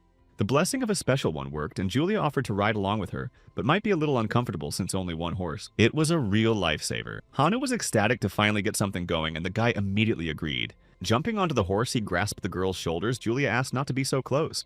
Of course, the player ignored her and pressed down even harder. Yes, that's how it should be. He looked like a real lunatic. The horse dismounted and, releasing columns of dust from under its hooves, moved forward. There were destroyed houses everywhere. The demoness was sitting at the very center and seemed to be either seriously injured or shocked. Diaroka was terrified. Her eyes wide open and on her face a few drops of blood. The demoness realized that she could not cope. There was fire everywhere overhead. Bone dragons flew overhead and sizzled. All around Kan was furious. He managed to take down one of these monsters, but it was worth the effort. He's in trouble again. With horror, the boy looked at the result of his actions. It was something else, applied the wrath of the king. The outsider looked around him and was horrified. All around were only plaques cursing the wrath of the king. From beneath the nearby rubble, a bony paw appeared to be showing. It seems the dragon was still alive, and that's a huge problem. A few of the same monsters soared upwards again. They were recovering at an astonishing speed. There were too many dragons. They appeared literally out of nowhere. Kang stood his ground and tried to put his head together. One of the monsters was already flying straight at the boy, sticking out a bony paw and snapping its hideous teeth. The commander of the knights closed his hand to somehow soften the blow. The man was terrified and did not understand anything. Another monster appeared behind him. The knight hesitated and did not notice the attack, and only at the last moment sensed the danger. Suddenly, an explosion was heard. Someone landed. The dragons bounced to the sides. Around a monstrous wind rose up. The knight was thrown aside, and the man hit the wall with his back, almost passing out, but still alive. It was the wrath of the king. A bone hand lay on the man's shoulder, and the dragon roared that it would save him and protect his family. One dragon lunged at the other with a roar. He had to protect his human at all costs. And so two dragons, one with green eyes and the other with red eyes, faced each other like rams. And in the midst of all this chaos stood Khan and did not understand anything. The guy only turned his head and tried to understand something. His demonic slave was destroying the dragons created by him with incredible speed. The girl was furious. She struck one of the bone monsters, and the dragon immediately shattered into many small bones. Turning her head to her master, Diaroka breathed heavily, said that her limit was near, so it was worth the effort. In front of her, two dragons began to fight. They were shouting something in their languages. One wanted to destroy the human, and the other to save. At some point, the demoness realized, to her horror, that she couldn't move, as if paralyzed. There was a rumble, and one of the bone dragons fell on the poor girl. The unfortunate girl was breathing heavily and almost passed out. The dragon soared into the air again and began shouting that he would save Demon, protect love, and hope. The chaos continued to escalate. Standing in the middle of it all, the player realized that soon this city would turn into ruins. Two dragons were already running at him. He realized it was time to end it all and swung his sword. He began to absorb the dark aura around him. A single blow should be enough to energize Khan, and he moved forward, bored and eager to go home. Soon it was all over. Little slimes appeared around to separate the leftovers into ingredients. A haggard demoness emerged from under the bones. She looked around and asked what the mess was all about. The hero smiled. The girl was extremely puzzled. The curse of the king's wrath shouldn't be activated so thoughtlessly. Is there any idea about it? On reflection, the player said he had one thought on the matter, but he wasn't sure if he was thinking right. He does, after all, have the cheater's blessing of being an outsider, unlike werewolves who got their powers from stuffing their stomachs. His strength is directly related to his life expectancy, and his life is constantly reset as soon as he is in danger. And so it turns out that this endless production of Dragon's Con has become a veritable monster factory. And to be honest, he himself wasn't sure if this curse had an activation limit, but in his case, even it would probably restart. And it's really annoying. The guy has his head down now. We'll have to watch the amount of power he uses. Suddenly, a slime crawled to his feet and started saying something, tapping a bone on the hero's leg. The guy looked down. Little Monster was pointing at a pile of bones left over from the battle, and where to put it all was unclear. Turning to the emaciated demoness, Khan asked, "Can she take it all away?" Diaroka wondered, and how. She had the feeling she was being handed useless garbage, but those ingredients were worth more than her own body. Suddenly, this very knight appeared from under the rubble and immediately headed towards the hero. Kang raised an eyebrow in surprise. The man was so impressed that without further ado, he begged the hero to enroll with his son in the academy immediately.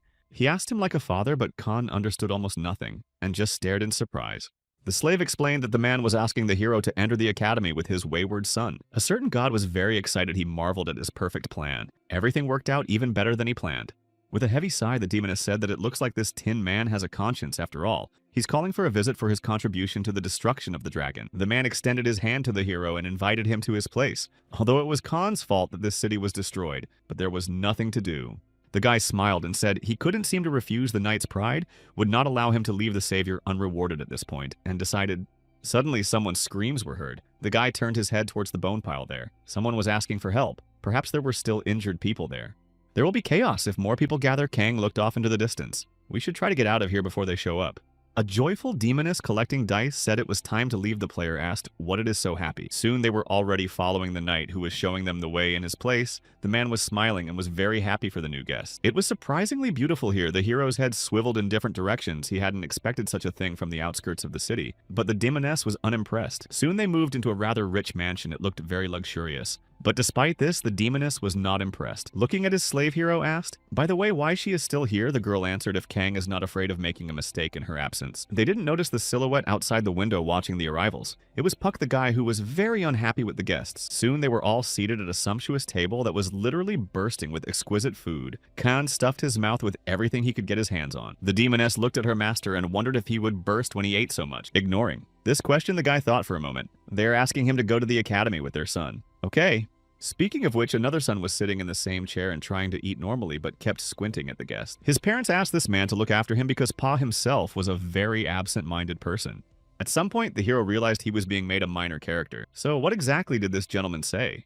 "Put a small piece of meat in your mouth," said the Lord wishes such a strong and trustworthy man to be his son's friend. After a second, Kang choked on the surprise of saying something completely different, but she wasn't listening to him anymore. A smile stretched across the hero's face as he realized that he would do it by all means. It was a great chance. A certain god was also very happy that his plan had succeeded, and he supported his ward by raising both of his hands up. Meanwhile, the wife came to this knight and embraced him. They could not rejoice at such happiness. The couple were discussing something among themselves. Only half of it was clear, but most likely they were planning further actions. The demoness heard this and immediately translated, saying that they were going to tame the heroes Kang resented. She betrayed her own meaning to the words. But no, the servant replied that she just removed unnecessary details, that's all. The hero said it's called misrepresentation, nothing more. Suddenly, Diaroka rose from her seat and said that the Lord wished to see that absent-minded son who was hiding during the banquet. Kang, who had not expected such a rapidity, asked her what she was muttering about, and her reaction was immediate. Suddenly, the hero saw that the owners of the house uncontrollably sobbing, and the demoness did not understand what is the matter. She has exactly translated everything. Eventually, they were assigned to rooms. Now the hero lay on his bed and sighed heavily. The translator was too selfish. Turning to the demoness, the boy asked if she knew anything about this academy. Diaroka glanced back over her shoulder. She said it's one of 4 academies founded by humans to fight demons, and she trains heroes. The girl said that mostly there they teach you to be real barbarians, but humanity remains weak like that.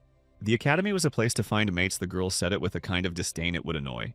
Suddenly, Puck Guy burst into the room, was very excited. He was holding a blade and addressed the hero.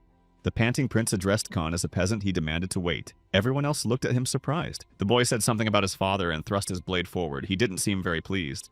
Looking at her master, the slave asked, "Does one really have to translate something like this?" However, the hero understood the general meaning. You could tell by the angry look on Puck's face that he was very unhappy with his father's behavior and wanted revenge. Smiling, the hero said that he cannot turn a blind eye to the request of the father of this negligent son and will fulfill everything. The guy's voice changed. The hero said he knew a good way to make a good boy out of this bratty demoness was scared.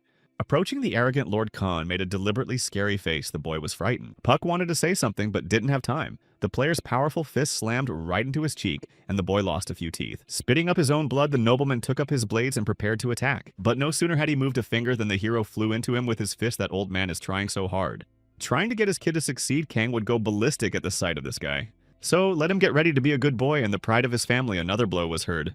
Poor Pat could barely move. He sat leaning against the wall and breathing heavily, all his equipment broken. Khan walked up to him and looked at him with a horrifying look. Nothing good could be expected from him now. He remembered his words, "A man who makes his family worry can't save the world." Eventually, the hero realized what he had done and was horrified he might have finished that child off. He crouched beside Puck and tried to shake him. The demoness came out of the room and said that it seemed the master was happy at that moment. Smiling, she asked if the Lord thought that an attack of this level could send the boy to the other side of the world. Eventually, Puck came to his senses and started twirling his eyes in different directions in horror. The unfortunate boy ducked at the sight of his tormentor. He was incredibly frightened. He was almost sent to the other side of the world. But suddenly, the demoness sent her dark spell at him and the boy felt an incredible shock. Kang looked at her over his shoulder and the maid just smiled guiltily and said it turned out to be an accident. Pointing his finger at the charred body of the unfortunate boy, Kang asked, "What are they going to do with all this now?" The demoness dreamily looked up and thought, should she separate her head from her body so that this person would not be recognized at all? No, that doesn't work, Kang thought to himself. They have a couple of dragon bones to give him, maybe to calm him down. The maid smiled and asked, "I wonder if this guy will be able to stand up after all this time. He doesn't look good at all." When the whole family was assembled, the head was wondering what happened here in general. It took a doctor to at least resurrect the boy. The man looked at his guest. A stern-look hero guiltily scratched the back of his head. He did not expect it to turn out this way. Finally, under the influence of a healing spell, Puck woke up and opened his eyes. Even the hero was surprised at the effectiveness of the treatment. As soon as the unfortunate nobleman opened his eyes, he was immediately horrified. He grasped the stump of his sword and, breaking free from the doctor's grasp, lunged at his assailant with the intent of destroying him. Kang smiled and thought that this man didn't seem to have learned anything, so he was no help in such a matter. Using all his strength, the guy activated the king's anger, and a monstrous energy began to emanate from his body. Behind the boy's back appeared the demonic essence of a dragon opening its maw. The monster roared that it would destroy everything around it. As the jaws slammed shut, there was a crunch as Kong disappeared inside the monster, and Puck sat on the floor in horror, unable to comprehend anything. A second later, another crunch was heard, and the dragon tooth flew out. A second later, it flew just past the boy's face. From there appeared first 2 red eyes and then the hero himself in a growling voice. He suggested that we should be good friends after all. Far away in the temple, the door opened, and a saint entered the room. She was worried about something and was looking around. The woman looked very tired. She thought that it was no longer possible to do without sponsorship. The temple was not able to support the heroes alone. The woman walked a little further. As expected, time changes nothing. A few meters later, suddenly the goddess collapsed on the bed. She was dizzy from all these recent events and had to do something about it. After a second, the prediction ball lit up and a voice was heard, someone asking for a moment. The goddess irritably asked what was wrong. A voice came out of the balloon saying that the headmaster of the Snotlout Academy had been waiting for an audience with her since morning. Raising her head, Saint said in surprise that she thought the hero's attendance at the academy had already been approved since the morning. But there was something else. There were additional questions that needed to be addressed. Saint looked carefully in front of her as problems loomed one after another.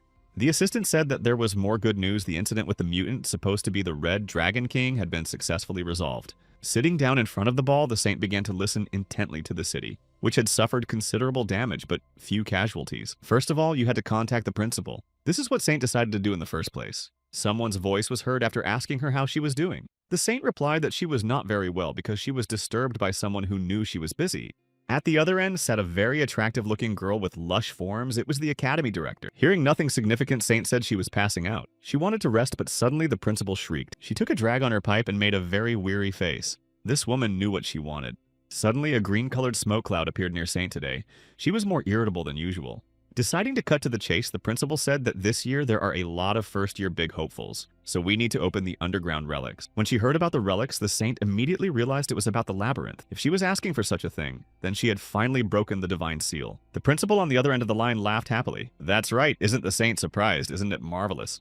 At this time, Saint was thinking intensely. The situation is developing too fast, Labyrinth. It is quite dangerous. This place where the gods of evil abused their powers appeared in the period of myths and legends is not a typical building. All the relics that were found in this place had atypical abnormal power. These things could do monstrous things, and they were very expensive. Meanwhile, the principal continued the kingdom as if the possessed were asking her to open the labyrinth. She cannot resist their will for long. Sighing heavily, Saint said that it seems to be a coveted treasure trove for heroes who have nothing to find. Hearing the positive answer, the principal clapped her hands and thanked her friend, asking for it to be as soon as possible. Looking at her with a scornful look, Saint said she was disconnecting and turned off the connection. The woman was so tired that she just collapsed on the table and sighed heavily. The situation was worse than usual. She didn't know what to do. There were too many heroes and too many problems. How many of them could survive after all this? Meanwhile, somewhere in the forest, hero Hanu was visited by Julia along with her friend Leisha. The girls greeted him with a smile on their faces. Guy, at first he didn't quite understand what they wanted from him, but when he saw the faces of beautiful girls, he immediately smiled. The two girls laughed with embarrassment. This guy was very funny at first glance. And so the foolish hero again began to dream about a wonderful time with these girls. He thought he was in paradise. Looking at this strange man, Leisha turned to Julia and asked, "Is she sure this is the hero?" Friend apologized. The sorceress said that the hero with the most orc tags wins so much for strategizing. The blushing hero laughed. He said that Leisha strikingly befits a true sorceress. Suddenly, Julia pounced on her friend and started thanking her for coming. Leisha didn't know what to say. Opening her eye, which began to glow green, the girl said that she was the one to thank for the chance to meet the legendary hero. Julia put her hands to her sides and asked what her friend thought about it. Isn't this true hero awesome? Meanwhile, Hanu, encouraged by this wonderful visit, was turning his head in different directions and wondering where to go now. The sorceress said she would have been more surprised if it had happened before she met him, remembering the hero Kana. The girl crouched down in front of her. It was strange she hadn't seen any orcs here. There was no sign of Hanu walking around somewhere nearby and watching. Julia looked around and said they got here in a shortcut. Apparently someone beat them to it. Looking at the little slimes nearby, the sorceress said that if they were still cleaning up here, the orcs were not far away. Julia looked out from behind the bushes and saw the body of an orc with cuts and burns on it. So there is a mage and a warrior like them. The hero was about to get angry again and someone beat him to it, but he was overpowered by Scream. It was the roar of an orc, no doubt. Looking off into the distance, Hanu saw the signs of battle and pointed a finger there. When they came to the scene, they started to turn their heads in surprise. Hiro did not understand what was going on here. There was the class elder Bora. She and her friend Arya were destroying monsters without much difficulty.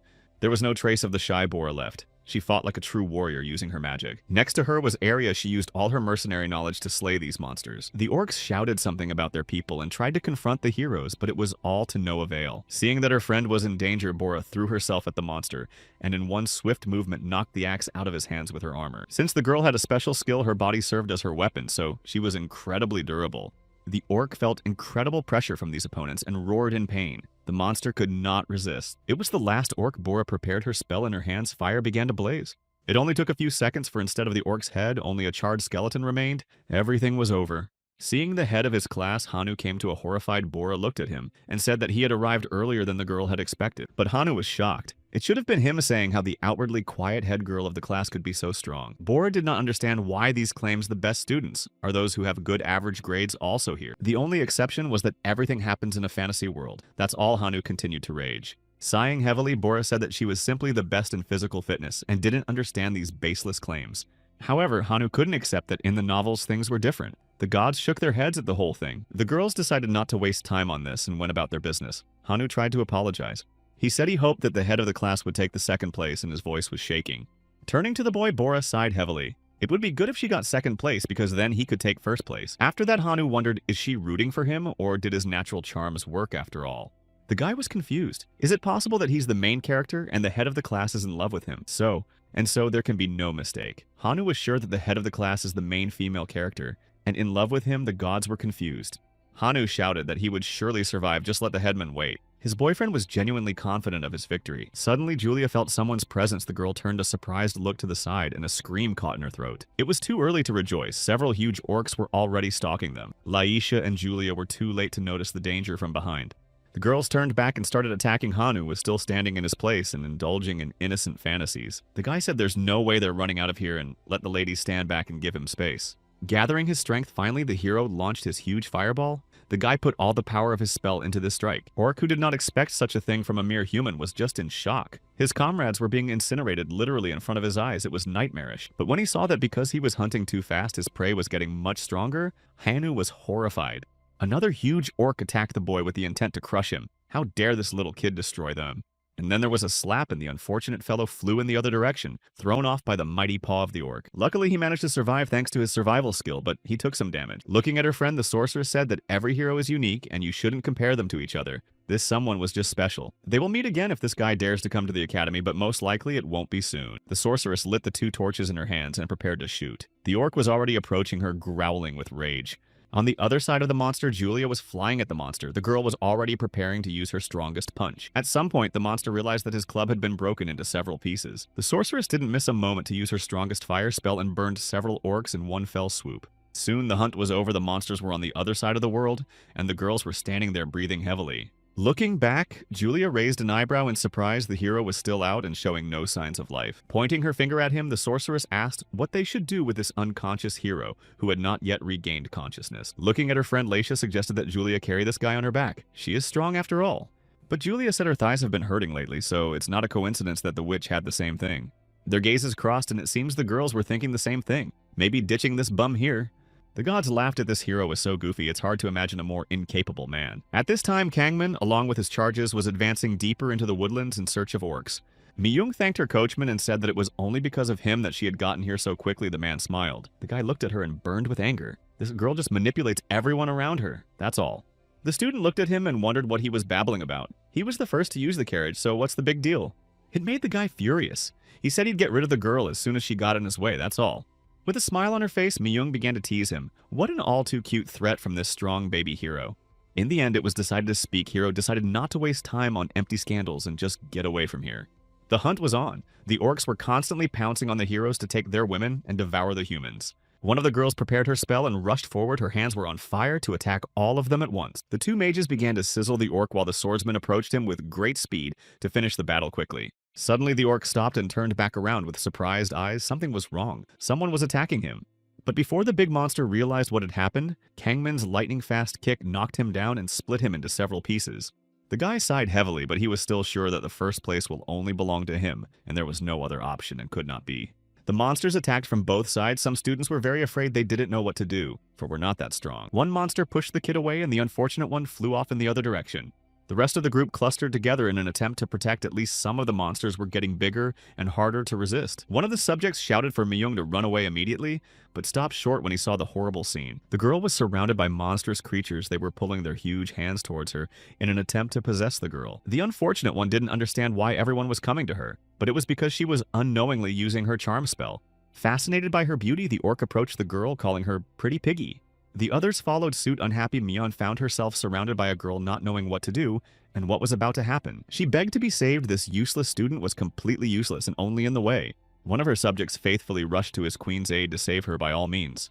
But having tripped over the leg of an orc lying nearby, the guy did not run a few meters and crashed back. A certain god of earth was very disappointed. The gods watched as the orcs already approaching the unfortunate girl grabbed her with their huge hands. The aide watched his mistress about to be caught by the huge nasty monsters and could do nothing. Suddenly, there was someone's loud voice. The guy was yelling and calling the girl's name. He said she's the reason everyone's here, so letting her sacrifice herself for the team is the right thing to do. The others stared at him in surprise and didn't know what to say. One of the aides came to a horrified halt. Myung herself only opened her mouth to say something, and her eyes were filled with a distinct terror and fear for her life. However, one of the assistants says that I'll help her with the colors anyway, so let her be the bait. Even her most loyal aide apologized to the queen. His loyalty faded away as if it never existed. Now Myung was furious. She didn't understand how these guys could say something like that. They had promised to do anything she asked. Realizing that no one would hear her, the girl just lowered her head. If she knew something like this would happen, she would never have agreed. She would have just gone back to Earth like Khan had done in his time, but she had no idea what was happening to him now. One of the helpers nevertheless did not give up hope to save his queen and went to her aid to tell her not to give up. Being surrounded by them, the student didn't seem to notice anything at all. The orcs came closer and closer to her. In the end, there was no choice, and with tears in her eyes, Myung told them to run away immediately. She would distract them for a while. She used her strongest charm spell and stood in front of the orcs. Turning around, the girl ran away with all her legs, distracting the monsters from her comrades. Naturally, the orcs moved right behind her, and that brave guy was lying on the ground, unable to do anything. One of the monsters had already reached the unfortunate girl and grabbed her with his nasty hands. The poor girl didn't know what to do. Already resigned to her fate and reminiscing about her parents apologizing for being a terrible daughter, her eyes closed. When she came to her senses, the first thing she saw was the face of a strange boy right in front of her and a voice. Eventually, she woke up and came to her senses and saw her assistant right in front of her face. The orcs were out. Beck Illman stood in front of her and tried to calm the girl down. The rest of the characters were also out of it, with drool coming out of their mouths and not understanding anything. With trembling lips, Illman said he was very glad the girl was safe. His voice was very weak. In the end, the unfortunate couldn't bear such tension and fell to the ground. Mayan was shocked by such an incident and didn't know what to say. The gods were shocked. Some were crying, some were expressing their sincere admiration, but the girl still did not understand what had happened. A certain impatient side was very pleased, and meanwhile the guy just passed out and flipped off on his girlfriend. Several other students were walking through the forest looking for orcs, but the girl said she didn't see any, and her comrade replied that it was possible because there was already one. The friend was furious, immediately realizing that it was about her. She even prepared a sword to hit the insolent man. Suddenly the boy heard his friend's voice saying that all the orcs in this vicinity had already been destroyed. She was walking towards her friends, guy asked. Wasn't she with Kangmin all this time?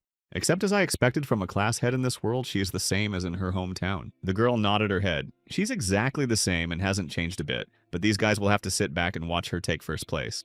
When the others heard her plan, they were horrified, and their faces showed a distinct fear and surprise.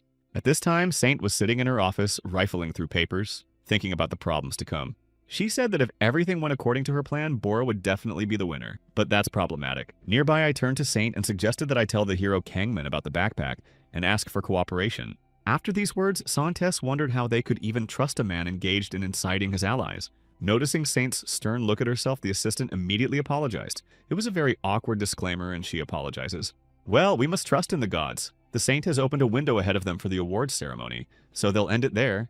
Eventually, the tournament ended and all the student participants were at the awards ceremony with obvious excitement on their faces. Suddenly, the holy girl appeared among them and walked quickly towards the microphone. It was time to make a solemn speech. She thanked everyone for waiting. The girl's voice was very bright and ringing. She has now honorably announced the start of the winner's ceremony at the hero tournament. Meanwhile, in his carriage, Puck was stunned to be going to this academy again, and with a mere demon. Looking at him surprised, Kang asked, did this guy really hate her so much beside the demoness sitting next to him? Sighing heavily, the guy said that actually in this situation, he is the one who suffers the most. The servant said in a pitiful voice that she wouldn't be able to enter too high a level, for that Kang said that slaves were treated as objects. Suddenly, a certain god appeared. He proclaimed that everything was all right, and emphatically stated that it was indeed so, not to be doubted.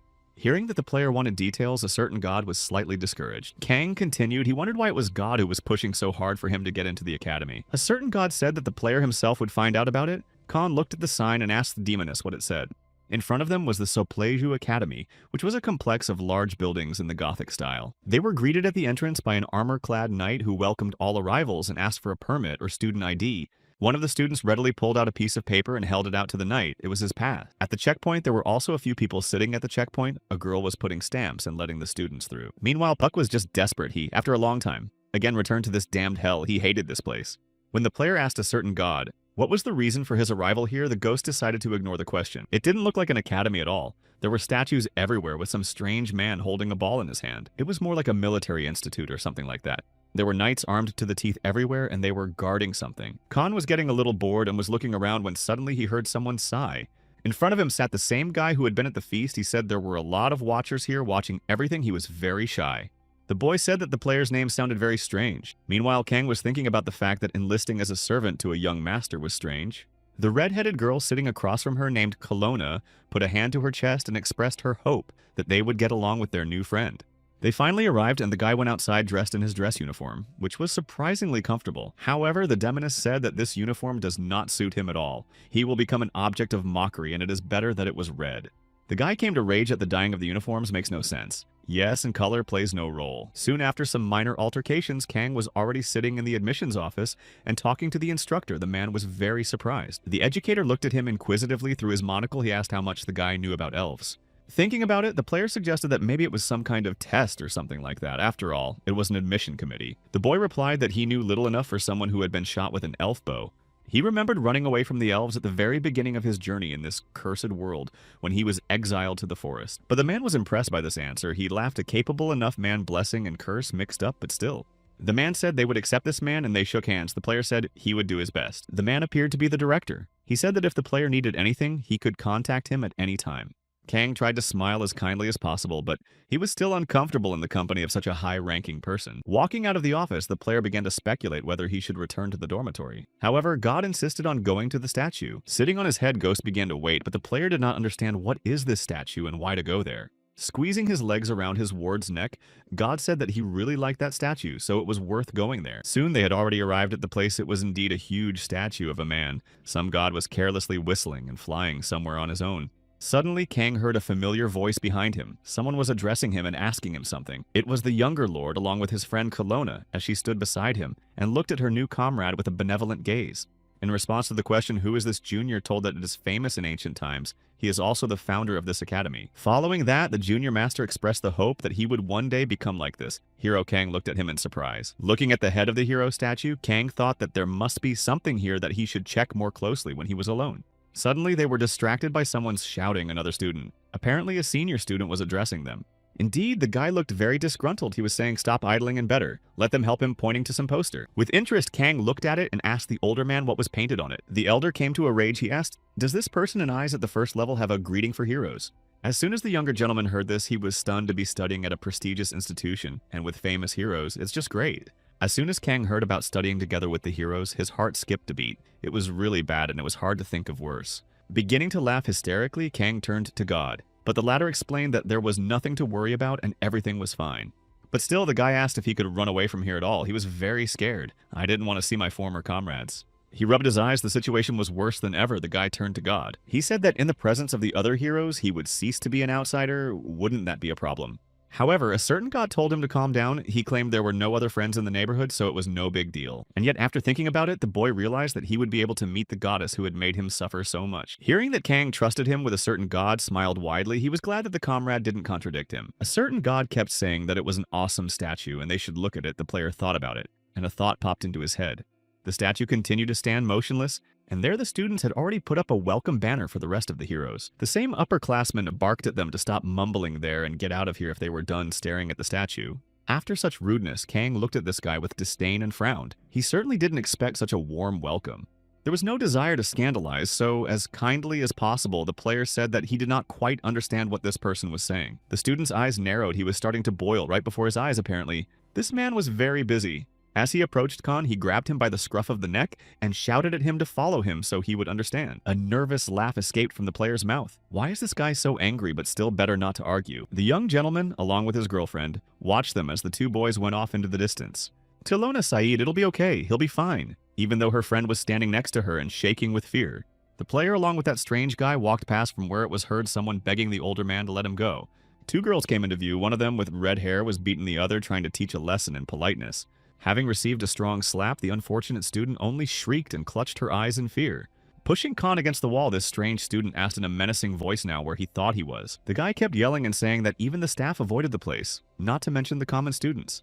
It turns out here was no observation, the student kept shouting. This kid still didn't realize in what situation as the look was formidable. Finally tired of enduring this humiliation, Kang just grabbed the annoying guy by the throat and started squeezing him. So no one will notice what he's doing here since there's no observation on the player's face veins swelling. Calling another portal, the hero asked in an affectionate voice to give him a hammer. A smile spread across his face again. The unfortunate senior student, who had not expected such an outcome, only watched with trembling eyes and could not believe that this was happening. After receiving the coveted hammer, Kang began to squeeze the student's throat even harder. He tried to mumble something, but nothing came out. Finally, when he was released, the guy collapsed to the ground and exhaled. But before he could say a word, he received a powerful blow with a hammer right in his jaw. A crunch was heard and several teeth came out. The two girls who were standing nearby turned around nervously, and the older one raised an eyebrow in surprise. Seeing what had happened and that one of them was lying unconscious, the girls stopped for a second. Closing the hammer with irony, the player said to the cute senior girl not to look at him. He is, after all, very shy. The same girl with red hair shouted in rage, "Has this level 1 player gone crazy? What is he doing at all?" Pulling by the scruff of his neck his assailant who was still out of it, Khan started to approach the two girls. His steely grip reached the throat of the expecting nothing girl, and his hand squeezed her very hard. The unfortunate wanted to say something else. She wheezed and tried to break free. Khan apologized to her, but continued to hold on. When she heard that she had to leave, the other girl with short hair nodded her head and disappeared around the corner. The older student continued to wheeze as he was already running out of air, and his tongue was beginning to turn blue from his mouth. The girl also looked at the freshman with surprised and fierce eyes. Meanwhile, Kang simply greeted them good-naturedly. He had a bright smile on his face and hoped that they would get along, but that smile made him uncomfortable. The sun was already nearing the horizon behind the massive mountains, its rays giving the last drops of warmth to the towers of the castle.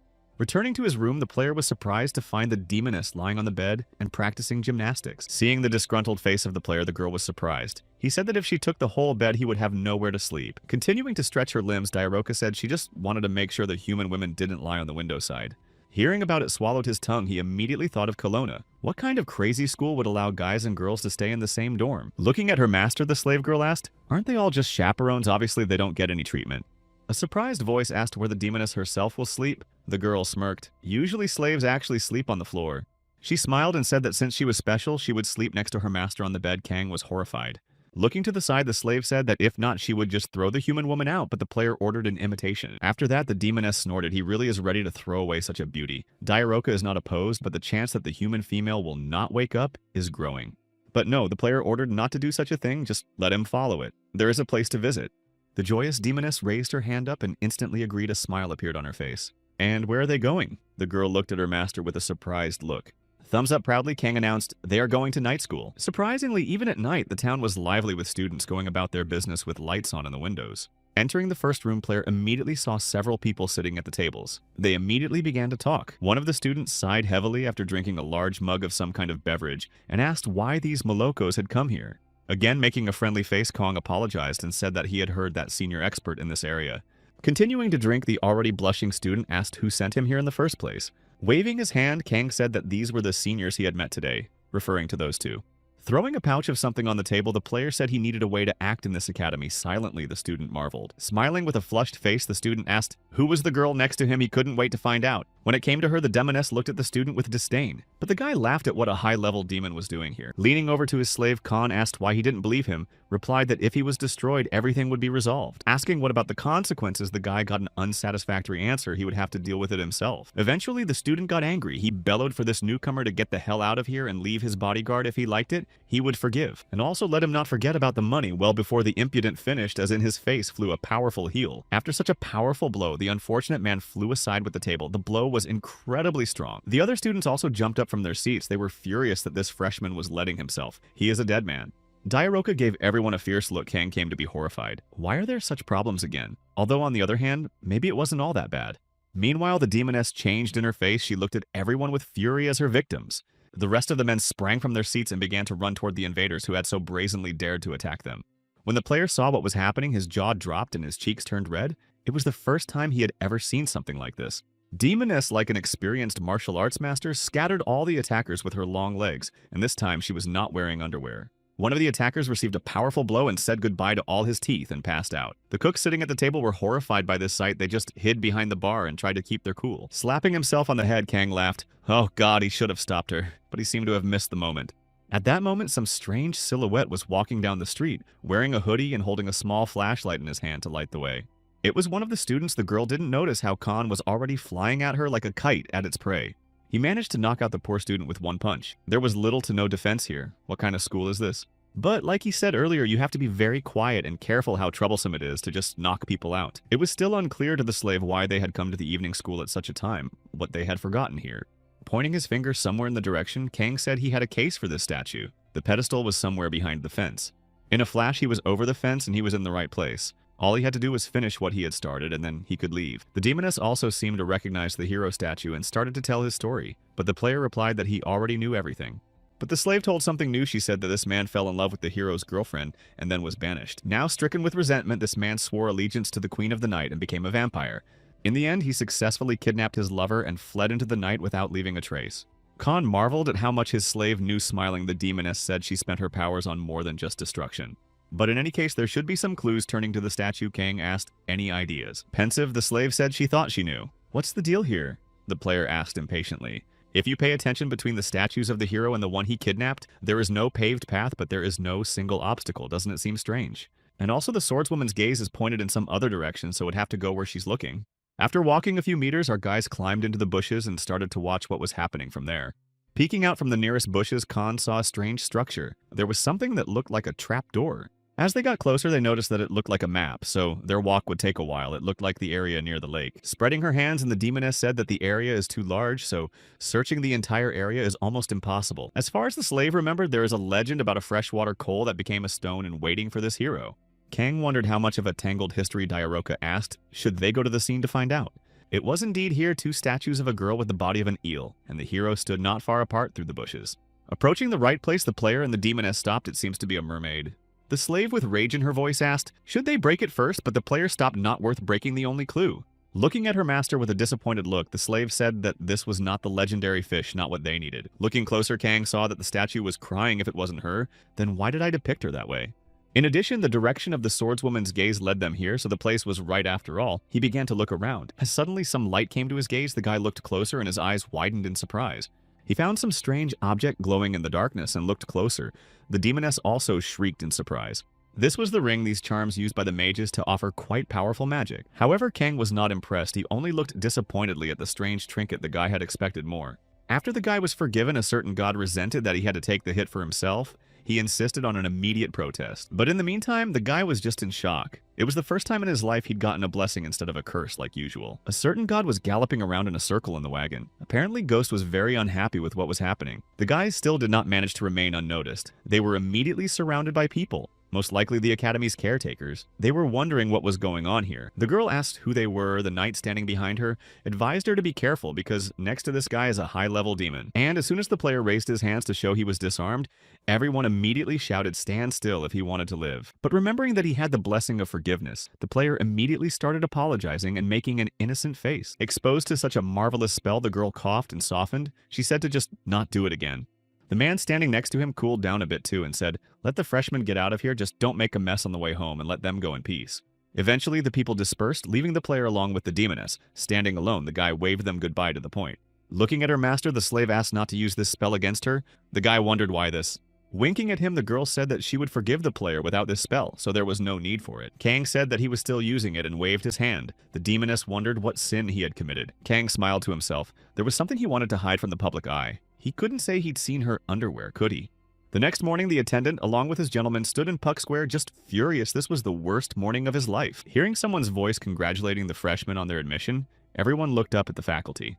The bearded man said that after introducing the teachers, the head of school would give a commencement address to the freshmen. Waving his hand in front of him, Kang said that introducing teachers here was no joke. Diaroka replied that, looking at the strength of these people, they are quite famous. Looking at the slave player wondered why she was here. Diaroka smiled and said that she was just bored in the dormitory and decided to come and have a look around. Meanwhile, the bearded man was giving his welcoming speech. He was announcing the new teacher professor of the academy. It would be the elf Elder Syllables. The girl walked out to the others and smiled, looking at the students. She was still holding her little slug. Closing his eyes, the teacher smiled and hoped they would get along. The elf looked very nice. A closer look at the player saw that on the shoulder of this girl sits Phoenix is not weakly surprised the guy. They met eyes and the bird seemed to recognize an old acquaintance it had seen a long time ago. Or maybe Kanu just imagined it? Anyway, the guy continued to watch what was going on. Meanwhile, Puck, who had been whining all along about not wanting to come back, was now glad he could learn from the Flame Guardian.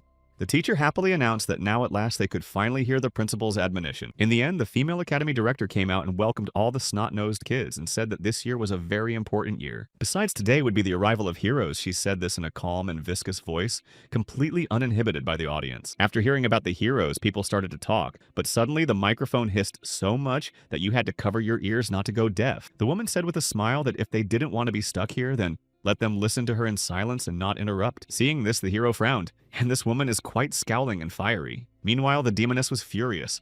The woman said that now there will be a class division. The rule is pretty simple. You will need to fight until one of the freshmen collapses. She raised her hand and ordered to get ready. A smile appeared on the principal's face. She was in anticipation.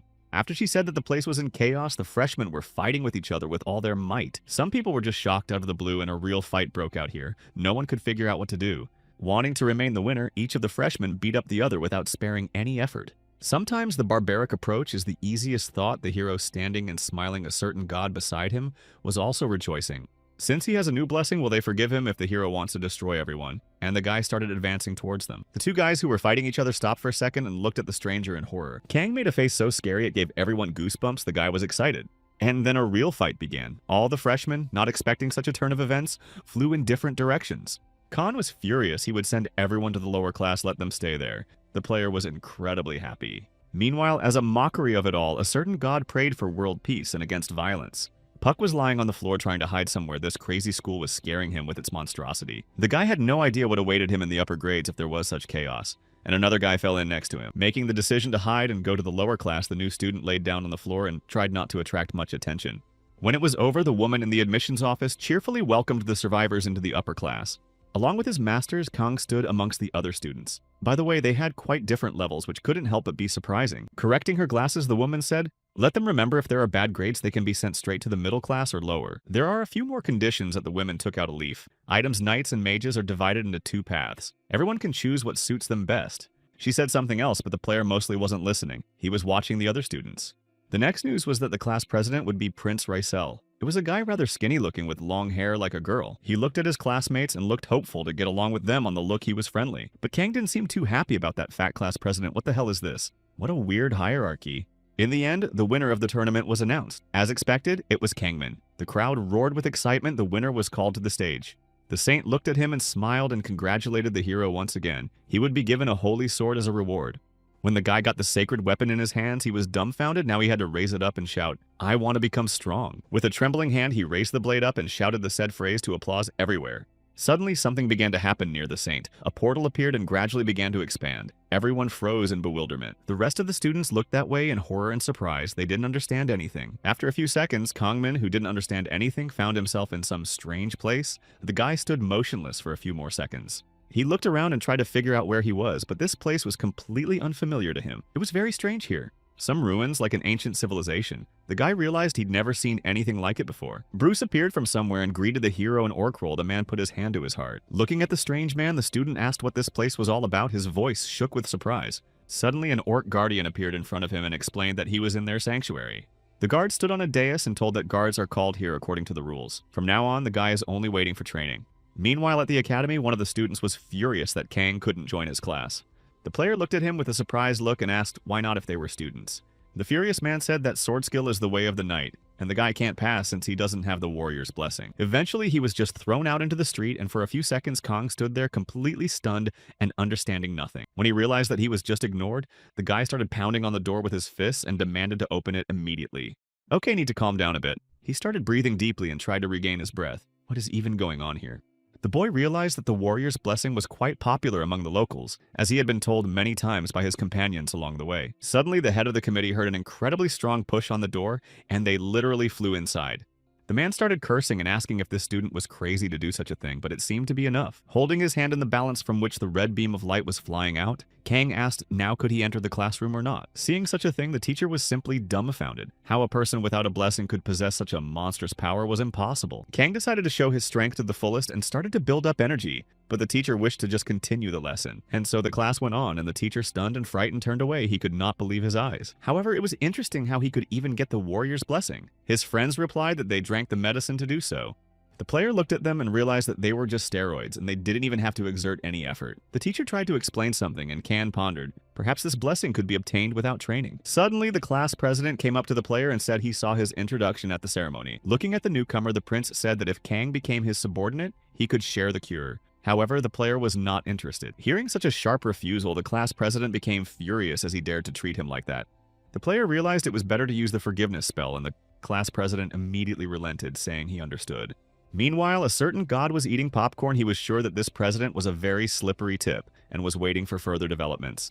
In the meantime, the teacher had already finished the theoretical explanation, and coughing said that we could move on to practice. He had prepared something intriguing.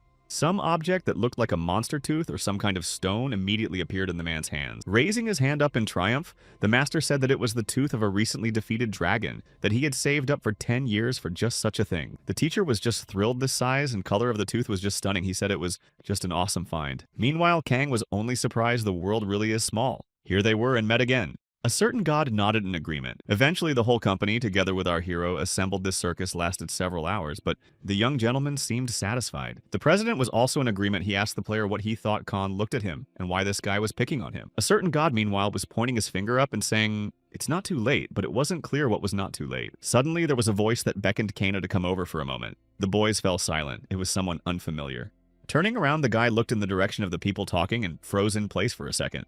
In front of him stood a few students whom Kan had previously sent to the inferior class by his performances at the ceremony. The player's friends began to look around worriedly. They asked if everything was all right, but he didn't react. A fierce smile appeared on his face. He asked his friends to go ahead. He would catch up soon. Meanwhile, a few strong students were hurting some poor guy lying on earth. It was Puck, and the player showed up just in time. Lifting while by the hair, one of them asked it, "Isn't his comrade not?" So the student was furious.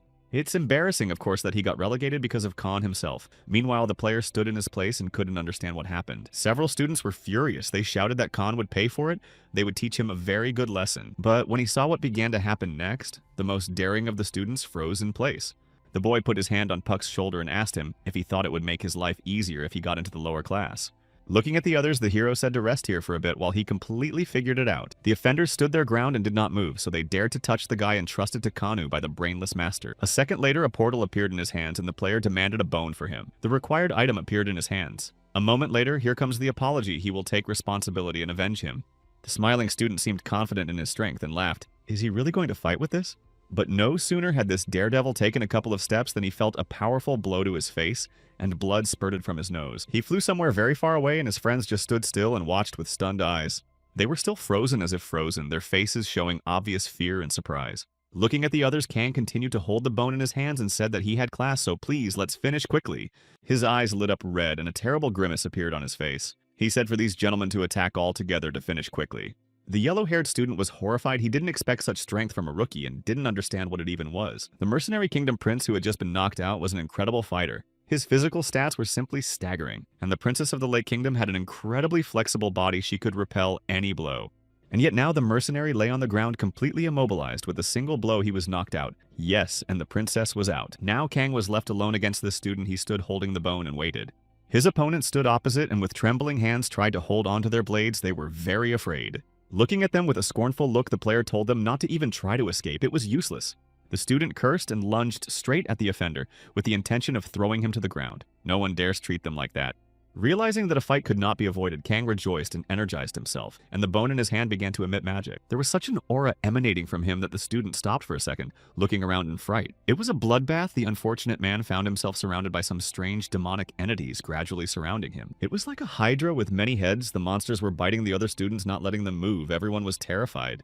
And so it only took one blow for Khan to knock out the rest of them all at once. And that was the end of it. But the amazing thing was that for some reason several curses activated on their own. Some god claimed it was broken. The very student who attacked first said with trembling lips that he was facing a real demon, but it was impossible. The other students were also lying passed out, scattered around the street. Kang stood his ground and pondered. Hearing the word demon, the player wondered what he was talking about. There was no one here but him. God was flying somewhere nearby. The guy came up to the barely alive student, poked him with his foot, and asked if he was alive, right? So don't let him pretend. Puck looked up and looked guiltily at his savior, but said nothing. Smiling, Kang decided he'd better get this kid's favor and said he'd tell them that it was Puck who put them down. In response to the player's surprise and protest, he said that if he was his master, he would be held fully responsible. At some point, a stirring was heard as the man from the mercenary realm came to his senses and held his head. The joyful Kang immediately ran up to him and grabbed him by the scruff of the neck. The unfortunate student came to terror with renewed vigor. Approaching the boy, Kang whispered in his ear he was going back to class, so let him clean up the student. Immediately agreed. Clapping him on the shoulder in approval, the player smiled. Well, one less problem. A certain god, meanwhile, was watching the player's actions closely and asking what he was even thinking about right now. With a smile, the ward replied to him that it was just self-defense, nothing more. A certain god admired his thinking. Anyway, it's good that the guy found a use for that bone, but something seems to be bothering him when he got it. The bone was already covered in blood.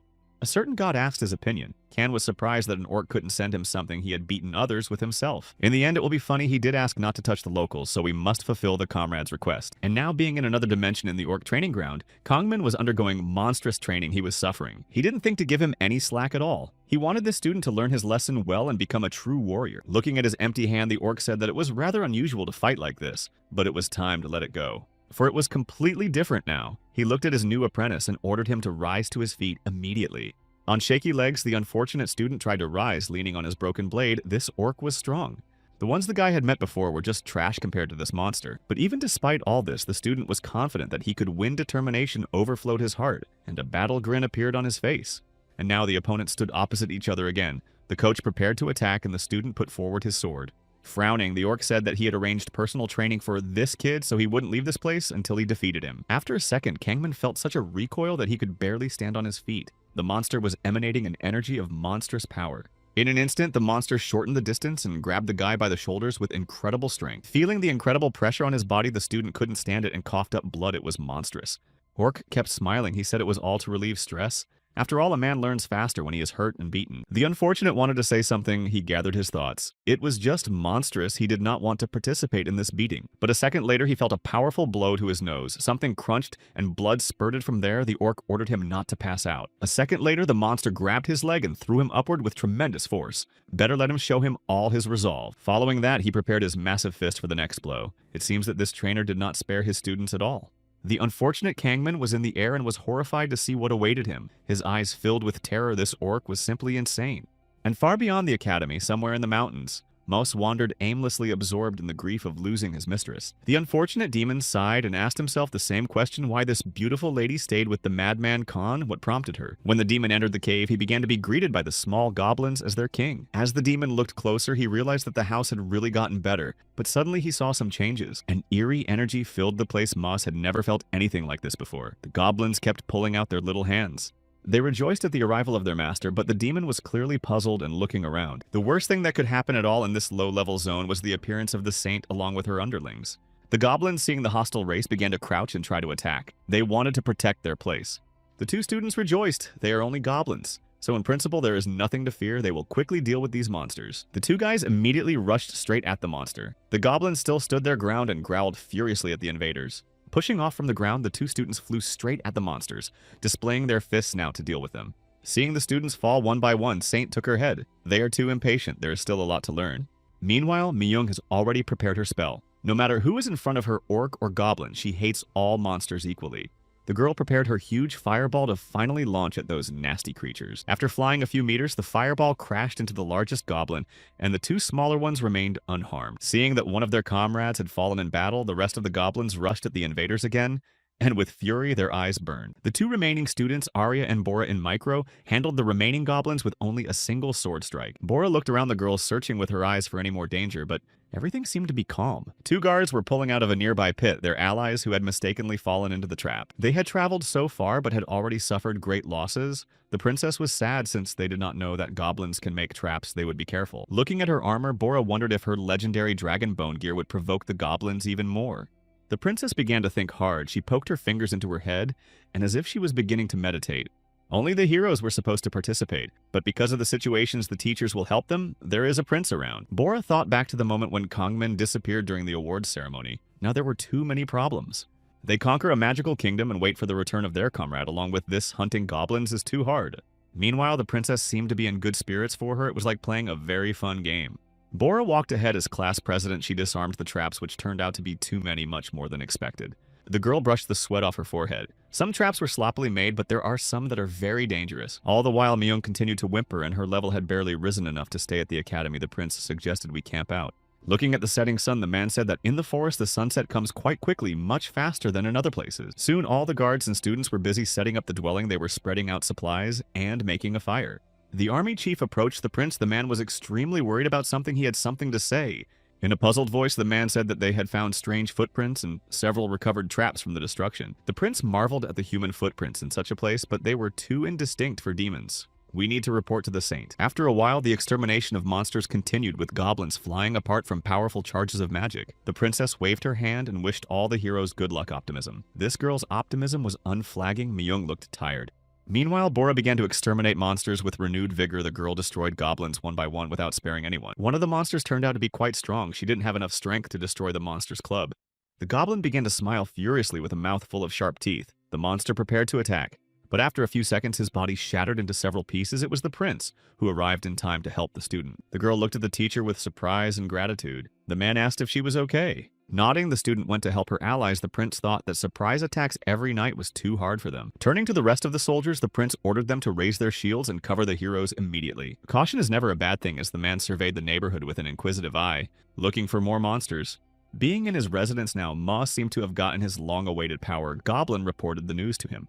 The small creature with the skull mask tried to say something in a trembling voice, but was too afraid. Looking at him, the demon asked in a stern voice how things were outside. His look was very puzzled and displeased. The goblin leaned even lower in a shaky voice and said it was a little bad, but not critical. After saying that, the goblin lord wondered what a little bit meant. They were almost wiped out. Besides, Saint is the strongest of the humans here. Plus, Khan wiped out almost everyone in the area. I had to come hunting right here. It was unthinkable. The demon began to lament. If it wasn't for the Saint, he would have easily defeated the newcomers, but everything worked out.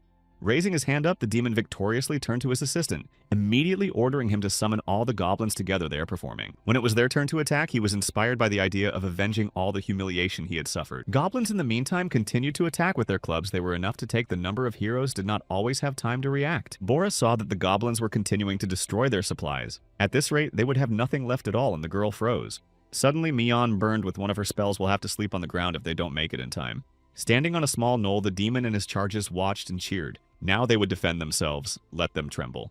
There was a fierce smile on his face. Moss had finally gotten to the point where he could get revenge for all that had been done to him. It was a wonderful feeling. The goblin standing next to him also smiled his ugly smile and called the heroes suckers. Now they will be in awe of them. One of the warriors jumped to the side, evading all spells. These small goblins were surprisingly agile creatures. Stopping the monster showed his long, hideous tongue to the heroine, who couldn't get into it. At this moment, student Mion was just furious. She was very annoyed by the monsters that were very fast and teasing. Suddenly, another blue-colored one joined the rest of the goblins and shouted something, thus encouraging his army.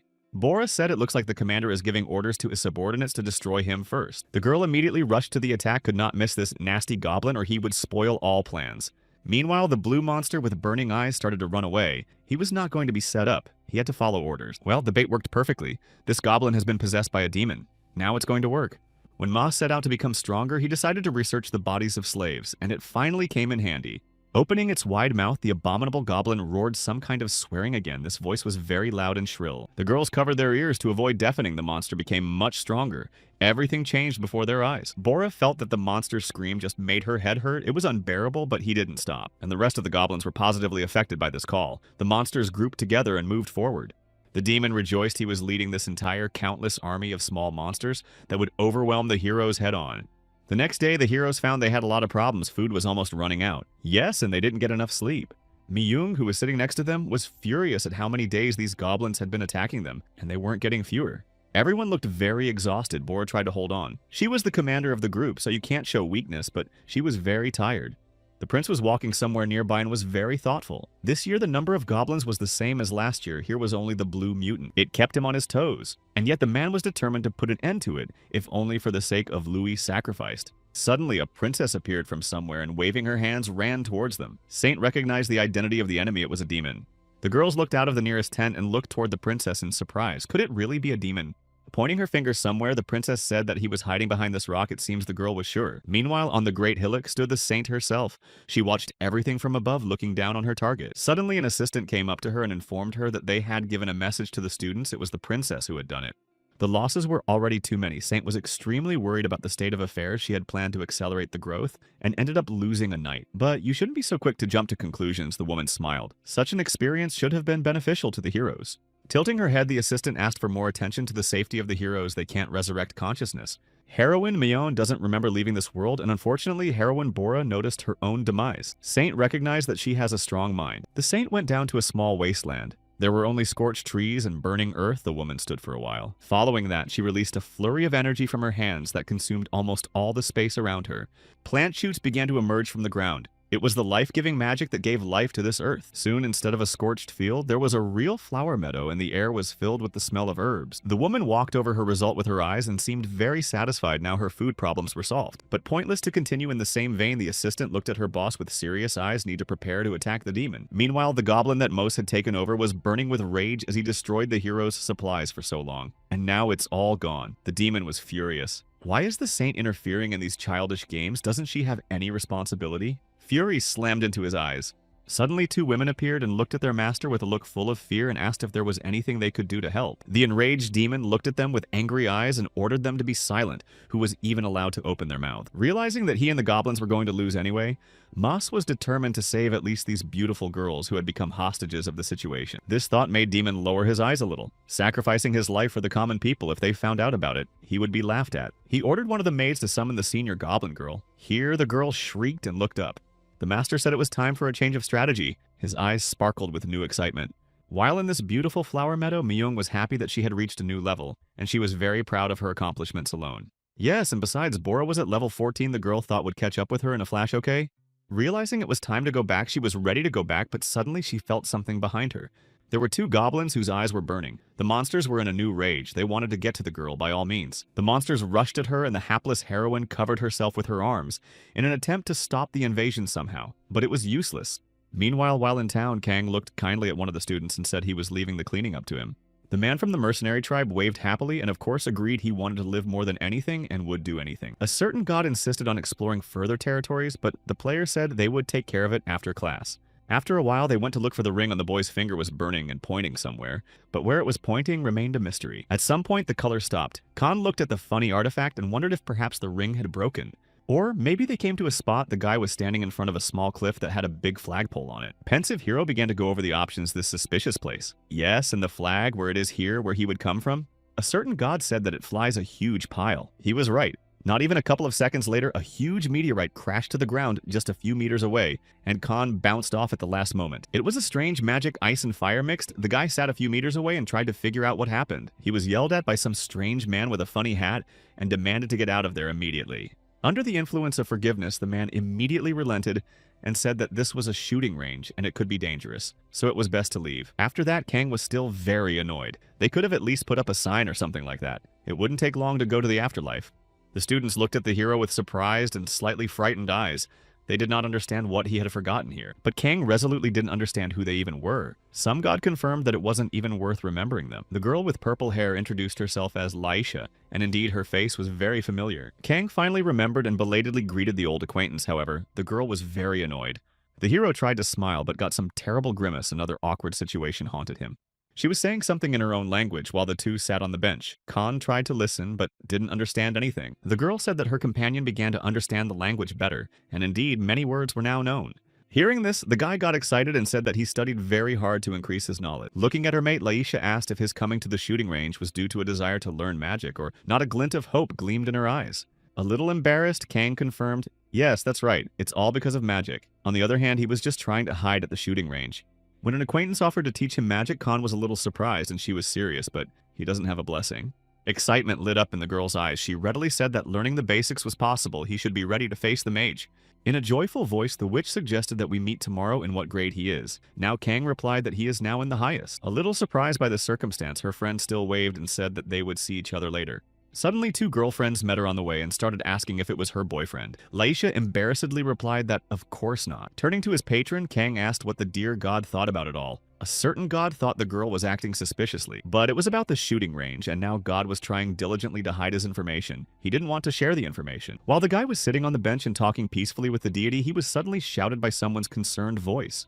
An irritated class president was walking toward him, and it was clear from his appearance that a serious conversation was about to take place. Rizal was furious, saying he thought he was going to die while he was looking for him, and why so many people needed Khan. Only the prince began to speak as Kang applied his forgiveness again. He begged for it to go smoothly, but no. This time the prince looked at him and said it wouldn't go away now. The president took some leaf out of his pocket and said he needed Khan to climb to the top of the snotlout. A little uncomprehending Kang was surprised to see his status window after all, and blessings have their disadvantages. Meanwhile, the president was talking passionately about the great prospects. If the two of them united, they would have a bright future. The word unite was very interesting. Kana, of course, there were group tasks that are better handled together. There was nothing to do. Kang reached out to him and offered him peace after all. You have to have some kind of ally. The president was immediately pleased. He laughed, equaled his new comrade, and they went somewhere. A certain god said that he felt uncomfortable for once the player agreed with him. He was also very lousy. While the president continued to talk passionately, Kang thought about asking the demoness how to hide the status window. When they met the slave girl, Diroka didn't want to tell everything, just so the girl smiled and sharpened her bone. She smiled even harder and said that if her master ordered her, she might agree. Not in the mood to play these games, the guy ordered her to immediately reveal all the secrets. The demoness agreed. To peek at the status window requires a blessing, and to hide it, it also requires a blessing.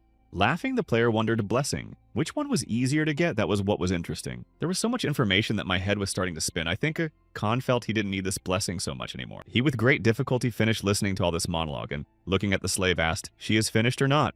Smiling, the demoness said that this is only a small part of her knowledge. She can tell much more. Now the hero decided to turn to Kelowna. The girl wiped his head and told him new knowledge. She said that of course it should be a blessing. A curse is also possible, but it's more dangerous, but it works just as well.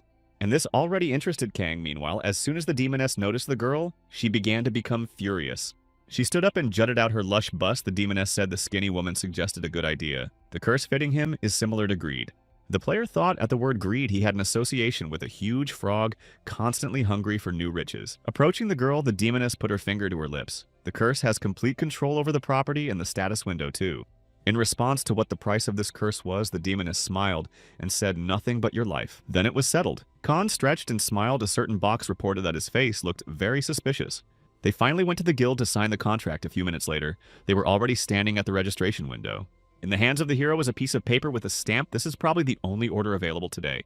The demoness looked at her master in surprise and asked why he had suddenly registered her as a mercenary. Pointing to the new order, Kang repeated. The demoness herself said that to get a curse you need a lot of slaves or wealth, and these are all his possessions. And so when the guy racked his brains, a wonderful thought occurred to him. Khan smiled. Looking at the slave, he said that the demoness must become so strong that he could not restrain her. Dioroka did not understand anything. A little worried, the demoness said it would work, but she had something on her mind. Anticipating her thought, Kang said she must be worried about her hunting curse. The girl asked not to neglect it. This curse can make an orc equal in strength to an ogre, but because of the curse, she cannot rise above level D, although she could already be at rank A. On her shoulder, the mercenary level can be increased later. However, ogres are so strong, is it so? The girl explained that these monsters are not inferior in strength to the knight who met them when destroying the dragon. Now it remains only to think. But this did not seem to impress the player, and he immediately agreed. Slave said he would regret it for sure. Right now, the girl can't even handle 3 orcs, and it's really depressing her. However, with a smile on her face, Khan assured her that they would just play with the goblins and nothing illegal. And so they went hunting. The first people they met were werewolves, who immediately went to attack the demoness. The slave girl immediately began to exterminate the pesky monsters using her spells the girl was hunting. The first blow severed the monster's arm from its body, and the werewolf roared but could do nothing. But much to his surprise, after a second, the wound began to heal. The werewolf growled that it didn't hurt. The woman's flesh was weak. The demoness went into a rage now. She couldn't even handle an ordinary gnoll. It was very humiliating. But no sooner had she finished being angry than the owner backed up and said to stay there, that was enough. Meanwhile, the monsters came closer and closer to him. It was a strange food. They had never seen talking meat before. Without thinking long, one of the werewolves immediately lunged right at the guy up front. What a welcome, Kang thought, and immediately put his blade forward to deal with these monsters. Diaroka only stood behind and watched in amazement as her master easily dispatched these monsters. Finishing his business, Kang turned around and ordered the girl to collect their fangs. This could sell well in the local market. The girl was still standing in her seat, wide-eyed with surprise. She exhaled heavily. Then came her shrill laughter, and why she laughed remained a mystery. Kang looked at the slave girl in surprise and wondered if she was crazy, but he hadn't done anything wrong. Meanwhile, the slime started to collect everything without them. Kang came to a rage, but the girl asked to order her a little more insistently. In an annoyed voice, the hero told her to immediately gather all the werewolf parts, and only then did the demoness obey. She seemed to enjoy submitting to a strong man. She's a strange woman, after all. The next day, Kang stood in the classroom, and the first thing he heard was Puck's shrill voice. It seemed that the young master was not happy about something. It turns out that because of the hero's efforts, they have to spend the next 2 weeks cleaning toilets. The guy was surprised, so he was discharged. Khan stood in front of his charge and chuckled at him. This kid amused the hero with his stupidity. They would have continued to bicker if the hero hadn't been addressed by a surprised voice.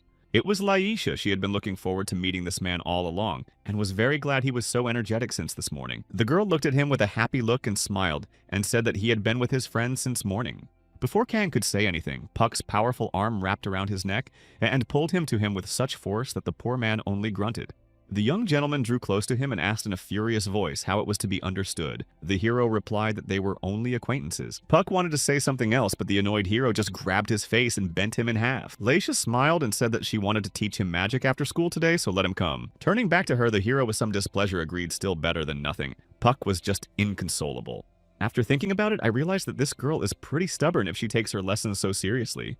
Waving goodbye, the sorceress said that they would see each other next time, but don't let Kang run away. Stopping a short distance away, the girl shouted that he had promised. Everyone else turned to her in surprise, including the hero. At that moment, the guy thought that this girl turns out to be very popular among her peers. Yes, and in principle among students. Taking the young gentleman by the scruff of the neck, Kang suggested that he start moving out after all. It was time to go. Puck was out. He was still mumbling something about his dreams. He seemed to be in love with this girl, but today his life was ruined. Eventually, the guys came to some old building by the looks of it, as if it had been abandoned decades ago. It turned out that it was an ordinary dormitory. Kang looked at this ruin and was horrified. It was an ordinary stable. Here he was met by the rest of the students whom he had sent to the lower class to live here because of his power. The same guy with yellow hair introduced himself as Prince Alpus. He was from the Kingdom of Knights. And then suddenly, without saying a word, all this friendly company fell to their knees in front of the hero and shocked him. Khan stood there for a few seconds, unable to understand what was going on here and why all this circus. Alpus began to speak. He said that they are all representatives of noble families kneeling before the common man, no matter how absurd it is. They said they wanted to make peace with him, and at that moment, Kang and his deity were speechless. A certain god came to his senses and waved his hands, saying that he was strongly against it, but there was nothing to be done. In a nutshell, Kang explained that if they didn't pass the next exam, they would lose all of their wealth, but their development will in any case be hampered. Therefore, it is better to listen to him. Kang looked at them completely unemotional. Looking at the strange fellow, Alpus shone with happiness. He couldn't believe his ears. Did this man really forgive them after all? The other students also came to Rapture. They thanked Khan for his generosity and condescension, and the guy just didn't pay attention.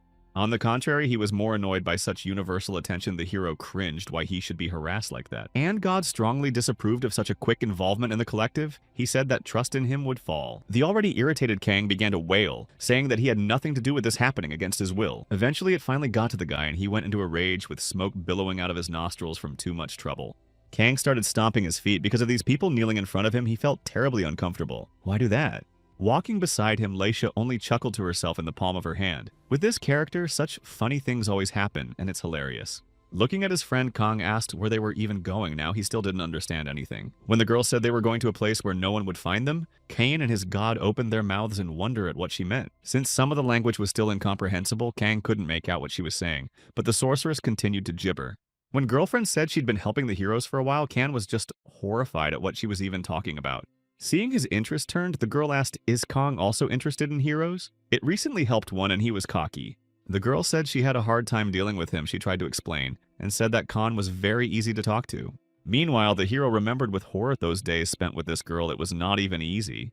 She was terribly boring and constantly slowed down their process, so you couldn't call it a pleasant time. Thinking about the girl's story, Khan realized that this Hainu was more busy with dangerous work and hunting than he was, and that was a shame. Exactly, this kid even in high school was always reading fantasy books and crap. It makes sense that he adapted so quickly. A certain god, meanwhile, wondered about the outsiders and smiled a little. Eventually, they came to the appointed place. It was some small but neat garden. Laisha smiled and said to get started. They sat down on the lawn. Khan spread out his uniform. The sorceress sat behind him and began to say something. Putting her hands on the boy's shoulders, she said that magic has a clear cause and effect, like boyfriend and girlfriend. At some point, the hero felt a strange energy spilling over his body, very warm.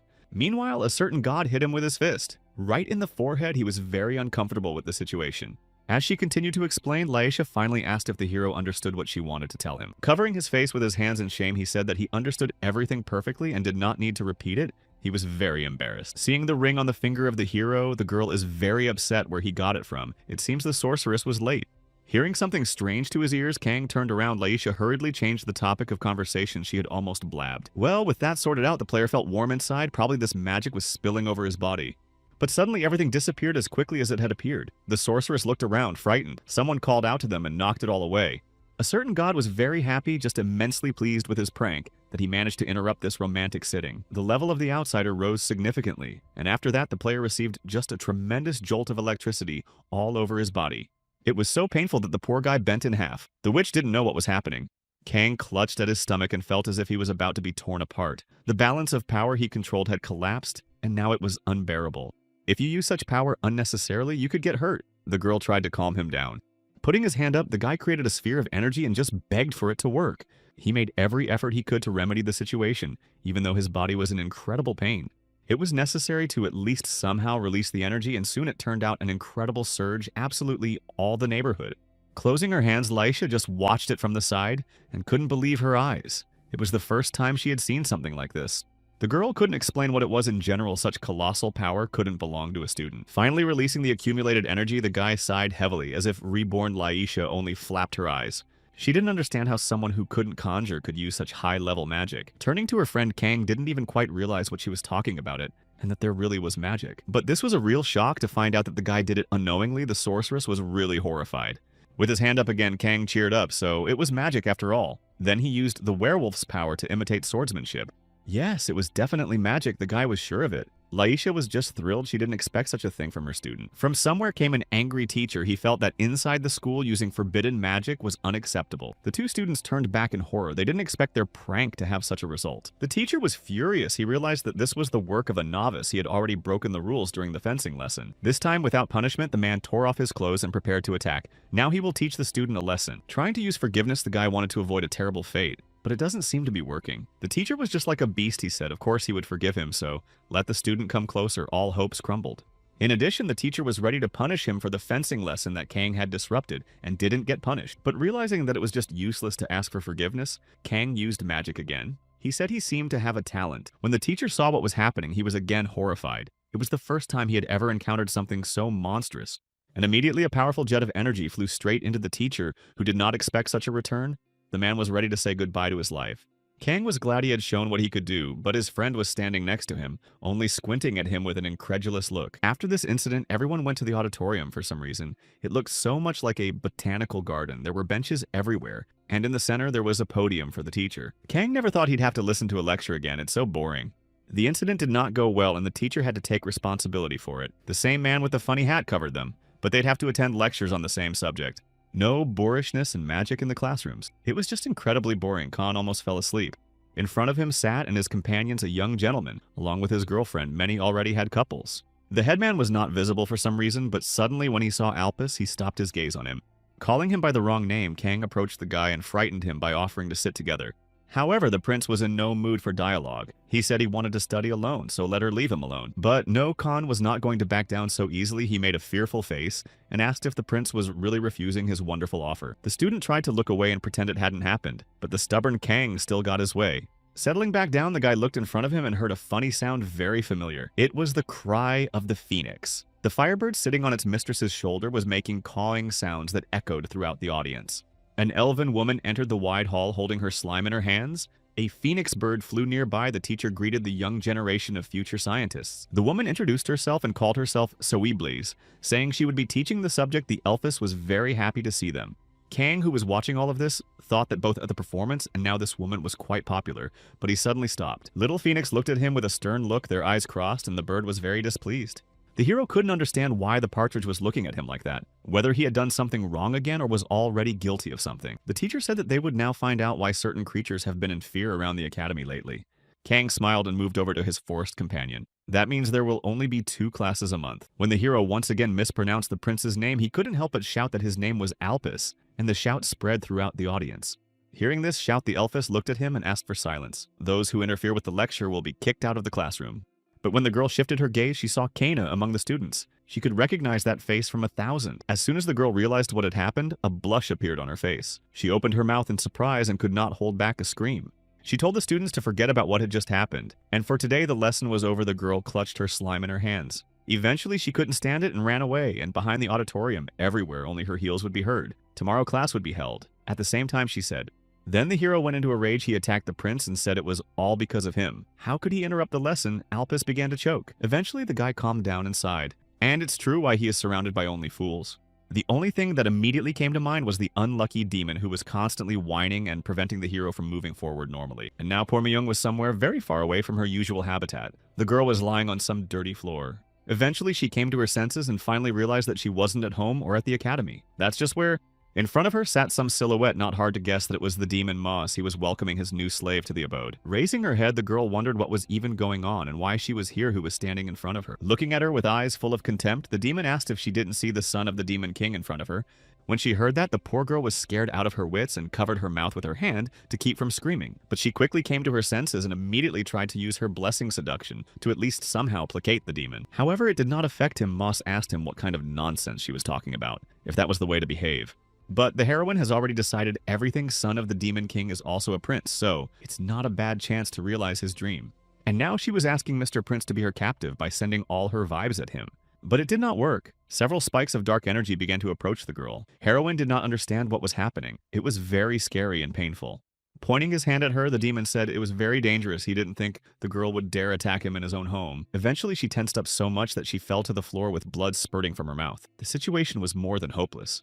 It was only now that the demon realized what he had done. He had destroyed the only hostage with his own hands. How could he do such a thing? If Moss can't grow any further, he won't be able to save the beautiful demoness from Kana's hands, and she'll be with that man forever. In front of his eyes again rose the image of the hated enemy. Demon was obliged to find a way to recover his beloved. Suddenly, a servant's voice came from Moss. Distractedly, the voice said that someone had come to see him, but just who? Finally, the door opened and there appeared Bora. Her face was fierce. She had found her way to the place and was now determined to save her friend. In front of the girl's eyes appeared a horrible picture of the unfortunate Miyun lying unconscious, and well, if so, the situation was critical. The demon looked at her with fierce eyes and said that she had most likely come from the footprints left by the goblins. He finally welcomed the heroine to his abode and was glad she was brave enough to come here without support. But no, you couldn't send the heroes alone. Behind the girl's back, a male voice was heard. It was Prince Alsus. The man appeared literally out of nowhere. Applying his gaze through the darkness, the demon was horrified by what he saw. It was simply unbelievable how the prince had tracked him down. But somehow the man was already standing in front of him and asked if he was this demon commanding this area. Closing his cloak and standing up from his seat, Moss nodded his head in a fierce voice. He said that he was the one who ruled the goblins of the Rocky Mountain. There, too, the princess appeared. It was indeed a dastardly trap. It would all be over if they destroyed the demon, right? The woman was frightened. Demon's eyes were bloodshot. He said it seemed they should like his gift, so let them stay longer. Without waiting long, the prince tore himself from his seat and rushed forward. Now the demon would pay for his sins. However, as soon as Moss stepped on one of the panels, a huge boulder rumbled from above and began to fall on the defenseless heroes. Seeing this monstrous event, the prince wanted to save his student and rushed forward. He saw that now the irreparable thing could happen. Bora used her speed. She moved forward to save her friend. She couldn't let such a disaster happen. The girl overtook the prince in 2 leaps and ran forward despite the monstrous danger. The demon laughed, pulling one of his ghostly strings too slowly. They wouldn't make it in time. There was a smile on his face. The precious bait worked just as it should. He pulled the lanyard and Myung's body moved forward right towards him. He lured them into a trap and the heroes were now standing there, not understanding anything, while a huge boulder was already flying at them, threatening to crush them. Pushing the hero Baru away, the prince himself was pushed under the stone, and the students had to be saved at all costs. Meanwhile, the princess told the heroine not to get distracted, she would take care of it, and released a powerful jet of fire upwards. There was an explosion and a huge rock exploded, throwing the unfortunate girl far back. Luckily, the prince survived, but was quite seriously injured. He got to his feet and continued to hold his sword. Demon already in turn began to scoff. It seems to defend the ballast for them will be problematic. He will quickly kill them. A second later, several arrows fired by crossbowmen near the demon's throne flew at the heroes. After taking the brunt of the blow, Bor continued to move forward despite the monstrous pain in her entire body. The girl was like a stone. Luckily, she was able to run to her friend's aid, and she grabbed her breathless body and bounced it to the side. Mion didn't give any signs of life. She just lay a limbless lump in her friend's arms and breathed heavily. Thank God the prince got there in time and was able to help them out of the situation, but the man himself got hit. Looking at these endeavors, Moss could not help but express his admiration for the prince. He was willing to sacrifice for the sake of his students. The man was covered in arrows, but still somehow miraculously kept on his feet. His mission accomplished. The princess was simply terrified. She saw that the prince was in an extremely poor condition, but could not help. She couldn't forgive such a thing and charged all her fire magic that she had the girl vowed to destroy the cursed demon. However, the dastardly Moss, covered with the body of the hero, advised the girl to be careful because she could hurt her dear comrade. Eventually, the unfortunate princess had to stop. She didn't want Alsus to suffer at her hands. The demon's eyes glittered with rage. He praised the princess with great irony in his voice. Good, now his plan will come to fruition. Eventually, the second arrow hit right in the chest of the unfortunate princess who had lost her guard for a second. In the end, the princess could not stand it and collapsed to the ground. Another ready demon triumphed. He managed to defeat two strong heroes. Now all that was left were these two wenches, one of whom was passed out and the other incapable of doing anything without help. Bora looked at him with a furious look. The heroine looked at the demon and called him a despicable coward because he treats them so inhumanely. Moss looked at her and said he was just leading goblins, and the heroine who came with the knight says something about cowardice. It's ridiculous. Pointing his large crossbow at the girl, the demon gave her one piece of advice: they are enemies, and if her life hangs in the balance, all means and methods are good. Bora thanked him for his advice and lunged at the demon with her blade exposed. It took her a few seconds to reach the monster and stabbed the blade straight at the demon's head, but the monster defended itself at the last moment. After seeing the girl's blessing, the monster was surprised at how absurd her skill was, but his crossbow was destroyed. It's nothing compared to what Moss can do, and the demon rose to his full height. He vowed to destroy these two at all costs. In a second, the cloak that the demon had thrown off her was so tight that she couldn't move a finger and could hardly breathe. Seeing the surprise on the face of the heroine, demon asked, "Does she not know about such a simple black magic is the basic element?" He walked over to her and said that people don't seem to learn anything but the techniques that will be useful to them in battle. He was about to say something else, but suddenly a bright light spilled across the space, and the demon squeezed his eyes shut. He didn't understand what the problem was. The voice of a saint was heard. She said she didn't expect this, but still Cogmos began to melt before her eyes. The woman looked at him with a stern look and said that this time this despicable demon had crossed the line. At that time, the director of the academy, together with the head teacher, were sitting in her office, and the woman was wondering how that man was doing. Turning to the vice principal, she said she was interested in grades for the school year and all that. He had almost no efficiency grades during the vacation. The man came up to her and said that if the students continued like this, they would not be able to graduate, and they would not receive any reward. Hearing only bad news, the principal became furious and started pounding her fists on the table with her good news. The woman fell on the windowsill. She helped the saint who only pretends to be noble, so tried so hard to get up from the last place for several thousand years. However, the head teacher came over to her and, putting in a cup of tea in front of the woman, told her not to worry because there was more to come. When the principal heard this, she immediately became animated. Did the hidden labyrinth open up? After taking a few small sips of tea, the head teacher said that there was a student with an alpha rank C blessing, and this was already interesting. The next day, the elven elder began her classes again and welcomed Kana into her abode. There was a smile on the girl's face. She said that when they're alone, Kang can communicate informally, and don't let her worry. The guy laughed and tried to be as friendly as possible at this point. He realized he was definitely wrong, and so the first lesson was to communicate with the slime. Memories immediately came to mind when they were catching the slime that was running away from the other students very quickly. In the meantime, Kang was making very good progress. The guy was easily managing these little monsters as pets. Meanwhile, the Elphus was impressed this apprentice was able to get the attention of the slime subject. It was amazing. And when the teacher asked for a special lesson for him, the guy came in, terrified of what that even meant. And now they stood opposite each other. In a trembling voice, the hero greeted the elder Elphus, was overjoyed. She blushed a little and said that the first lesson would be communicating with monsters, pointing to her slime. She said it was her familiar.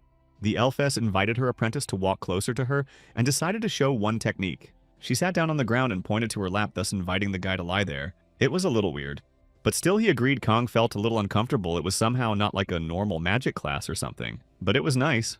Looking at him, the Elphus asked, was he surprised? It seems the girl was a bit rushed. The hero replied that it was quite unusual. The guy thought to himself that if he didn't have the blessing of an outsider, he wouldn't be able to keep himself in check as to what she was even doing. A certain god suddenly appeared. He gawked at the teacher and said she was acting very strange what she wanted. Meanwhile, the elder looked at her comrade with a good-natured look and smiled what she minded at this woman. Meanwhile, a few gnolls continued to hunt. They attacked and surrounded her on all sides. For some reason, Diaroka was very angry. Something had upset her very much, and now the girl wanted to destroy everyone. One of the monsters pounced on her first. The werewolf's burning eyes spoke for themselves. However, the demoness easily dodged and hit the monster with such force that she separated his arm from his body. Following that, she blasted the space, thereby destroying the rest of the monsters in one blow. Turning around on her victims, the girl smiled. They are just ordinary wimps, although so boastful. Okay, she was done with that, and now she didn't know what to do. The girl swiveled her head in different directions, looking for her master. Meanwhile, Khan was busy hunting one of the monsters. The werewolf was terrified. He begged the meat to stay away. The guy seemed to be having fun. He scared one of the monsters with his stick. Diaroka didn't understand anything. Did he have fun? Is this what it looks like? A game. Eventually it was over. The werewolves were defeated, and the slime continued its cleanup as usual. Khan sat and watched. Laughing and sighing heavily, Kang recognized that hunting was much more interesting than lessons and boring lectures where he just fell asleep. Looking at the slave status window, the guy pondered. She had risen a few levels to 31, but that wasn't enough for a curse. The demoness repeated that she had said earlier that it was very difficult, but she was still trying. Taking the piece of paper in his hands, Kang smiled. But the results of their work are already visible, aren't they? They've tried so hard that customers have begged them to stop bringing them too many monster ears. These heroes were so fast that this company's money safe is already empty. They're about to go bankrupt. However, the demoness was of a different opinion. They had done everything they were asked to do. So what's the problem with paying the money? Standing behind Kang looked at the salesman who literally didn't know what he should do. A certain god agreed. Eventually, the customer agreed to give them another assignment. This S-rank quest they would enjoy. The man was already choosing anything to get them behind. So it was Khan now finished the task holding a shovel and was very satisfied. But he did not understand only one thing. Why should I dig? After all, this quest is of the highest rank. So what is the problem?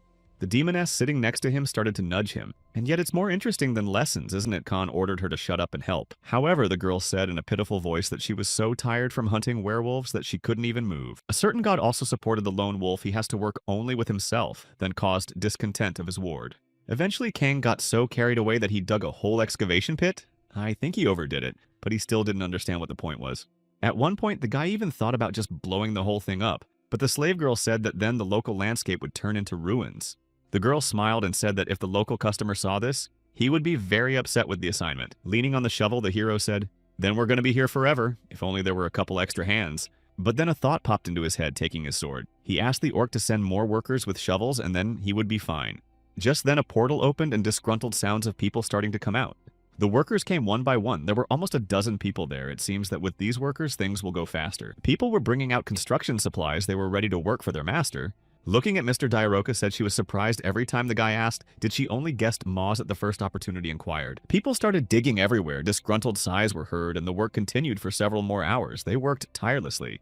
Meanwhile, Kang was very satisfied. This is just a beauty. People should use their minds for good as often as possible. While the others are working, he sits here as a true outsider. Meanwhile, God criticizes his actions, saying it is not so. But after his ward said about the outsider, God marveled at his logic and took on a face. It seems it was true. Continuing to watch from the sidelines, the hero suddenly noticed that there were more workers and the population was increasing. Suddenly, a woman with a small basket approached them and offered the hero some snacks. Khan immediately agreed. The guy immediately stuffed a huge sandwich in his mouth and started chewing hard. Continuing to eat, the player asked another hero came to that valley. The woman replied that he wanted to become the strongest stayed to train. Thinking about it, the player realized that if he went to the orc sanctuary, the goddess would be able to find him there without going there. After he finished eating, Kang stood up from his seat and sighed heavily. He had eaten his fill. Now it was time to finish. Demoness inquired where it is. Mr. Headed Kang replied that it is necessary to go to the lectures. Let her stay in charge. The girl looked at the other workers who visibly tensed. However, it's okay if it's a demon obeying the hero. Breaking free from these workers, the hero sauntered through the streets. Now there was a breeding class. The professor who runs it needs it too often. No matter how hard Kang tried, he couldn't understand the point of the lesson. They just stand there looking at each other without doing anything. The guy looked at his stats. All the effects created from the elves would be greatly enhanced. Perhaps it was because of the blessing. A certain god was very unhappy. He said that player confidence was falling precipitously, but why was decidedly unclear. Suddenly, a woman came to the hero. She must have been looking for him, as she was very happy to see the guy, but the player didn't understand what was wrong. The thing is, she wanted to discuss the midterm before the exam, and a few other things regardless of the grades instead of the hero's highest. However, it was curious as to why he had gotten such an easy privilege. Kang looked at the girl with disbelief. Smiling, she replied that the boy had become the best student of Mrs. Sellable's. It was simply impossible for him to be sent to a lower class. Of course, because of this, he would be forced to attend extra lessons afterward. The guy came to be horrified at how something like this could be told so late in the day. But suddenly a woman grabbed him by the arms and shouted that it was important to Celebs' job. The reputation of an entire establishment was at stake. She begged to do this for the academy staff at any cost. You could tell by the look on the woman's face that she wasn't kidding. The guy was overwhelmed by this impulse, but he still agreed. He had no other option. After that, the woman exhaled a sigh of relief and said that in that case, she was counting on the hero, that she had some business to attend to, so she had to leave. And so the woman swiftly left, leaving Khan standing alone in the empty street in utter bewilderment, and a certain god at this time glittered his eyes. Apparently he knew something significant. He said it was a chance to teach the Elfess a lesson. Unlike him, Kang wasn't that happy here. There was no reason to be happy if his reputation fell. The same thing would happen to him. Seeing the incomprehension on the patron's face, the guy smiled. If he embarrassed himself, it would come out that the god outsider who gave him this advice turned out to be a fool. This infuriated the ghost, and he started pounding the guy's head with his fist and saying it was completely unfounded. Stop accusing him. But when he heard that the player was planning to attend additional assignments, he calmed down a bit and cooled down. Kang thought that he just had to get automatic grades, so raising his hands up, he readily shouted. After that, the guy returned to the excavation site. There was already managing Diaroka hearing her name. The demoness turned to the master. The girl asked if the lessons had gone well, and her face was very happy. Apparently, the progress had been considerable. Approaching her, the player rejoiced as, apparently they also worked smoothly. Well, that's good, but the girl was confused. How could he leave her? Taking a sniff, Diaroka smelled the elf girl's scent, but immediately dismissed the claim. What is she talking about? They need to go somewhere else. Hearing the orders, the demoness happily agreed, her smile showing that she was willing to do anything. Soon they came to a strange place. It was the wide plain, wondering why they were here. Lying on the ground, Kang said they needed to find a strong monster. The surprised slave asked what was wrong with his pose. The player replied that when hiding there is a surprise effect and told her to lie down too. Covering her face with her hands, the surprised girl cried out. He had already enslaved her, and now asking for this Kang asked her to shut up is a test. Meanwhile, God urged to catch a huge dragon. The irritated guy asked if it was worth talking about it. He could hardly survive it. However, Diaroka thought this dragon would be perfect for the character either demonic or afterlife and all that. Surprised, Kang asked where to look for them, if there was nothing but dragons.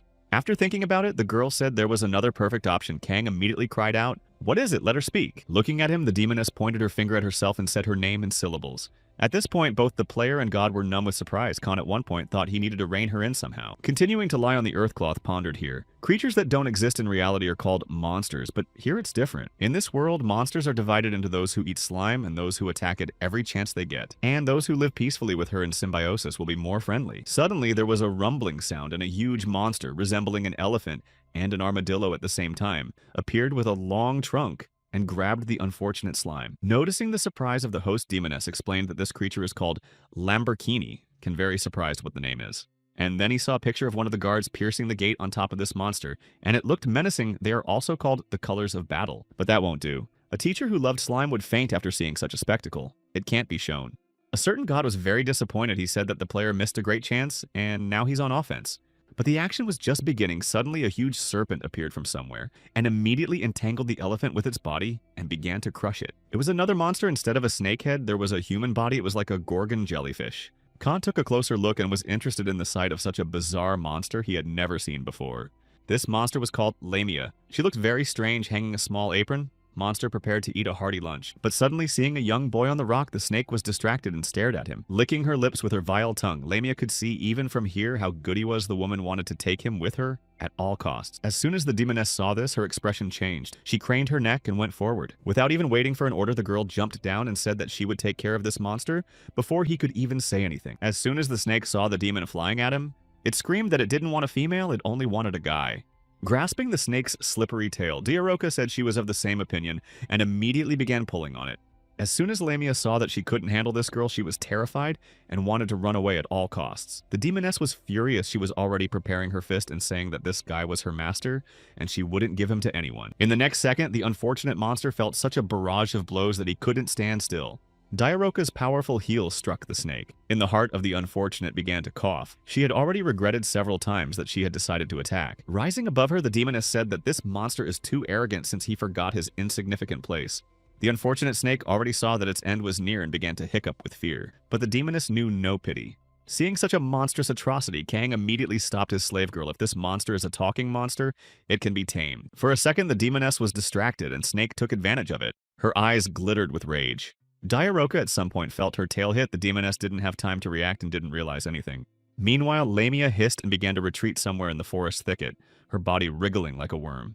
The monster turned back and hissed that this time he would retreat, but he didn't have time to finish the word as he went to the other world. Seeing such a sight, the demoness covered her face with her hand. She couldn't believe that this was exactly what her master was looking for. In principle, Khan himself was a little shocked, and a certain god triumphant. He was very pleased.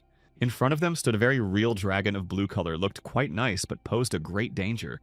The hero jumped off the rock and headed straight for the dragon, along with his faithful divine companion. Taking a closer look, the guy realized that this dragon was very different from the red one that had attacked the city recently. The demoness had confirmed. But as soon as they approached a sufficient distance, Dragon's eyes lit up with rage applied King's anger. Okay, there can be no mistake. Meanwhile, while the two heroes were standing still, the dragon came to a rage and wanted to destroy everyone in its path because of the king's fury. With a smile on his face, the guy wondered why everyone was so anxious to destroy him. What was the big deal? With a quick movement, he moved out of the line of attack and jumped high up. The dragon didn't realize anything. Using several skills at the same time, Kang decided to put all his power into the blade to slay the monster in one blow. In one fell swoop, he launched a monstrous wave of energy directly at the unfortunate dragon, who understood nothing. The baby just sat still and stared in front of him with frightened eyes. The dragon didn't seem intent on attacking. Looking behind him, the small dragonkin saw a very large furrow left by the impact. With a smile on his face, Kang looked at him and said that from now on, this dragon belongs to him. When they've gotten to know each other enough, the player said that this dragon is pretty cute, and what to feed it with. Meanwhile, the little blue dragon was very scared. The demoness replied that basically these creatures eat everything. Picking up the remains of the snake, the girl nodded affirmatively. Seriously, you can feed it at least this, and maybe even iron. Kang was surprised. When the dragon heard that he was being addressed, he opened his small eyes and looked at his new master with the same fear.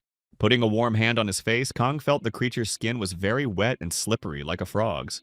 As soon as the guy suggested naming this dragon Cogmo 20, the demoness sincerely felt sorry for this little guy. Smiling, Kang was pleased he had a great pet and a great plan. The two of them jumped on the dragon's back, and the boy commanded that they were going back to the academy, and the dragon shrieked happily. Meanwhile, Hanu, who was in the camp, couldn't use his eyes to see what the girl was wearing under her clothes. He agonized and didn't know how much longer he could go on such hikes. The situation was just hopeless. He had to be at the academy. A certain male god complains of a headache, and Hanu confirms he has basically the same thing. When the guy came to the guild to find something suitable, he immediately started showering compliments on the girl who was smiling. He asked if there was no order to protect the aristocrats or something. The guy applied all his charm. However, because of his low level, the woman said she couldn't give him such a task because he was too weak. When Hanu heard this, he was furious and didn't understand why things were going against his will. He'd been stuck here for hours, and suddenly there was a voice, a woman said it seemed. There, actually, the hero and met Cassandra. She was the daughter of a dragon, and also a famous mercenary. It was she who offered to join their group. All the conditions were right, and Hanu was delighted. Could it be that luck had smiled on him this time at least? But all expectations collapsed when the guy saw where and with whom he will hunt. He thought that there will be beautiful mercenaries. Suddenly, his thoughts were interrupted by some kid who ran up to him and hugged him, asking why he was sitting here at all. The other man folded his arms across his chest and asked cheerfully if it was time for him to get used to this life. At that moment, the guy thought if he had known that everything would turn out this way, he would have gone alone without even thinking, but he was tricked once again. Suddenly, there was some movement around, everything vibrated, and everyone else was alert. They didn't understand what was going on here. The huge monster was approaching them from the thick of the forest, and the men tensed up and prepared to fight. These were serious opponents. In front of them stood several trolls. They were different from the ones in the books, looked like some kind of green jelly blob. The guy with the white hair said they would detain them, and the hero Hanu, let him use magic guy, immediately agreed. The man with the long blade shouted that this was a surprise attack by the trolls, and everyone needed to keep calm and get ready. Jumping high up, he struck the monster's first blow. The jelly-like body split, and an unpleasant squelching sound was heard. Swords against these monsters were useless. Their shaky body just absorbed all the damage. At some point, the unfortunate warrior noticed that a fist of one of the monsters was already flying at him, and he wouldn't have had time to dodge. The troll hit the target and knocked the man far back. The unfortunate man almost fell to the other side of the world. He lost consciousness. His eyes rolled back and a scream came out of his mouth. The others also continued to fight. Even though they didn't have an advantage, they still needed to help the wounded and protect the weak. Several trolls were already moving towards them with their wide mouths, their eyes glowing. They looked funny, but they were very dangerous. The warriors began to fight back fiercely, but most of the attacks were useless because of the monsters' bodies. Hanu stood somewhere behind and tried to come to his senses. He had not expected the trolls to be so unusual. And besides, the poor guy didn't know what they were supposed to do. He just stood there trying to gather his thoughts. Suddenly, somewhere nearby, Cassandra fell down. The girl was badly injured, and only heard her stifled scream as Hanu turned around. He immediately saw the wounded comrade and lifted her above the ground. The player tried to shake the girl and bring her to her senses, it all to no avail. Now the only one who can stand up to these creatures is him, the legendary protagonist. Determined the hero moved forward, a certain wind god thought it was worth a try. But one of the mercenaries stopped the hero, asking him to save his magic for last. The second confirmed it was necessary to just look at the true appearance of the dragon's daughter, and then everything would become clear. However, Hanu shouted that they were talking nonsense. She was wounded, but the only thing to do was to give up and run away. Suddenly, the king's anger curse was applied and everyone stopped and started looking around in surprise and raising their eyes upwards. There was a dragon skull flying in the sky, except the main body wasn't visible. Something was going on and it was very strange. The troll who had already intended to eat his prey stopped and his smiling face turned upward. A bone dragon appeared in front of them to protect the people, but where it came from was unclear. Eventually, the mercenary Cassandra came to her senses and commanded the rest of her comrades to move forward immediately. The bone dragon flapped its wings and soared upward. The troll tried to catch it, but it was all to no avail. One blow from the monster was enough to destroy the troll, turning him into a puddle-like blob of jelly.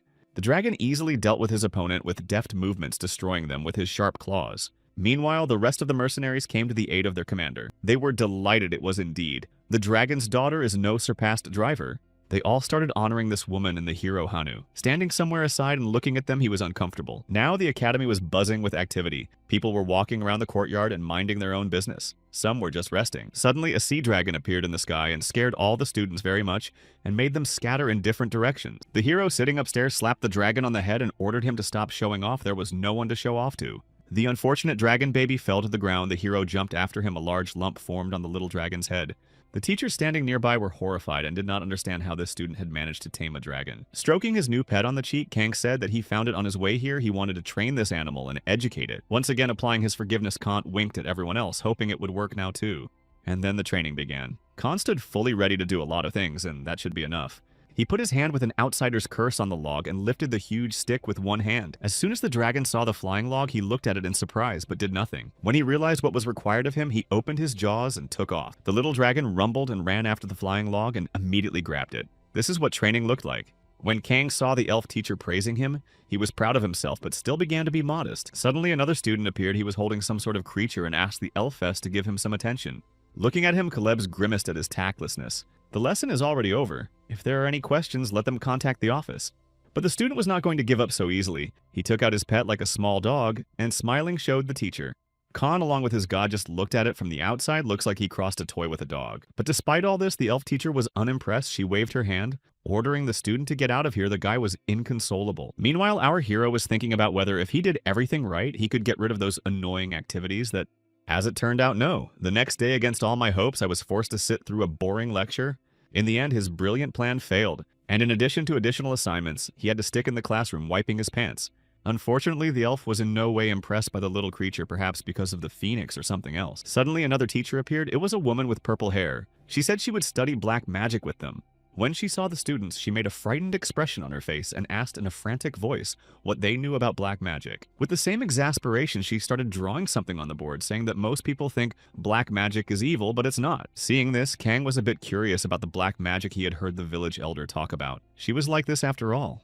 But no sooner had he finished his thoughts than he collapsed on the desk and quietly began to sniffle all the same. It was incredibly boring. After class, Kang returned to the excavation site as usual, where people were still working. He turned to Diaroka and asked why the elf wasn't using black magic.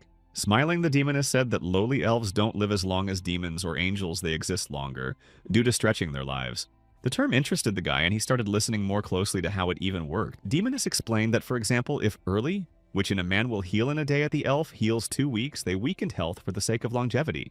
Clapping her hands, the demoness said that their species itself is a long-lived with great regeneration, so they simply cannot be compared. Leaning over to her master, the blushing demoness said that at night they were no match either. However, the guy paid no attention to this and continued to ponder about his main task. Suddenly, there was a strange sound, and they both looked up in the direction it was coming from with surprised eyes. Turns out the work was already finished. People rejoiced. They found a secret passage deep underground. Now in place of the excavation was a big hole. The player joyfully leaned there. Did they already succeeded? Joyful shouts were heard everywhere. Looking into the hole, Khan was surprised it was much deeper than expected. The demoness asked if they would go there right away. The player readily nodded his head. The demoness said that she basically had no choice, so you just had to order her around. Eventually, they both jumped into the hole. It turned out to be deep enough that they had to fly for a few minutes. Eventually, they landed. Diaroka lit a small flame from her finger. Meanwhile, Khan was holding his face. He managed to trip over something. However, here in the dungeon, there was nothing but bare walls and a very long corridor. They began to look ahead. The guys turned back to where the sound was coming from. It was a growling sound, like a low-frequency vibration. Behind stood the troll. He was already raising his huge hand. Khan asked, "What was that big pudding-like creature?" Before the guy could say anything, the troll brought down his huge fist right a few centimeters away from him. The unfortunate one just managed to run away. The demoness closed herself off from the slime flying at her. It was incredibly disgusting. There were two trolls, and they covered the whole space with them. Khan was surprised even such chubby guys would get angry if you went to them. In the end, it was all over. The player was covered in this slimy slime and spitting up the slave, saying that the master should have been born a demon. But it was already too sudden. The ring on the player's hand began to vibrate and glow brightly that this was even happening. The player's cheeks reddened in surprise as the treasure awaited them. And our heroes advanced. Khan put his hand forward and led them through this labyrinth, guided by the glow of his ring. He was very focused, the demoness asked. Was he looking for something specific? The guy hesitated a bit. She winked because the owner didn't even notice how the appearance of the walls had changed. Is he really that enthusiastic? Ignoring the demoness's constant mutterings, Khan simply told her to shut up and continued forward. The dungeon didn't change for a while. The same bare walls and foul odor were still there. Eventually, they stopped near some strange wall, so they had to go this way, but it wasn't clear how to get in. The slave said she thought there was a room behind the wall, but how to get there was a mystery. The player looked closer to a small crack. A slight breeze was coming from there, so it must be an empty room. Saying that one should always knock before entering, the guy charged his fist with powerful energy and intended to break that wall. Then a whole cloud of dust rose into the air as it began to settle, and a funny picture appeared before my eyes. It was a strange room with old-fashioned furniture and strange light, and Khan had called it a tomb for nothing after all. The guy walked a few more meters and called out to someone trying to find someone alive, but so far it was empty.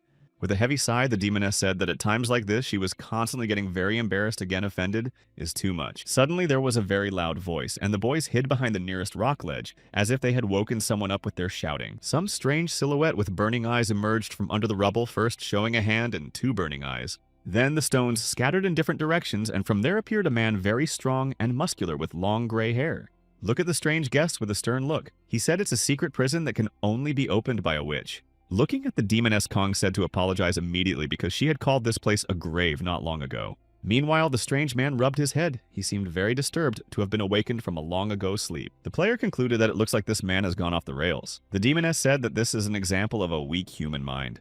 Meanwhile, the man continued to rage, demanding answers as to how these two had gotten into this prison and what they were doing here. Smiling, the player asked, and the locals that only know how to throw themselves at people or what? The man was furious. He swung his fists around trying to hit the little annoying people, but always failed. This man seems to have gone insane. He kept repeating only one word, witch. In the long time he has been here, he has become completely savage. Looking at him with rage, Kang drew his sword now. This man had destroyed the room more than himself. The man was still shouting about the witch and had forgotten his common sense and was just throwing himself at the uninvited guests. Out this old man is not going to socialize. Kang smiled and readied his blade, so we'll have to fight him to the fullest. And then the two opponents were facing each other. The guy was already preparing to strike, and the huge old man raised his huge hands up for defense.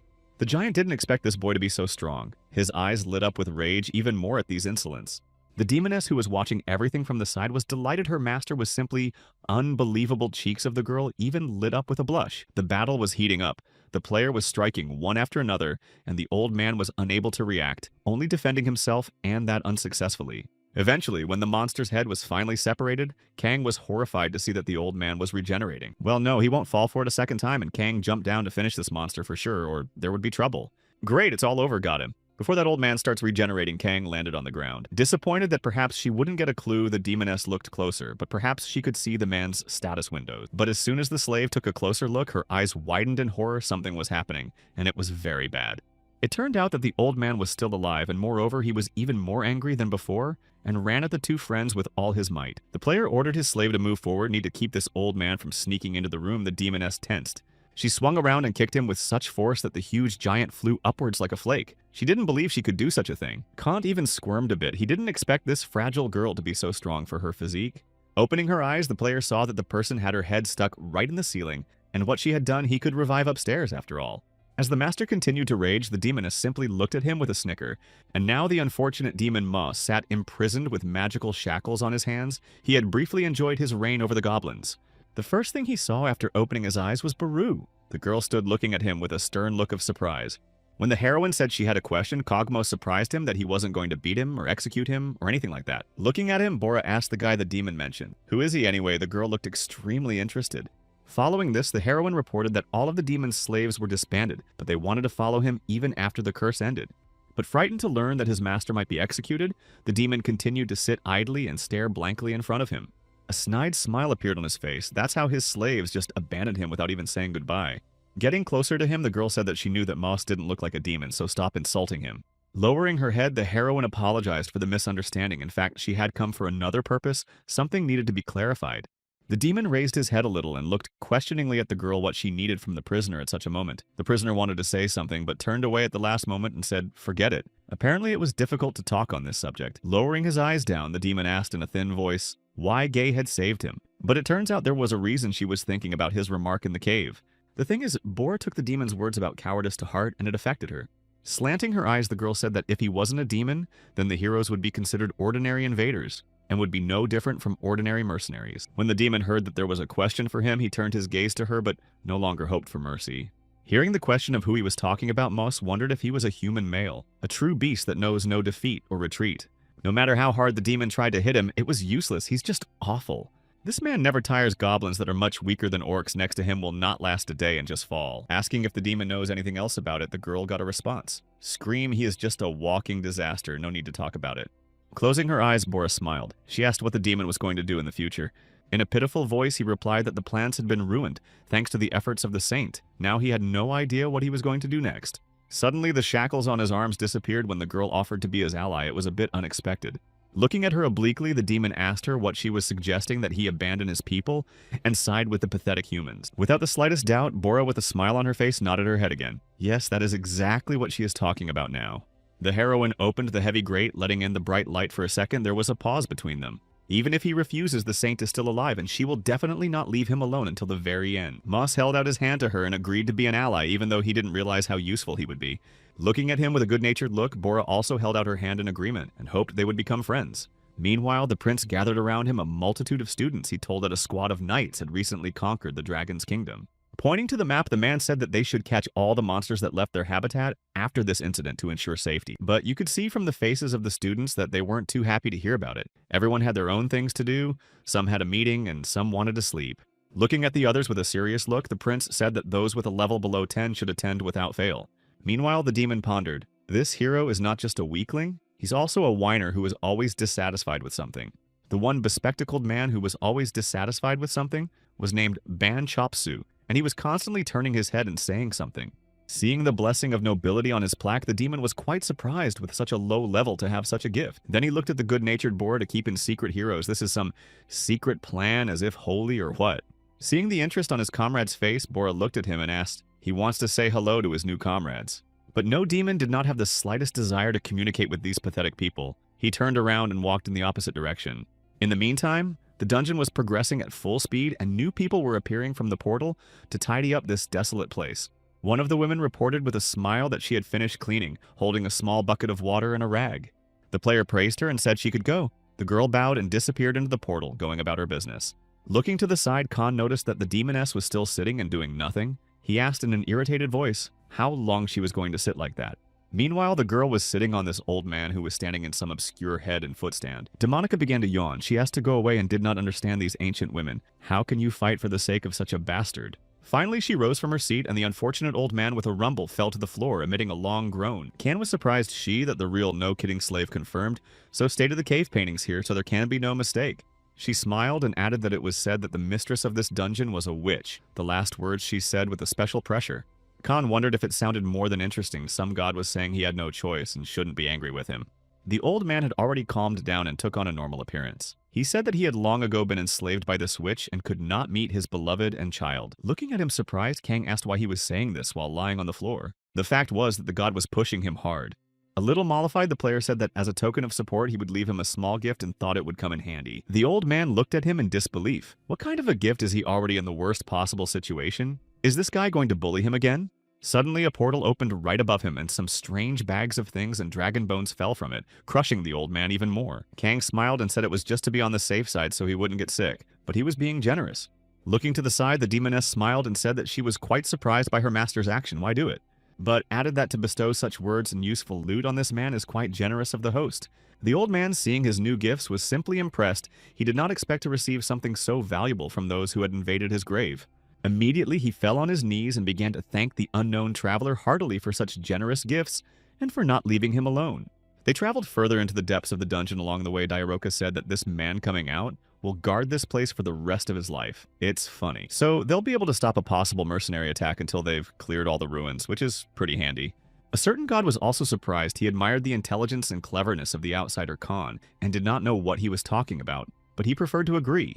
Naturally, their advance could not fail to attract attention. Several huge trolls blocked the way and came straight at the invaders. The huge jelly-like mass immediately began to attack people. However, the player easily dodged any blows. This annoyed him more. The demoness also took part in the battle. The girl jumped from one monster to another and delivered precise, quick blows. Landing near the host, she worriedly said that there are too many of these monsters they can't handle it, all need to retreat. Dodging another blow, Khan rolled his eyes at what was going on in this dungeon and how to get through it. Realizing this wasn't going to work, he picked up the uncomprehending demoness in his arms and ordered her to hold on tight. God was a little shocked. The troll once again tried to hit, but missed. The slave girl didn't realize what her master was doing and blushed instantly. Khan's eyes lit up and he said he had a good plan. Although he doesn't like to do this kind of thing, he still has no choice. I had to summon some dragons to finally deal with these monsters. The cracking of bones was heard.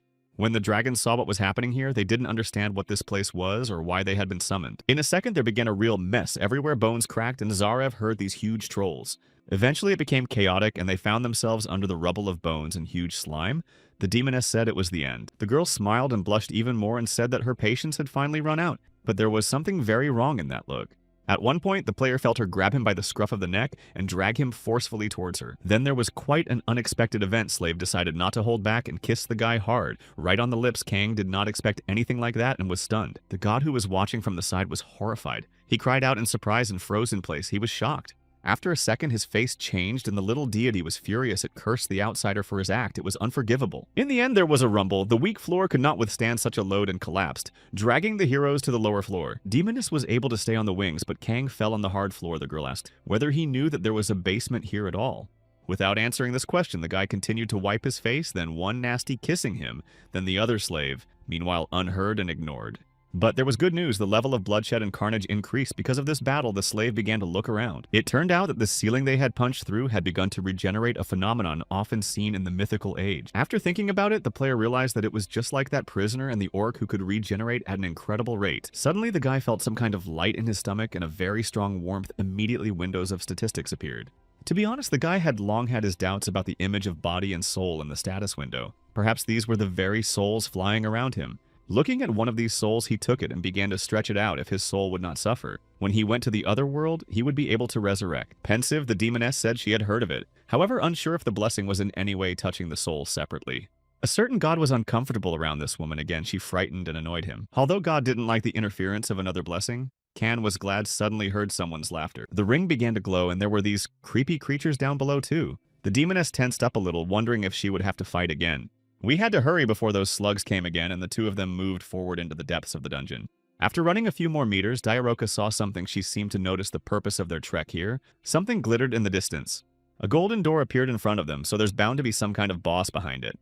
Looking at her status window, the girl asked with delight while they were walking here. Then the much-hunted level had noticeably increased. In response to the question of how much the level has increased, the girl showed the status window. There was 35th smiling. She said that soon the master will get the curse. Grasping the plaque, the player came to dread. Why so many at one time? Is this even possible? The girl replied that they had defeated a lot of trolls and that the man was level 38. It was only now that Khan wondered how many times Diaroka had destroyed that poor man while they were in that room that a chill ran down his back. The door reacted to the ring at some point and opened with a loud creak, startling the player. When the way was clear, Khan and Diaroka opened their eyes in surprise. What appeared before their eyes was truly shocking. Because of the fog, nothing could be seen at all, but there was some kind of fountain or spring inside. There were still many mysterious secrets. Suddenly, they saw through the steam some strange silhouette like a girl with long hair calling them to come over here. Hearing this creature address the player too affectionately, Diaroka became enraged. She did not want to separate her master from anyone. She still had experience left to level up a certain. God was in agreement that this creature should be destroyed, and only the player was looking at them from the scythe. Meanwhile, the creature continued to call out to them. The boys froze in their seats and tried to figure out who it was in front of them. Suddenly, the face of a strange creature appeared. It had a beautiful smile. It was a woman, except that instead of ears, it had webbing. Eventually, the fog cleared, and before them appeared a woman resembling a mermaid. She said to add him a ring along with an invitation.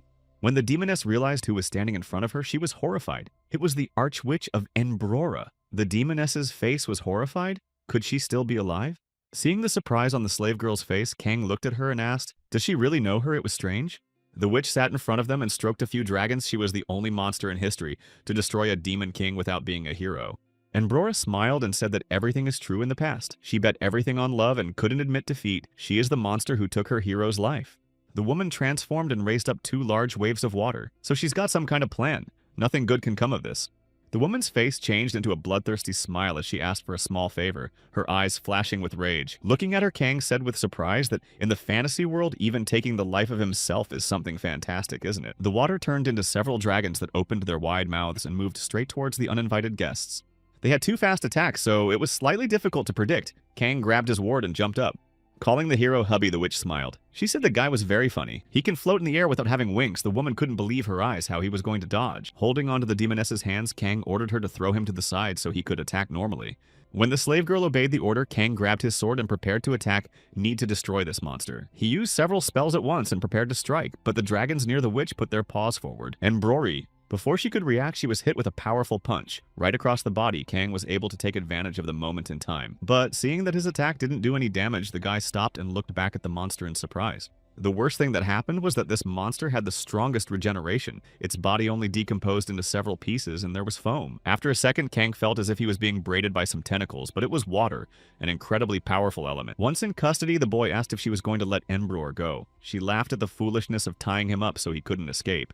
Hearing something about the hero's blessing, the guy laughed and already prepared his attack. He doesn't have one of those, sorry. Seeing such a monstrous glow, the witch was horrified. She did not expect that this man seemed to have something so powerful. And then a powerful beam of red energy burst out of the hero's hands, literally vaporizing the witch's upper body in a second. However, it was too early to rejoice. Out of the white foam came the witch again. She was delighted what a funky black magic his man had. Creating a few more drops of water, the witch said she wanted it all to belong to her and no one else. The situation worsened. Kang realized that if this monster could regenerate exactly the same as the other monsters, then fighting in a confined space was useless. Making a few water spikes, Embrora launched them all straight at the hero. No one is leaving here alive, and this guy is going to get her. Kang just stood still and watched as a large wave flew at him, and there the heads of the vile dragons were already showing. But everything was not so simple. Just one swing of the sword guy destroyed 2 monsters at once and significantly hit the wave. He wasn't going to give up so easily. He used all 3 of his spells at once and unleashed the full power directly on the hated witch. It was a powerful beam of red energy that was cutting through the air and moving straight towards the mermaid woman, who stood still. She laughed alas, but still this guy is useless. And Brora just stood there waiting to see what would happen next. She was beginning to be amused. Kang didn't seem to care that his attacks weren't working. He was going to destroy her over and over again as long as he could. And besides, destroying this witch was not his goal. The guy looked at her with a menacing look. If he didn't have experience in this kind of combat, would have been bad. The player headed straight for the mermaid's tail. Ordering the orc to open the portal immediately, he took aim, and in a flash realized what he had to do, holding the mermaid's tail in his hands. Only a few seconds passed, and with one big throw, Khan threw the witch part right into the portal to the orc. Great, one thing done, the guy landed and smiled. Now the creature wouldn't bother him. But immediately a bitter realization came to him. Though this witch will be in the ruins, but his warehouse is also there. Diaroka said if the orc is silent, all is well. After a second, the guy was startled by this sudden appearance and asked me to stop playing hide and seek. It's scary. Hearing that he had more important things to do, Kang immediately thought about A's treasure. He really hadn't found it yet. The demoness smiled and said that the curse given by this witch said that in these ruins there are no barriers and no guards. It turns out that the ruins will no longer be able to fulfill their direct function. The girl asked out of happiness, the task simplified. But it was too soon to rejoice. A silence hung between them, suddenly pacing and trembling. It turned out that the ruins, left without its queen, began to collapse like a house of cards with the demoness the player was fleeing from. And now on the orc altar, Kangman was ready to go to the other world. He was exhausted from his teacher's training. Suddenly a portal appeared behind the orc's back, and from there something fell to the ground with a loud sound. It was a tail. The coach is furious. Does this player think the practice field is his personal dumping ground? What a sacrilege. However, the tail began to regenerate at an astonishing rate, and soon there was a witch in her own person. Looking around her, Embrora sadly realized that this was just another ruin, yes, and besides, there are rules. So this is where the heroes are trained. The woman thought she betrayed him, and now she has to train him. How strange. Orc pulled away from his business and laughed. Another obscure creature came out. How annoying. But a second later, the man heard a foul odor. He covered his nose with his hand. Does Kong suggest he work with rotten fish? Looking at the boy, the witch said that he must have been sent by the same hero in front of her. A status window with impressive characteristics appeared. Smiling, the woman introduced herself and said that they would now see this hero here very often. Hearing about the guardian, the unfortunate student was horrified. What does all this mean? Could it be another monstrous teacher? But he realized the keeper had come to the orc and said that in order to finish the training, he now had to defeat her as well. Unhappy Kangman was already tired of training with this monster. Now there were two of them. The guy cursed his whole life. Meanwhile, there was some kind of rally going on at the academy with students demanding that the ruins be opened and the safety of the students be ensured immediately. The principal sat in her office and held her head. Everything was going to go wrong. All plans were falling apart before her eyes. The head teacher appeared from somewhere and said with a sneer that it looked like the plan to control the ruins using the temple had gone awry. He was in high spirits as always because the ruins located right below the academy were starting to revolt people, and it was understandable. The principal didn't know what she should do. The heroes who wanted to get to them the most didn't even light up. This saint doesn't answer. At this rate, they will lose all the students. The woman started beating her fists against the table in impotent anger. They will simply disappear as an institution. The head teacher's calm voice made her stop. He asked so can do what they require of them, and that's it.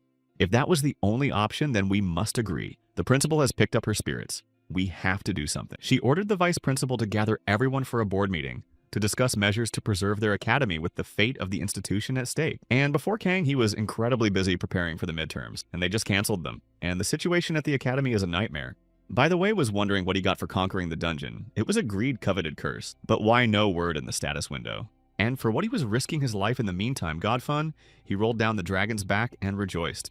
Khan was a little upset. He thought getting it if would help Diaroka develop, but he got it for monopolizing the ruins. Suddenly, he was distracted by someone's female voice. Another teacher appeared. It was a black magic teacher.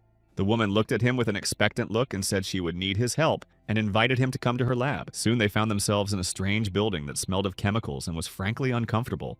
Walking a few more meters, Kan saw a circle on which lay a coffin, in which most likely there was a person. It was creepy from the outside. The teacher said that there is supposed to be a divine protection that makes it impossible to use black magic. The woman could no longer contain herself, and with the curiosity of a child, she began to question whether the player had independently learned black magic. Embarrassed by this attention, the guy said he only did it with the help of a sophomore. The teacher said to stop being modest. The sorceress lowered her eyes and told me that she had a request, but it could be considered silly or complete nonsense. Turning her back, she walked a few steps and said that starting from the ruins and until today, they had accumulated many problems, even critically many. The player thought for a second she was talking about the ruins that this fishtail wench was guarding. Probably yes. Approaching the coffin, the sorceress said that therefore, at the request of the Duke of the Empire, they must find the one who took the life of his wife. Quickly guessing what they wanted from him, Kang asked. They wanted to resurrect this man with black magic, he understood correctly. The sorceress nodded her head happily. It was all right. She would arrange everything and the boy would be her assistant. Well, that encouraged the player. He decided to do it now. And God was not against it, but the teacher said that nothing was ready. Without listening to her for long, the guy stretched his hand forward towards the coffin and started to concentrate magical energy in this person. After a second, there was a bright flash of red color. The woman lying in the coffin did not move yet, but just remained in her position. A picture came to mind of Kang talking to the headman. Just like that time, a sacrifice had to be made in order to be resurrected. And the price for all this would be his life force, but Khan was ready for it. He continued to concentrate the magic in his hand. In a second, it was so abundant that the magic filled the entire space. Even the air around it began to fill with power. Seeing such power, the sorceress could not believe her eyes. It was impossible to release only energy at once. The woman turned the other way to avoid being blinded, and the player continued to fill her body with magic. A second later, there was a pop, and it was over. Is this really how it should be? For a certain god's heart sank with anticipation. There was a rustling sound of someone fiddling in that coffin. The sorceress covered her mouth with her hand to keep from screaming in surprise. A silhouette appeared. The dust had not yet settled, and it was impossible to tell who it was. But from the voice, it was clear that it was a woman who demanded an explanation. The stranger was furious that she had been resurrected. The woman's body emanated an incredible magical force, so powerful it could destroy everything here. Kan, along with the teacher, looked at all of this with their mouths open in surprise and frozen in place. Preparing to speak to His Highness, the sorceress coughed and gathered her thoughts. After congratulating her on her resurrection, the sorceress greeted Duchess Tinishtana in the most benevolent tone possible. The sorceress introduced herself, and her name was Britnace. She said she was a professor from the Snotlout Academy and tried to explain the situation. All this time, the player looked at his hand and could not believe that he was able to create something like this after all. Before, it seemed fantastic. Of course, the life force was being taken away as it was resurrected, and it was unpleasant. But thanks to the outsider, there was no problem. Suddenly, a scream was heard. Turning there, the guy saw that there were two assassins whose faces were hidden. That's just where they came from. Kang stood motionless for a few seconds. The guy flapped his eyes and didn't understand what was even going on. Where did those two come from? The two strangers looked at the strange guy and without a word threw the dagger straight at him without warning. Kang felt a nudge in his shoulder and a small prick. He didn't quite realize what had happened and only looked at the dagger in surprise. The other assassin immediately rushed straight at the player without waiting a second to finish off the hated hero. At some point, the guy felt a strange man's hand fly into his face and a cold knife near his throat. Seeing that their attempt had failed, the woman shouted to her accomplice to run away immediately. "You can't do that," and the assassin was immediately convinced of it, as a powerful beam of energy flew through his chest, destroying him instantly. The man didn't immediately have time to realize anything, but just looked at the hole in his chest that continued to blaze with energy. The hooded woman looked at Kang and asked who he was, even a demon, or who he was from, where such power came from. The guy looked at the attackers with an angry look and said that at first glance, it was clear that he was a human being. "By the way, the girl is alone, and should we take her hostage?" Lowering the Duchess's detached head to the ground, the strange invader stopped in place. She laughed through her mask and began to prepare a volley of energy. A green orb appeared in her hands. Dropping her hood, she pulled out a sword created with magic and lunged at the strange, strong man. Now she will show the power of the fourth Demon King who destroyed many heroes. This girl was an elf, as it turned out. They moved at each other. The player seemed to be having fun. He fought her like it was some kind of entertainment. The stranger tried to attack him. However, the player bounced back with astonishing speed. He still had time to poke her. He actually let her live. This chick's trying to destroy him, but the guy's numb for a second. The guy didn't even notice how he knocked her down with one blow, with such force that the unfortunate girl flew upwards. And only when the player realized what he had done, he cried out in surprise, and a certain god was very pleased with the cleverness of his ward. Looking at the poor girl lying on the floor, Kang hoped she was still alive. Turning back, the guy couldn't understand what had happened for a few more seconds. Kang stood in his place, uncomprehending. But as soon as he saw what had happened, he screamed in fright, so much so that the scream spread throughout the dungeon. The resurrected Duchess closed her eyes and hummed this picture imagined to be very amusing. Only the head was left of the girl, but by some miracle she remained alive. The Duchess did not think that someone would resurrect her. She hoped that she would be left alone. Brittness suggested that maybe it was because Khan used resurrection magic in a way that gave her life force. The boy sat down on the floor in front of the Duchess's head and began to ponder. The situation was very amusing. Putting the Duchess' head back in place, the sorceress said it would take at least 5 people to resurrect one. Looking at the admiration of these sorcerers, some god was delighted because of his power. After hearing about the outsider's blessing, the sorceress wondered if her acquaintance had also had something similar. The world is indeed vast. Still coming to her senses, Duchess Tina said that the blessing of this young man had brought great meaning to her life. And how long would this masquerade last? Hesitantly turning around, the Duchess dropped her head back, which scared the player very much. Putting her head back again, the sorceress said that theoretically it would be until this young man's life force ran out. Thinking about it, the guy looked at God, and it turns out that it is the Duchess, although indirectly, but also receives the same blessing. Meanwhile, the woman looked at the player and thought that to prolong her life, as long as possible, she should protect this young man. Tina Stana wondered if she could handle such a task. She had failed to respond to the recent attack. It was shameful. It was starting to get to Kana, and the guy was rubbing his eyes with exhaustion as to what was even going on here. Pointing at the Duchess, the player became furious. Even he didn't have the blessing of observation. How could she get it in such a state? But after a second, Khan was stunned. He heard the voice of the goddess within him and saw her status window. Looking with tired eyes at her savior, Tinashtana said that this is nonsense. No one can see her status windows because of the blessing of marriage. The sorceress hastened to explain unlike the first resurrection, the second one came only from the player's life force and she became a pawn. Khan wondered what that meant and what he should do with it. When she heard that she was a pawn, the Duchess was furious. She is the son of the Empire, and now she must serve this lowlife. Inside himself, the player was glad his demonic slave wasn't here, or else another scandal would have started. Back from the dungeon, finally Kang decided to have some tea he first tried, but the drink here was pretty good. Leaning on the windowsill, the guy thought that if it weren't for all the commotion, he would be happy to rest here for a while. In front of him sat Salona. The girl was very excited about something and was trembling with fear. The fact that Diaroka and the Duchess were around literally felt like an internal feud between them. Looking at the demoness, the Duchess asked how she felt about the life of a slave, because the presence of monsters in the human world is absurd in itself. Meanwhile, the demoness waved her hand in front of her. Something here flies were flying around. Is it really necessary to show respect even for the resurrected? And only one player sat and tried to remain calm. He didn't want another storm to break out here. Before leaving this dungeon, the sorceress asked to guard the Duchess very carefully because she is going to investigate. It did not inspire much confidence, and the player himself was not too eager to be carried around by this arrogant lady. Holding Khan's mug in his hand, sighed. The black magic professor had gotten him so harnessed that now he didn't know how to deal with it. Meanwhile, the demoness along with the Duchess started their internal feud again. One more second, and everything here will be destroyed. This eventually got to the player and he broke the cup with his hand, telling the two to fight in the street if that's how they want to settle things. Meanwhile, the events have moved to some port city where several ships have docked. There was our hero Hanu in unsuccessful attempts to find his calling in this strange world. Cassandra, standing in front of them, said she had to visit the guild for some issues and the rest of them could rest for now. Stroking his stomach, Hanu cheered himself up. It was time to walk around town. It might be worth a bite to eat. In a second, he was holding a juicy kebab made of several kinds of meat and vegetables. Sitting on the bench and eating the treats, Hanu was frustrated he had destroyed so many monsters but didn't get much development. In the end, the guy got even angrier. He's the main character, so why was he given this curse? The thing was, he had greed now. No one could steal his stuff. If he wanted to eat the whole world, he'd increase the chance of diarrhea. The unfortunate guy was sitting there with a stomachache. He's going to die like that.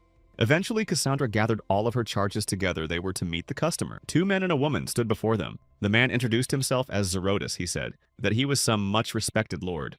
The woman standing next to him laid her head on his shoulder, and the lord asked that they be delivered safely to the academy. Hearing such loud titles, Hanu wondered a little what kind of lord he was. The woman replied that the past owner had been sent into slavery for his transgressions, and the noble lord had become the new master of the area. The player continued to think hard. He looked at the girl, just the kind he was missing. Finally, he made up his mind, and with a little chuckle, of course agreed. All the other gods were overjoyed. After all, during the hike, the hero at least learned how to make a fire is already better than nothing. He just sat there looking at the little stick. Unlike, what was the way to meet this man? The road to the Snotlout went without incident. The atmosphere here was very quiet and peaceful, and it seemed as if no danger could be waiting for them. Even the experienced mercenaries were relaxed and enjoyed their time together, all of which was good for a good mood. Suddenly, a white bird like a dove flew across the sky with its wings spread wide. From the lord's carriage, an arm of a bird appeared, and immediately sat on it and began to flap its wings enthusiastically.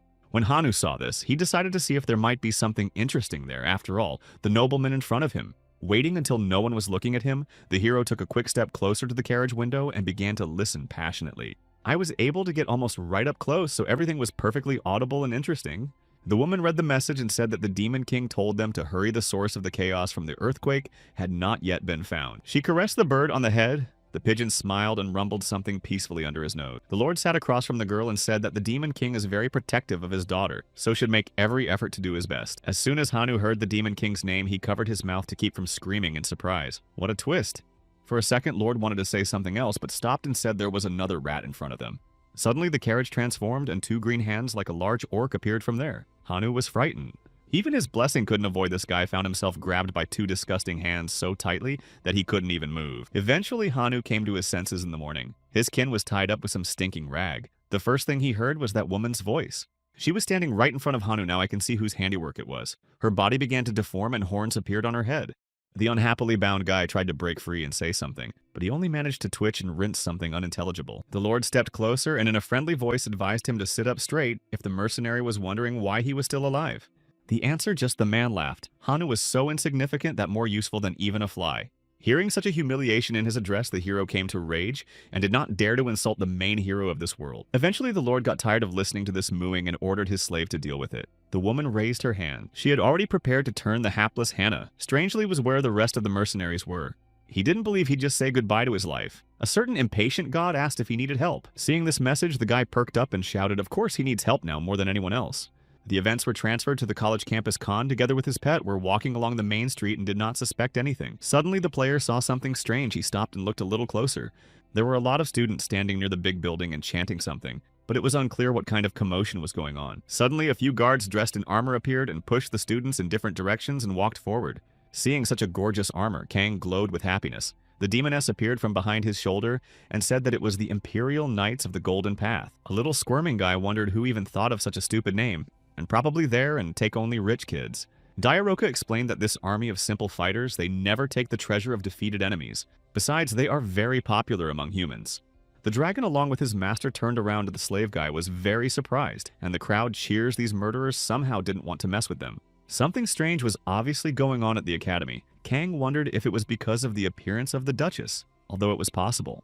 Meanwhile, in the headmaster's office, the guardsmen had gathered the woman sitting in front of them, folded her arms across her chest. She was very serious. In an annoyed voice, she asked these guardsmen keep talking nonsense about monopolization, or is she hallucinating because of her age? The guardsmen standing in front of her regretted having to say this, but they are representatives of the Empire. He is merely saying that the Academy's defenses have weakened. The woman grinned. Did they think that if she was sitting in her office at the Academy, she was not aware of the external situation? Looking scornfully at the bunch of knights, she asked, "Do they really like licking the feet of the government so much? No honor." She continued to insult them, and the guardsman only stood and patiently looked straight at her with a calm gaze. The tension between the two was gradually building up, and the guardsman had already grabbed his sword to teach the insolent girl a lesson. But suddenly the vice principal appeared between them. He clapped his hands and said that was enough for today. It was time to take a break. The man smiled and added that with the help of these noble guardsmen, it was possible to reach safety even faster. First, we need to explore the ruins.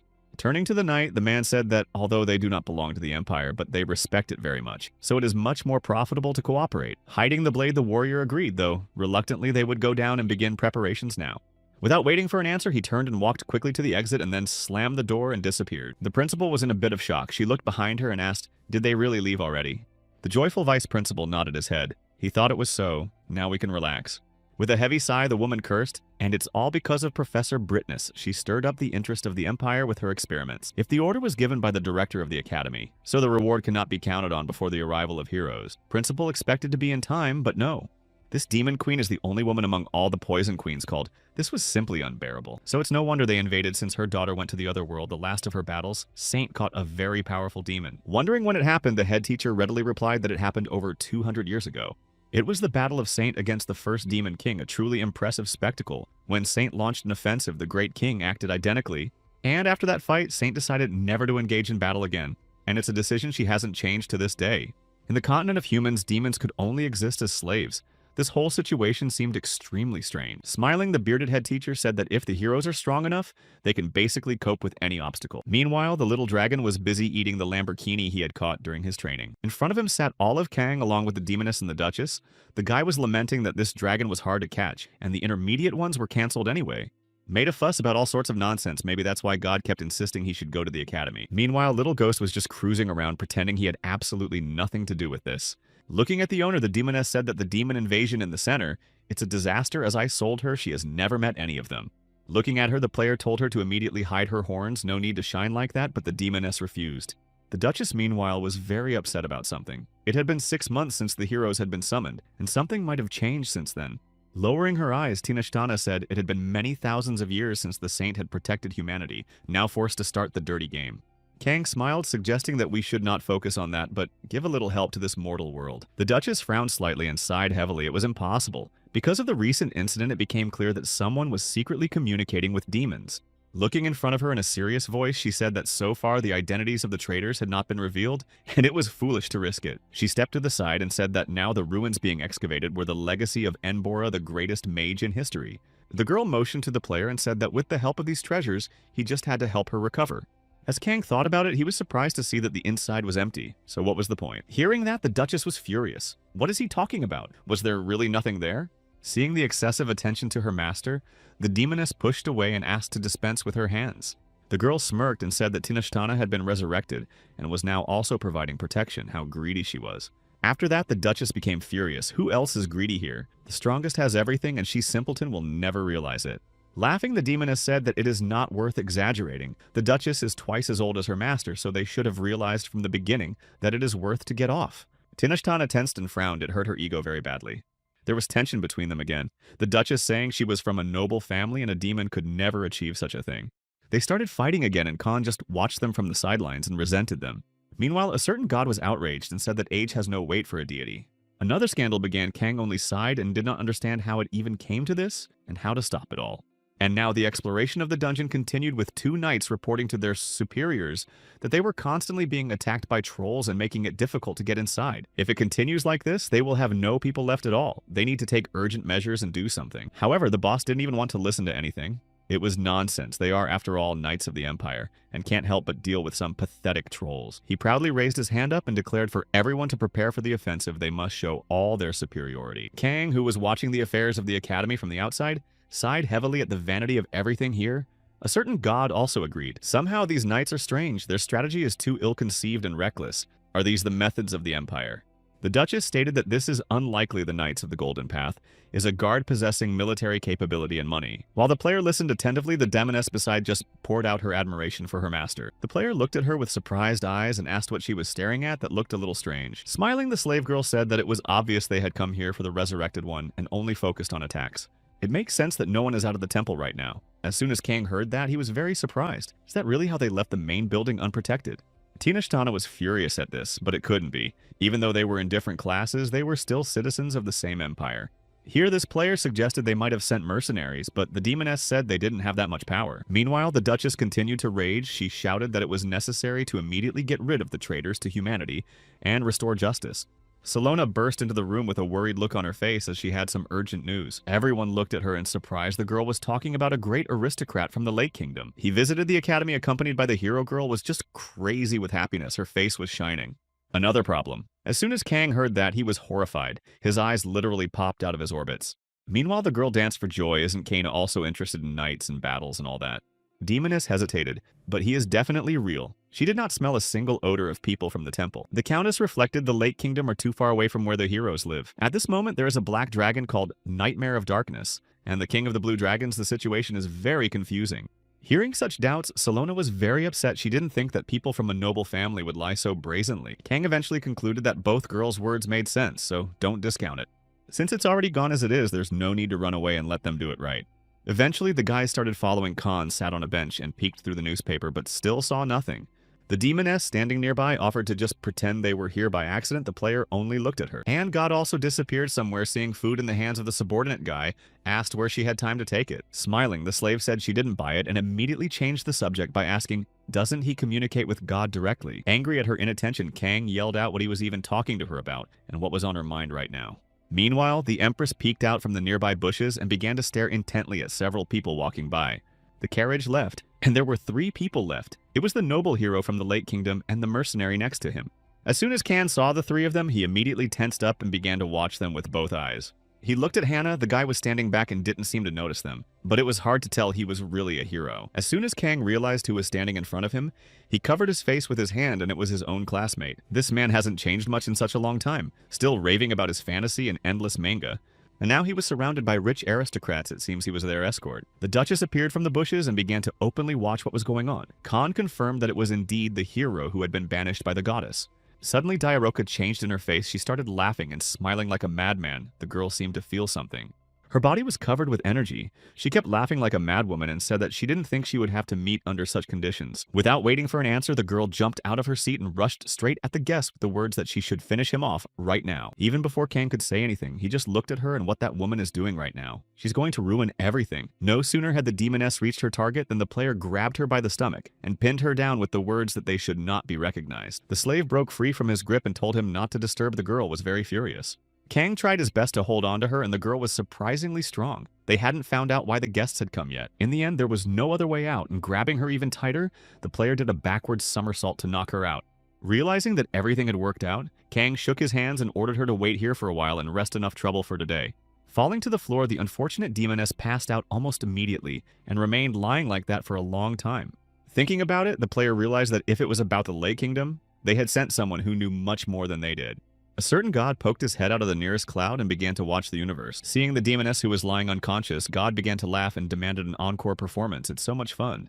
And now she was standing in front of some dilapidated building. It was apparently a lower-class dormitory. Behind her stood several students, including Alpus and 2 other old acquaintances, who looked at the demoness with surprised eyes.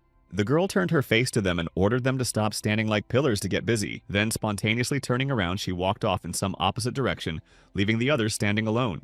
Back to her own, Diaroka was extremely unhappy with the situation. Khan cheerfully greeted her as if nothing had happened. If she came, then others arrived. The guy smiled and looked happily in front of him.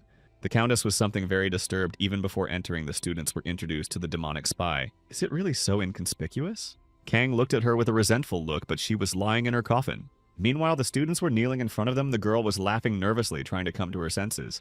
Khan was still trying to remember the name of that Prince Diaroka. Irritably suggested that his name was Zerotus. The girl was still very angry. The exact fact that he was a Count Demon had already been confirmed. Kang smiled happily. However, right now, the guy from his homeworld was beside him. After a second, the player changed his face. He was furious. I didn't want to say that all demons were bad, but one of them had hurt his slave. Hearing that they needed to give them all the information they needed, the girl started stuttering and tried to say something. She said in a pitiful voice that she wasn't an aristocrat and didn't have any important connections, but she knew something. The same earl took an active part in the battle without having any royal connections or anything like that.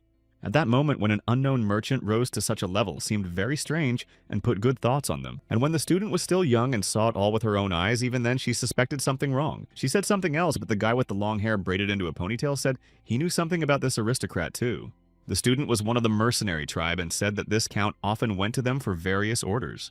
The pay was good. No one disputes that, but there were a lot of orders coming in. Pensive Khan asked, if things were so strange, why didn't they just nail his orders and that was it?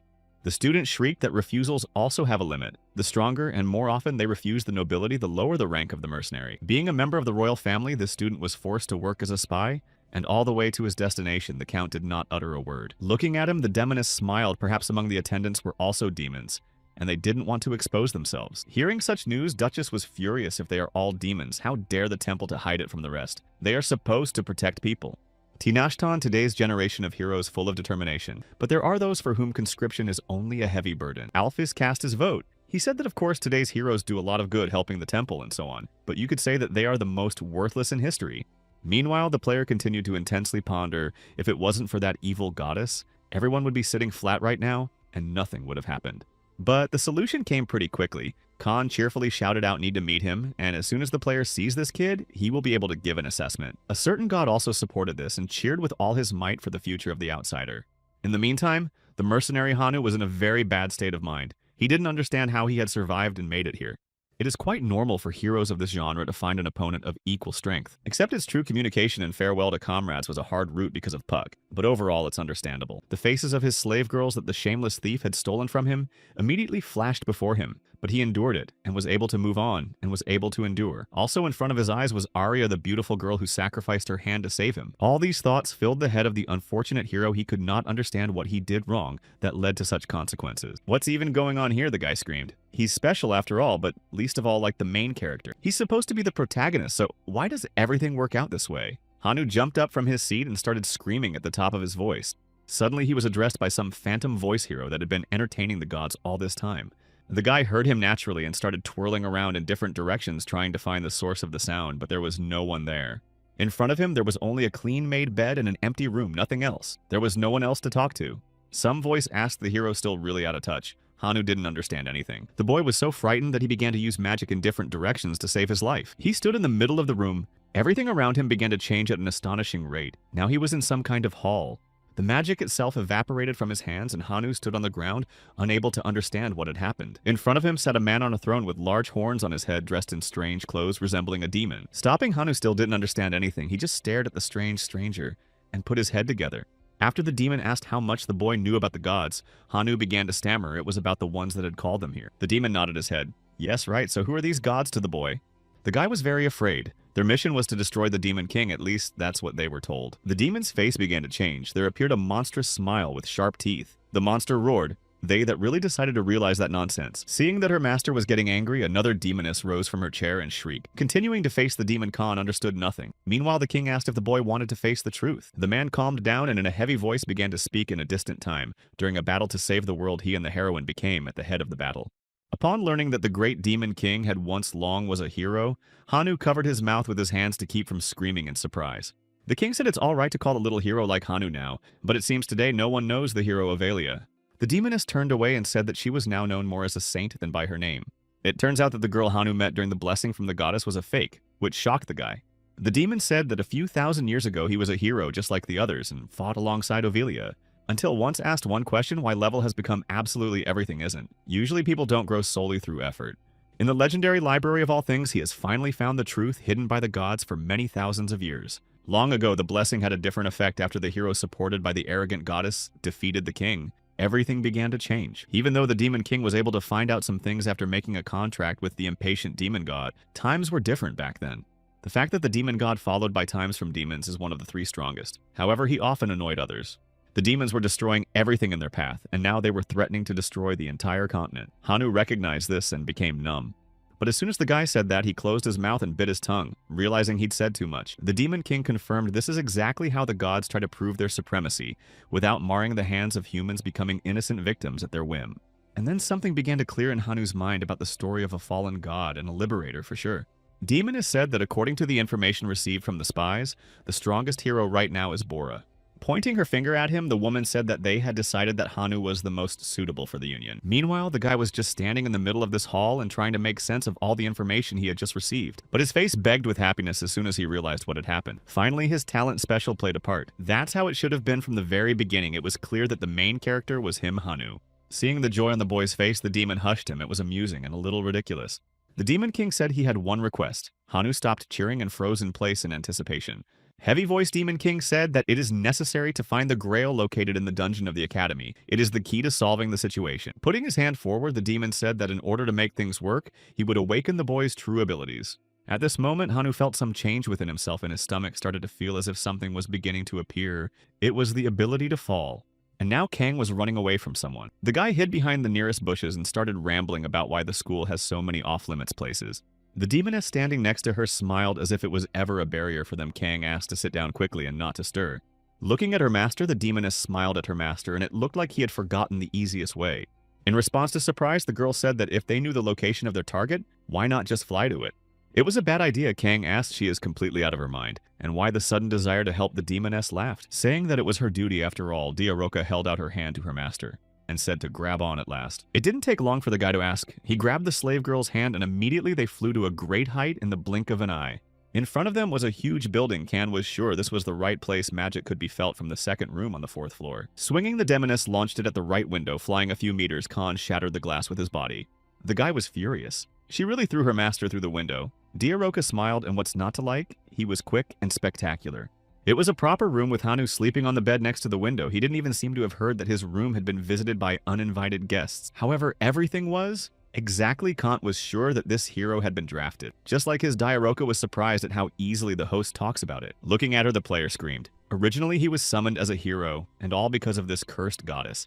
Not worth shouting. Of course, Hanu began to slowly wake up, sensing that something was wrong here. He was probably dreaming about some hottie. He got out of bed and started to swivel his head around. But as soon as Hanu saw his classmate, he was immediately frightened. Isn't Khan supposed to be on Earth right now? Looking at him, the hero wondered, and when he even had time to wake up. Determined to build a constructive dialogue, Kang asked as kindly as possible about the aristocracy his classmate was with. But without hearing Hannah yell that there was a goddess was the final boss after all, that's all. Putting his hand on his chest, Hanu said not to worry, for he is a true hero, knows the whole truth about these gods. A certain god was extremely displeased with his kid's insolence, as he only dared to speak like that about them. A certain god of men also poked his head out after that Kang came to be horrified. Could it be that the gods are already here and they are watching? When a certain god just chased away the other gods, Khan drew his sword and said he had some questions. Seeing this, Hanu jumped up in his seat and shouted the struggle of two old friends. What a hackneyed cliche! The guy's face was immediately filled with a snide smile, and it seemed like he was expecting it this time. He wouldn't back down. Now he will carry out his revenge. The guy began to turn into some kind of monster. His face changed beyond recognition, and his teeth became sharp. As soon as Kang saw what had become of his classmate, he marveled at what had just happened. Even a demoness who's seen a lot of things in her life is horrified. Did this guy do what she thinks he did? Meanwhile, Hanu has changed beyond recognition and is no longer a simple boy, but a real demon with horns on his head. He shouted that he would take full responsibility for being the protagonist and started launching the energy wave. Kang just stood there looking at him for a while and couldn't understand anything that had just happened. He just held the sword in his hands. After the big bang went off, Kang literally flew out the window and stalled on the ground, trying to grasp with his fingers. The window was hopelessly shattered and thick smoke mixed with dust was coming from there. Suddenly, this person became so strong. Hanu emerged from the failure in his new guise, a phrase he was happy to hear, and he was glad that at last it was his finest hour. For the first time in his life, he beheld a power that was worthy of a protagonist on his face. He had a fantastically ugly smile on his face. Raising his hand, the demon shouted that with this power he would destroy his old comrade who had betrayed humanity, but also all who would stand in his way. The goddess had promised to send him back to Earth, but Kang was also ready. With a swing of his sword, the player began to attack. But after all, Kang just wanted to be with his family, and he wasn't interested in shallow personalities at all. The demon was not going to retreat either. He began to accumulate life force and form a sphere from it. After the monstrous explosion, Hanu simply stood his ground and looked around. His opponent was nowhere to be seen. Continuing to hold the energy blob in his hands, Monster rejoiced this was it. A real power that no one can beat. The demon showed his biceps and began to enjoy his power again. Meanwhile, Hanu had lost his outerwear and was trying to figure out why everyone he was dealing with was so crazy. The player looked up and asked how long his friend would be sitting there. Laughing, the demon said that the player will soon get used to it, so it's no big deal. Let him watch. Suddenly, his face changed from behind something started to happen. An incredible force of energy spilled out behind him. Another demon soared upward with incredible speed, flapping its monstrous wings. Behind him at full speed flew Diaroka Girl was delighted she did not think that the chance for revenge will present itself to her so quickly. That very demon was Zero Card, he smiled. The man didn't think this demoness would become so strong, but it still wasn't enough. After these words, Diaroka went into a rage. She vowed to destroy him at all costs, even if she had to make the effort. Kang looked up at them and thought that there was no point in interfering. After all, he had a lot of problems of his own to deal with, but this madman had to be dealt with. Lifting his head up, Hanu understood nothing with only one question stuck in his throat: why? Why his classmate's partner was so beautiful he couldn't tear his eyes away from Diaroka, who was chasing her worst enemy. Hanu wondered if all the connections he had managed to make with the heroines were disappearing, becoming the foundation for his growth. Now he has one more reason to destroy his classmate. He wants to get that pretty girl by all means. The demon began to fight with renewed vigor. The rage filled his soul completely. Did he lose his brains along with his looks when Hannah heard that? He stopped for a second and lost his hand. Kang continued to stare at him and asked the boy if he had any idea how his parent would feel when they saw their child like that. However, the demon did not even want to listen to anything and swung his paw and shouted that his parents believed in his success. Then there was a rumbling sound. Hanu struck with such force that the earth around him began to shake the air and a column of dust rose up. Hanu now believed that with this power he could get anything he wanted and no one would stand in his way. Suddenly, the face of the demoness maid of the Demon King appeared from somewhere. She asked how he felt about this power since he was the only one who could use it. The fight continued. Hanu looked at his comrade and said that they were fighting on equal footing. But for how long would Khan himself last? You said he could handle it in principle, but the wound on the demon's body from the holy sword is now much larger. Tensing his whole body, Hanu shouted that the side effects, "It's just a trifle not even worth worrying about." If so, then okay, Kang began to prepare for another attack. Did his friend think that the guy would not realize that the demon is just stalling? With one blow destroying the wave of dark energy, the demon laughed. Could this be all his longtime friend was capable of? But no, Khan ran to him at all. The guy said he hoped Hanu had rested well in the meantime. It was time to try out the new magic, and the hero began to concentrate the magical energy in himself, directing it at the demon. A second later, a bright light flashed. The impact came directly at the demon as he stood closest. Hanu tried to close in. The guards saw all this, and realizing that there was an emergency situation, they went there with the whole army. Everywhere the clanking of their armor could be heard, several warriors ran down the main street to get there as fast as possible. As soon as they approached the scene, they were stunned. The picture was terrifying. Two demons were fighting right in the air, and below them, Kang was fighting another one. The teacher was furious and shouted what they were doing here. How could they behave like that on the academy grounds? Distracted by his opponent, Hanu was furious at how these inferior creatures dared to interfere with him at such a crucial moment. Sending them away, the demon directed all its monstrous power at them. The guards stood motionless. After a few seconds, they were simply swept away by a huge wave of magical energy. The teacher covered himself with his hands. The remaining surviving guards rushed at the demon to grab him and immobilize him. Hanu opened his eyes in surprise. Watching it all from the side, the demon prince said events took an unexpected turn. Diaroka shouted for him to stay focused. Okay, it was time to leave the childish babble behind, and the man lunged at her. The demoness gave her a surprised look. Suddenly, their duel was interrupted by Kang Diaroka herself, who cried out in surprise. What did the master forget here? The demoness grabbed his shoulders, trying to hold his weight, and asked why the master was here. Kang replied that he had some time. The prince looked at them with surprised eyes. That's how it turns out now he has two whole victims. It had been a long time since a human had attacked him. So unceremoniously, the two demons froze in midair. Already now, Zerotus became really furious that such bugs as these two would not be able to compete with him and began to prepare an attack. Khan saw that it was black magic. He asked Diaroka, can she dodge it? The demoness didn't seem too sure. She shouted that she could do it herself, and with that, she let her master Kang go, shocked. He flew down right onto the hard asphalt. The guy didn't realize what was going on, and why all of a sudden she let him go.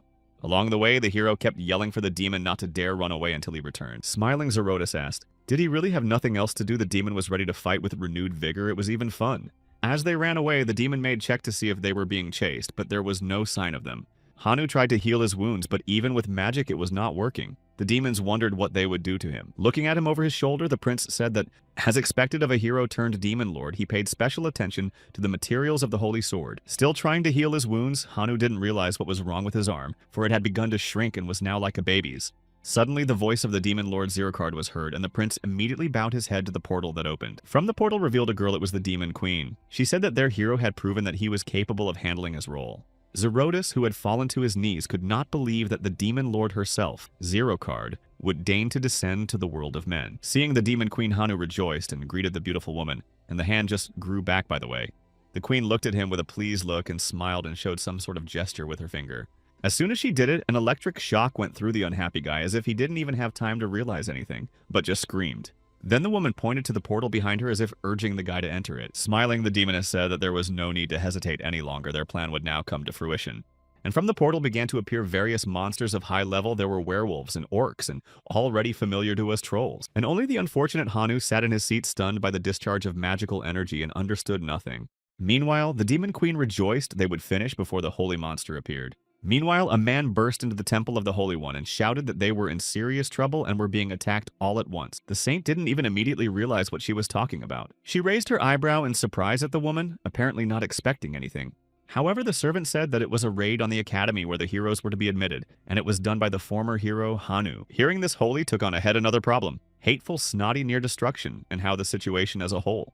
The servant reported that due to the recent dungeon opening as well as the riot, the number of casualties continues to rise rapidly. And also the circumstances that caused the character Hanu to fall were revealed. Looking at the poster with the image of a recent student saint, wondered in such a situation the goddess would not say anything. How so? Eventually, the woman went into a rage. She crumpled the poster and said to gather everyone. They were heading to the academy immediately.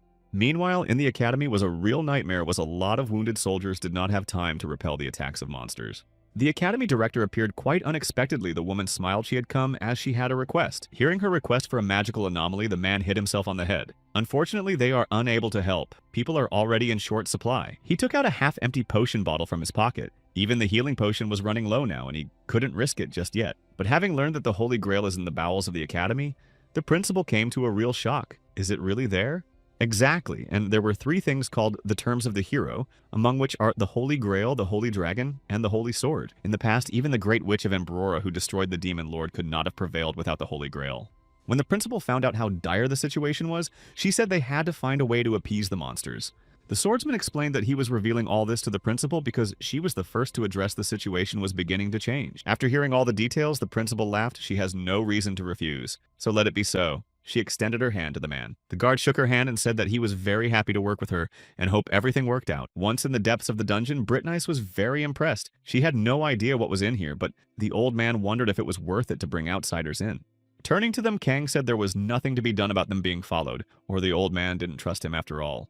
There was some other elf girl in front of him, had to guess who was using a similar power as Hannah. It was better to just ask this girl. As soon as Khan asked when she would wake up, the elfess opened her eyes.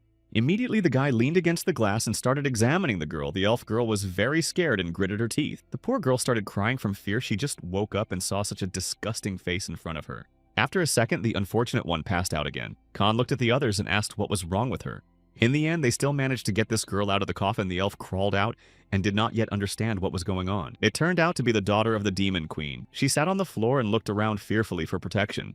It was only now that Kang realized how lucky he was to have saved her. Now there was so much more to learn. Thinking about it, Diaroka concluded that because this girl is the daughter of a Demon Queen, she should have a high level, but because of the memory loss, it is impossible. I wondered only what such a person is doing in this place. Demoness replied that the approach of demons to raising children is different from human. When the child has grown up, the mother needs to share her power. In such a reduction, few are happy. However, what is interesting and amusing is that a female demon gave birth to a child, ignoring the risk of force management. The only question left was whether they could free Hannah from this, since he had been stolen by this demon. The Demon Queen's daughter, when she woke up, immediately stated that nothing would work out. Her mother wouldn't waste her nerves on someone like her. In addition, this hero who was kidnapped is needed to carry out the Demon King's plan. The hero thought if he needs this kid, it's important. But why would he need such a bad man? The Demon Princess asked if they were aware of the secret of summoning heroes or not. Kang looked at her and said that he knew that the goddess was a liar, and that he didn't want to know anything else. The thing is that a certain arrogant goddess who is responsible for summoning heroes plays a very important role. She creates a real army. When the Demon Lord Cain was still a hero, the world was ruled by another god. Then the people who confused the Almighty eventually joined them. And they also began to carry out the call of heroes to assert themselves and prove their superiority. All this led to what is happening now. This is why people are kidnapped from their world and made heroes by force against their will. Looking at the demon princess, Kang crunched his fist in anger at the fact that the goddess who had sent him here was behind everything. Upon reflection, the princess said that the great overlord had assumed that the problem was that there was basically a call for heroes. The freedom of those who have come from other worlds is restricted under the pretext of divine blessing and used as a tool. The princess has risen to her feet, so you can't call the gods benefactors of this world, and warriors who have received blessings from such have no right to be heroes. Kang wondered a little if she would definitely be able to lay it out properly, but the princess seemed to already be preoccupied with something else. Hearing that maybe they would be together with Princess Diaroka someday came to a rage. What a bold statement, and grabbed the girl by the hair. Calling her to calm, the hero said it would never happen, so there's no need to worry, stop wasting time. He looked at the frightened princess and wondered if this girl was telling the truth. Meanwhile, far away in the forest in some thicket, a monstrous ritual was taking place. The goblin was beating a drum. In the middle of the lawn was drawn a sphere on which Hanu was lying, and he was surrounded by monsters sitting still. The guy was lying with his eyes closed and was in something of a trance. Suddenly his eyes opened and there was some demonic light that wasn't there before. He rose to his feet and began to examine his body, making sure of the result. Hanu said it was definitely worth reinforcing. The Demon Queen said that this blessing would make up for all the side effects and welcomed the Demon Lord to come. Turns out this guy just became a vessel for the Demon King to cross over to another world, and now he's gathered his army. The boy's voice changed now. He was a Demon Lord. The boy commanded the monsters and thrust forward. He spoke so loudly that his voice echoed in the head of every living creature. The demon demanded the grail be given to him. And if they dare to refuse, then let them be willing to part with their lives for a second? The guy smiled. The principal went to the window and began to watch. She had assumed that the Demon King would show up, but not so soon. The vice principal came up and said that we'll have to return the forces sent in pursuit of the woman. Hit the glass, it's useless. The head of the knights suddenly appeared. He immediately inquired whether the reply had come from the Empire or the Temple. The woman said that from the Empire so far all is quiet, but they have received the decision of the Temple and the neighboring kingdoms. It looks like sending troops will take some time. When the commander heard this, he was furious and hit the table with his fist. Do they really have to wait until reinforcements arrive? Judging by the energy from these bodies of yours, if they team up with the director, they can stop any one of them. The Knights of the Golden Order, of which there were fewer and fewer left, could only hold off the ogre. The huge monster looked different from the ogres they had seen before, much stronger and more powerful. There was no way out. The situation was critical, to put it mildly, and there was no way out either. Suddenly, a teacher burst into the room and shouted that they were all set, and the students also expressed their desire to join the defense force. The principal, along with the warrior chief, looked at him in surprise as to how to understand this. Patting his colleague on the shoulder, the principal praised him for a good job. The man only smiled. The students managed to show their courage, and now they were fighting shoulder to shoulder with elite knights. It was a dream come true. But looking at them, the principal began to worry. These children had no other choice because of the blessing. Is it really the right choice? However, the male educator was calm if something happened. Isn't there this very student among these students? The female director looked at him in surprise. She didn't quite know what he was talking about and raised an eyebrow. Meanwhile, being in the dungeon, Kang was suffering from hiccups. Apparently, he was very much remembered by someone. Guy tried to hold his breath, but nothing worked. And now a whole army of monsters was approaching the academy. The gates that closed the entrance could hardly block such power.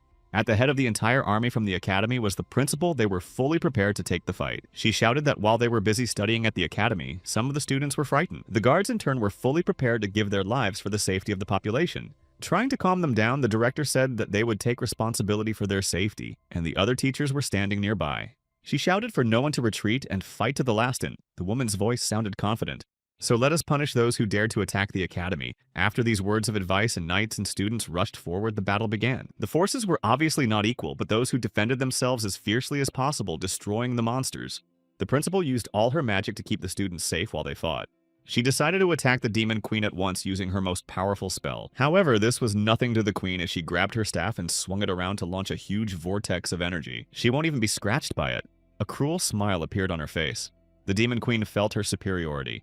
Meanwhile, the principal herself realized that she couldn't resist such a powerful energy, but she continued to fight. While in the library, Kan and his slave were trying to find the right place, but suddenly they were distracted by a voice. In front of them stood none other than Hanu, but the guy changed. His voice also became rougher.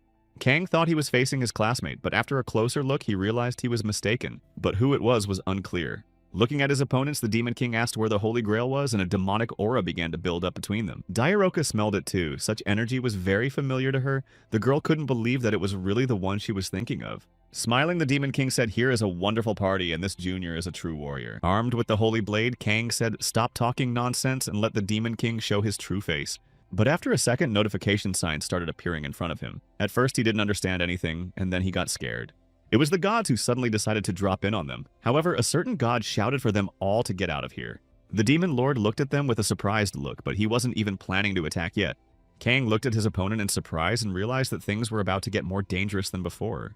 In the end, the Demon Lord said that the name of his body was Cain. He had fallen victim to divine games, and now he would take revenge, he great Demon Lord. All the while, Kang was trying to fend off the pesky notification windows. The gods were keeping him quiet. Eventually, the guy hesitated and received a powerful jolt of energy right in the face. This was watched by Diaroka along with the demon princess. They closed their mouths in astonishment. It was simply horrible. In the end, Khan was still able to recover, and all the gods that existed apologized and admitted their mistakes. Moreover, the guy noticed that some curses became blessings. It was just unbelievable, but why all of a sudden?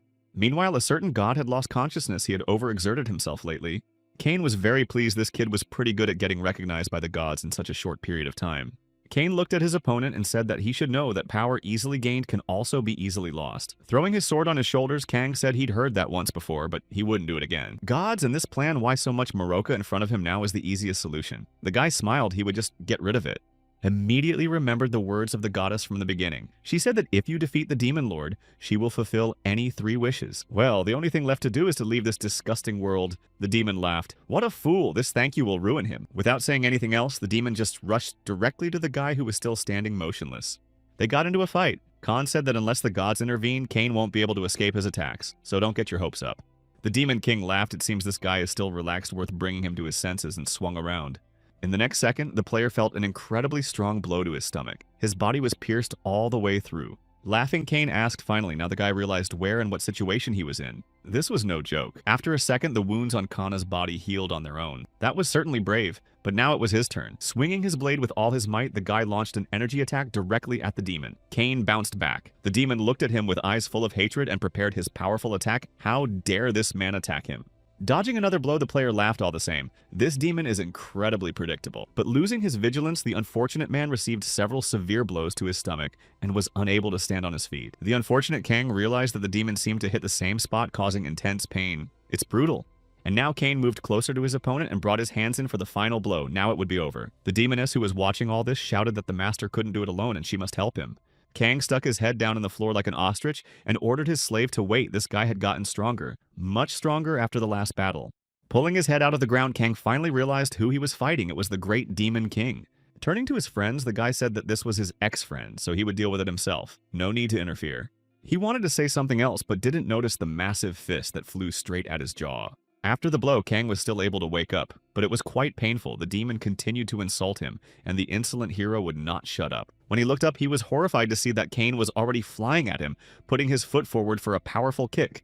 The demon shouted for the hero to behave more modestly when communicating with such a lord, or it would be worse. The orc who was standing on top felt a strong tremor. The monster opened his eyes in surprise. Suddenly, a stream of energy mixed with dust burst out of the ground, and everyone around them scattered in different directions.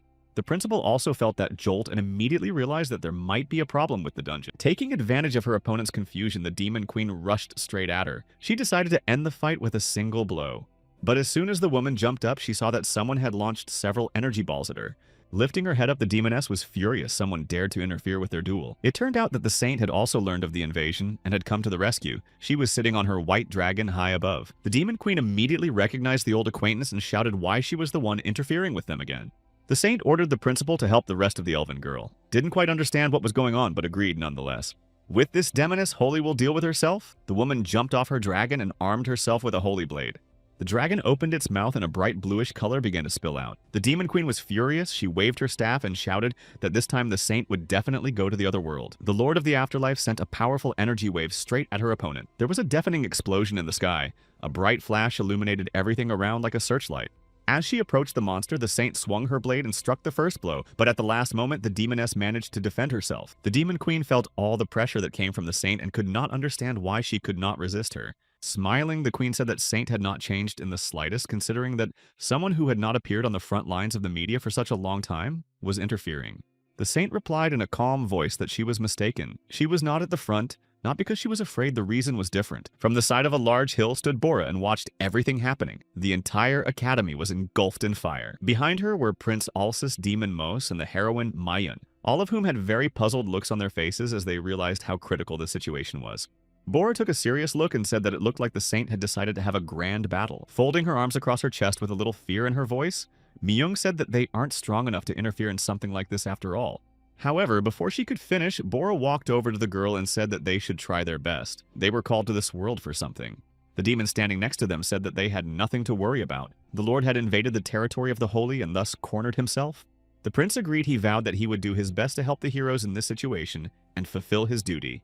These words had an effect on Mi-young, and she was determined to go home no matter what. Bora smiled, just like she wanted her friend to be, but now it was time for the final battle that would determine the outcome of humanity. They will do everything possible. Behind the backs of the heroes appeared many more people ready to give everything in defense of humanity. Meanwhile, the Demon King Cain triumphed. He stood before the hero of this world. Had this guy reached his limit, Kang was sitting there with a sword sticking out of him. Still, the guy remained alive, he swore, and tried to pull the sword out of his chest, but it was very painful. He didn't expect such an exodus. Upstairs, too, there was a grand battle going on. Even a royal guard trained in combat came to be terrified. Above him towered a huge troll monster, already raised its heavy arm to crush the man. But suddenly the commander appeared and in one deft move, separated the monster's arm, thus saving his subordinate. The commander turned to the others and looked serious. The man was ready for anything. He jabbed his fingers at his subordinates and shouted for the Knights of the Golden Order to put aside fear and doubt and fight to the last man. A few goblins tried to attack, but the powerful fire blast knocked them back. After the last few cases, Mi-young simply hated these creatures and now sizzled them one by one. All the other heroes fought until they lost their pulse. They destroyed monsters without sparing themselves and acted as a team. As soon as the other guards and students saw the heroes, they breathed a sigh of relief. Thank God the reinforcements had arrived. Principal Alsus was also here. He excitedly cried out that he needed to destroy every single enemy at all costs. Cain looked up and heard that it was very noisy in what his wife was doing. Looking at his opponent, the demon raised an eyebrow in surprise. Could he still be alive? With difficulty, Kang pulled the bloody sword out of his chest and sighed heavily. He was in incredible pain, but the guy was still alive by some miracle. Looking at his opponent, Cain said that this kid was holding up surprisingly well, worthy of praise. Smiling, Kang healed his wounds and asked the demon, is he afraid of losing to some human? The demon sighed heavily. No matter how strong this guy pretended to be, he was still a liar. And then Cain couldn't take it anymore. He shouted that even his patience had a limit. Who else here had chickened out? But suddenly he stopped. Hearing this shout, Kang smiled. What's the matter? Does the demon Lord Mighty King feel unwell? Flying even higher, Cain said that this body wasn't ripe, so there's nothing to be done. Even with it, he'd beat the guy. Calling him arrogant, the Demon King began to prepare another powerful attack, gathering all energy together. But suddenly he felt some powerful saint energy spilling out from behind him and stopped for a second. Suddenly something fell from above. It was the Demon Queen. She was completely exhausted, and on her chest was someone's foot. It was the saint who easily defeated the woman and said that no one but the Demon Lord could resist her. After that, even Kang was horrified. He didn't expect the saint to show up here in person, but in honor of what? Looked at God? The guy asked. And what he should do now, a certain God advised to stay confident. And that's it. Meanwhile, Cain pulled away from his victim and looked toward the saint. The demon thought, this is exactly how it was going to happen. The saint was approaching him. The king smiled and said that he thought it would happen like this. She was bound to appear sooner or later and called the saint by name.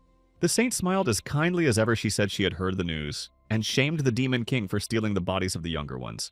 When she looked at Kana, she said that it was the first time she had seen him, and it was a pleasure to meet him. Holding the sword in his hands, Kong still stood looking at the saint for a while, unable to understand what was going on and what he should do. A little calmed down, the guy also said hello, and a smile sparkled on his face too unexpectedly. Yes. But the Demon King immediately ran up to him and threw a powerful punch so hard that Can flew off to the side. Unable to tolerate such a thing, the saint approached him and brought her long sword forward. She swung around and delivered the first blow. The Demon King had no trouble blocking it with one hand. They began to fight at full strength. It was truly a historic event. Two rivals who were not inferior to each other in strength. The saint, thrown back by the mighty blow, stopped beside Kana. The boy looked at her with a kind of fear. He was seeing the woman in full force for the first time. The saint was surprised that this guy had become much stronger than last time Kang asked her if she was talking about a demon lord or an apprentice. Looking at him, Saint smiled. Hero Hanu had improved his skills, due to which the Overlord now could use his power. By the way, Kang is also strong enough to withstand his attack. The guy smirked and looked away. Enraged, Cain rushed like this attack is now the time for chattering. How dare they even dare to ignore him?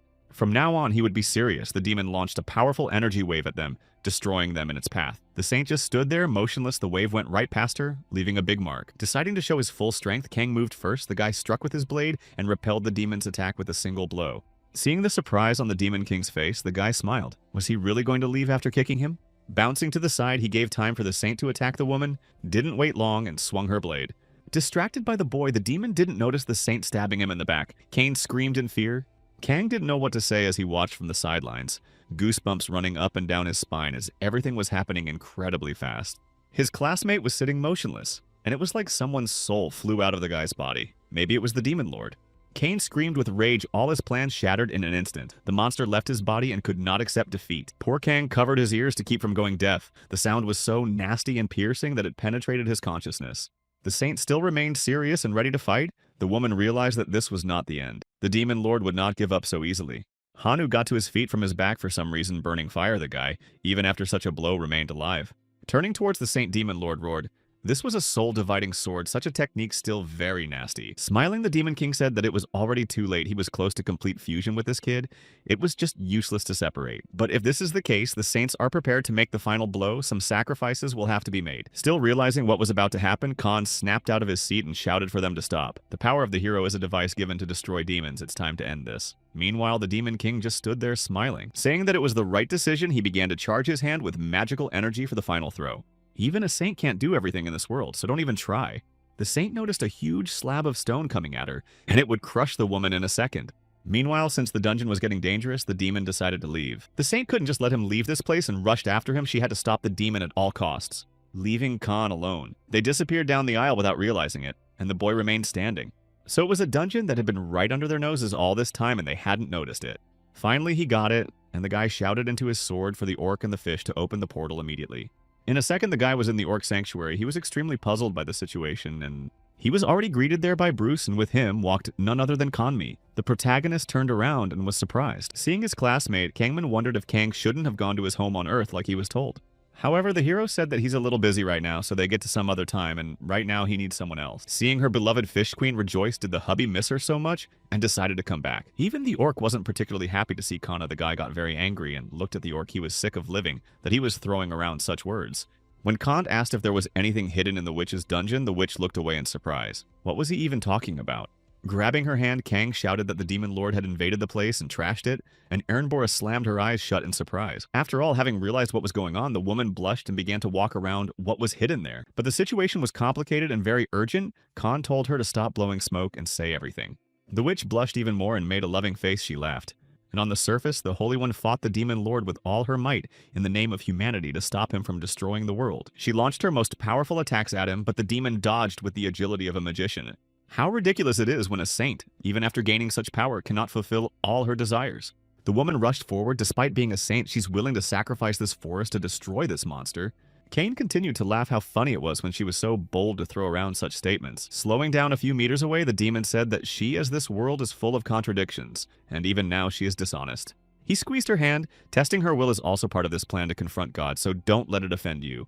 But no sooner had the demon used his attack as suddenly he was crashed into by Cain. Riding a dragon hero appeared quite suddenly from the portal from behind. The guy praised his pet. Well done after all, and now the second volley. The dragon opened its wide mouth and let out a whole stream of water to wash away the hated demon. Cain, who hadn't expected this, just stood there and tried to shield himself from the water stream flying straight into his face. The saint came up to the hero and said in surprise that she hadn't expected this, but Can said that there was more to prepare. After looking at the demons, Saint was a little scared, but the kind of attacks that this monster possesses can't be blocked so easily. And besides, ordinary water wouldn't hurt him. The demon was already starting to rise to his feet, and he was very angry. His whole body was covered with water wounds. It was very painful. Kane was very surprised. And what did this kid come up with this time? Looking at him, Kang smiled at the excellent all-around effect this attack still had a little bit left. The saint couldn't believe her eyes. In her entire life, she had never seen ordinary water harm a demon king. And besides, that monster's wings are pretty banged up too, so he couldn't fly. The Demon King went into a rage and began to instantly heal his wounds. He didn't know what this guy had done, but he would put an end to it. Taking out his holy sword, Kang began to prepare his strongest attack. The blade lit up. Here comes round two. They were facing each other. Now Saint and Kang, along with the dragon, were up against one demon, and an incredibly strong one at that. Kane felt that the wounds on his body were healing very slowly and causing him excruciating pain. Saint didn't understand what was going on and asked what it was. Khan replied that it was nothing special. He just got advice from an elder who had already crushed the Demon King once before. That's all it was, just holy water. When the Demon King realized who he was talking about, he was furious that Herring always spoils his plans both then and now, where this witch hid the Holy Grail. When the saint heard about the holy water, the saint cheered up. Maybe that's how they'll be able to cleanse this body of the demon's soul. Meanwhile came the rage for real. He created several spheres of energy and was about to unleash his full power. Monsters began to appear from the portals, and from there the first to appear was a huge troll with his jelly arm stretched out in front of him. Now along with Kane was a whole army of monsters. Monster decided to call on the help of his underlings to finally win. This small glimmer of hope he would destroy once and for all. The demon triumphed. Now he had won for sure. Pensive Khan smiled at the attempt to take him by quantity, but it wouldn't be the first time he had applied the king's wrath. But unfortunately, and to his great surprise, the spell didn't work and collapsed. The thing was that because his curse had turned into a blessing, and now the king's wrath just doesn't work. However, still the bone dragon appeared. A certain dragon god asked not to torture his children for long. This dragon was much bigger than the others Kang had seen before. Now it stood in defense of his hero. Opening its wide mouth, the monster roared. He needed to protect the outsider at all costs. The saint was shocked. Why is the bone dragon here? Has a living dragon or god ever before made their presence known so openly? Only now did Kang realize what was going on. Could it be that all dragons were the children of the dragon god? Was a bit unusual. Seeing such a monstrous creature, all the monsters that Kang had summoned began to run away trying to save their worthless lives. The demon watched in horror as his army scattered like cowardly dogs and he was left alone. There was a dragon here, several of them, and quite a strong one at that. And also his opponent had a sacred sword that he could easily defeat a demon. That was a problem. Kane turned to his rival. He asked his name after all. It was interesting to see who was so strong. Without answering, Khan jumped up and swung his blade to destroy this evil creature once and for all. The boy gave his full name, the precious name given to him by his parents at birth. Demon grinned pitifully, of course, to leave to the gods to comfort such a loving son. Became even a little sorry for this guy. Not wanting to listen to all this nonsense, Kang swung his sword and delivered his crushing blow to the Demon King. Everything around shook to such a force that even the guards near the academy felt this monstrous tremor. The monsters stopped. They looked up at the sky. People didn't realize that something out of the ordinary was going on, and they all froze in their seats. Everyone had noticed that the outsider had defeated the Demon King. Bora couldn't believe it. A certain god was triumphant. He was pleased that his ward had transformed from a goofy apprentice to a hero. The rest of the participants also noticed something strange as some magical circles began to form underneath them. A certain god put all his power into this spell. He held a huge blazing ball in his hands. Meanwhile, in the orc sanctuary, the trainer continued to bully his misbehaving student. Already losing all hope of victory, Kangman swung his blade to at least confront his teacher. But no sooner had he struck the last blow than the sword literally evaporated from his hands, and the guy found himself somewhere else. He didn't understand anything for a couple of seconds, and he kept turning his head in different directions to make sense of it. All the heroes found themselves in the place where they were summoned for the first time, and now they could see each other in their real guise. Seeing his classmate, the others started asking where he'd been all this time. They'd been fighting all this time. Bora replied that before she was in this place, she saw the notice that outsider defeated the Demon Lord. Kangman was still in complete shock, but he seemed to be starting to realize that everything had happened just as he had thought. Bora also guessed who it was and looked away smiling. Well, it had been a long time since they had seen each other. From a high mountain made of many clouds, none other than Kang Hansu looked down at them and said that he was happy to see them alive and well. The guy looked at them with his smiling face. Everyone else couldn't believe their eyes that it was him. Classmates ran to him on the way asking, isn't he back on Earth? So what did he forget here? Everyone started hugging him and asking him how it all happened. Kang said he'd tell us everything later, too much information. Turning back around, Myung spotted Hannah. He was lying passed out and feeling nothing. A global message has surfaced. A certain god is going to send the heroes back. Following this, a certain god asked the hero who had defeated the Demon Lord what he really wanted. It was the first time Khan had seen his ghost companion in a long time, and admittedly he was very happy about it. Everyone else was surprised too. Of course, God had already guessed what this guy wanted, and he wanted to return to his family. God smiled, but still couldn't do anything about it, although it was a pity. He raised his hammer and began the process of moving. A huge magical sphere appeared beneath all the heroes. Kang looked at his hands. Everything was strange, and he felt a slight bitterness at leaving this strange world. Waved goodbye to him until he disappeared behind huge, fluffy clouds. With joyful eyes, Kang looked at his phantom companion, who had been helping him all along. This was their last meeting. In a second, absolutely all students were at their desks in a familiar classroom. But for a while, they could not understand what had happened. Eventually, everyone survived and started hugging each other that they had survived after all. Our hero also rejoiced. He looked around with a triumphant look, and next to him for some reason stood his demoness. In a surprised voice, Diaroka asked, is this his master's homeland for a while? Kang still didn't realize what had happened. Yes, this is his homeland. But when he realized who was next to him, he was scared out of his wits what she was doing here. The demoness herself did not know. She put her finger up and said that she had something in store for Hero, didn't specify how exactly he wanted to return. Perhaps the god the guy was always talking about fulfilled her wish too. The demoness hugged her master tightly and pressed herself against him.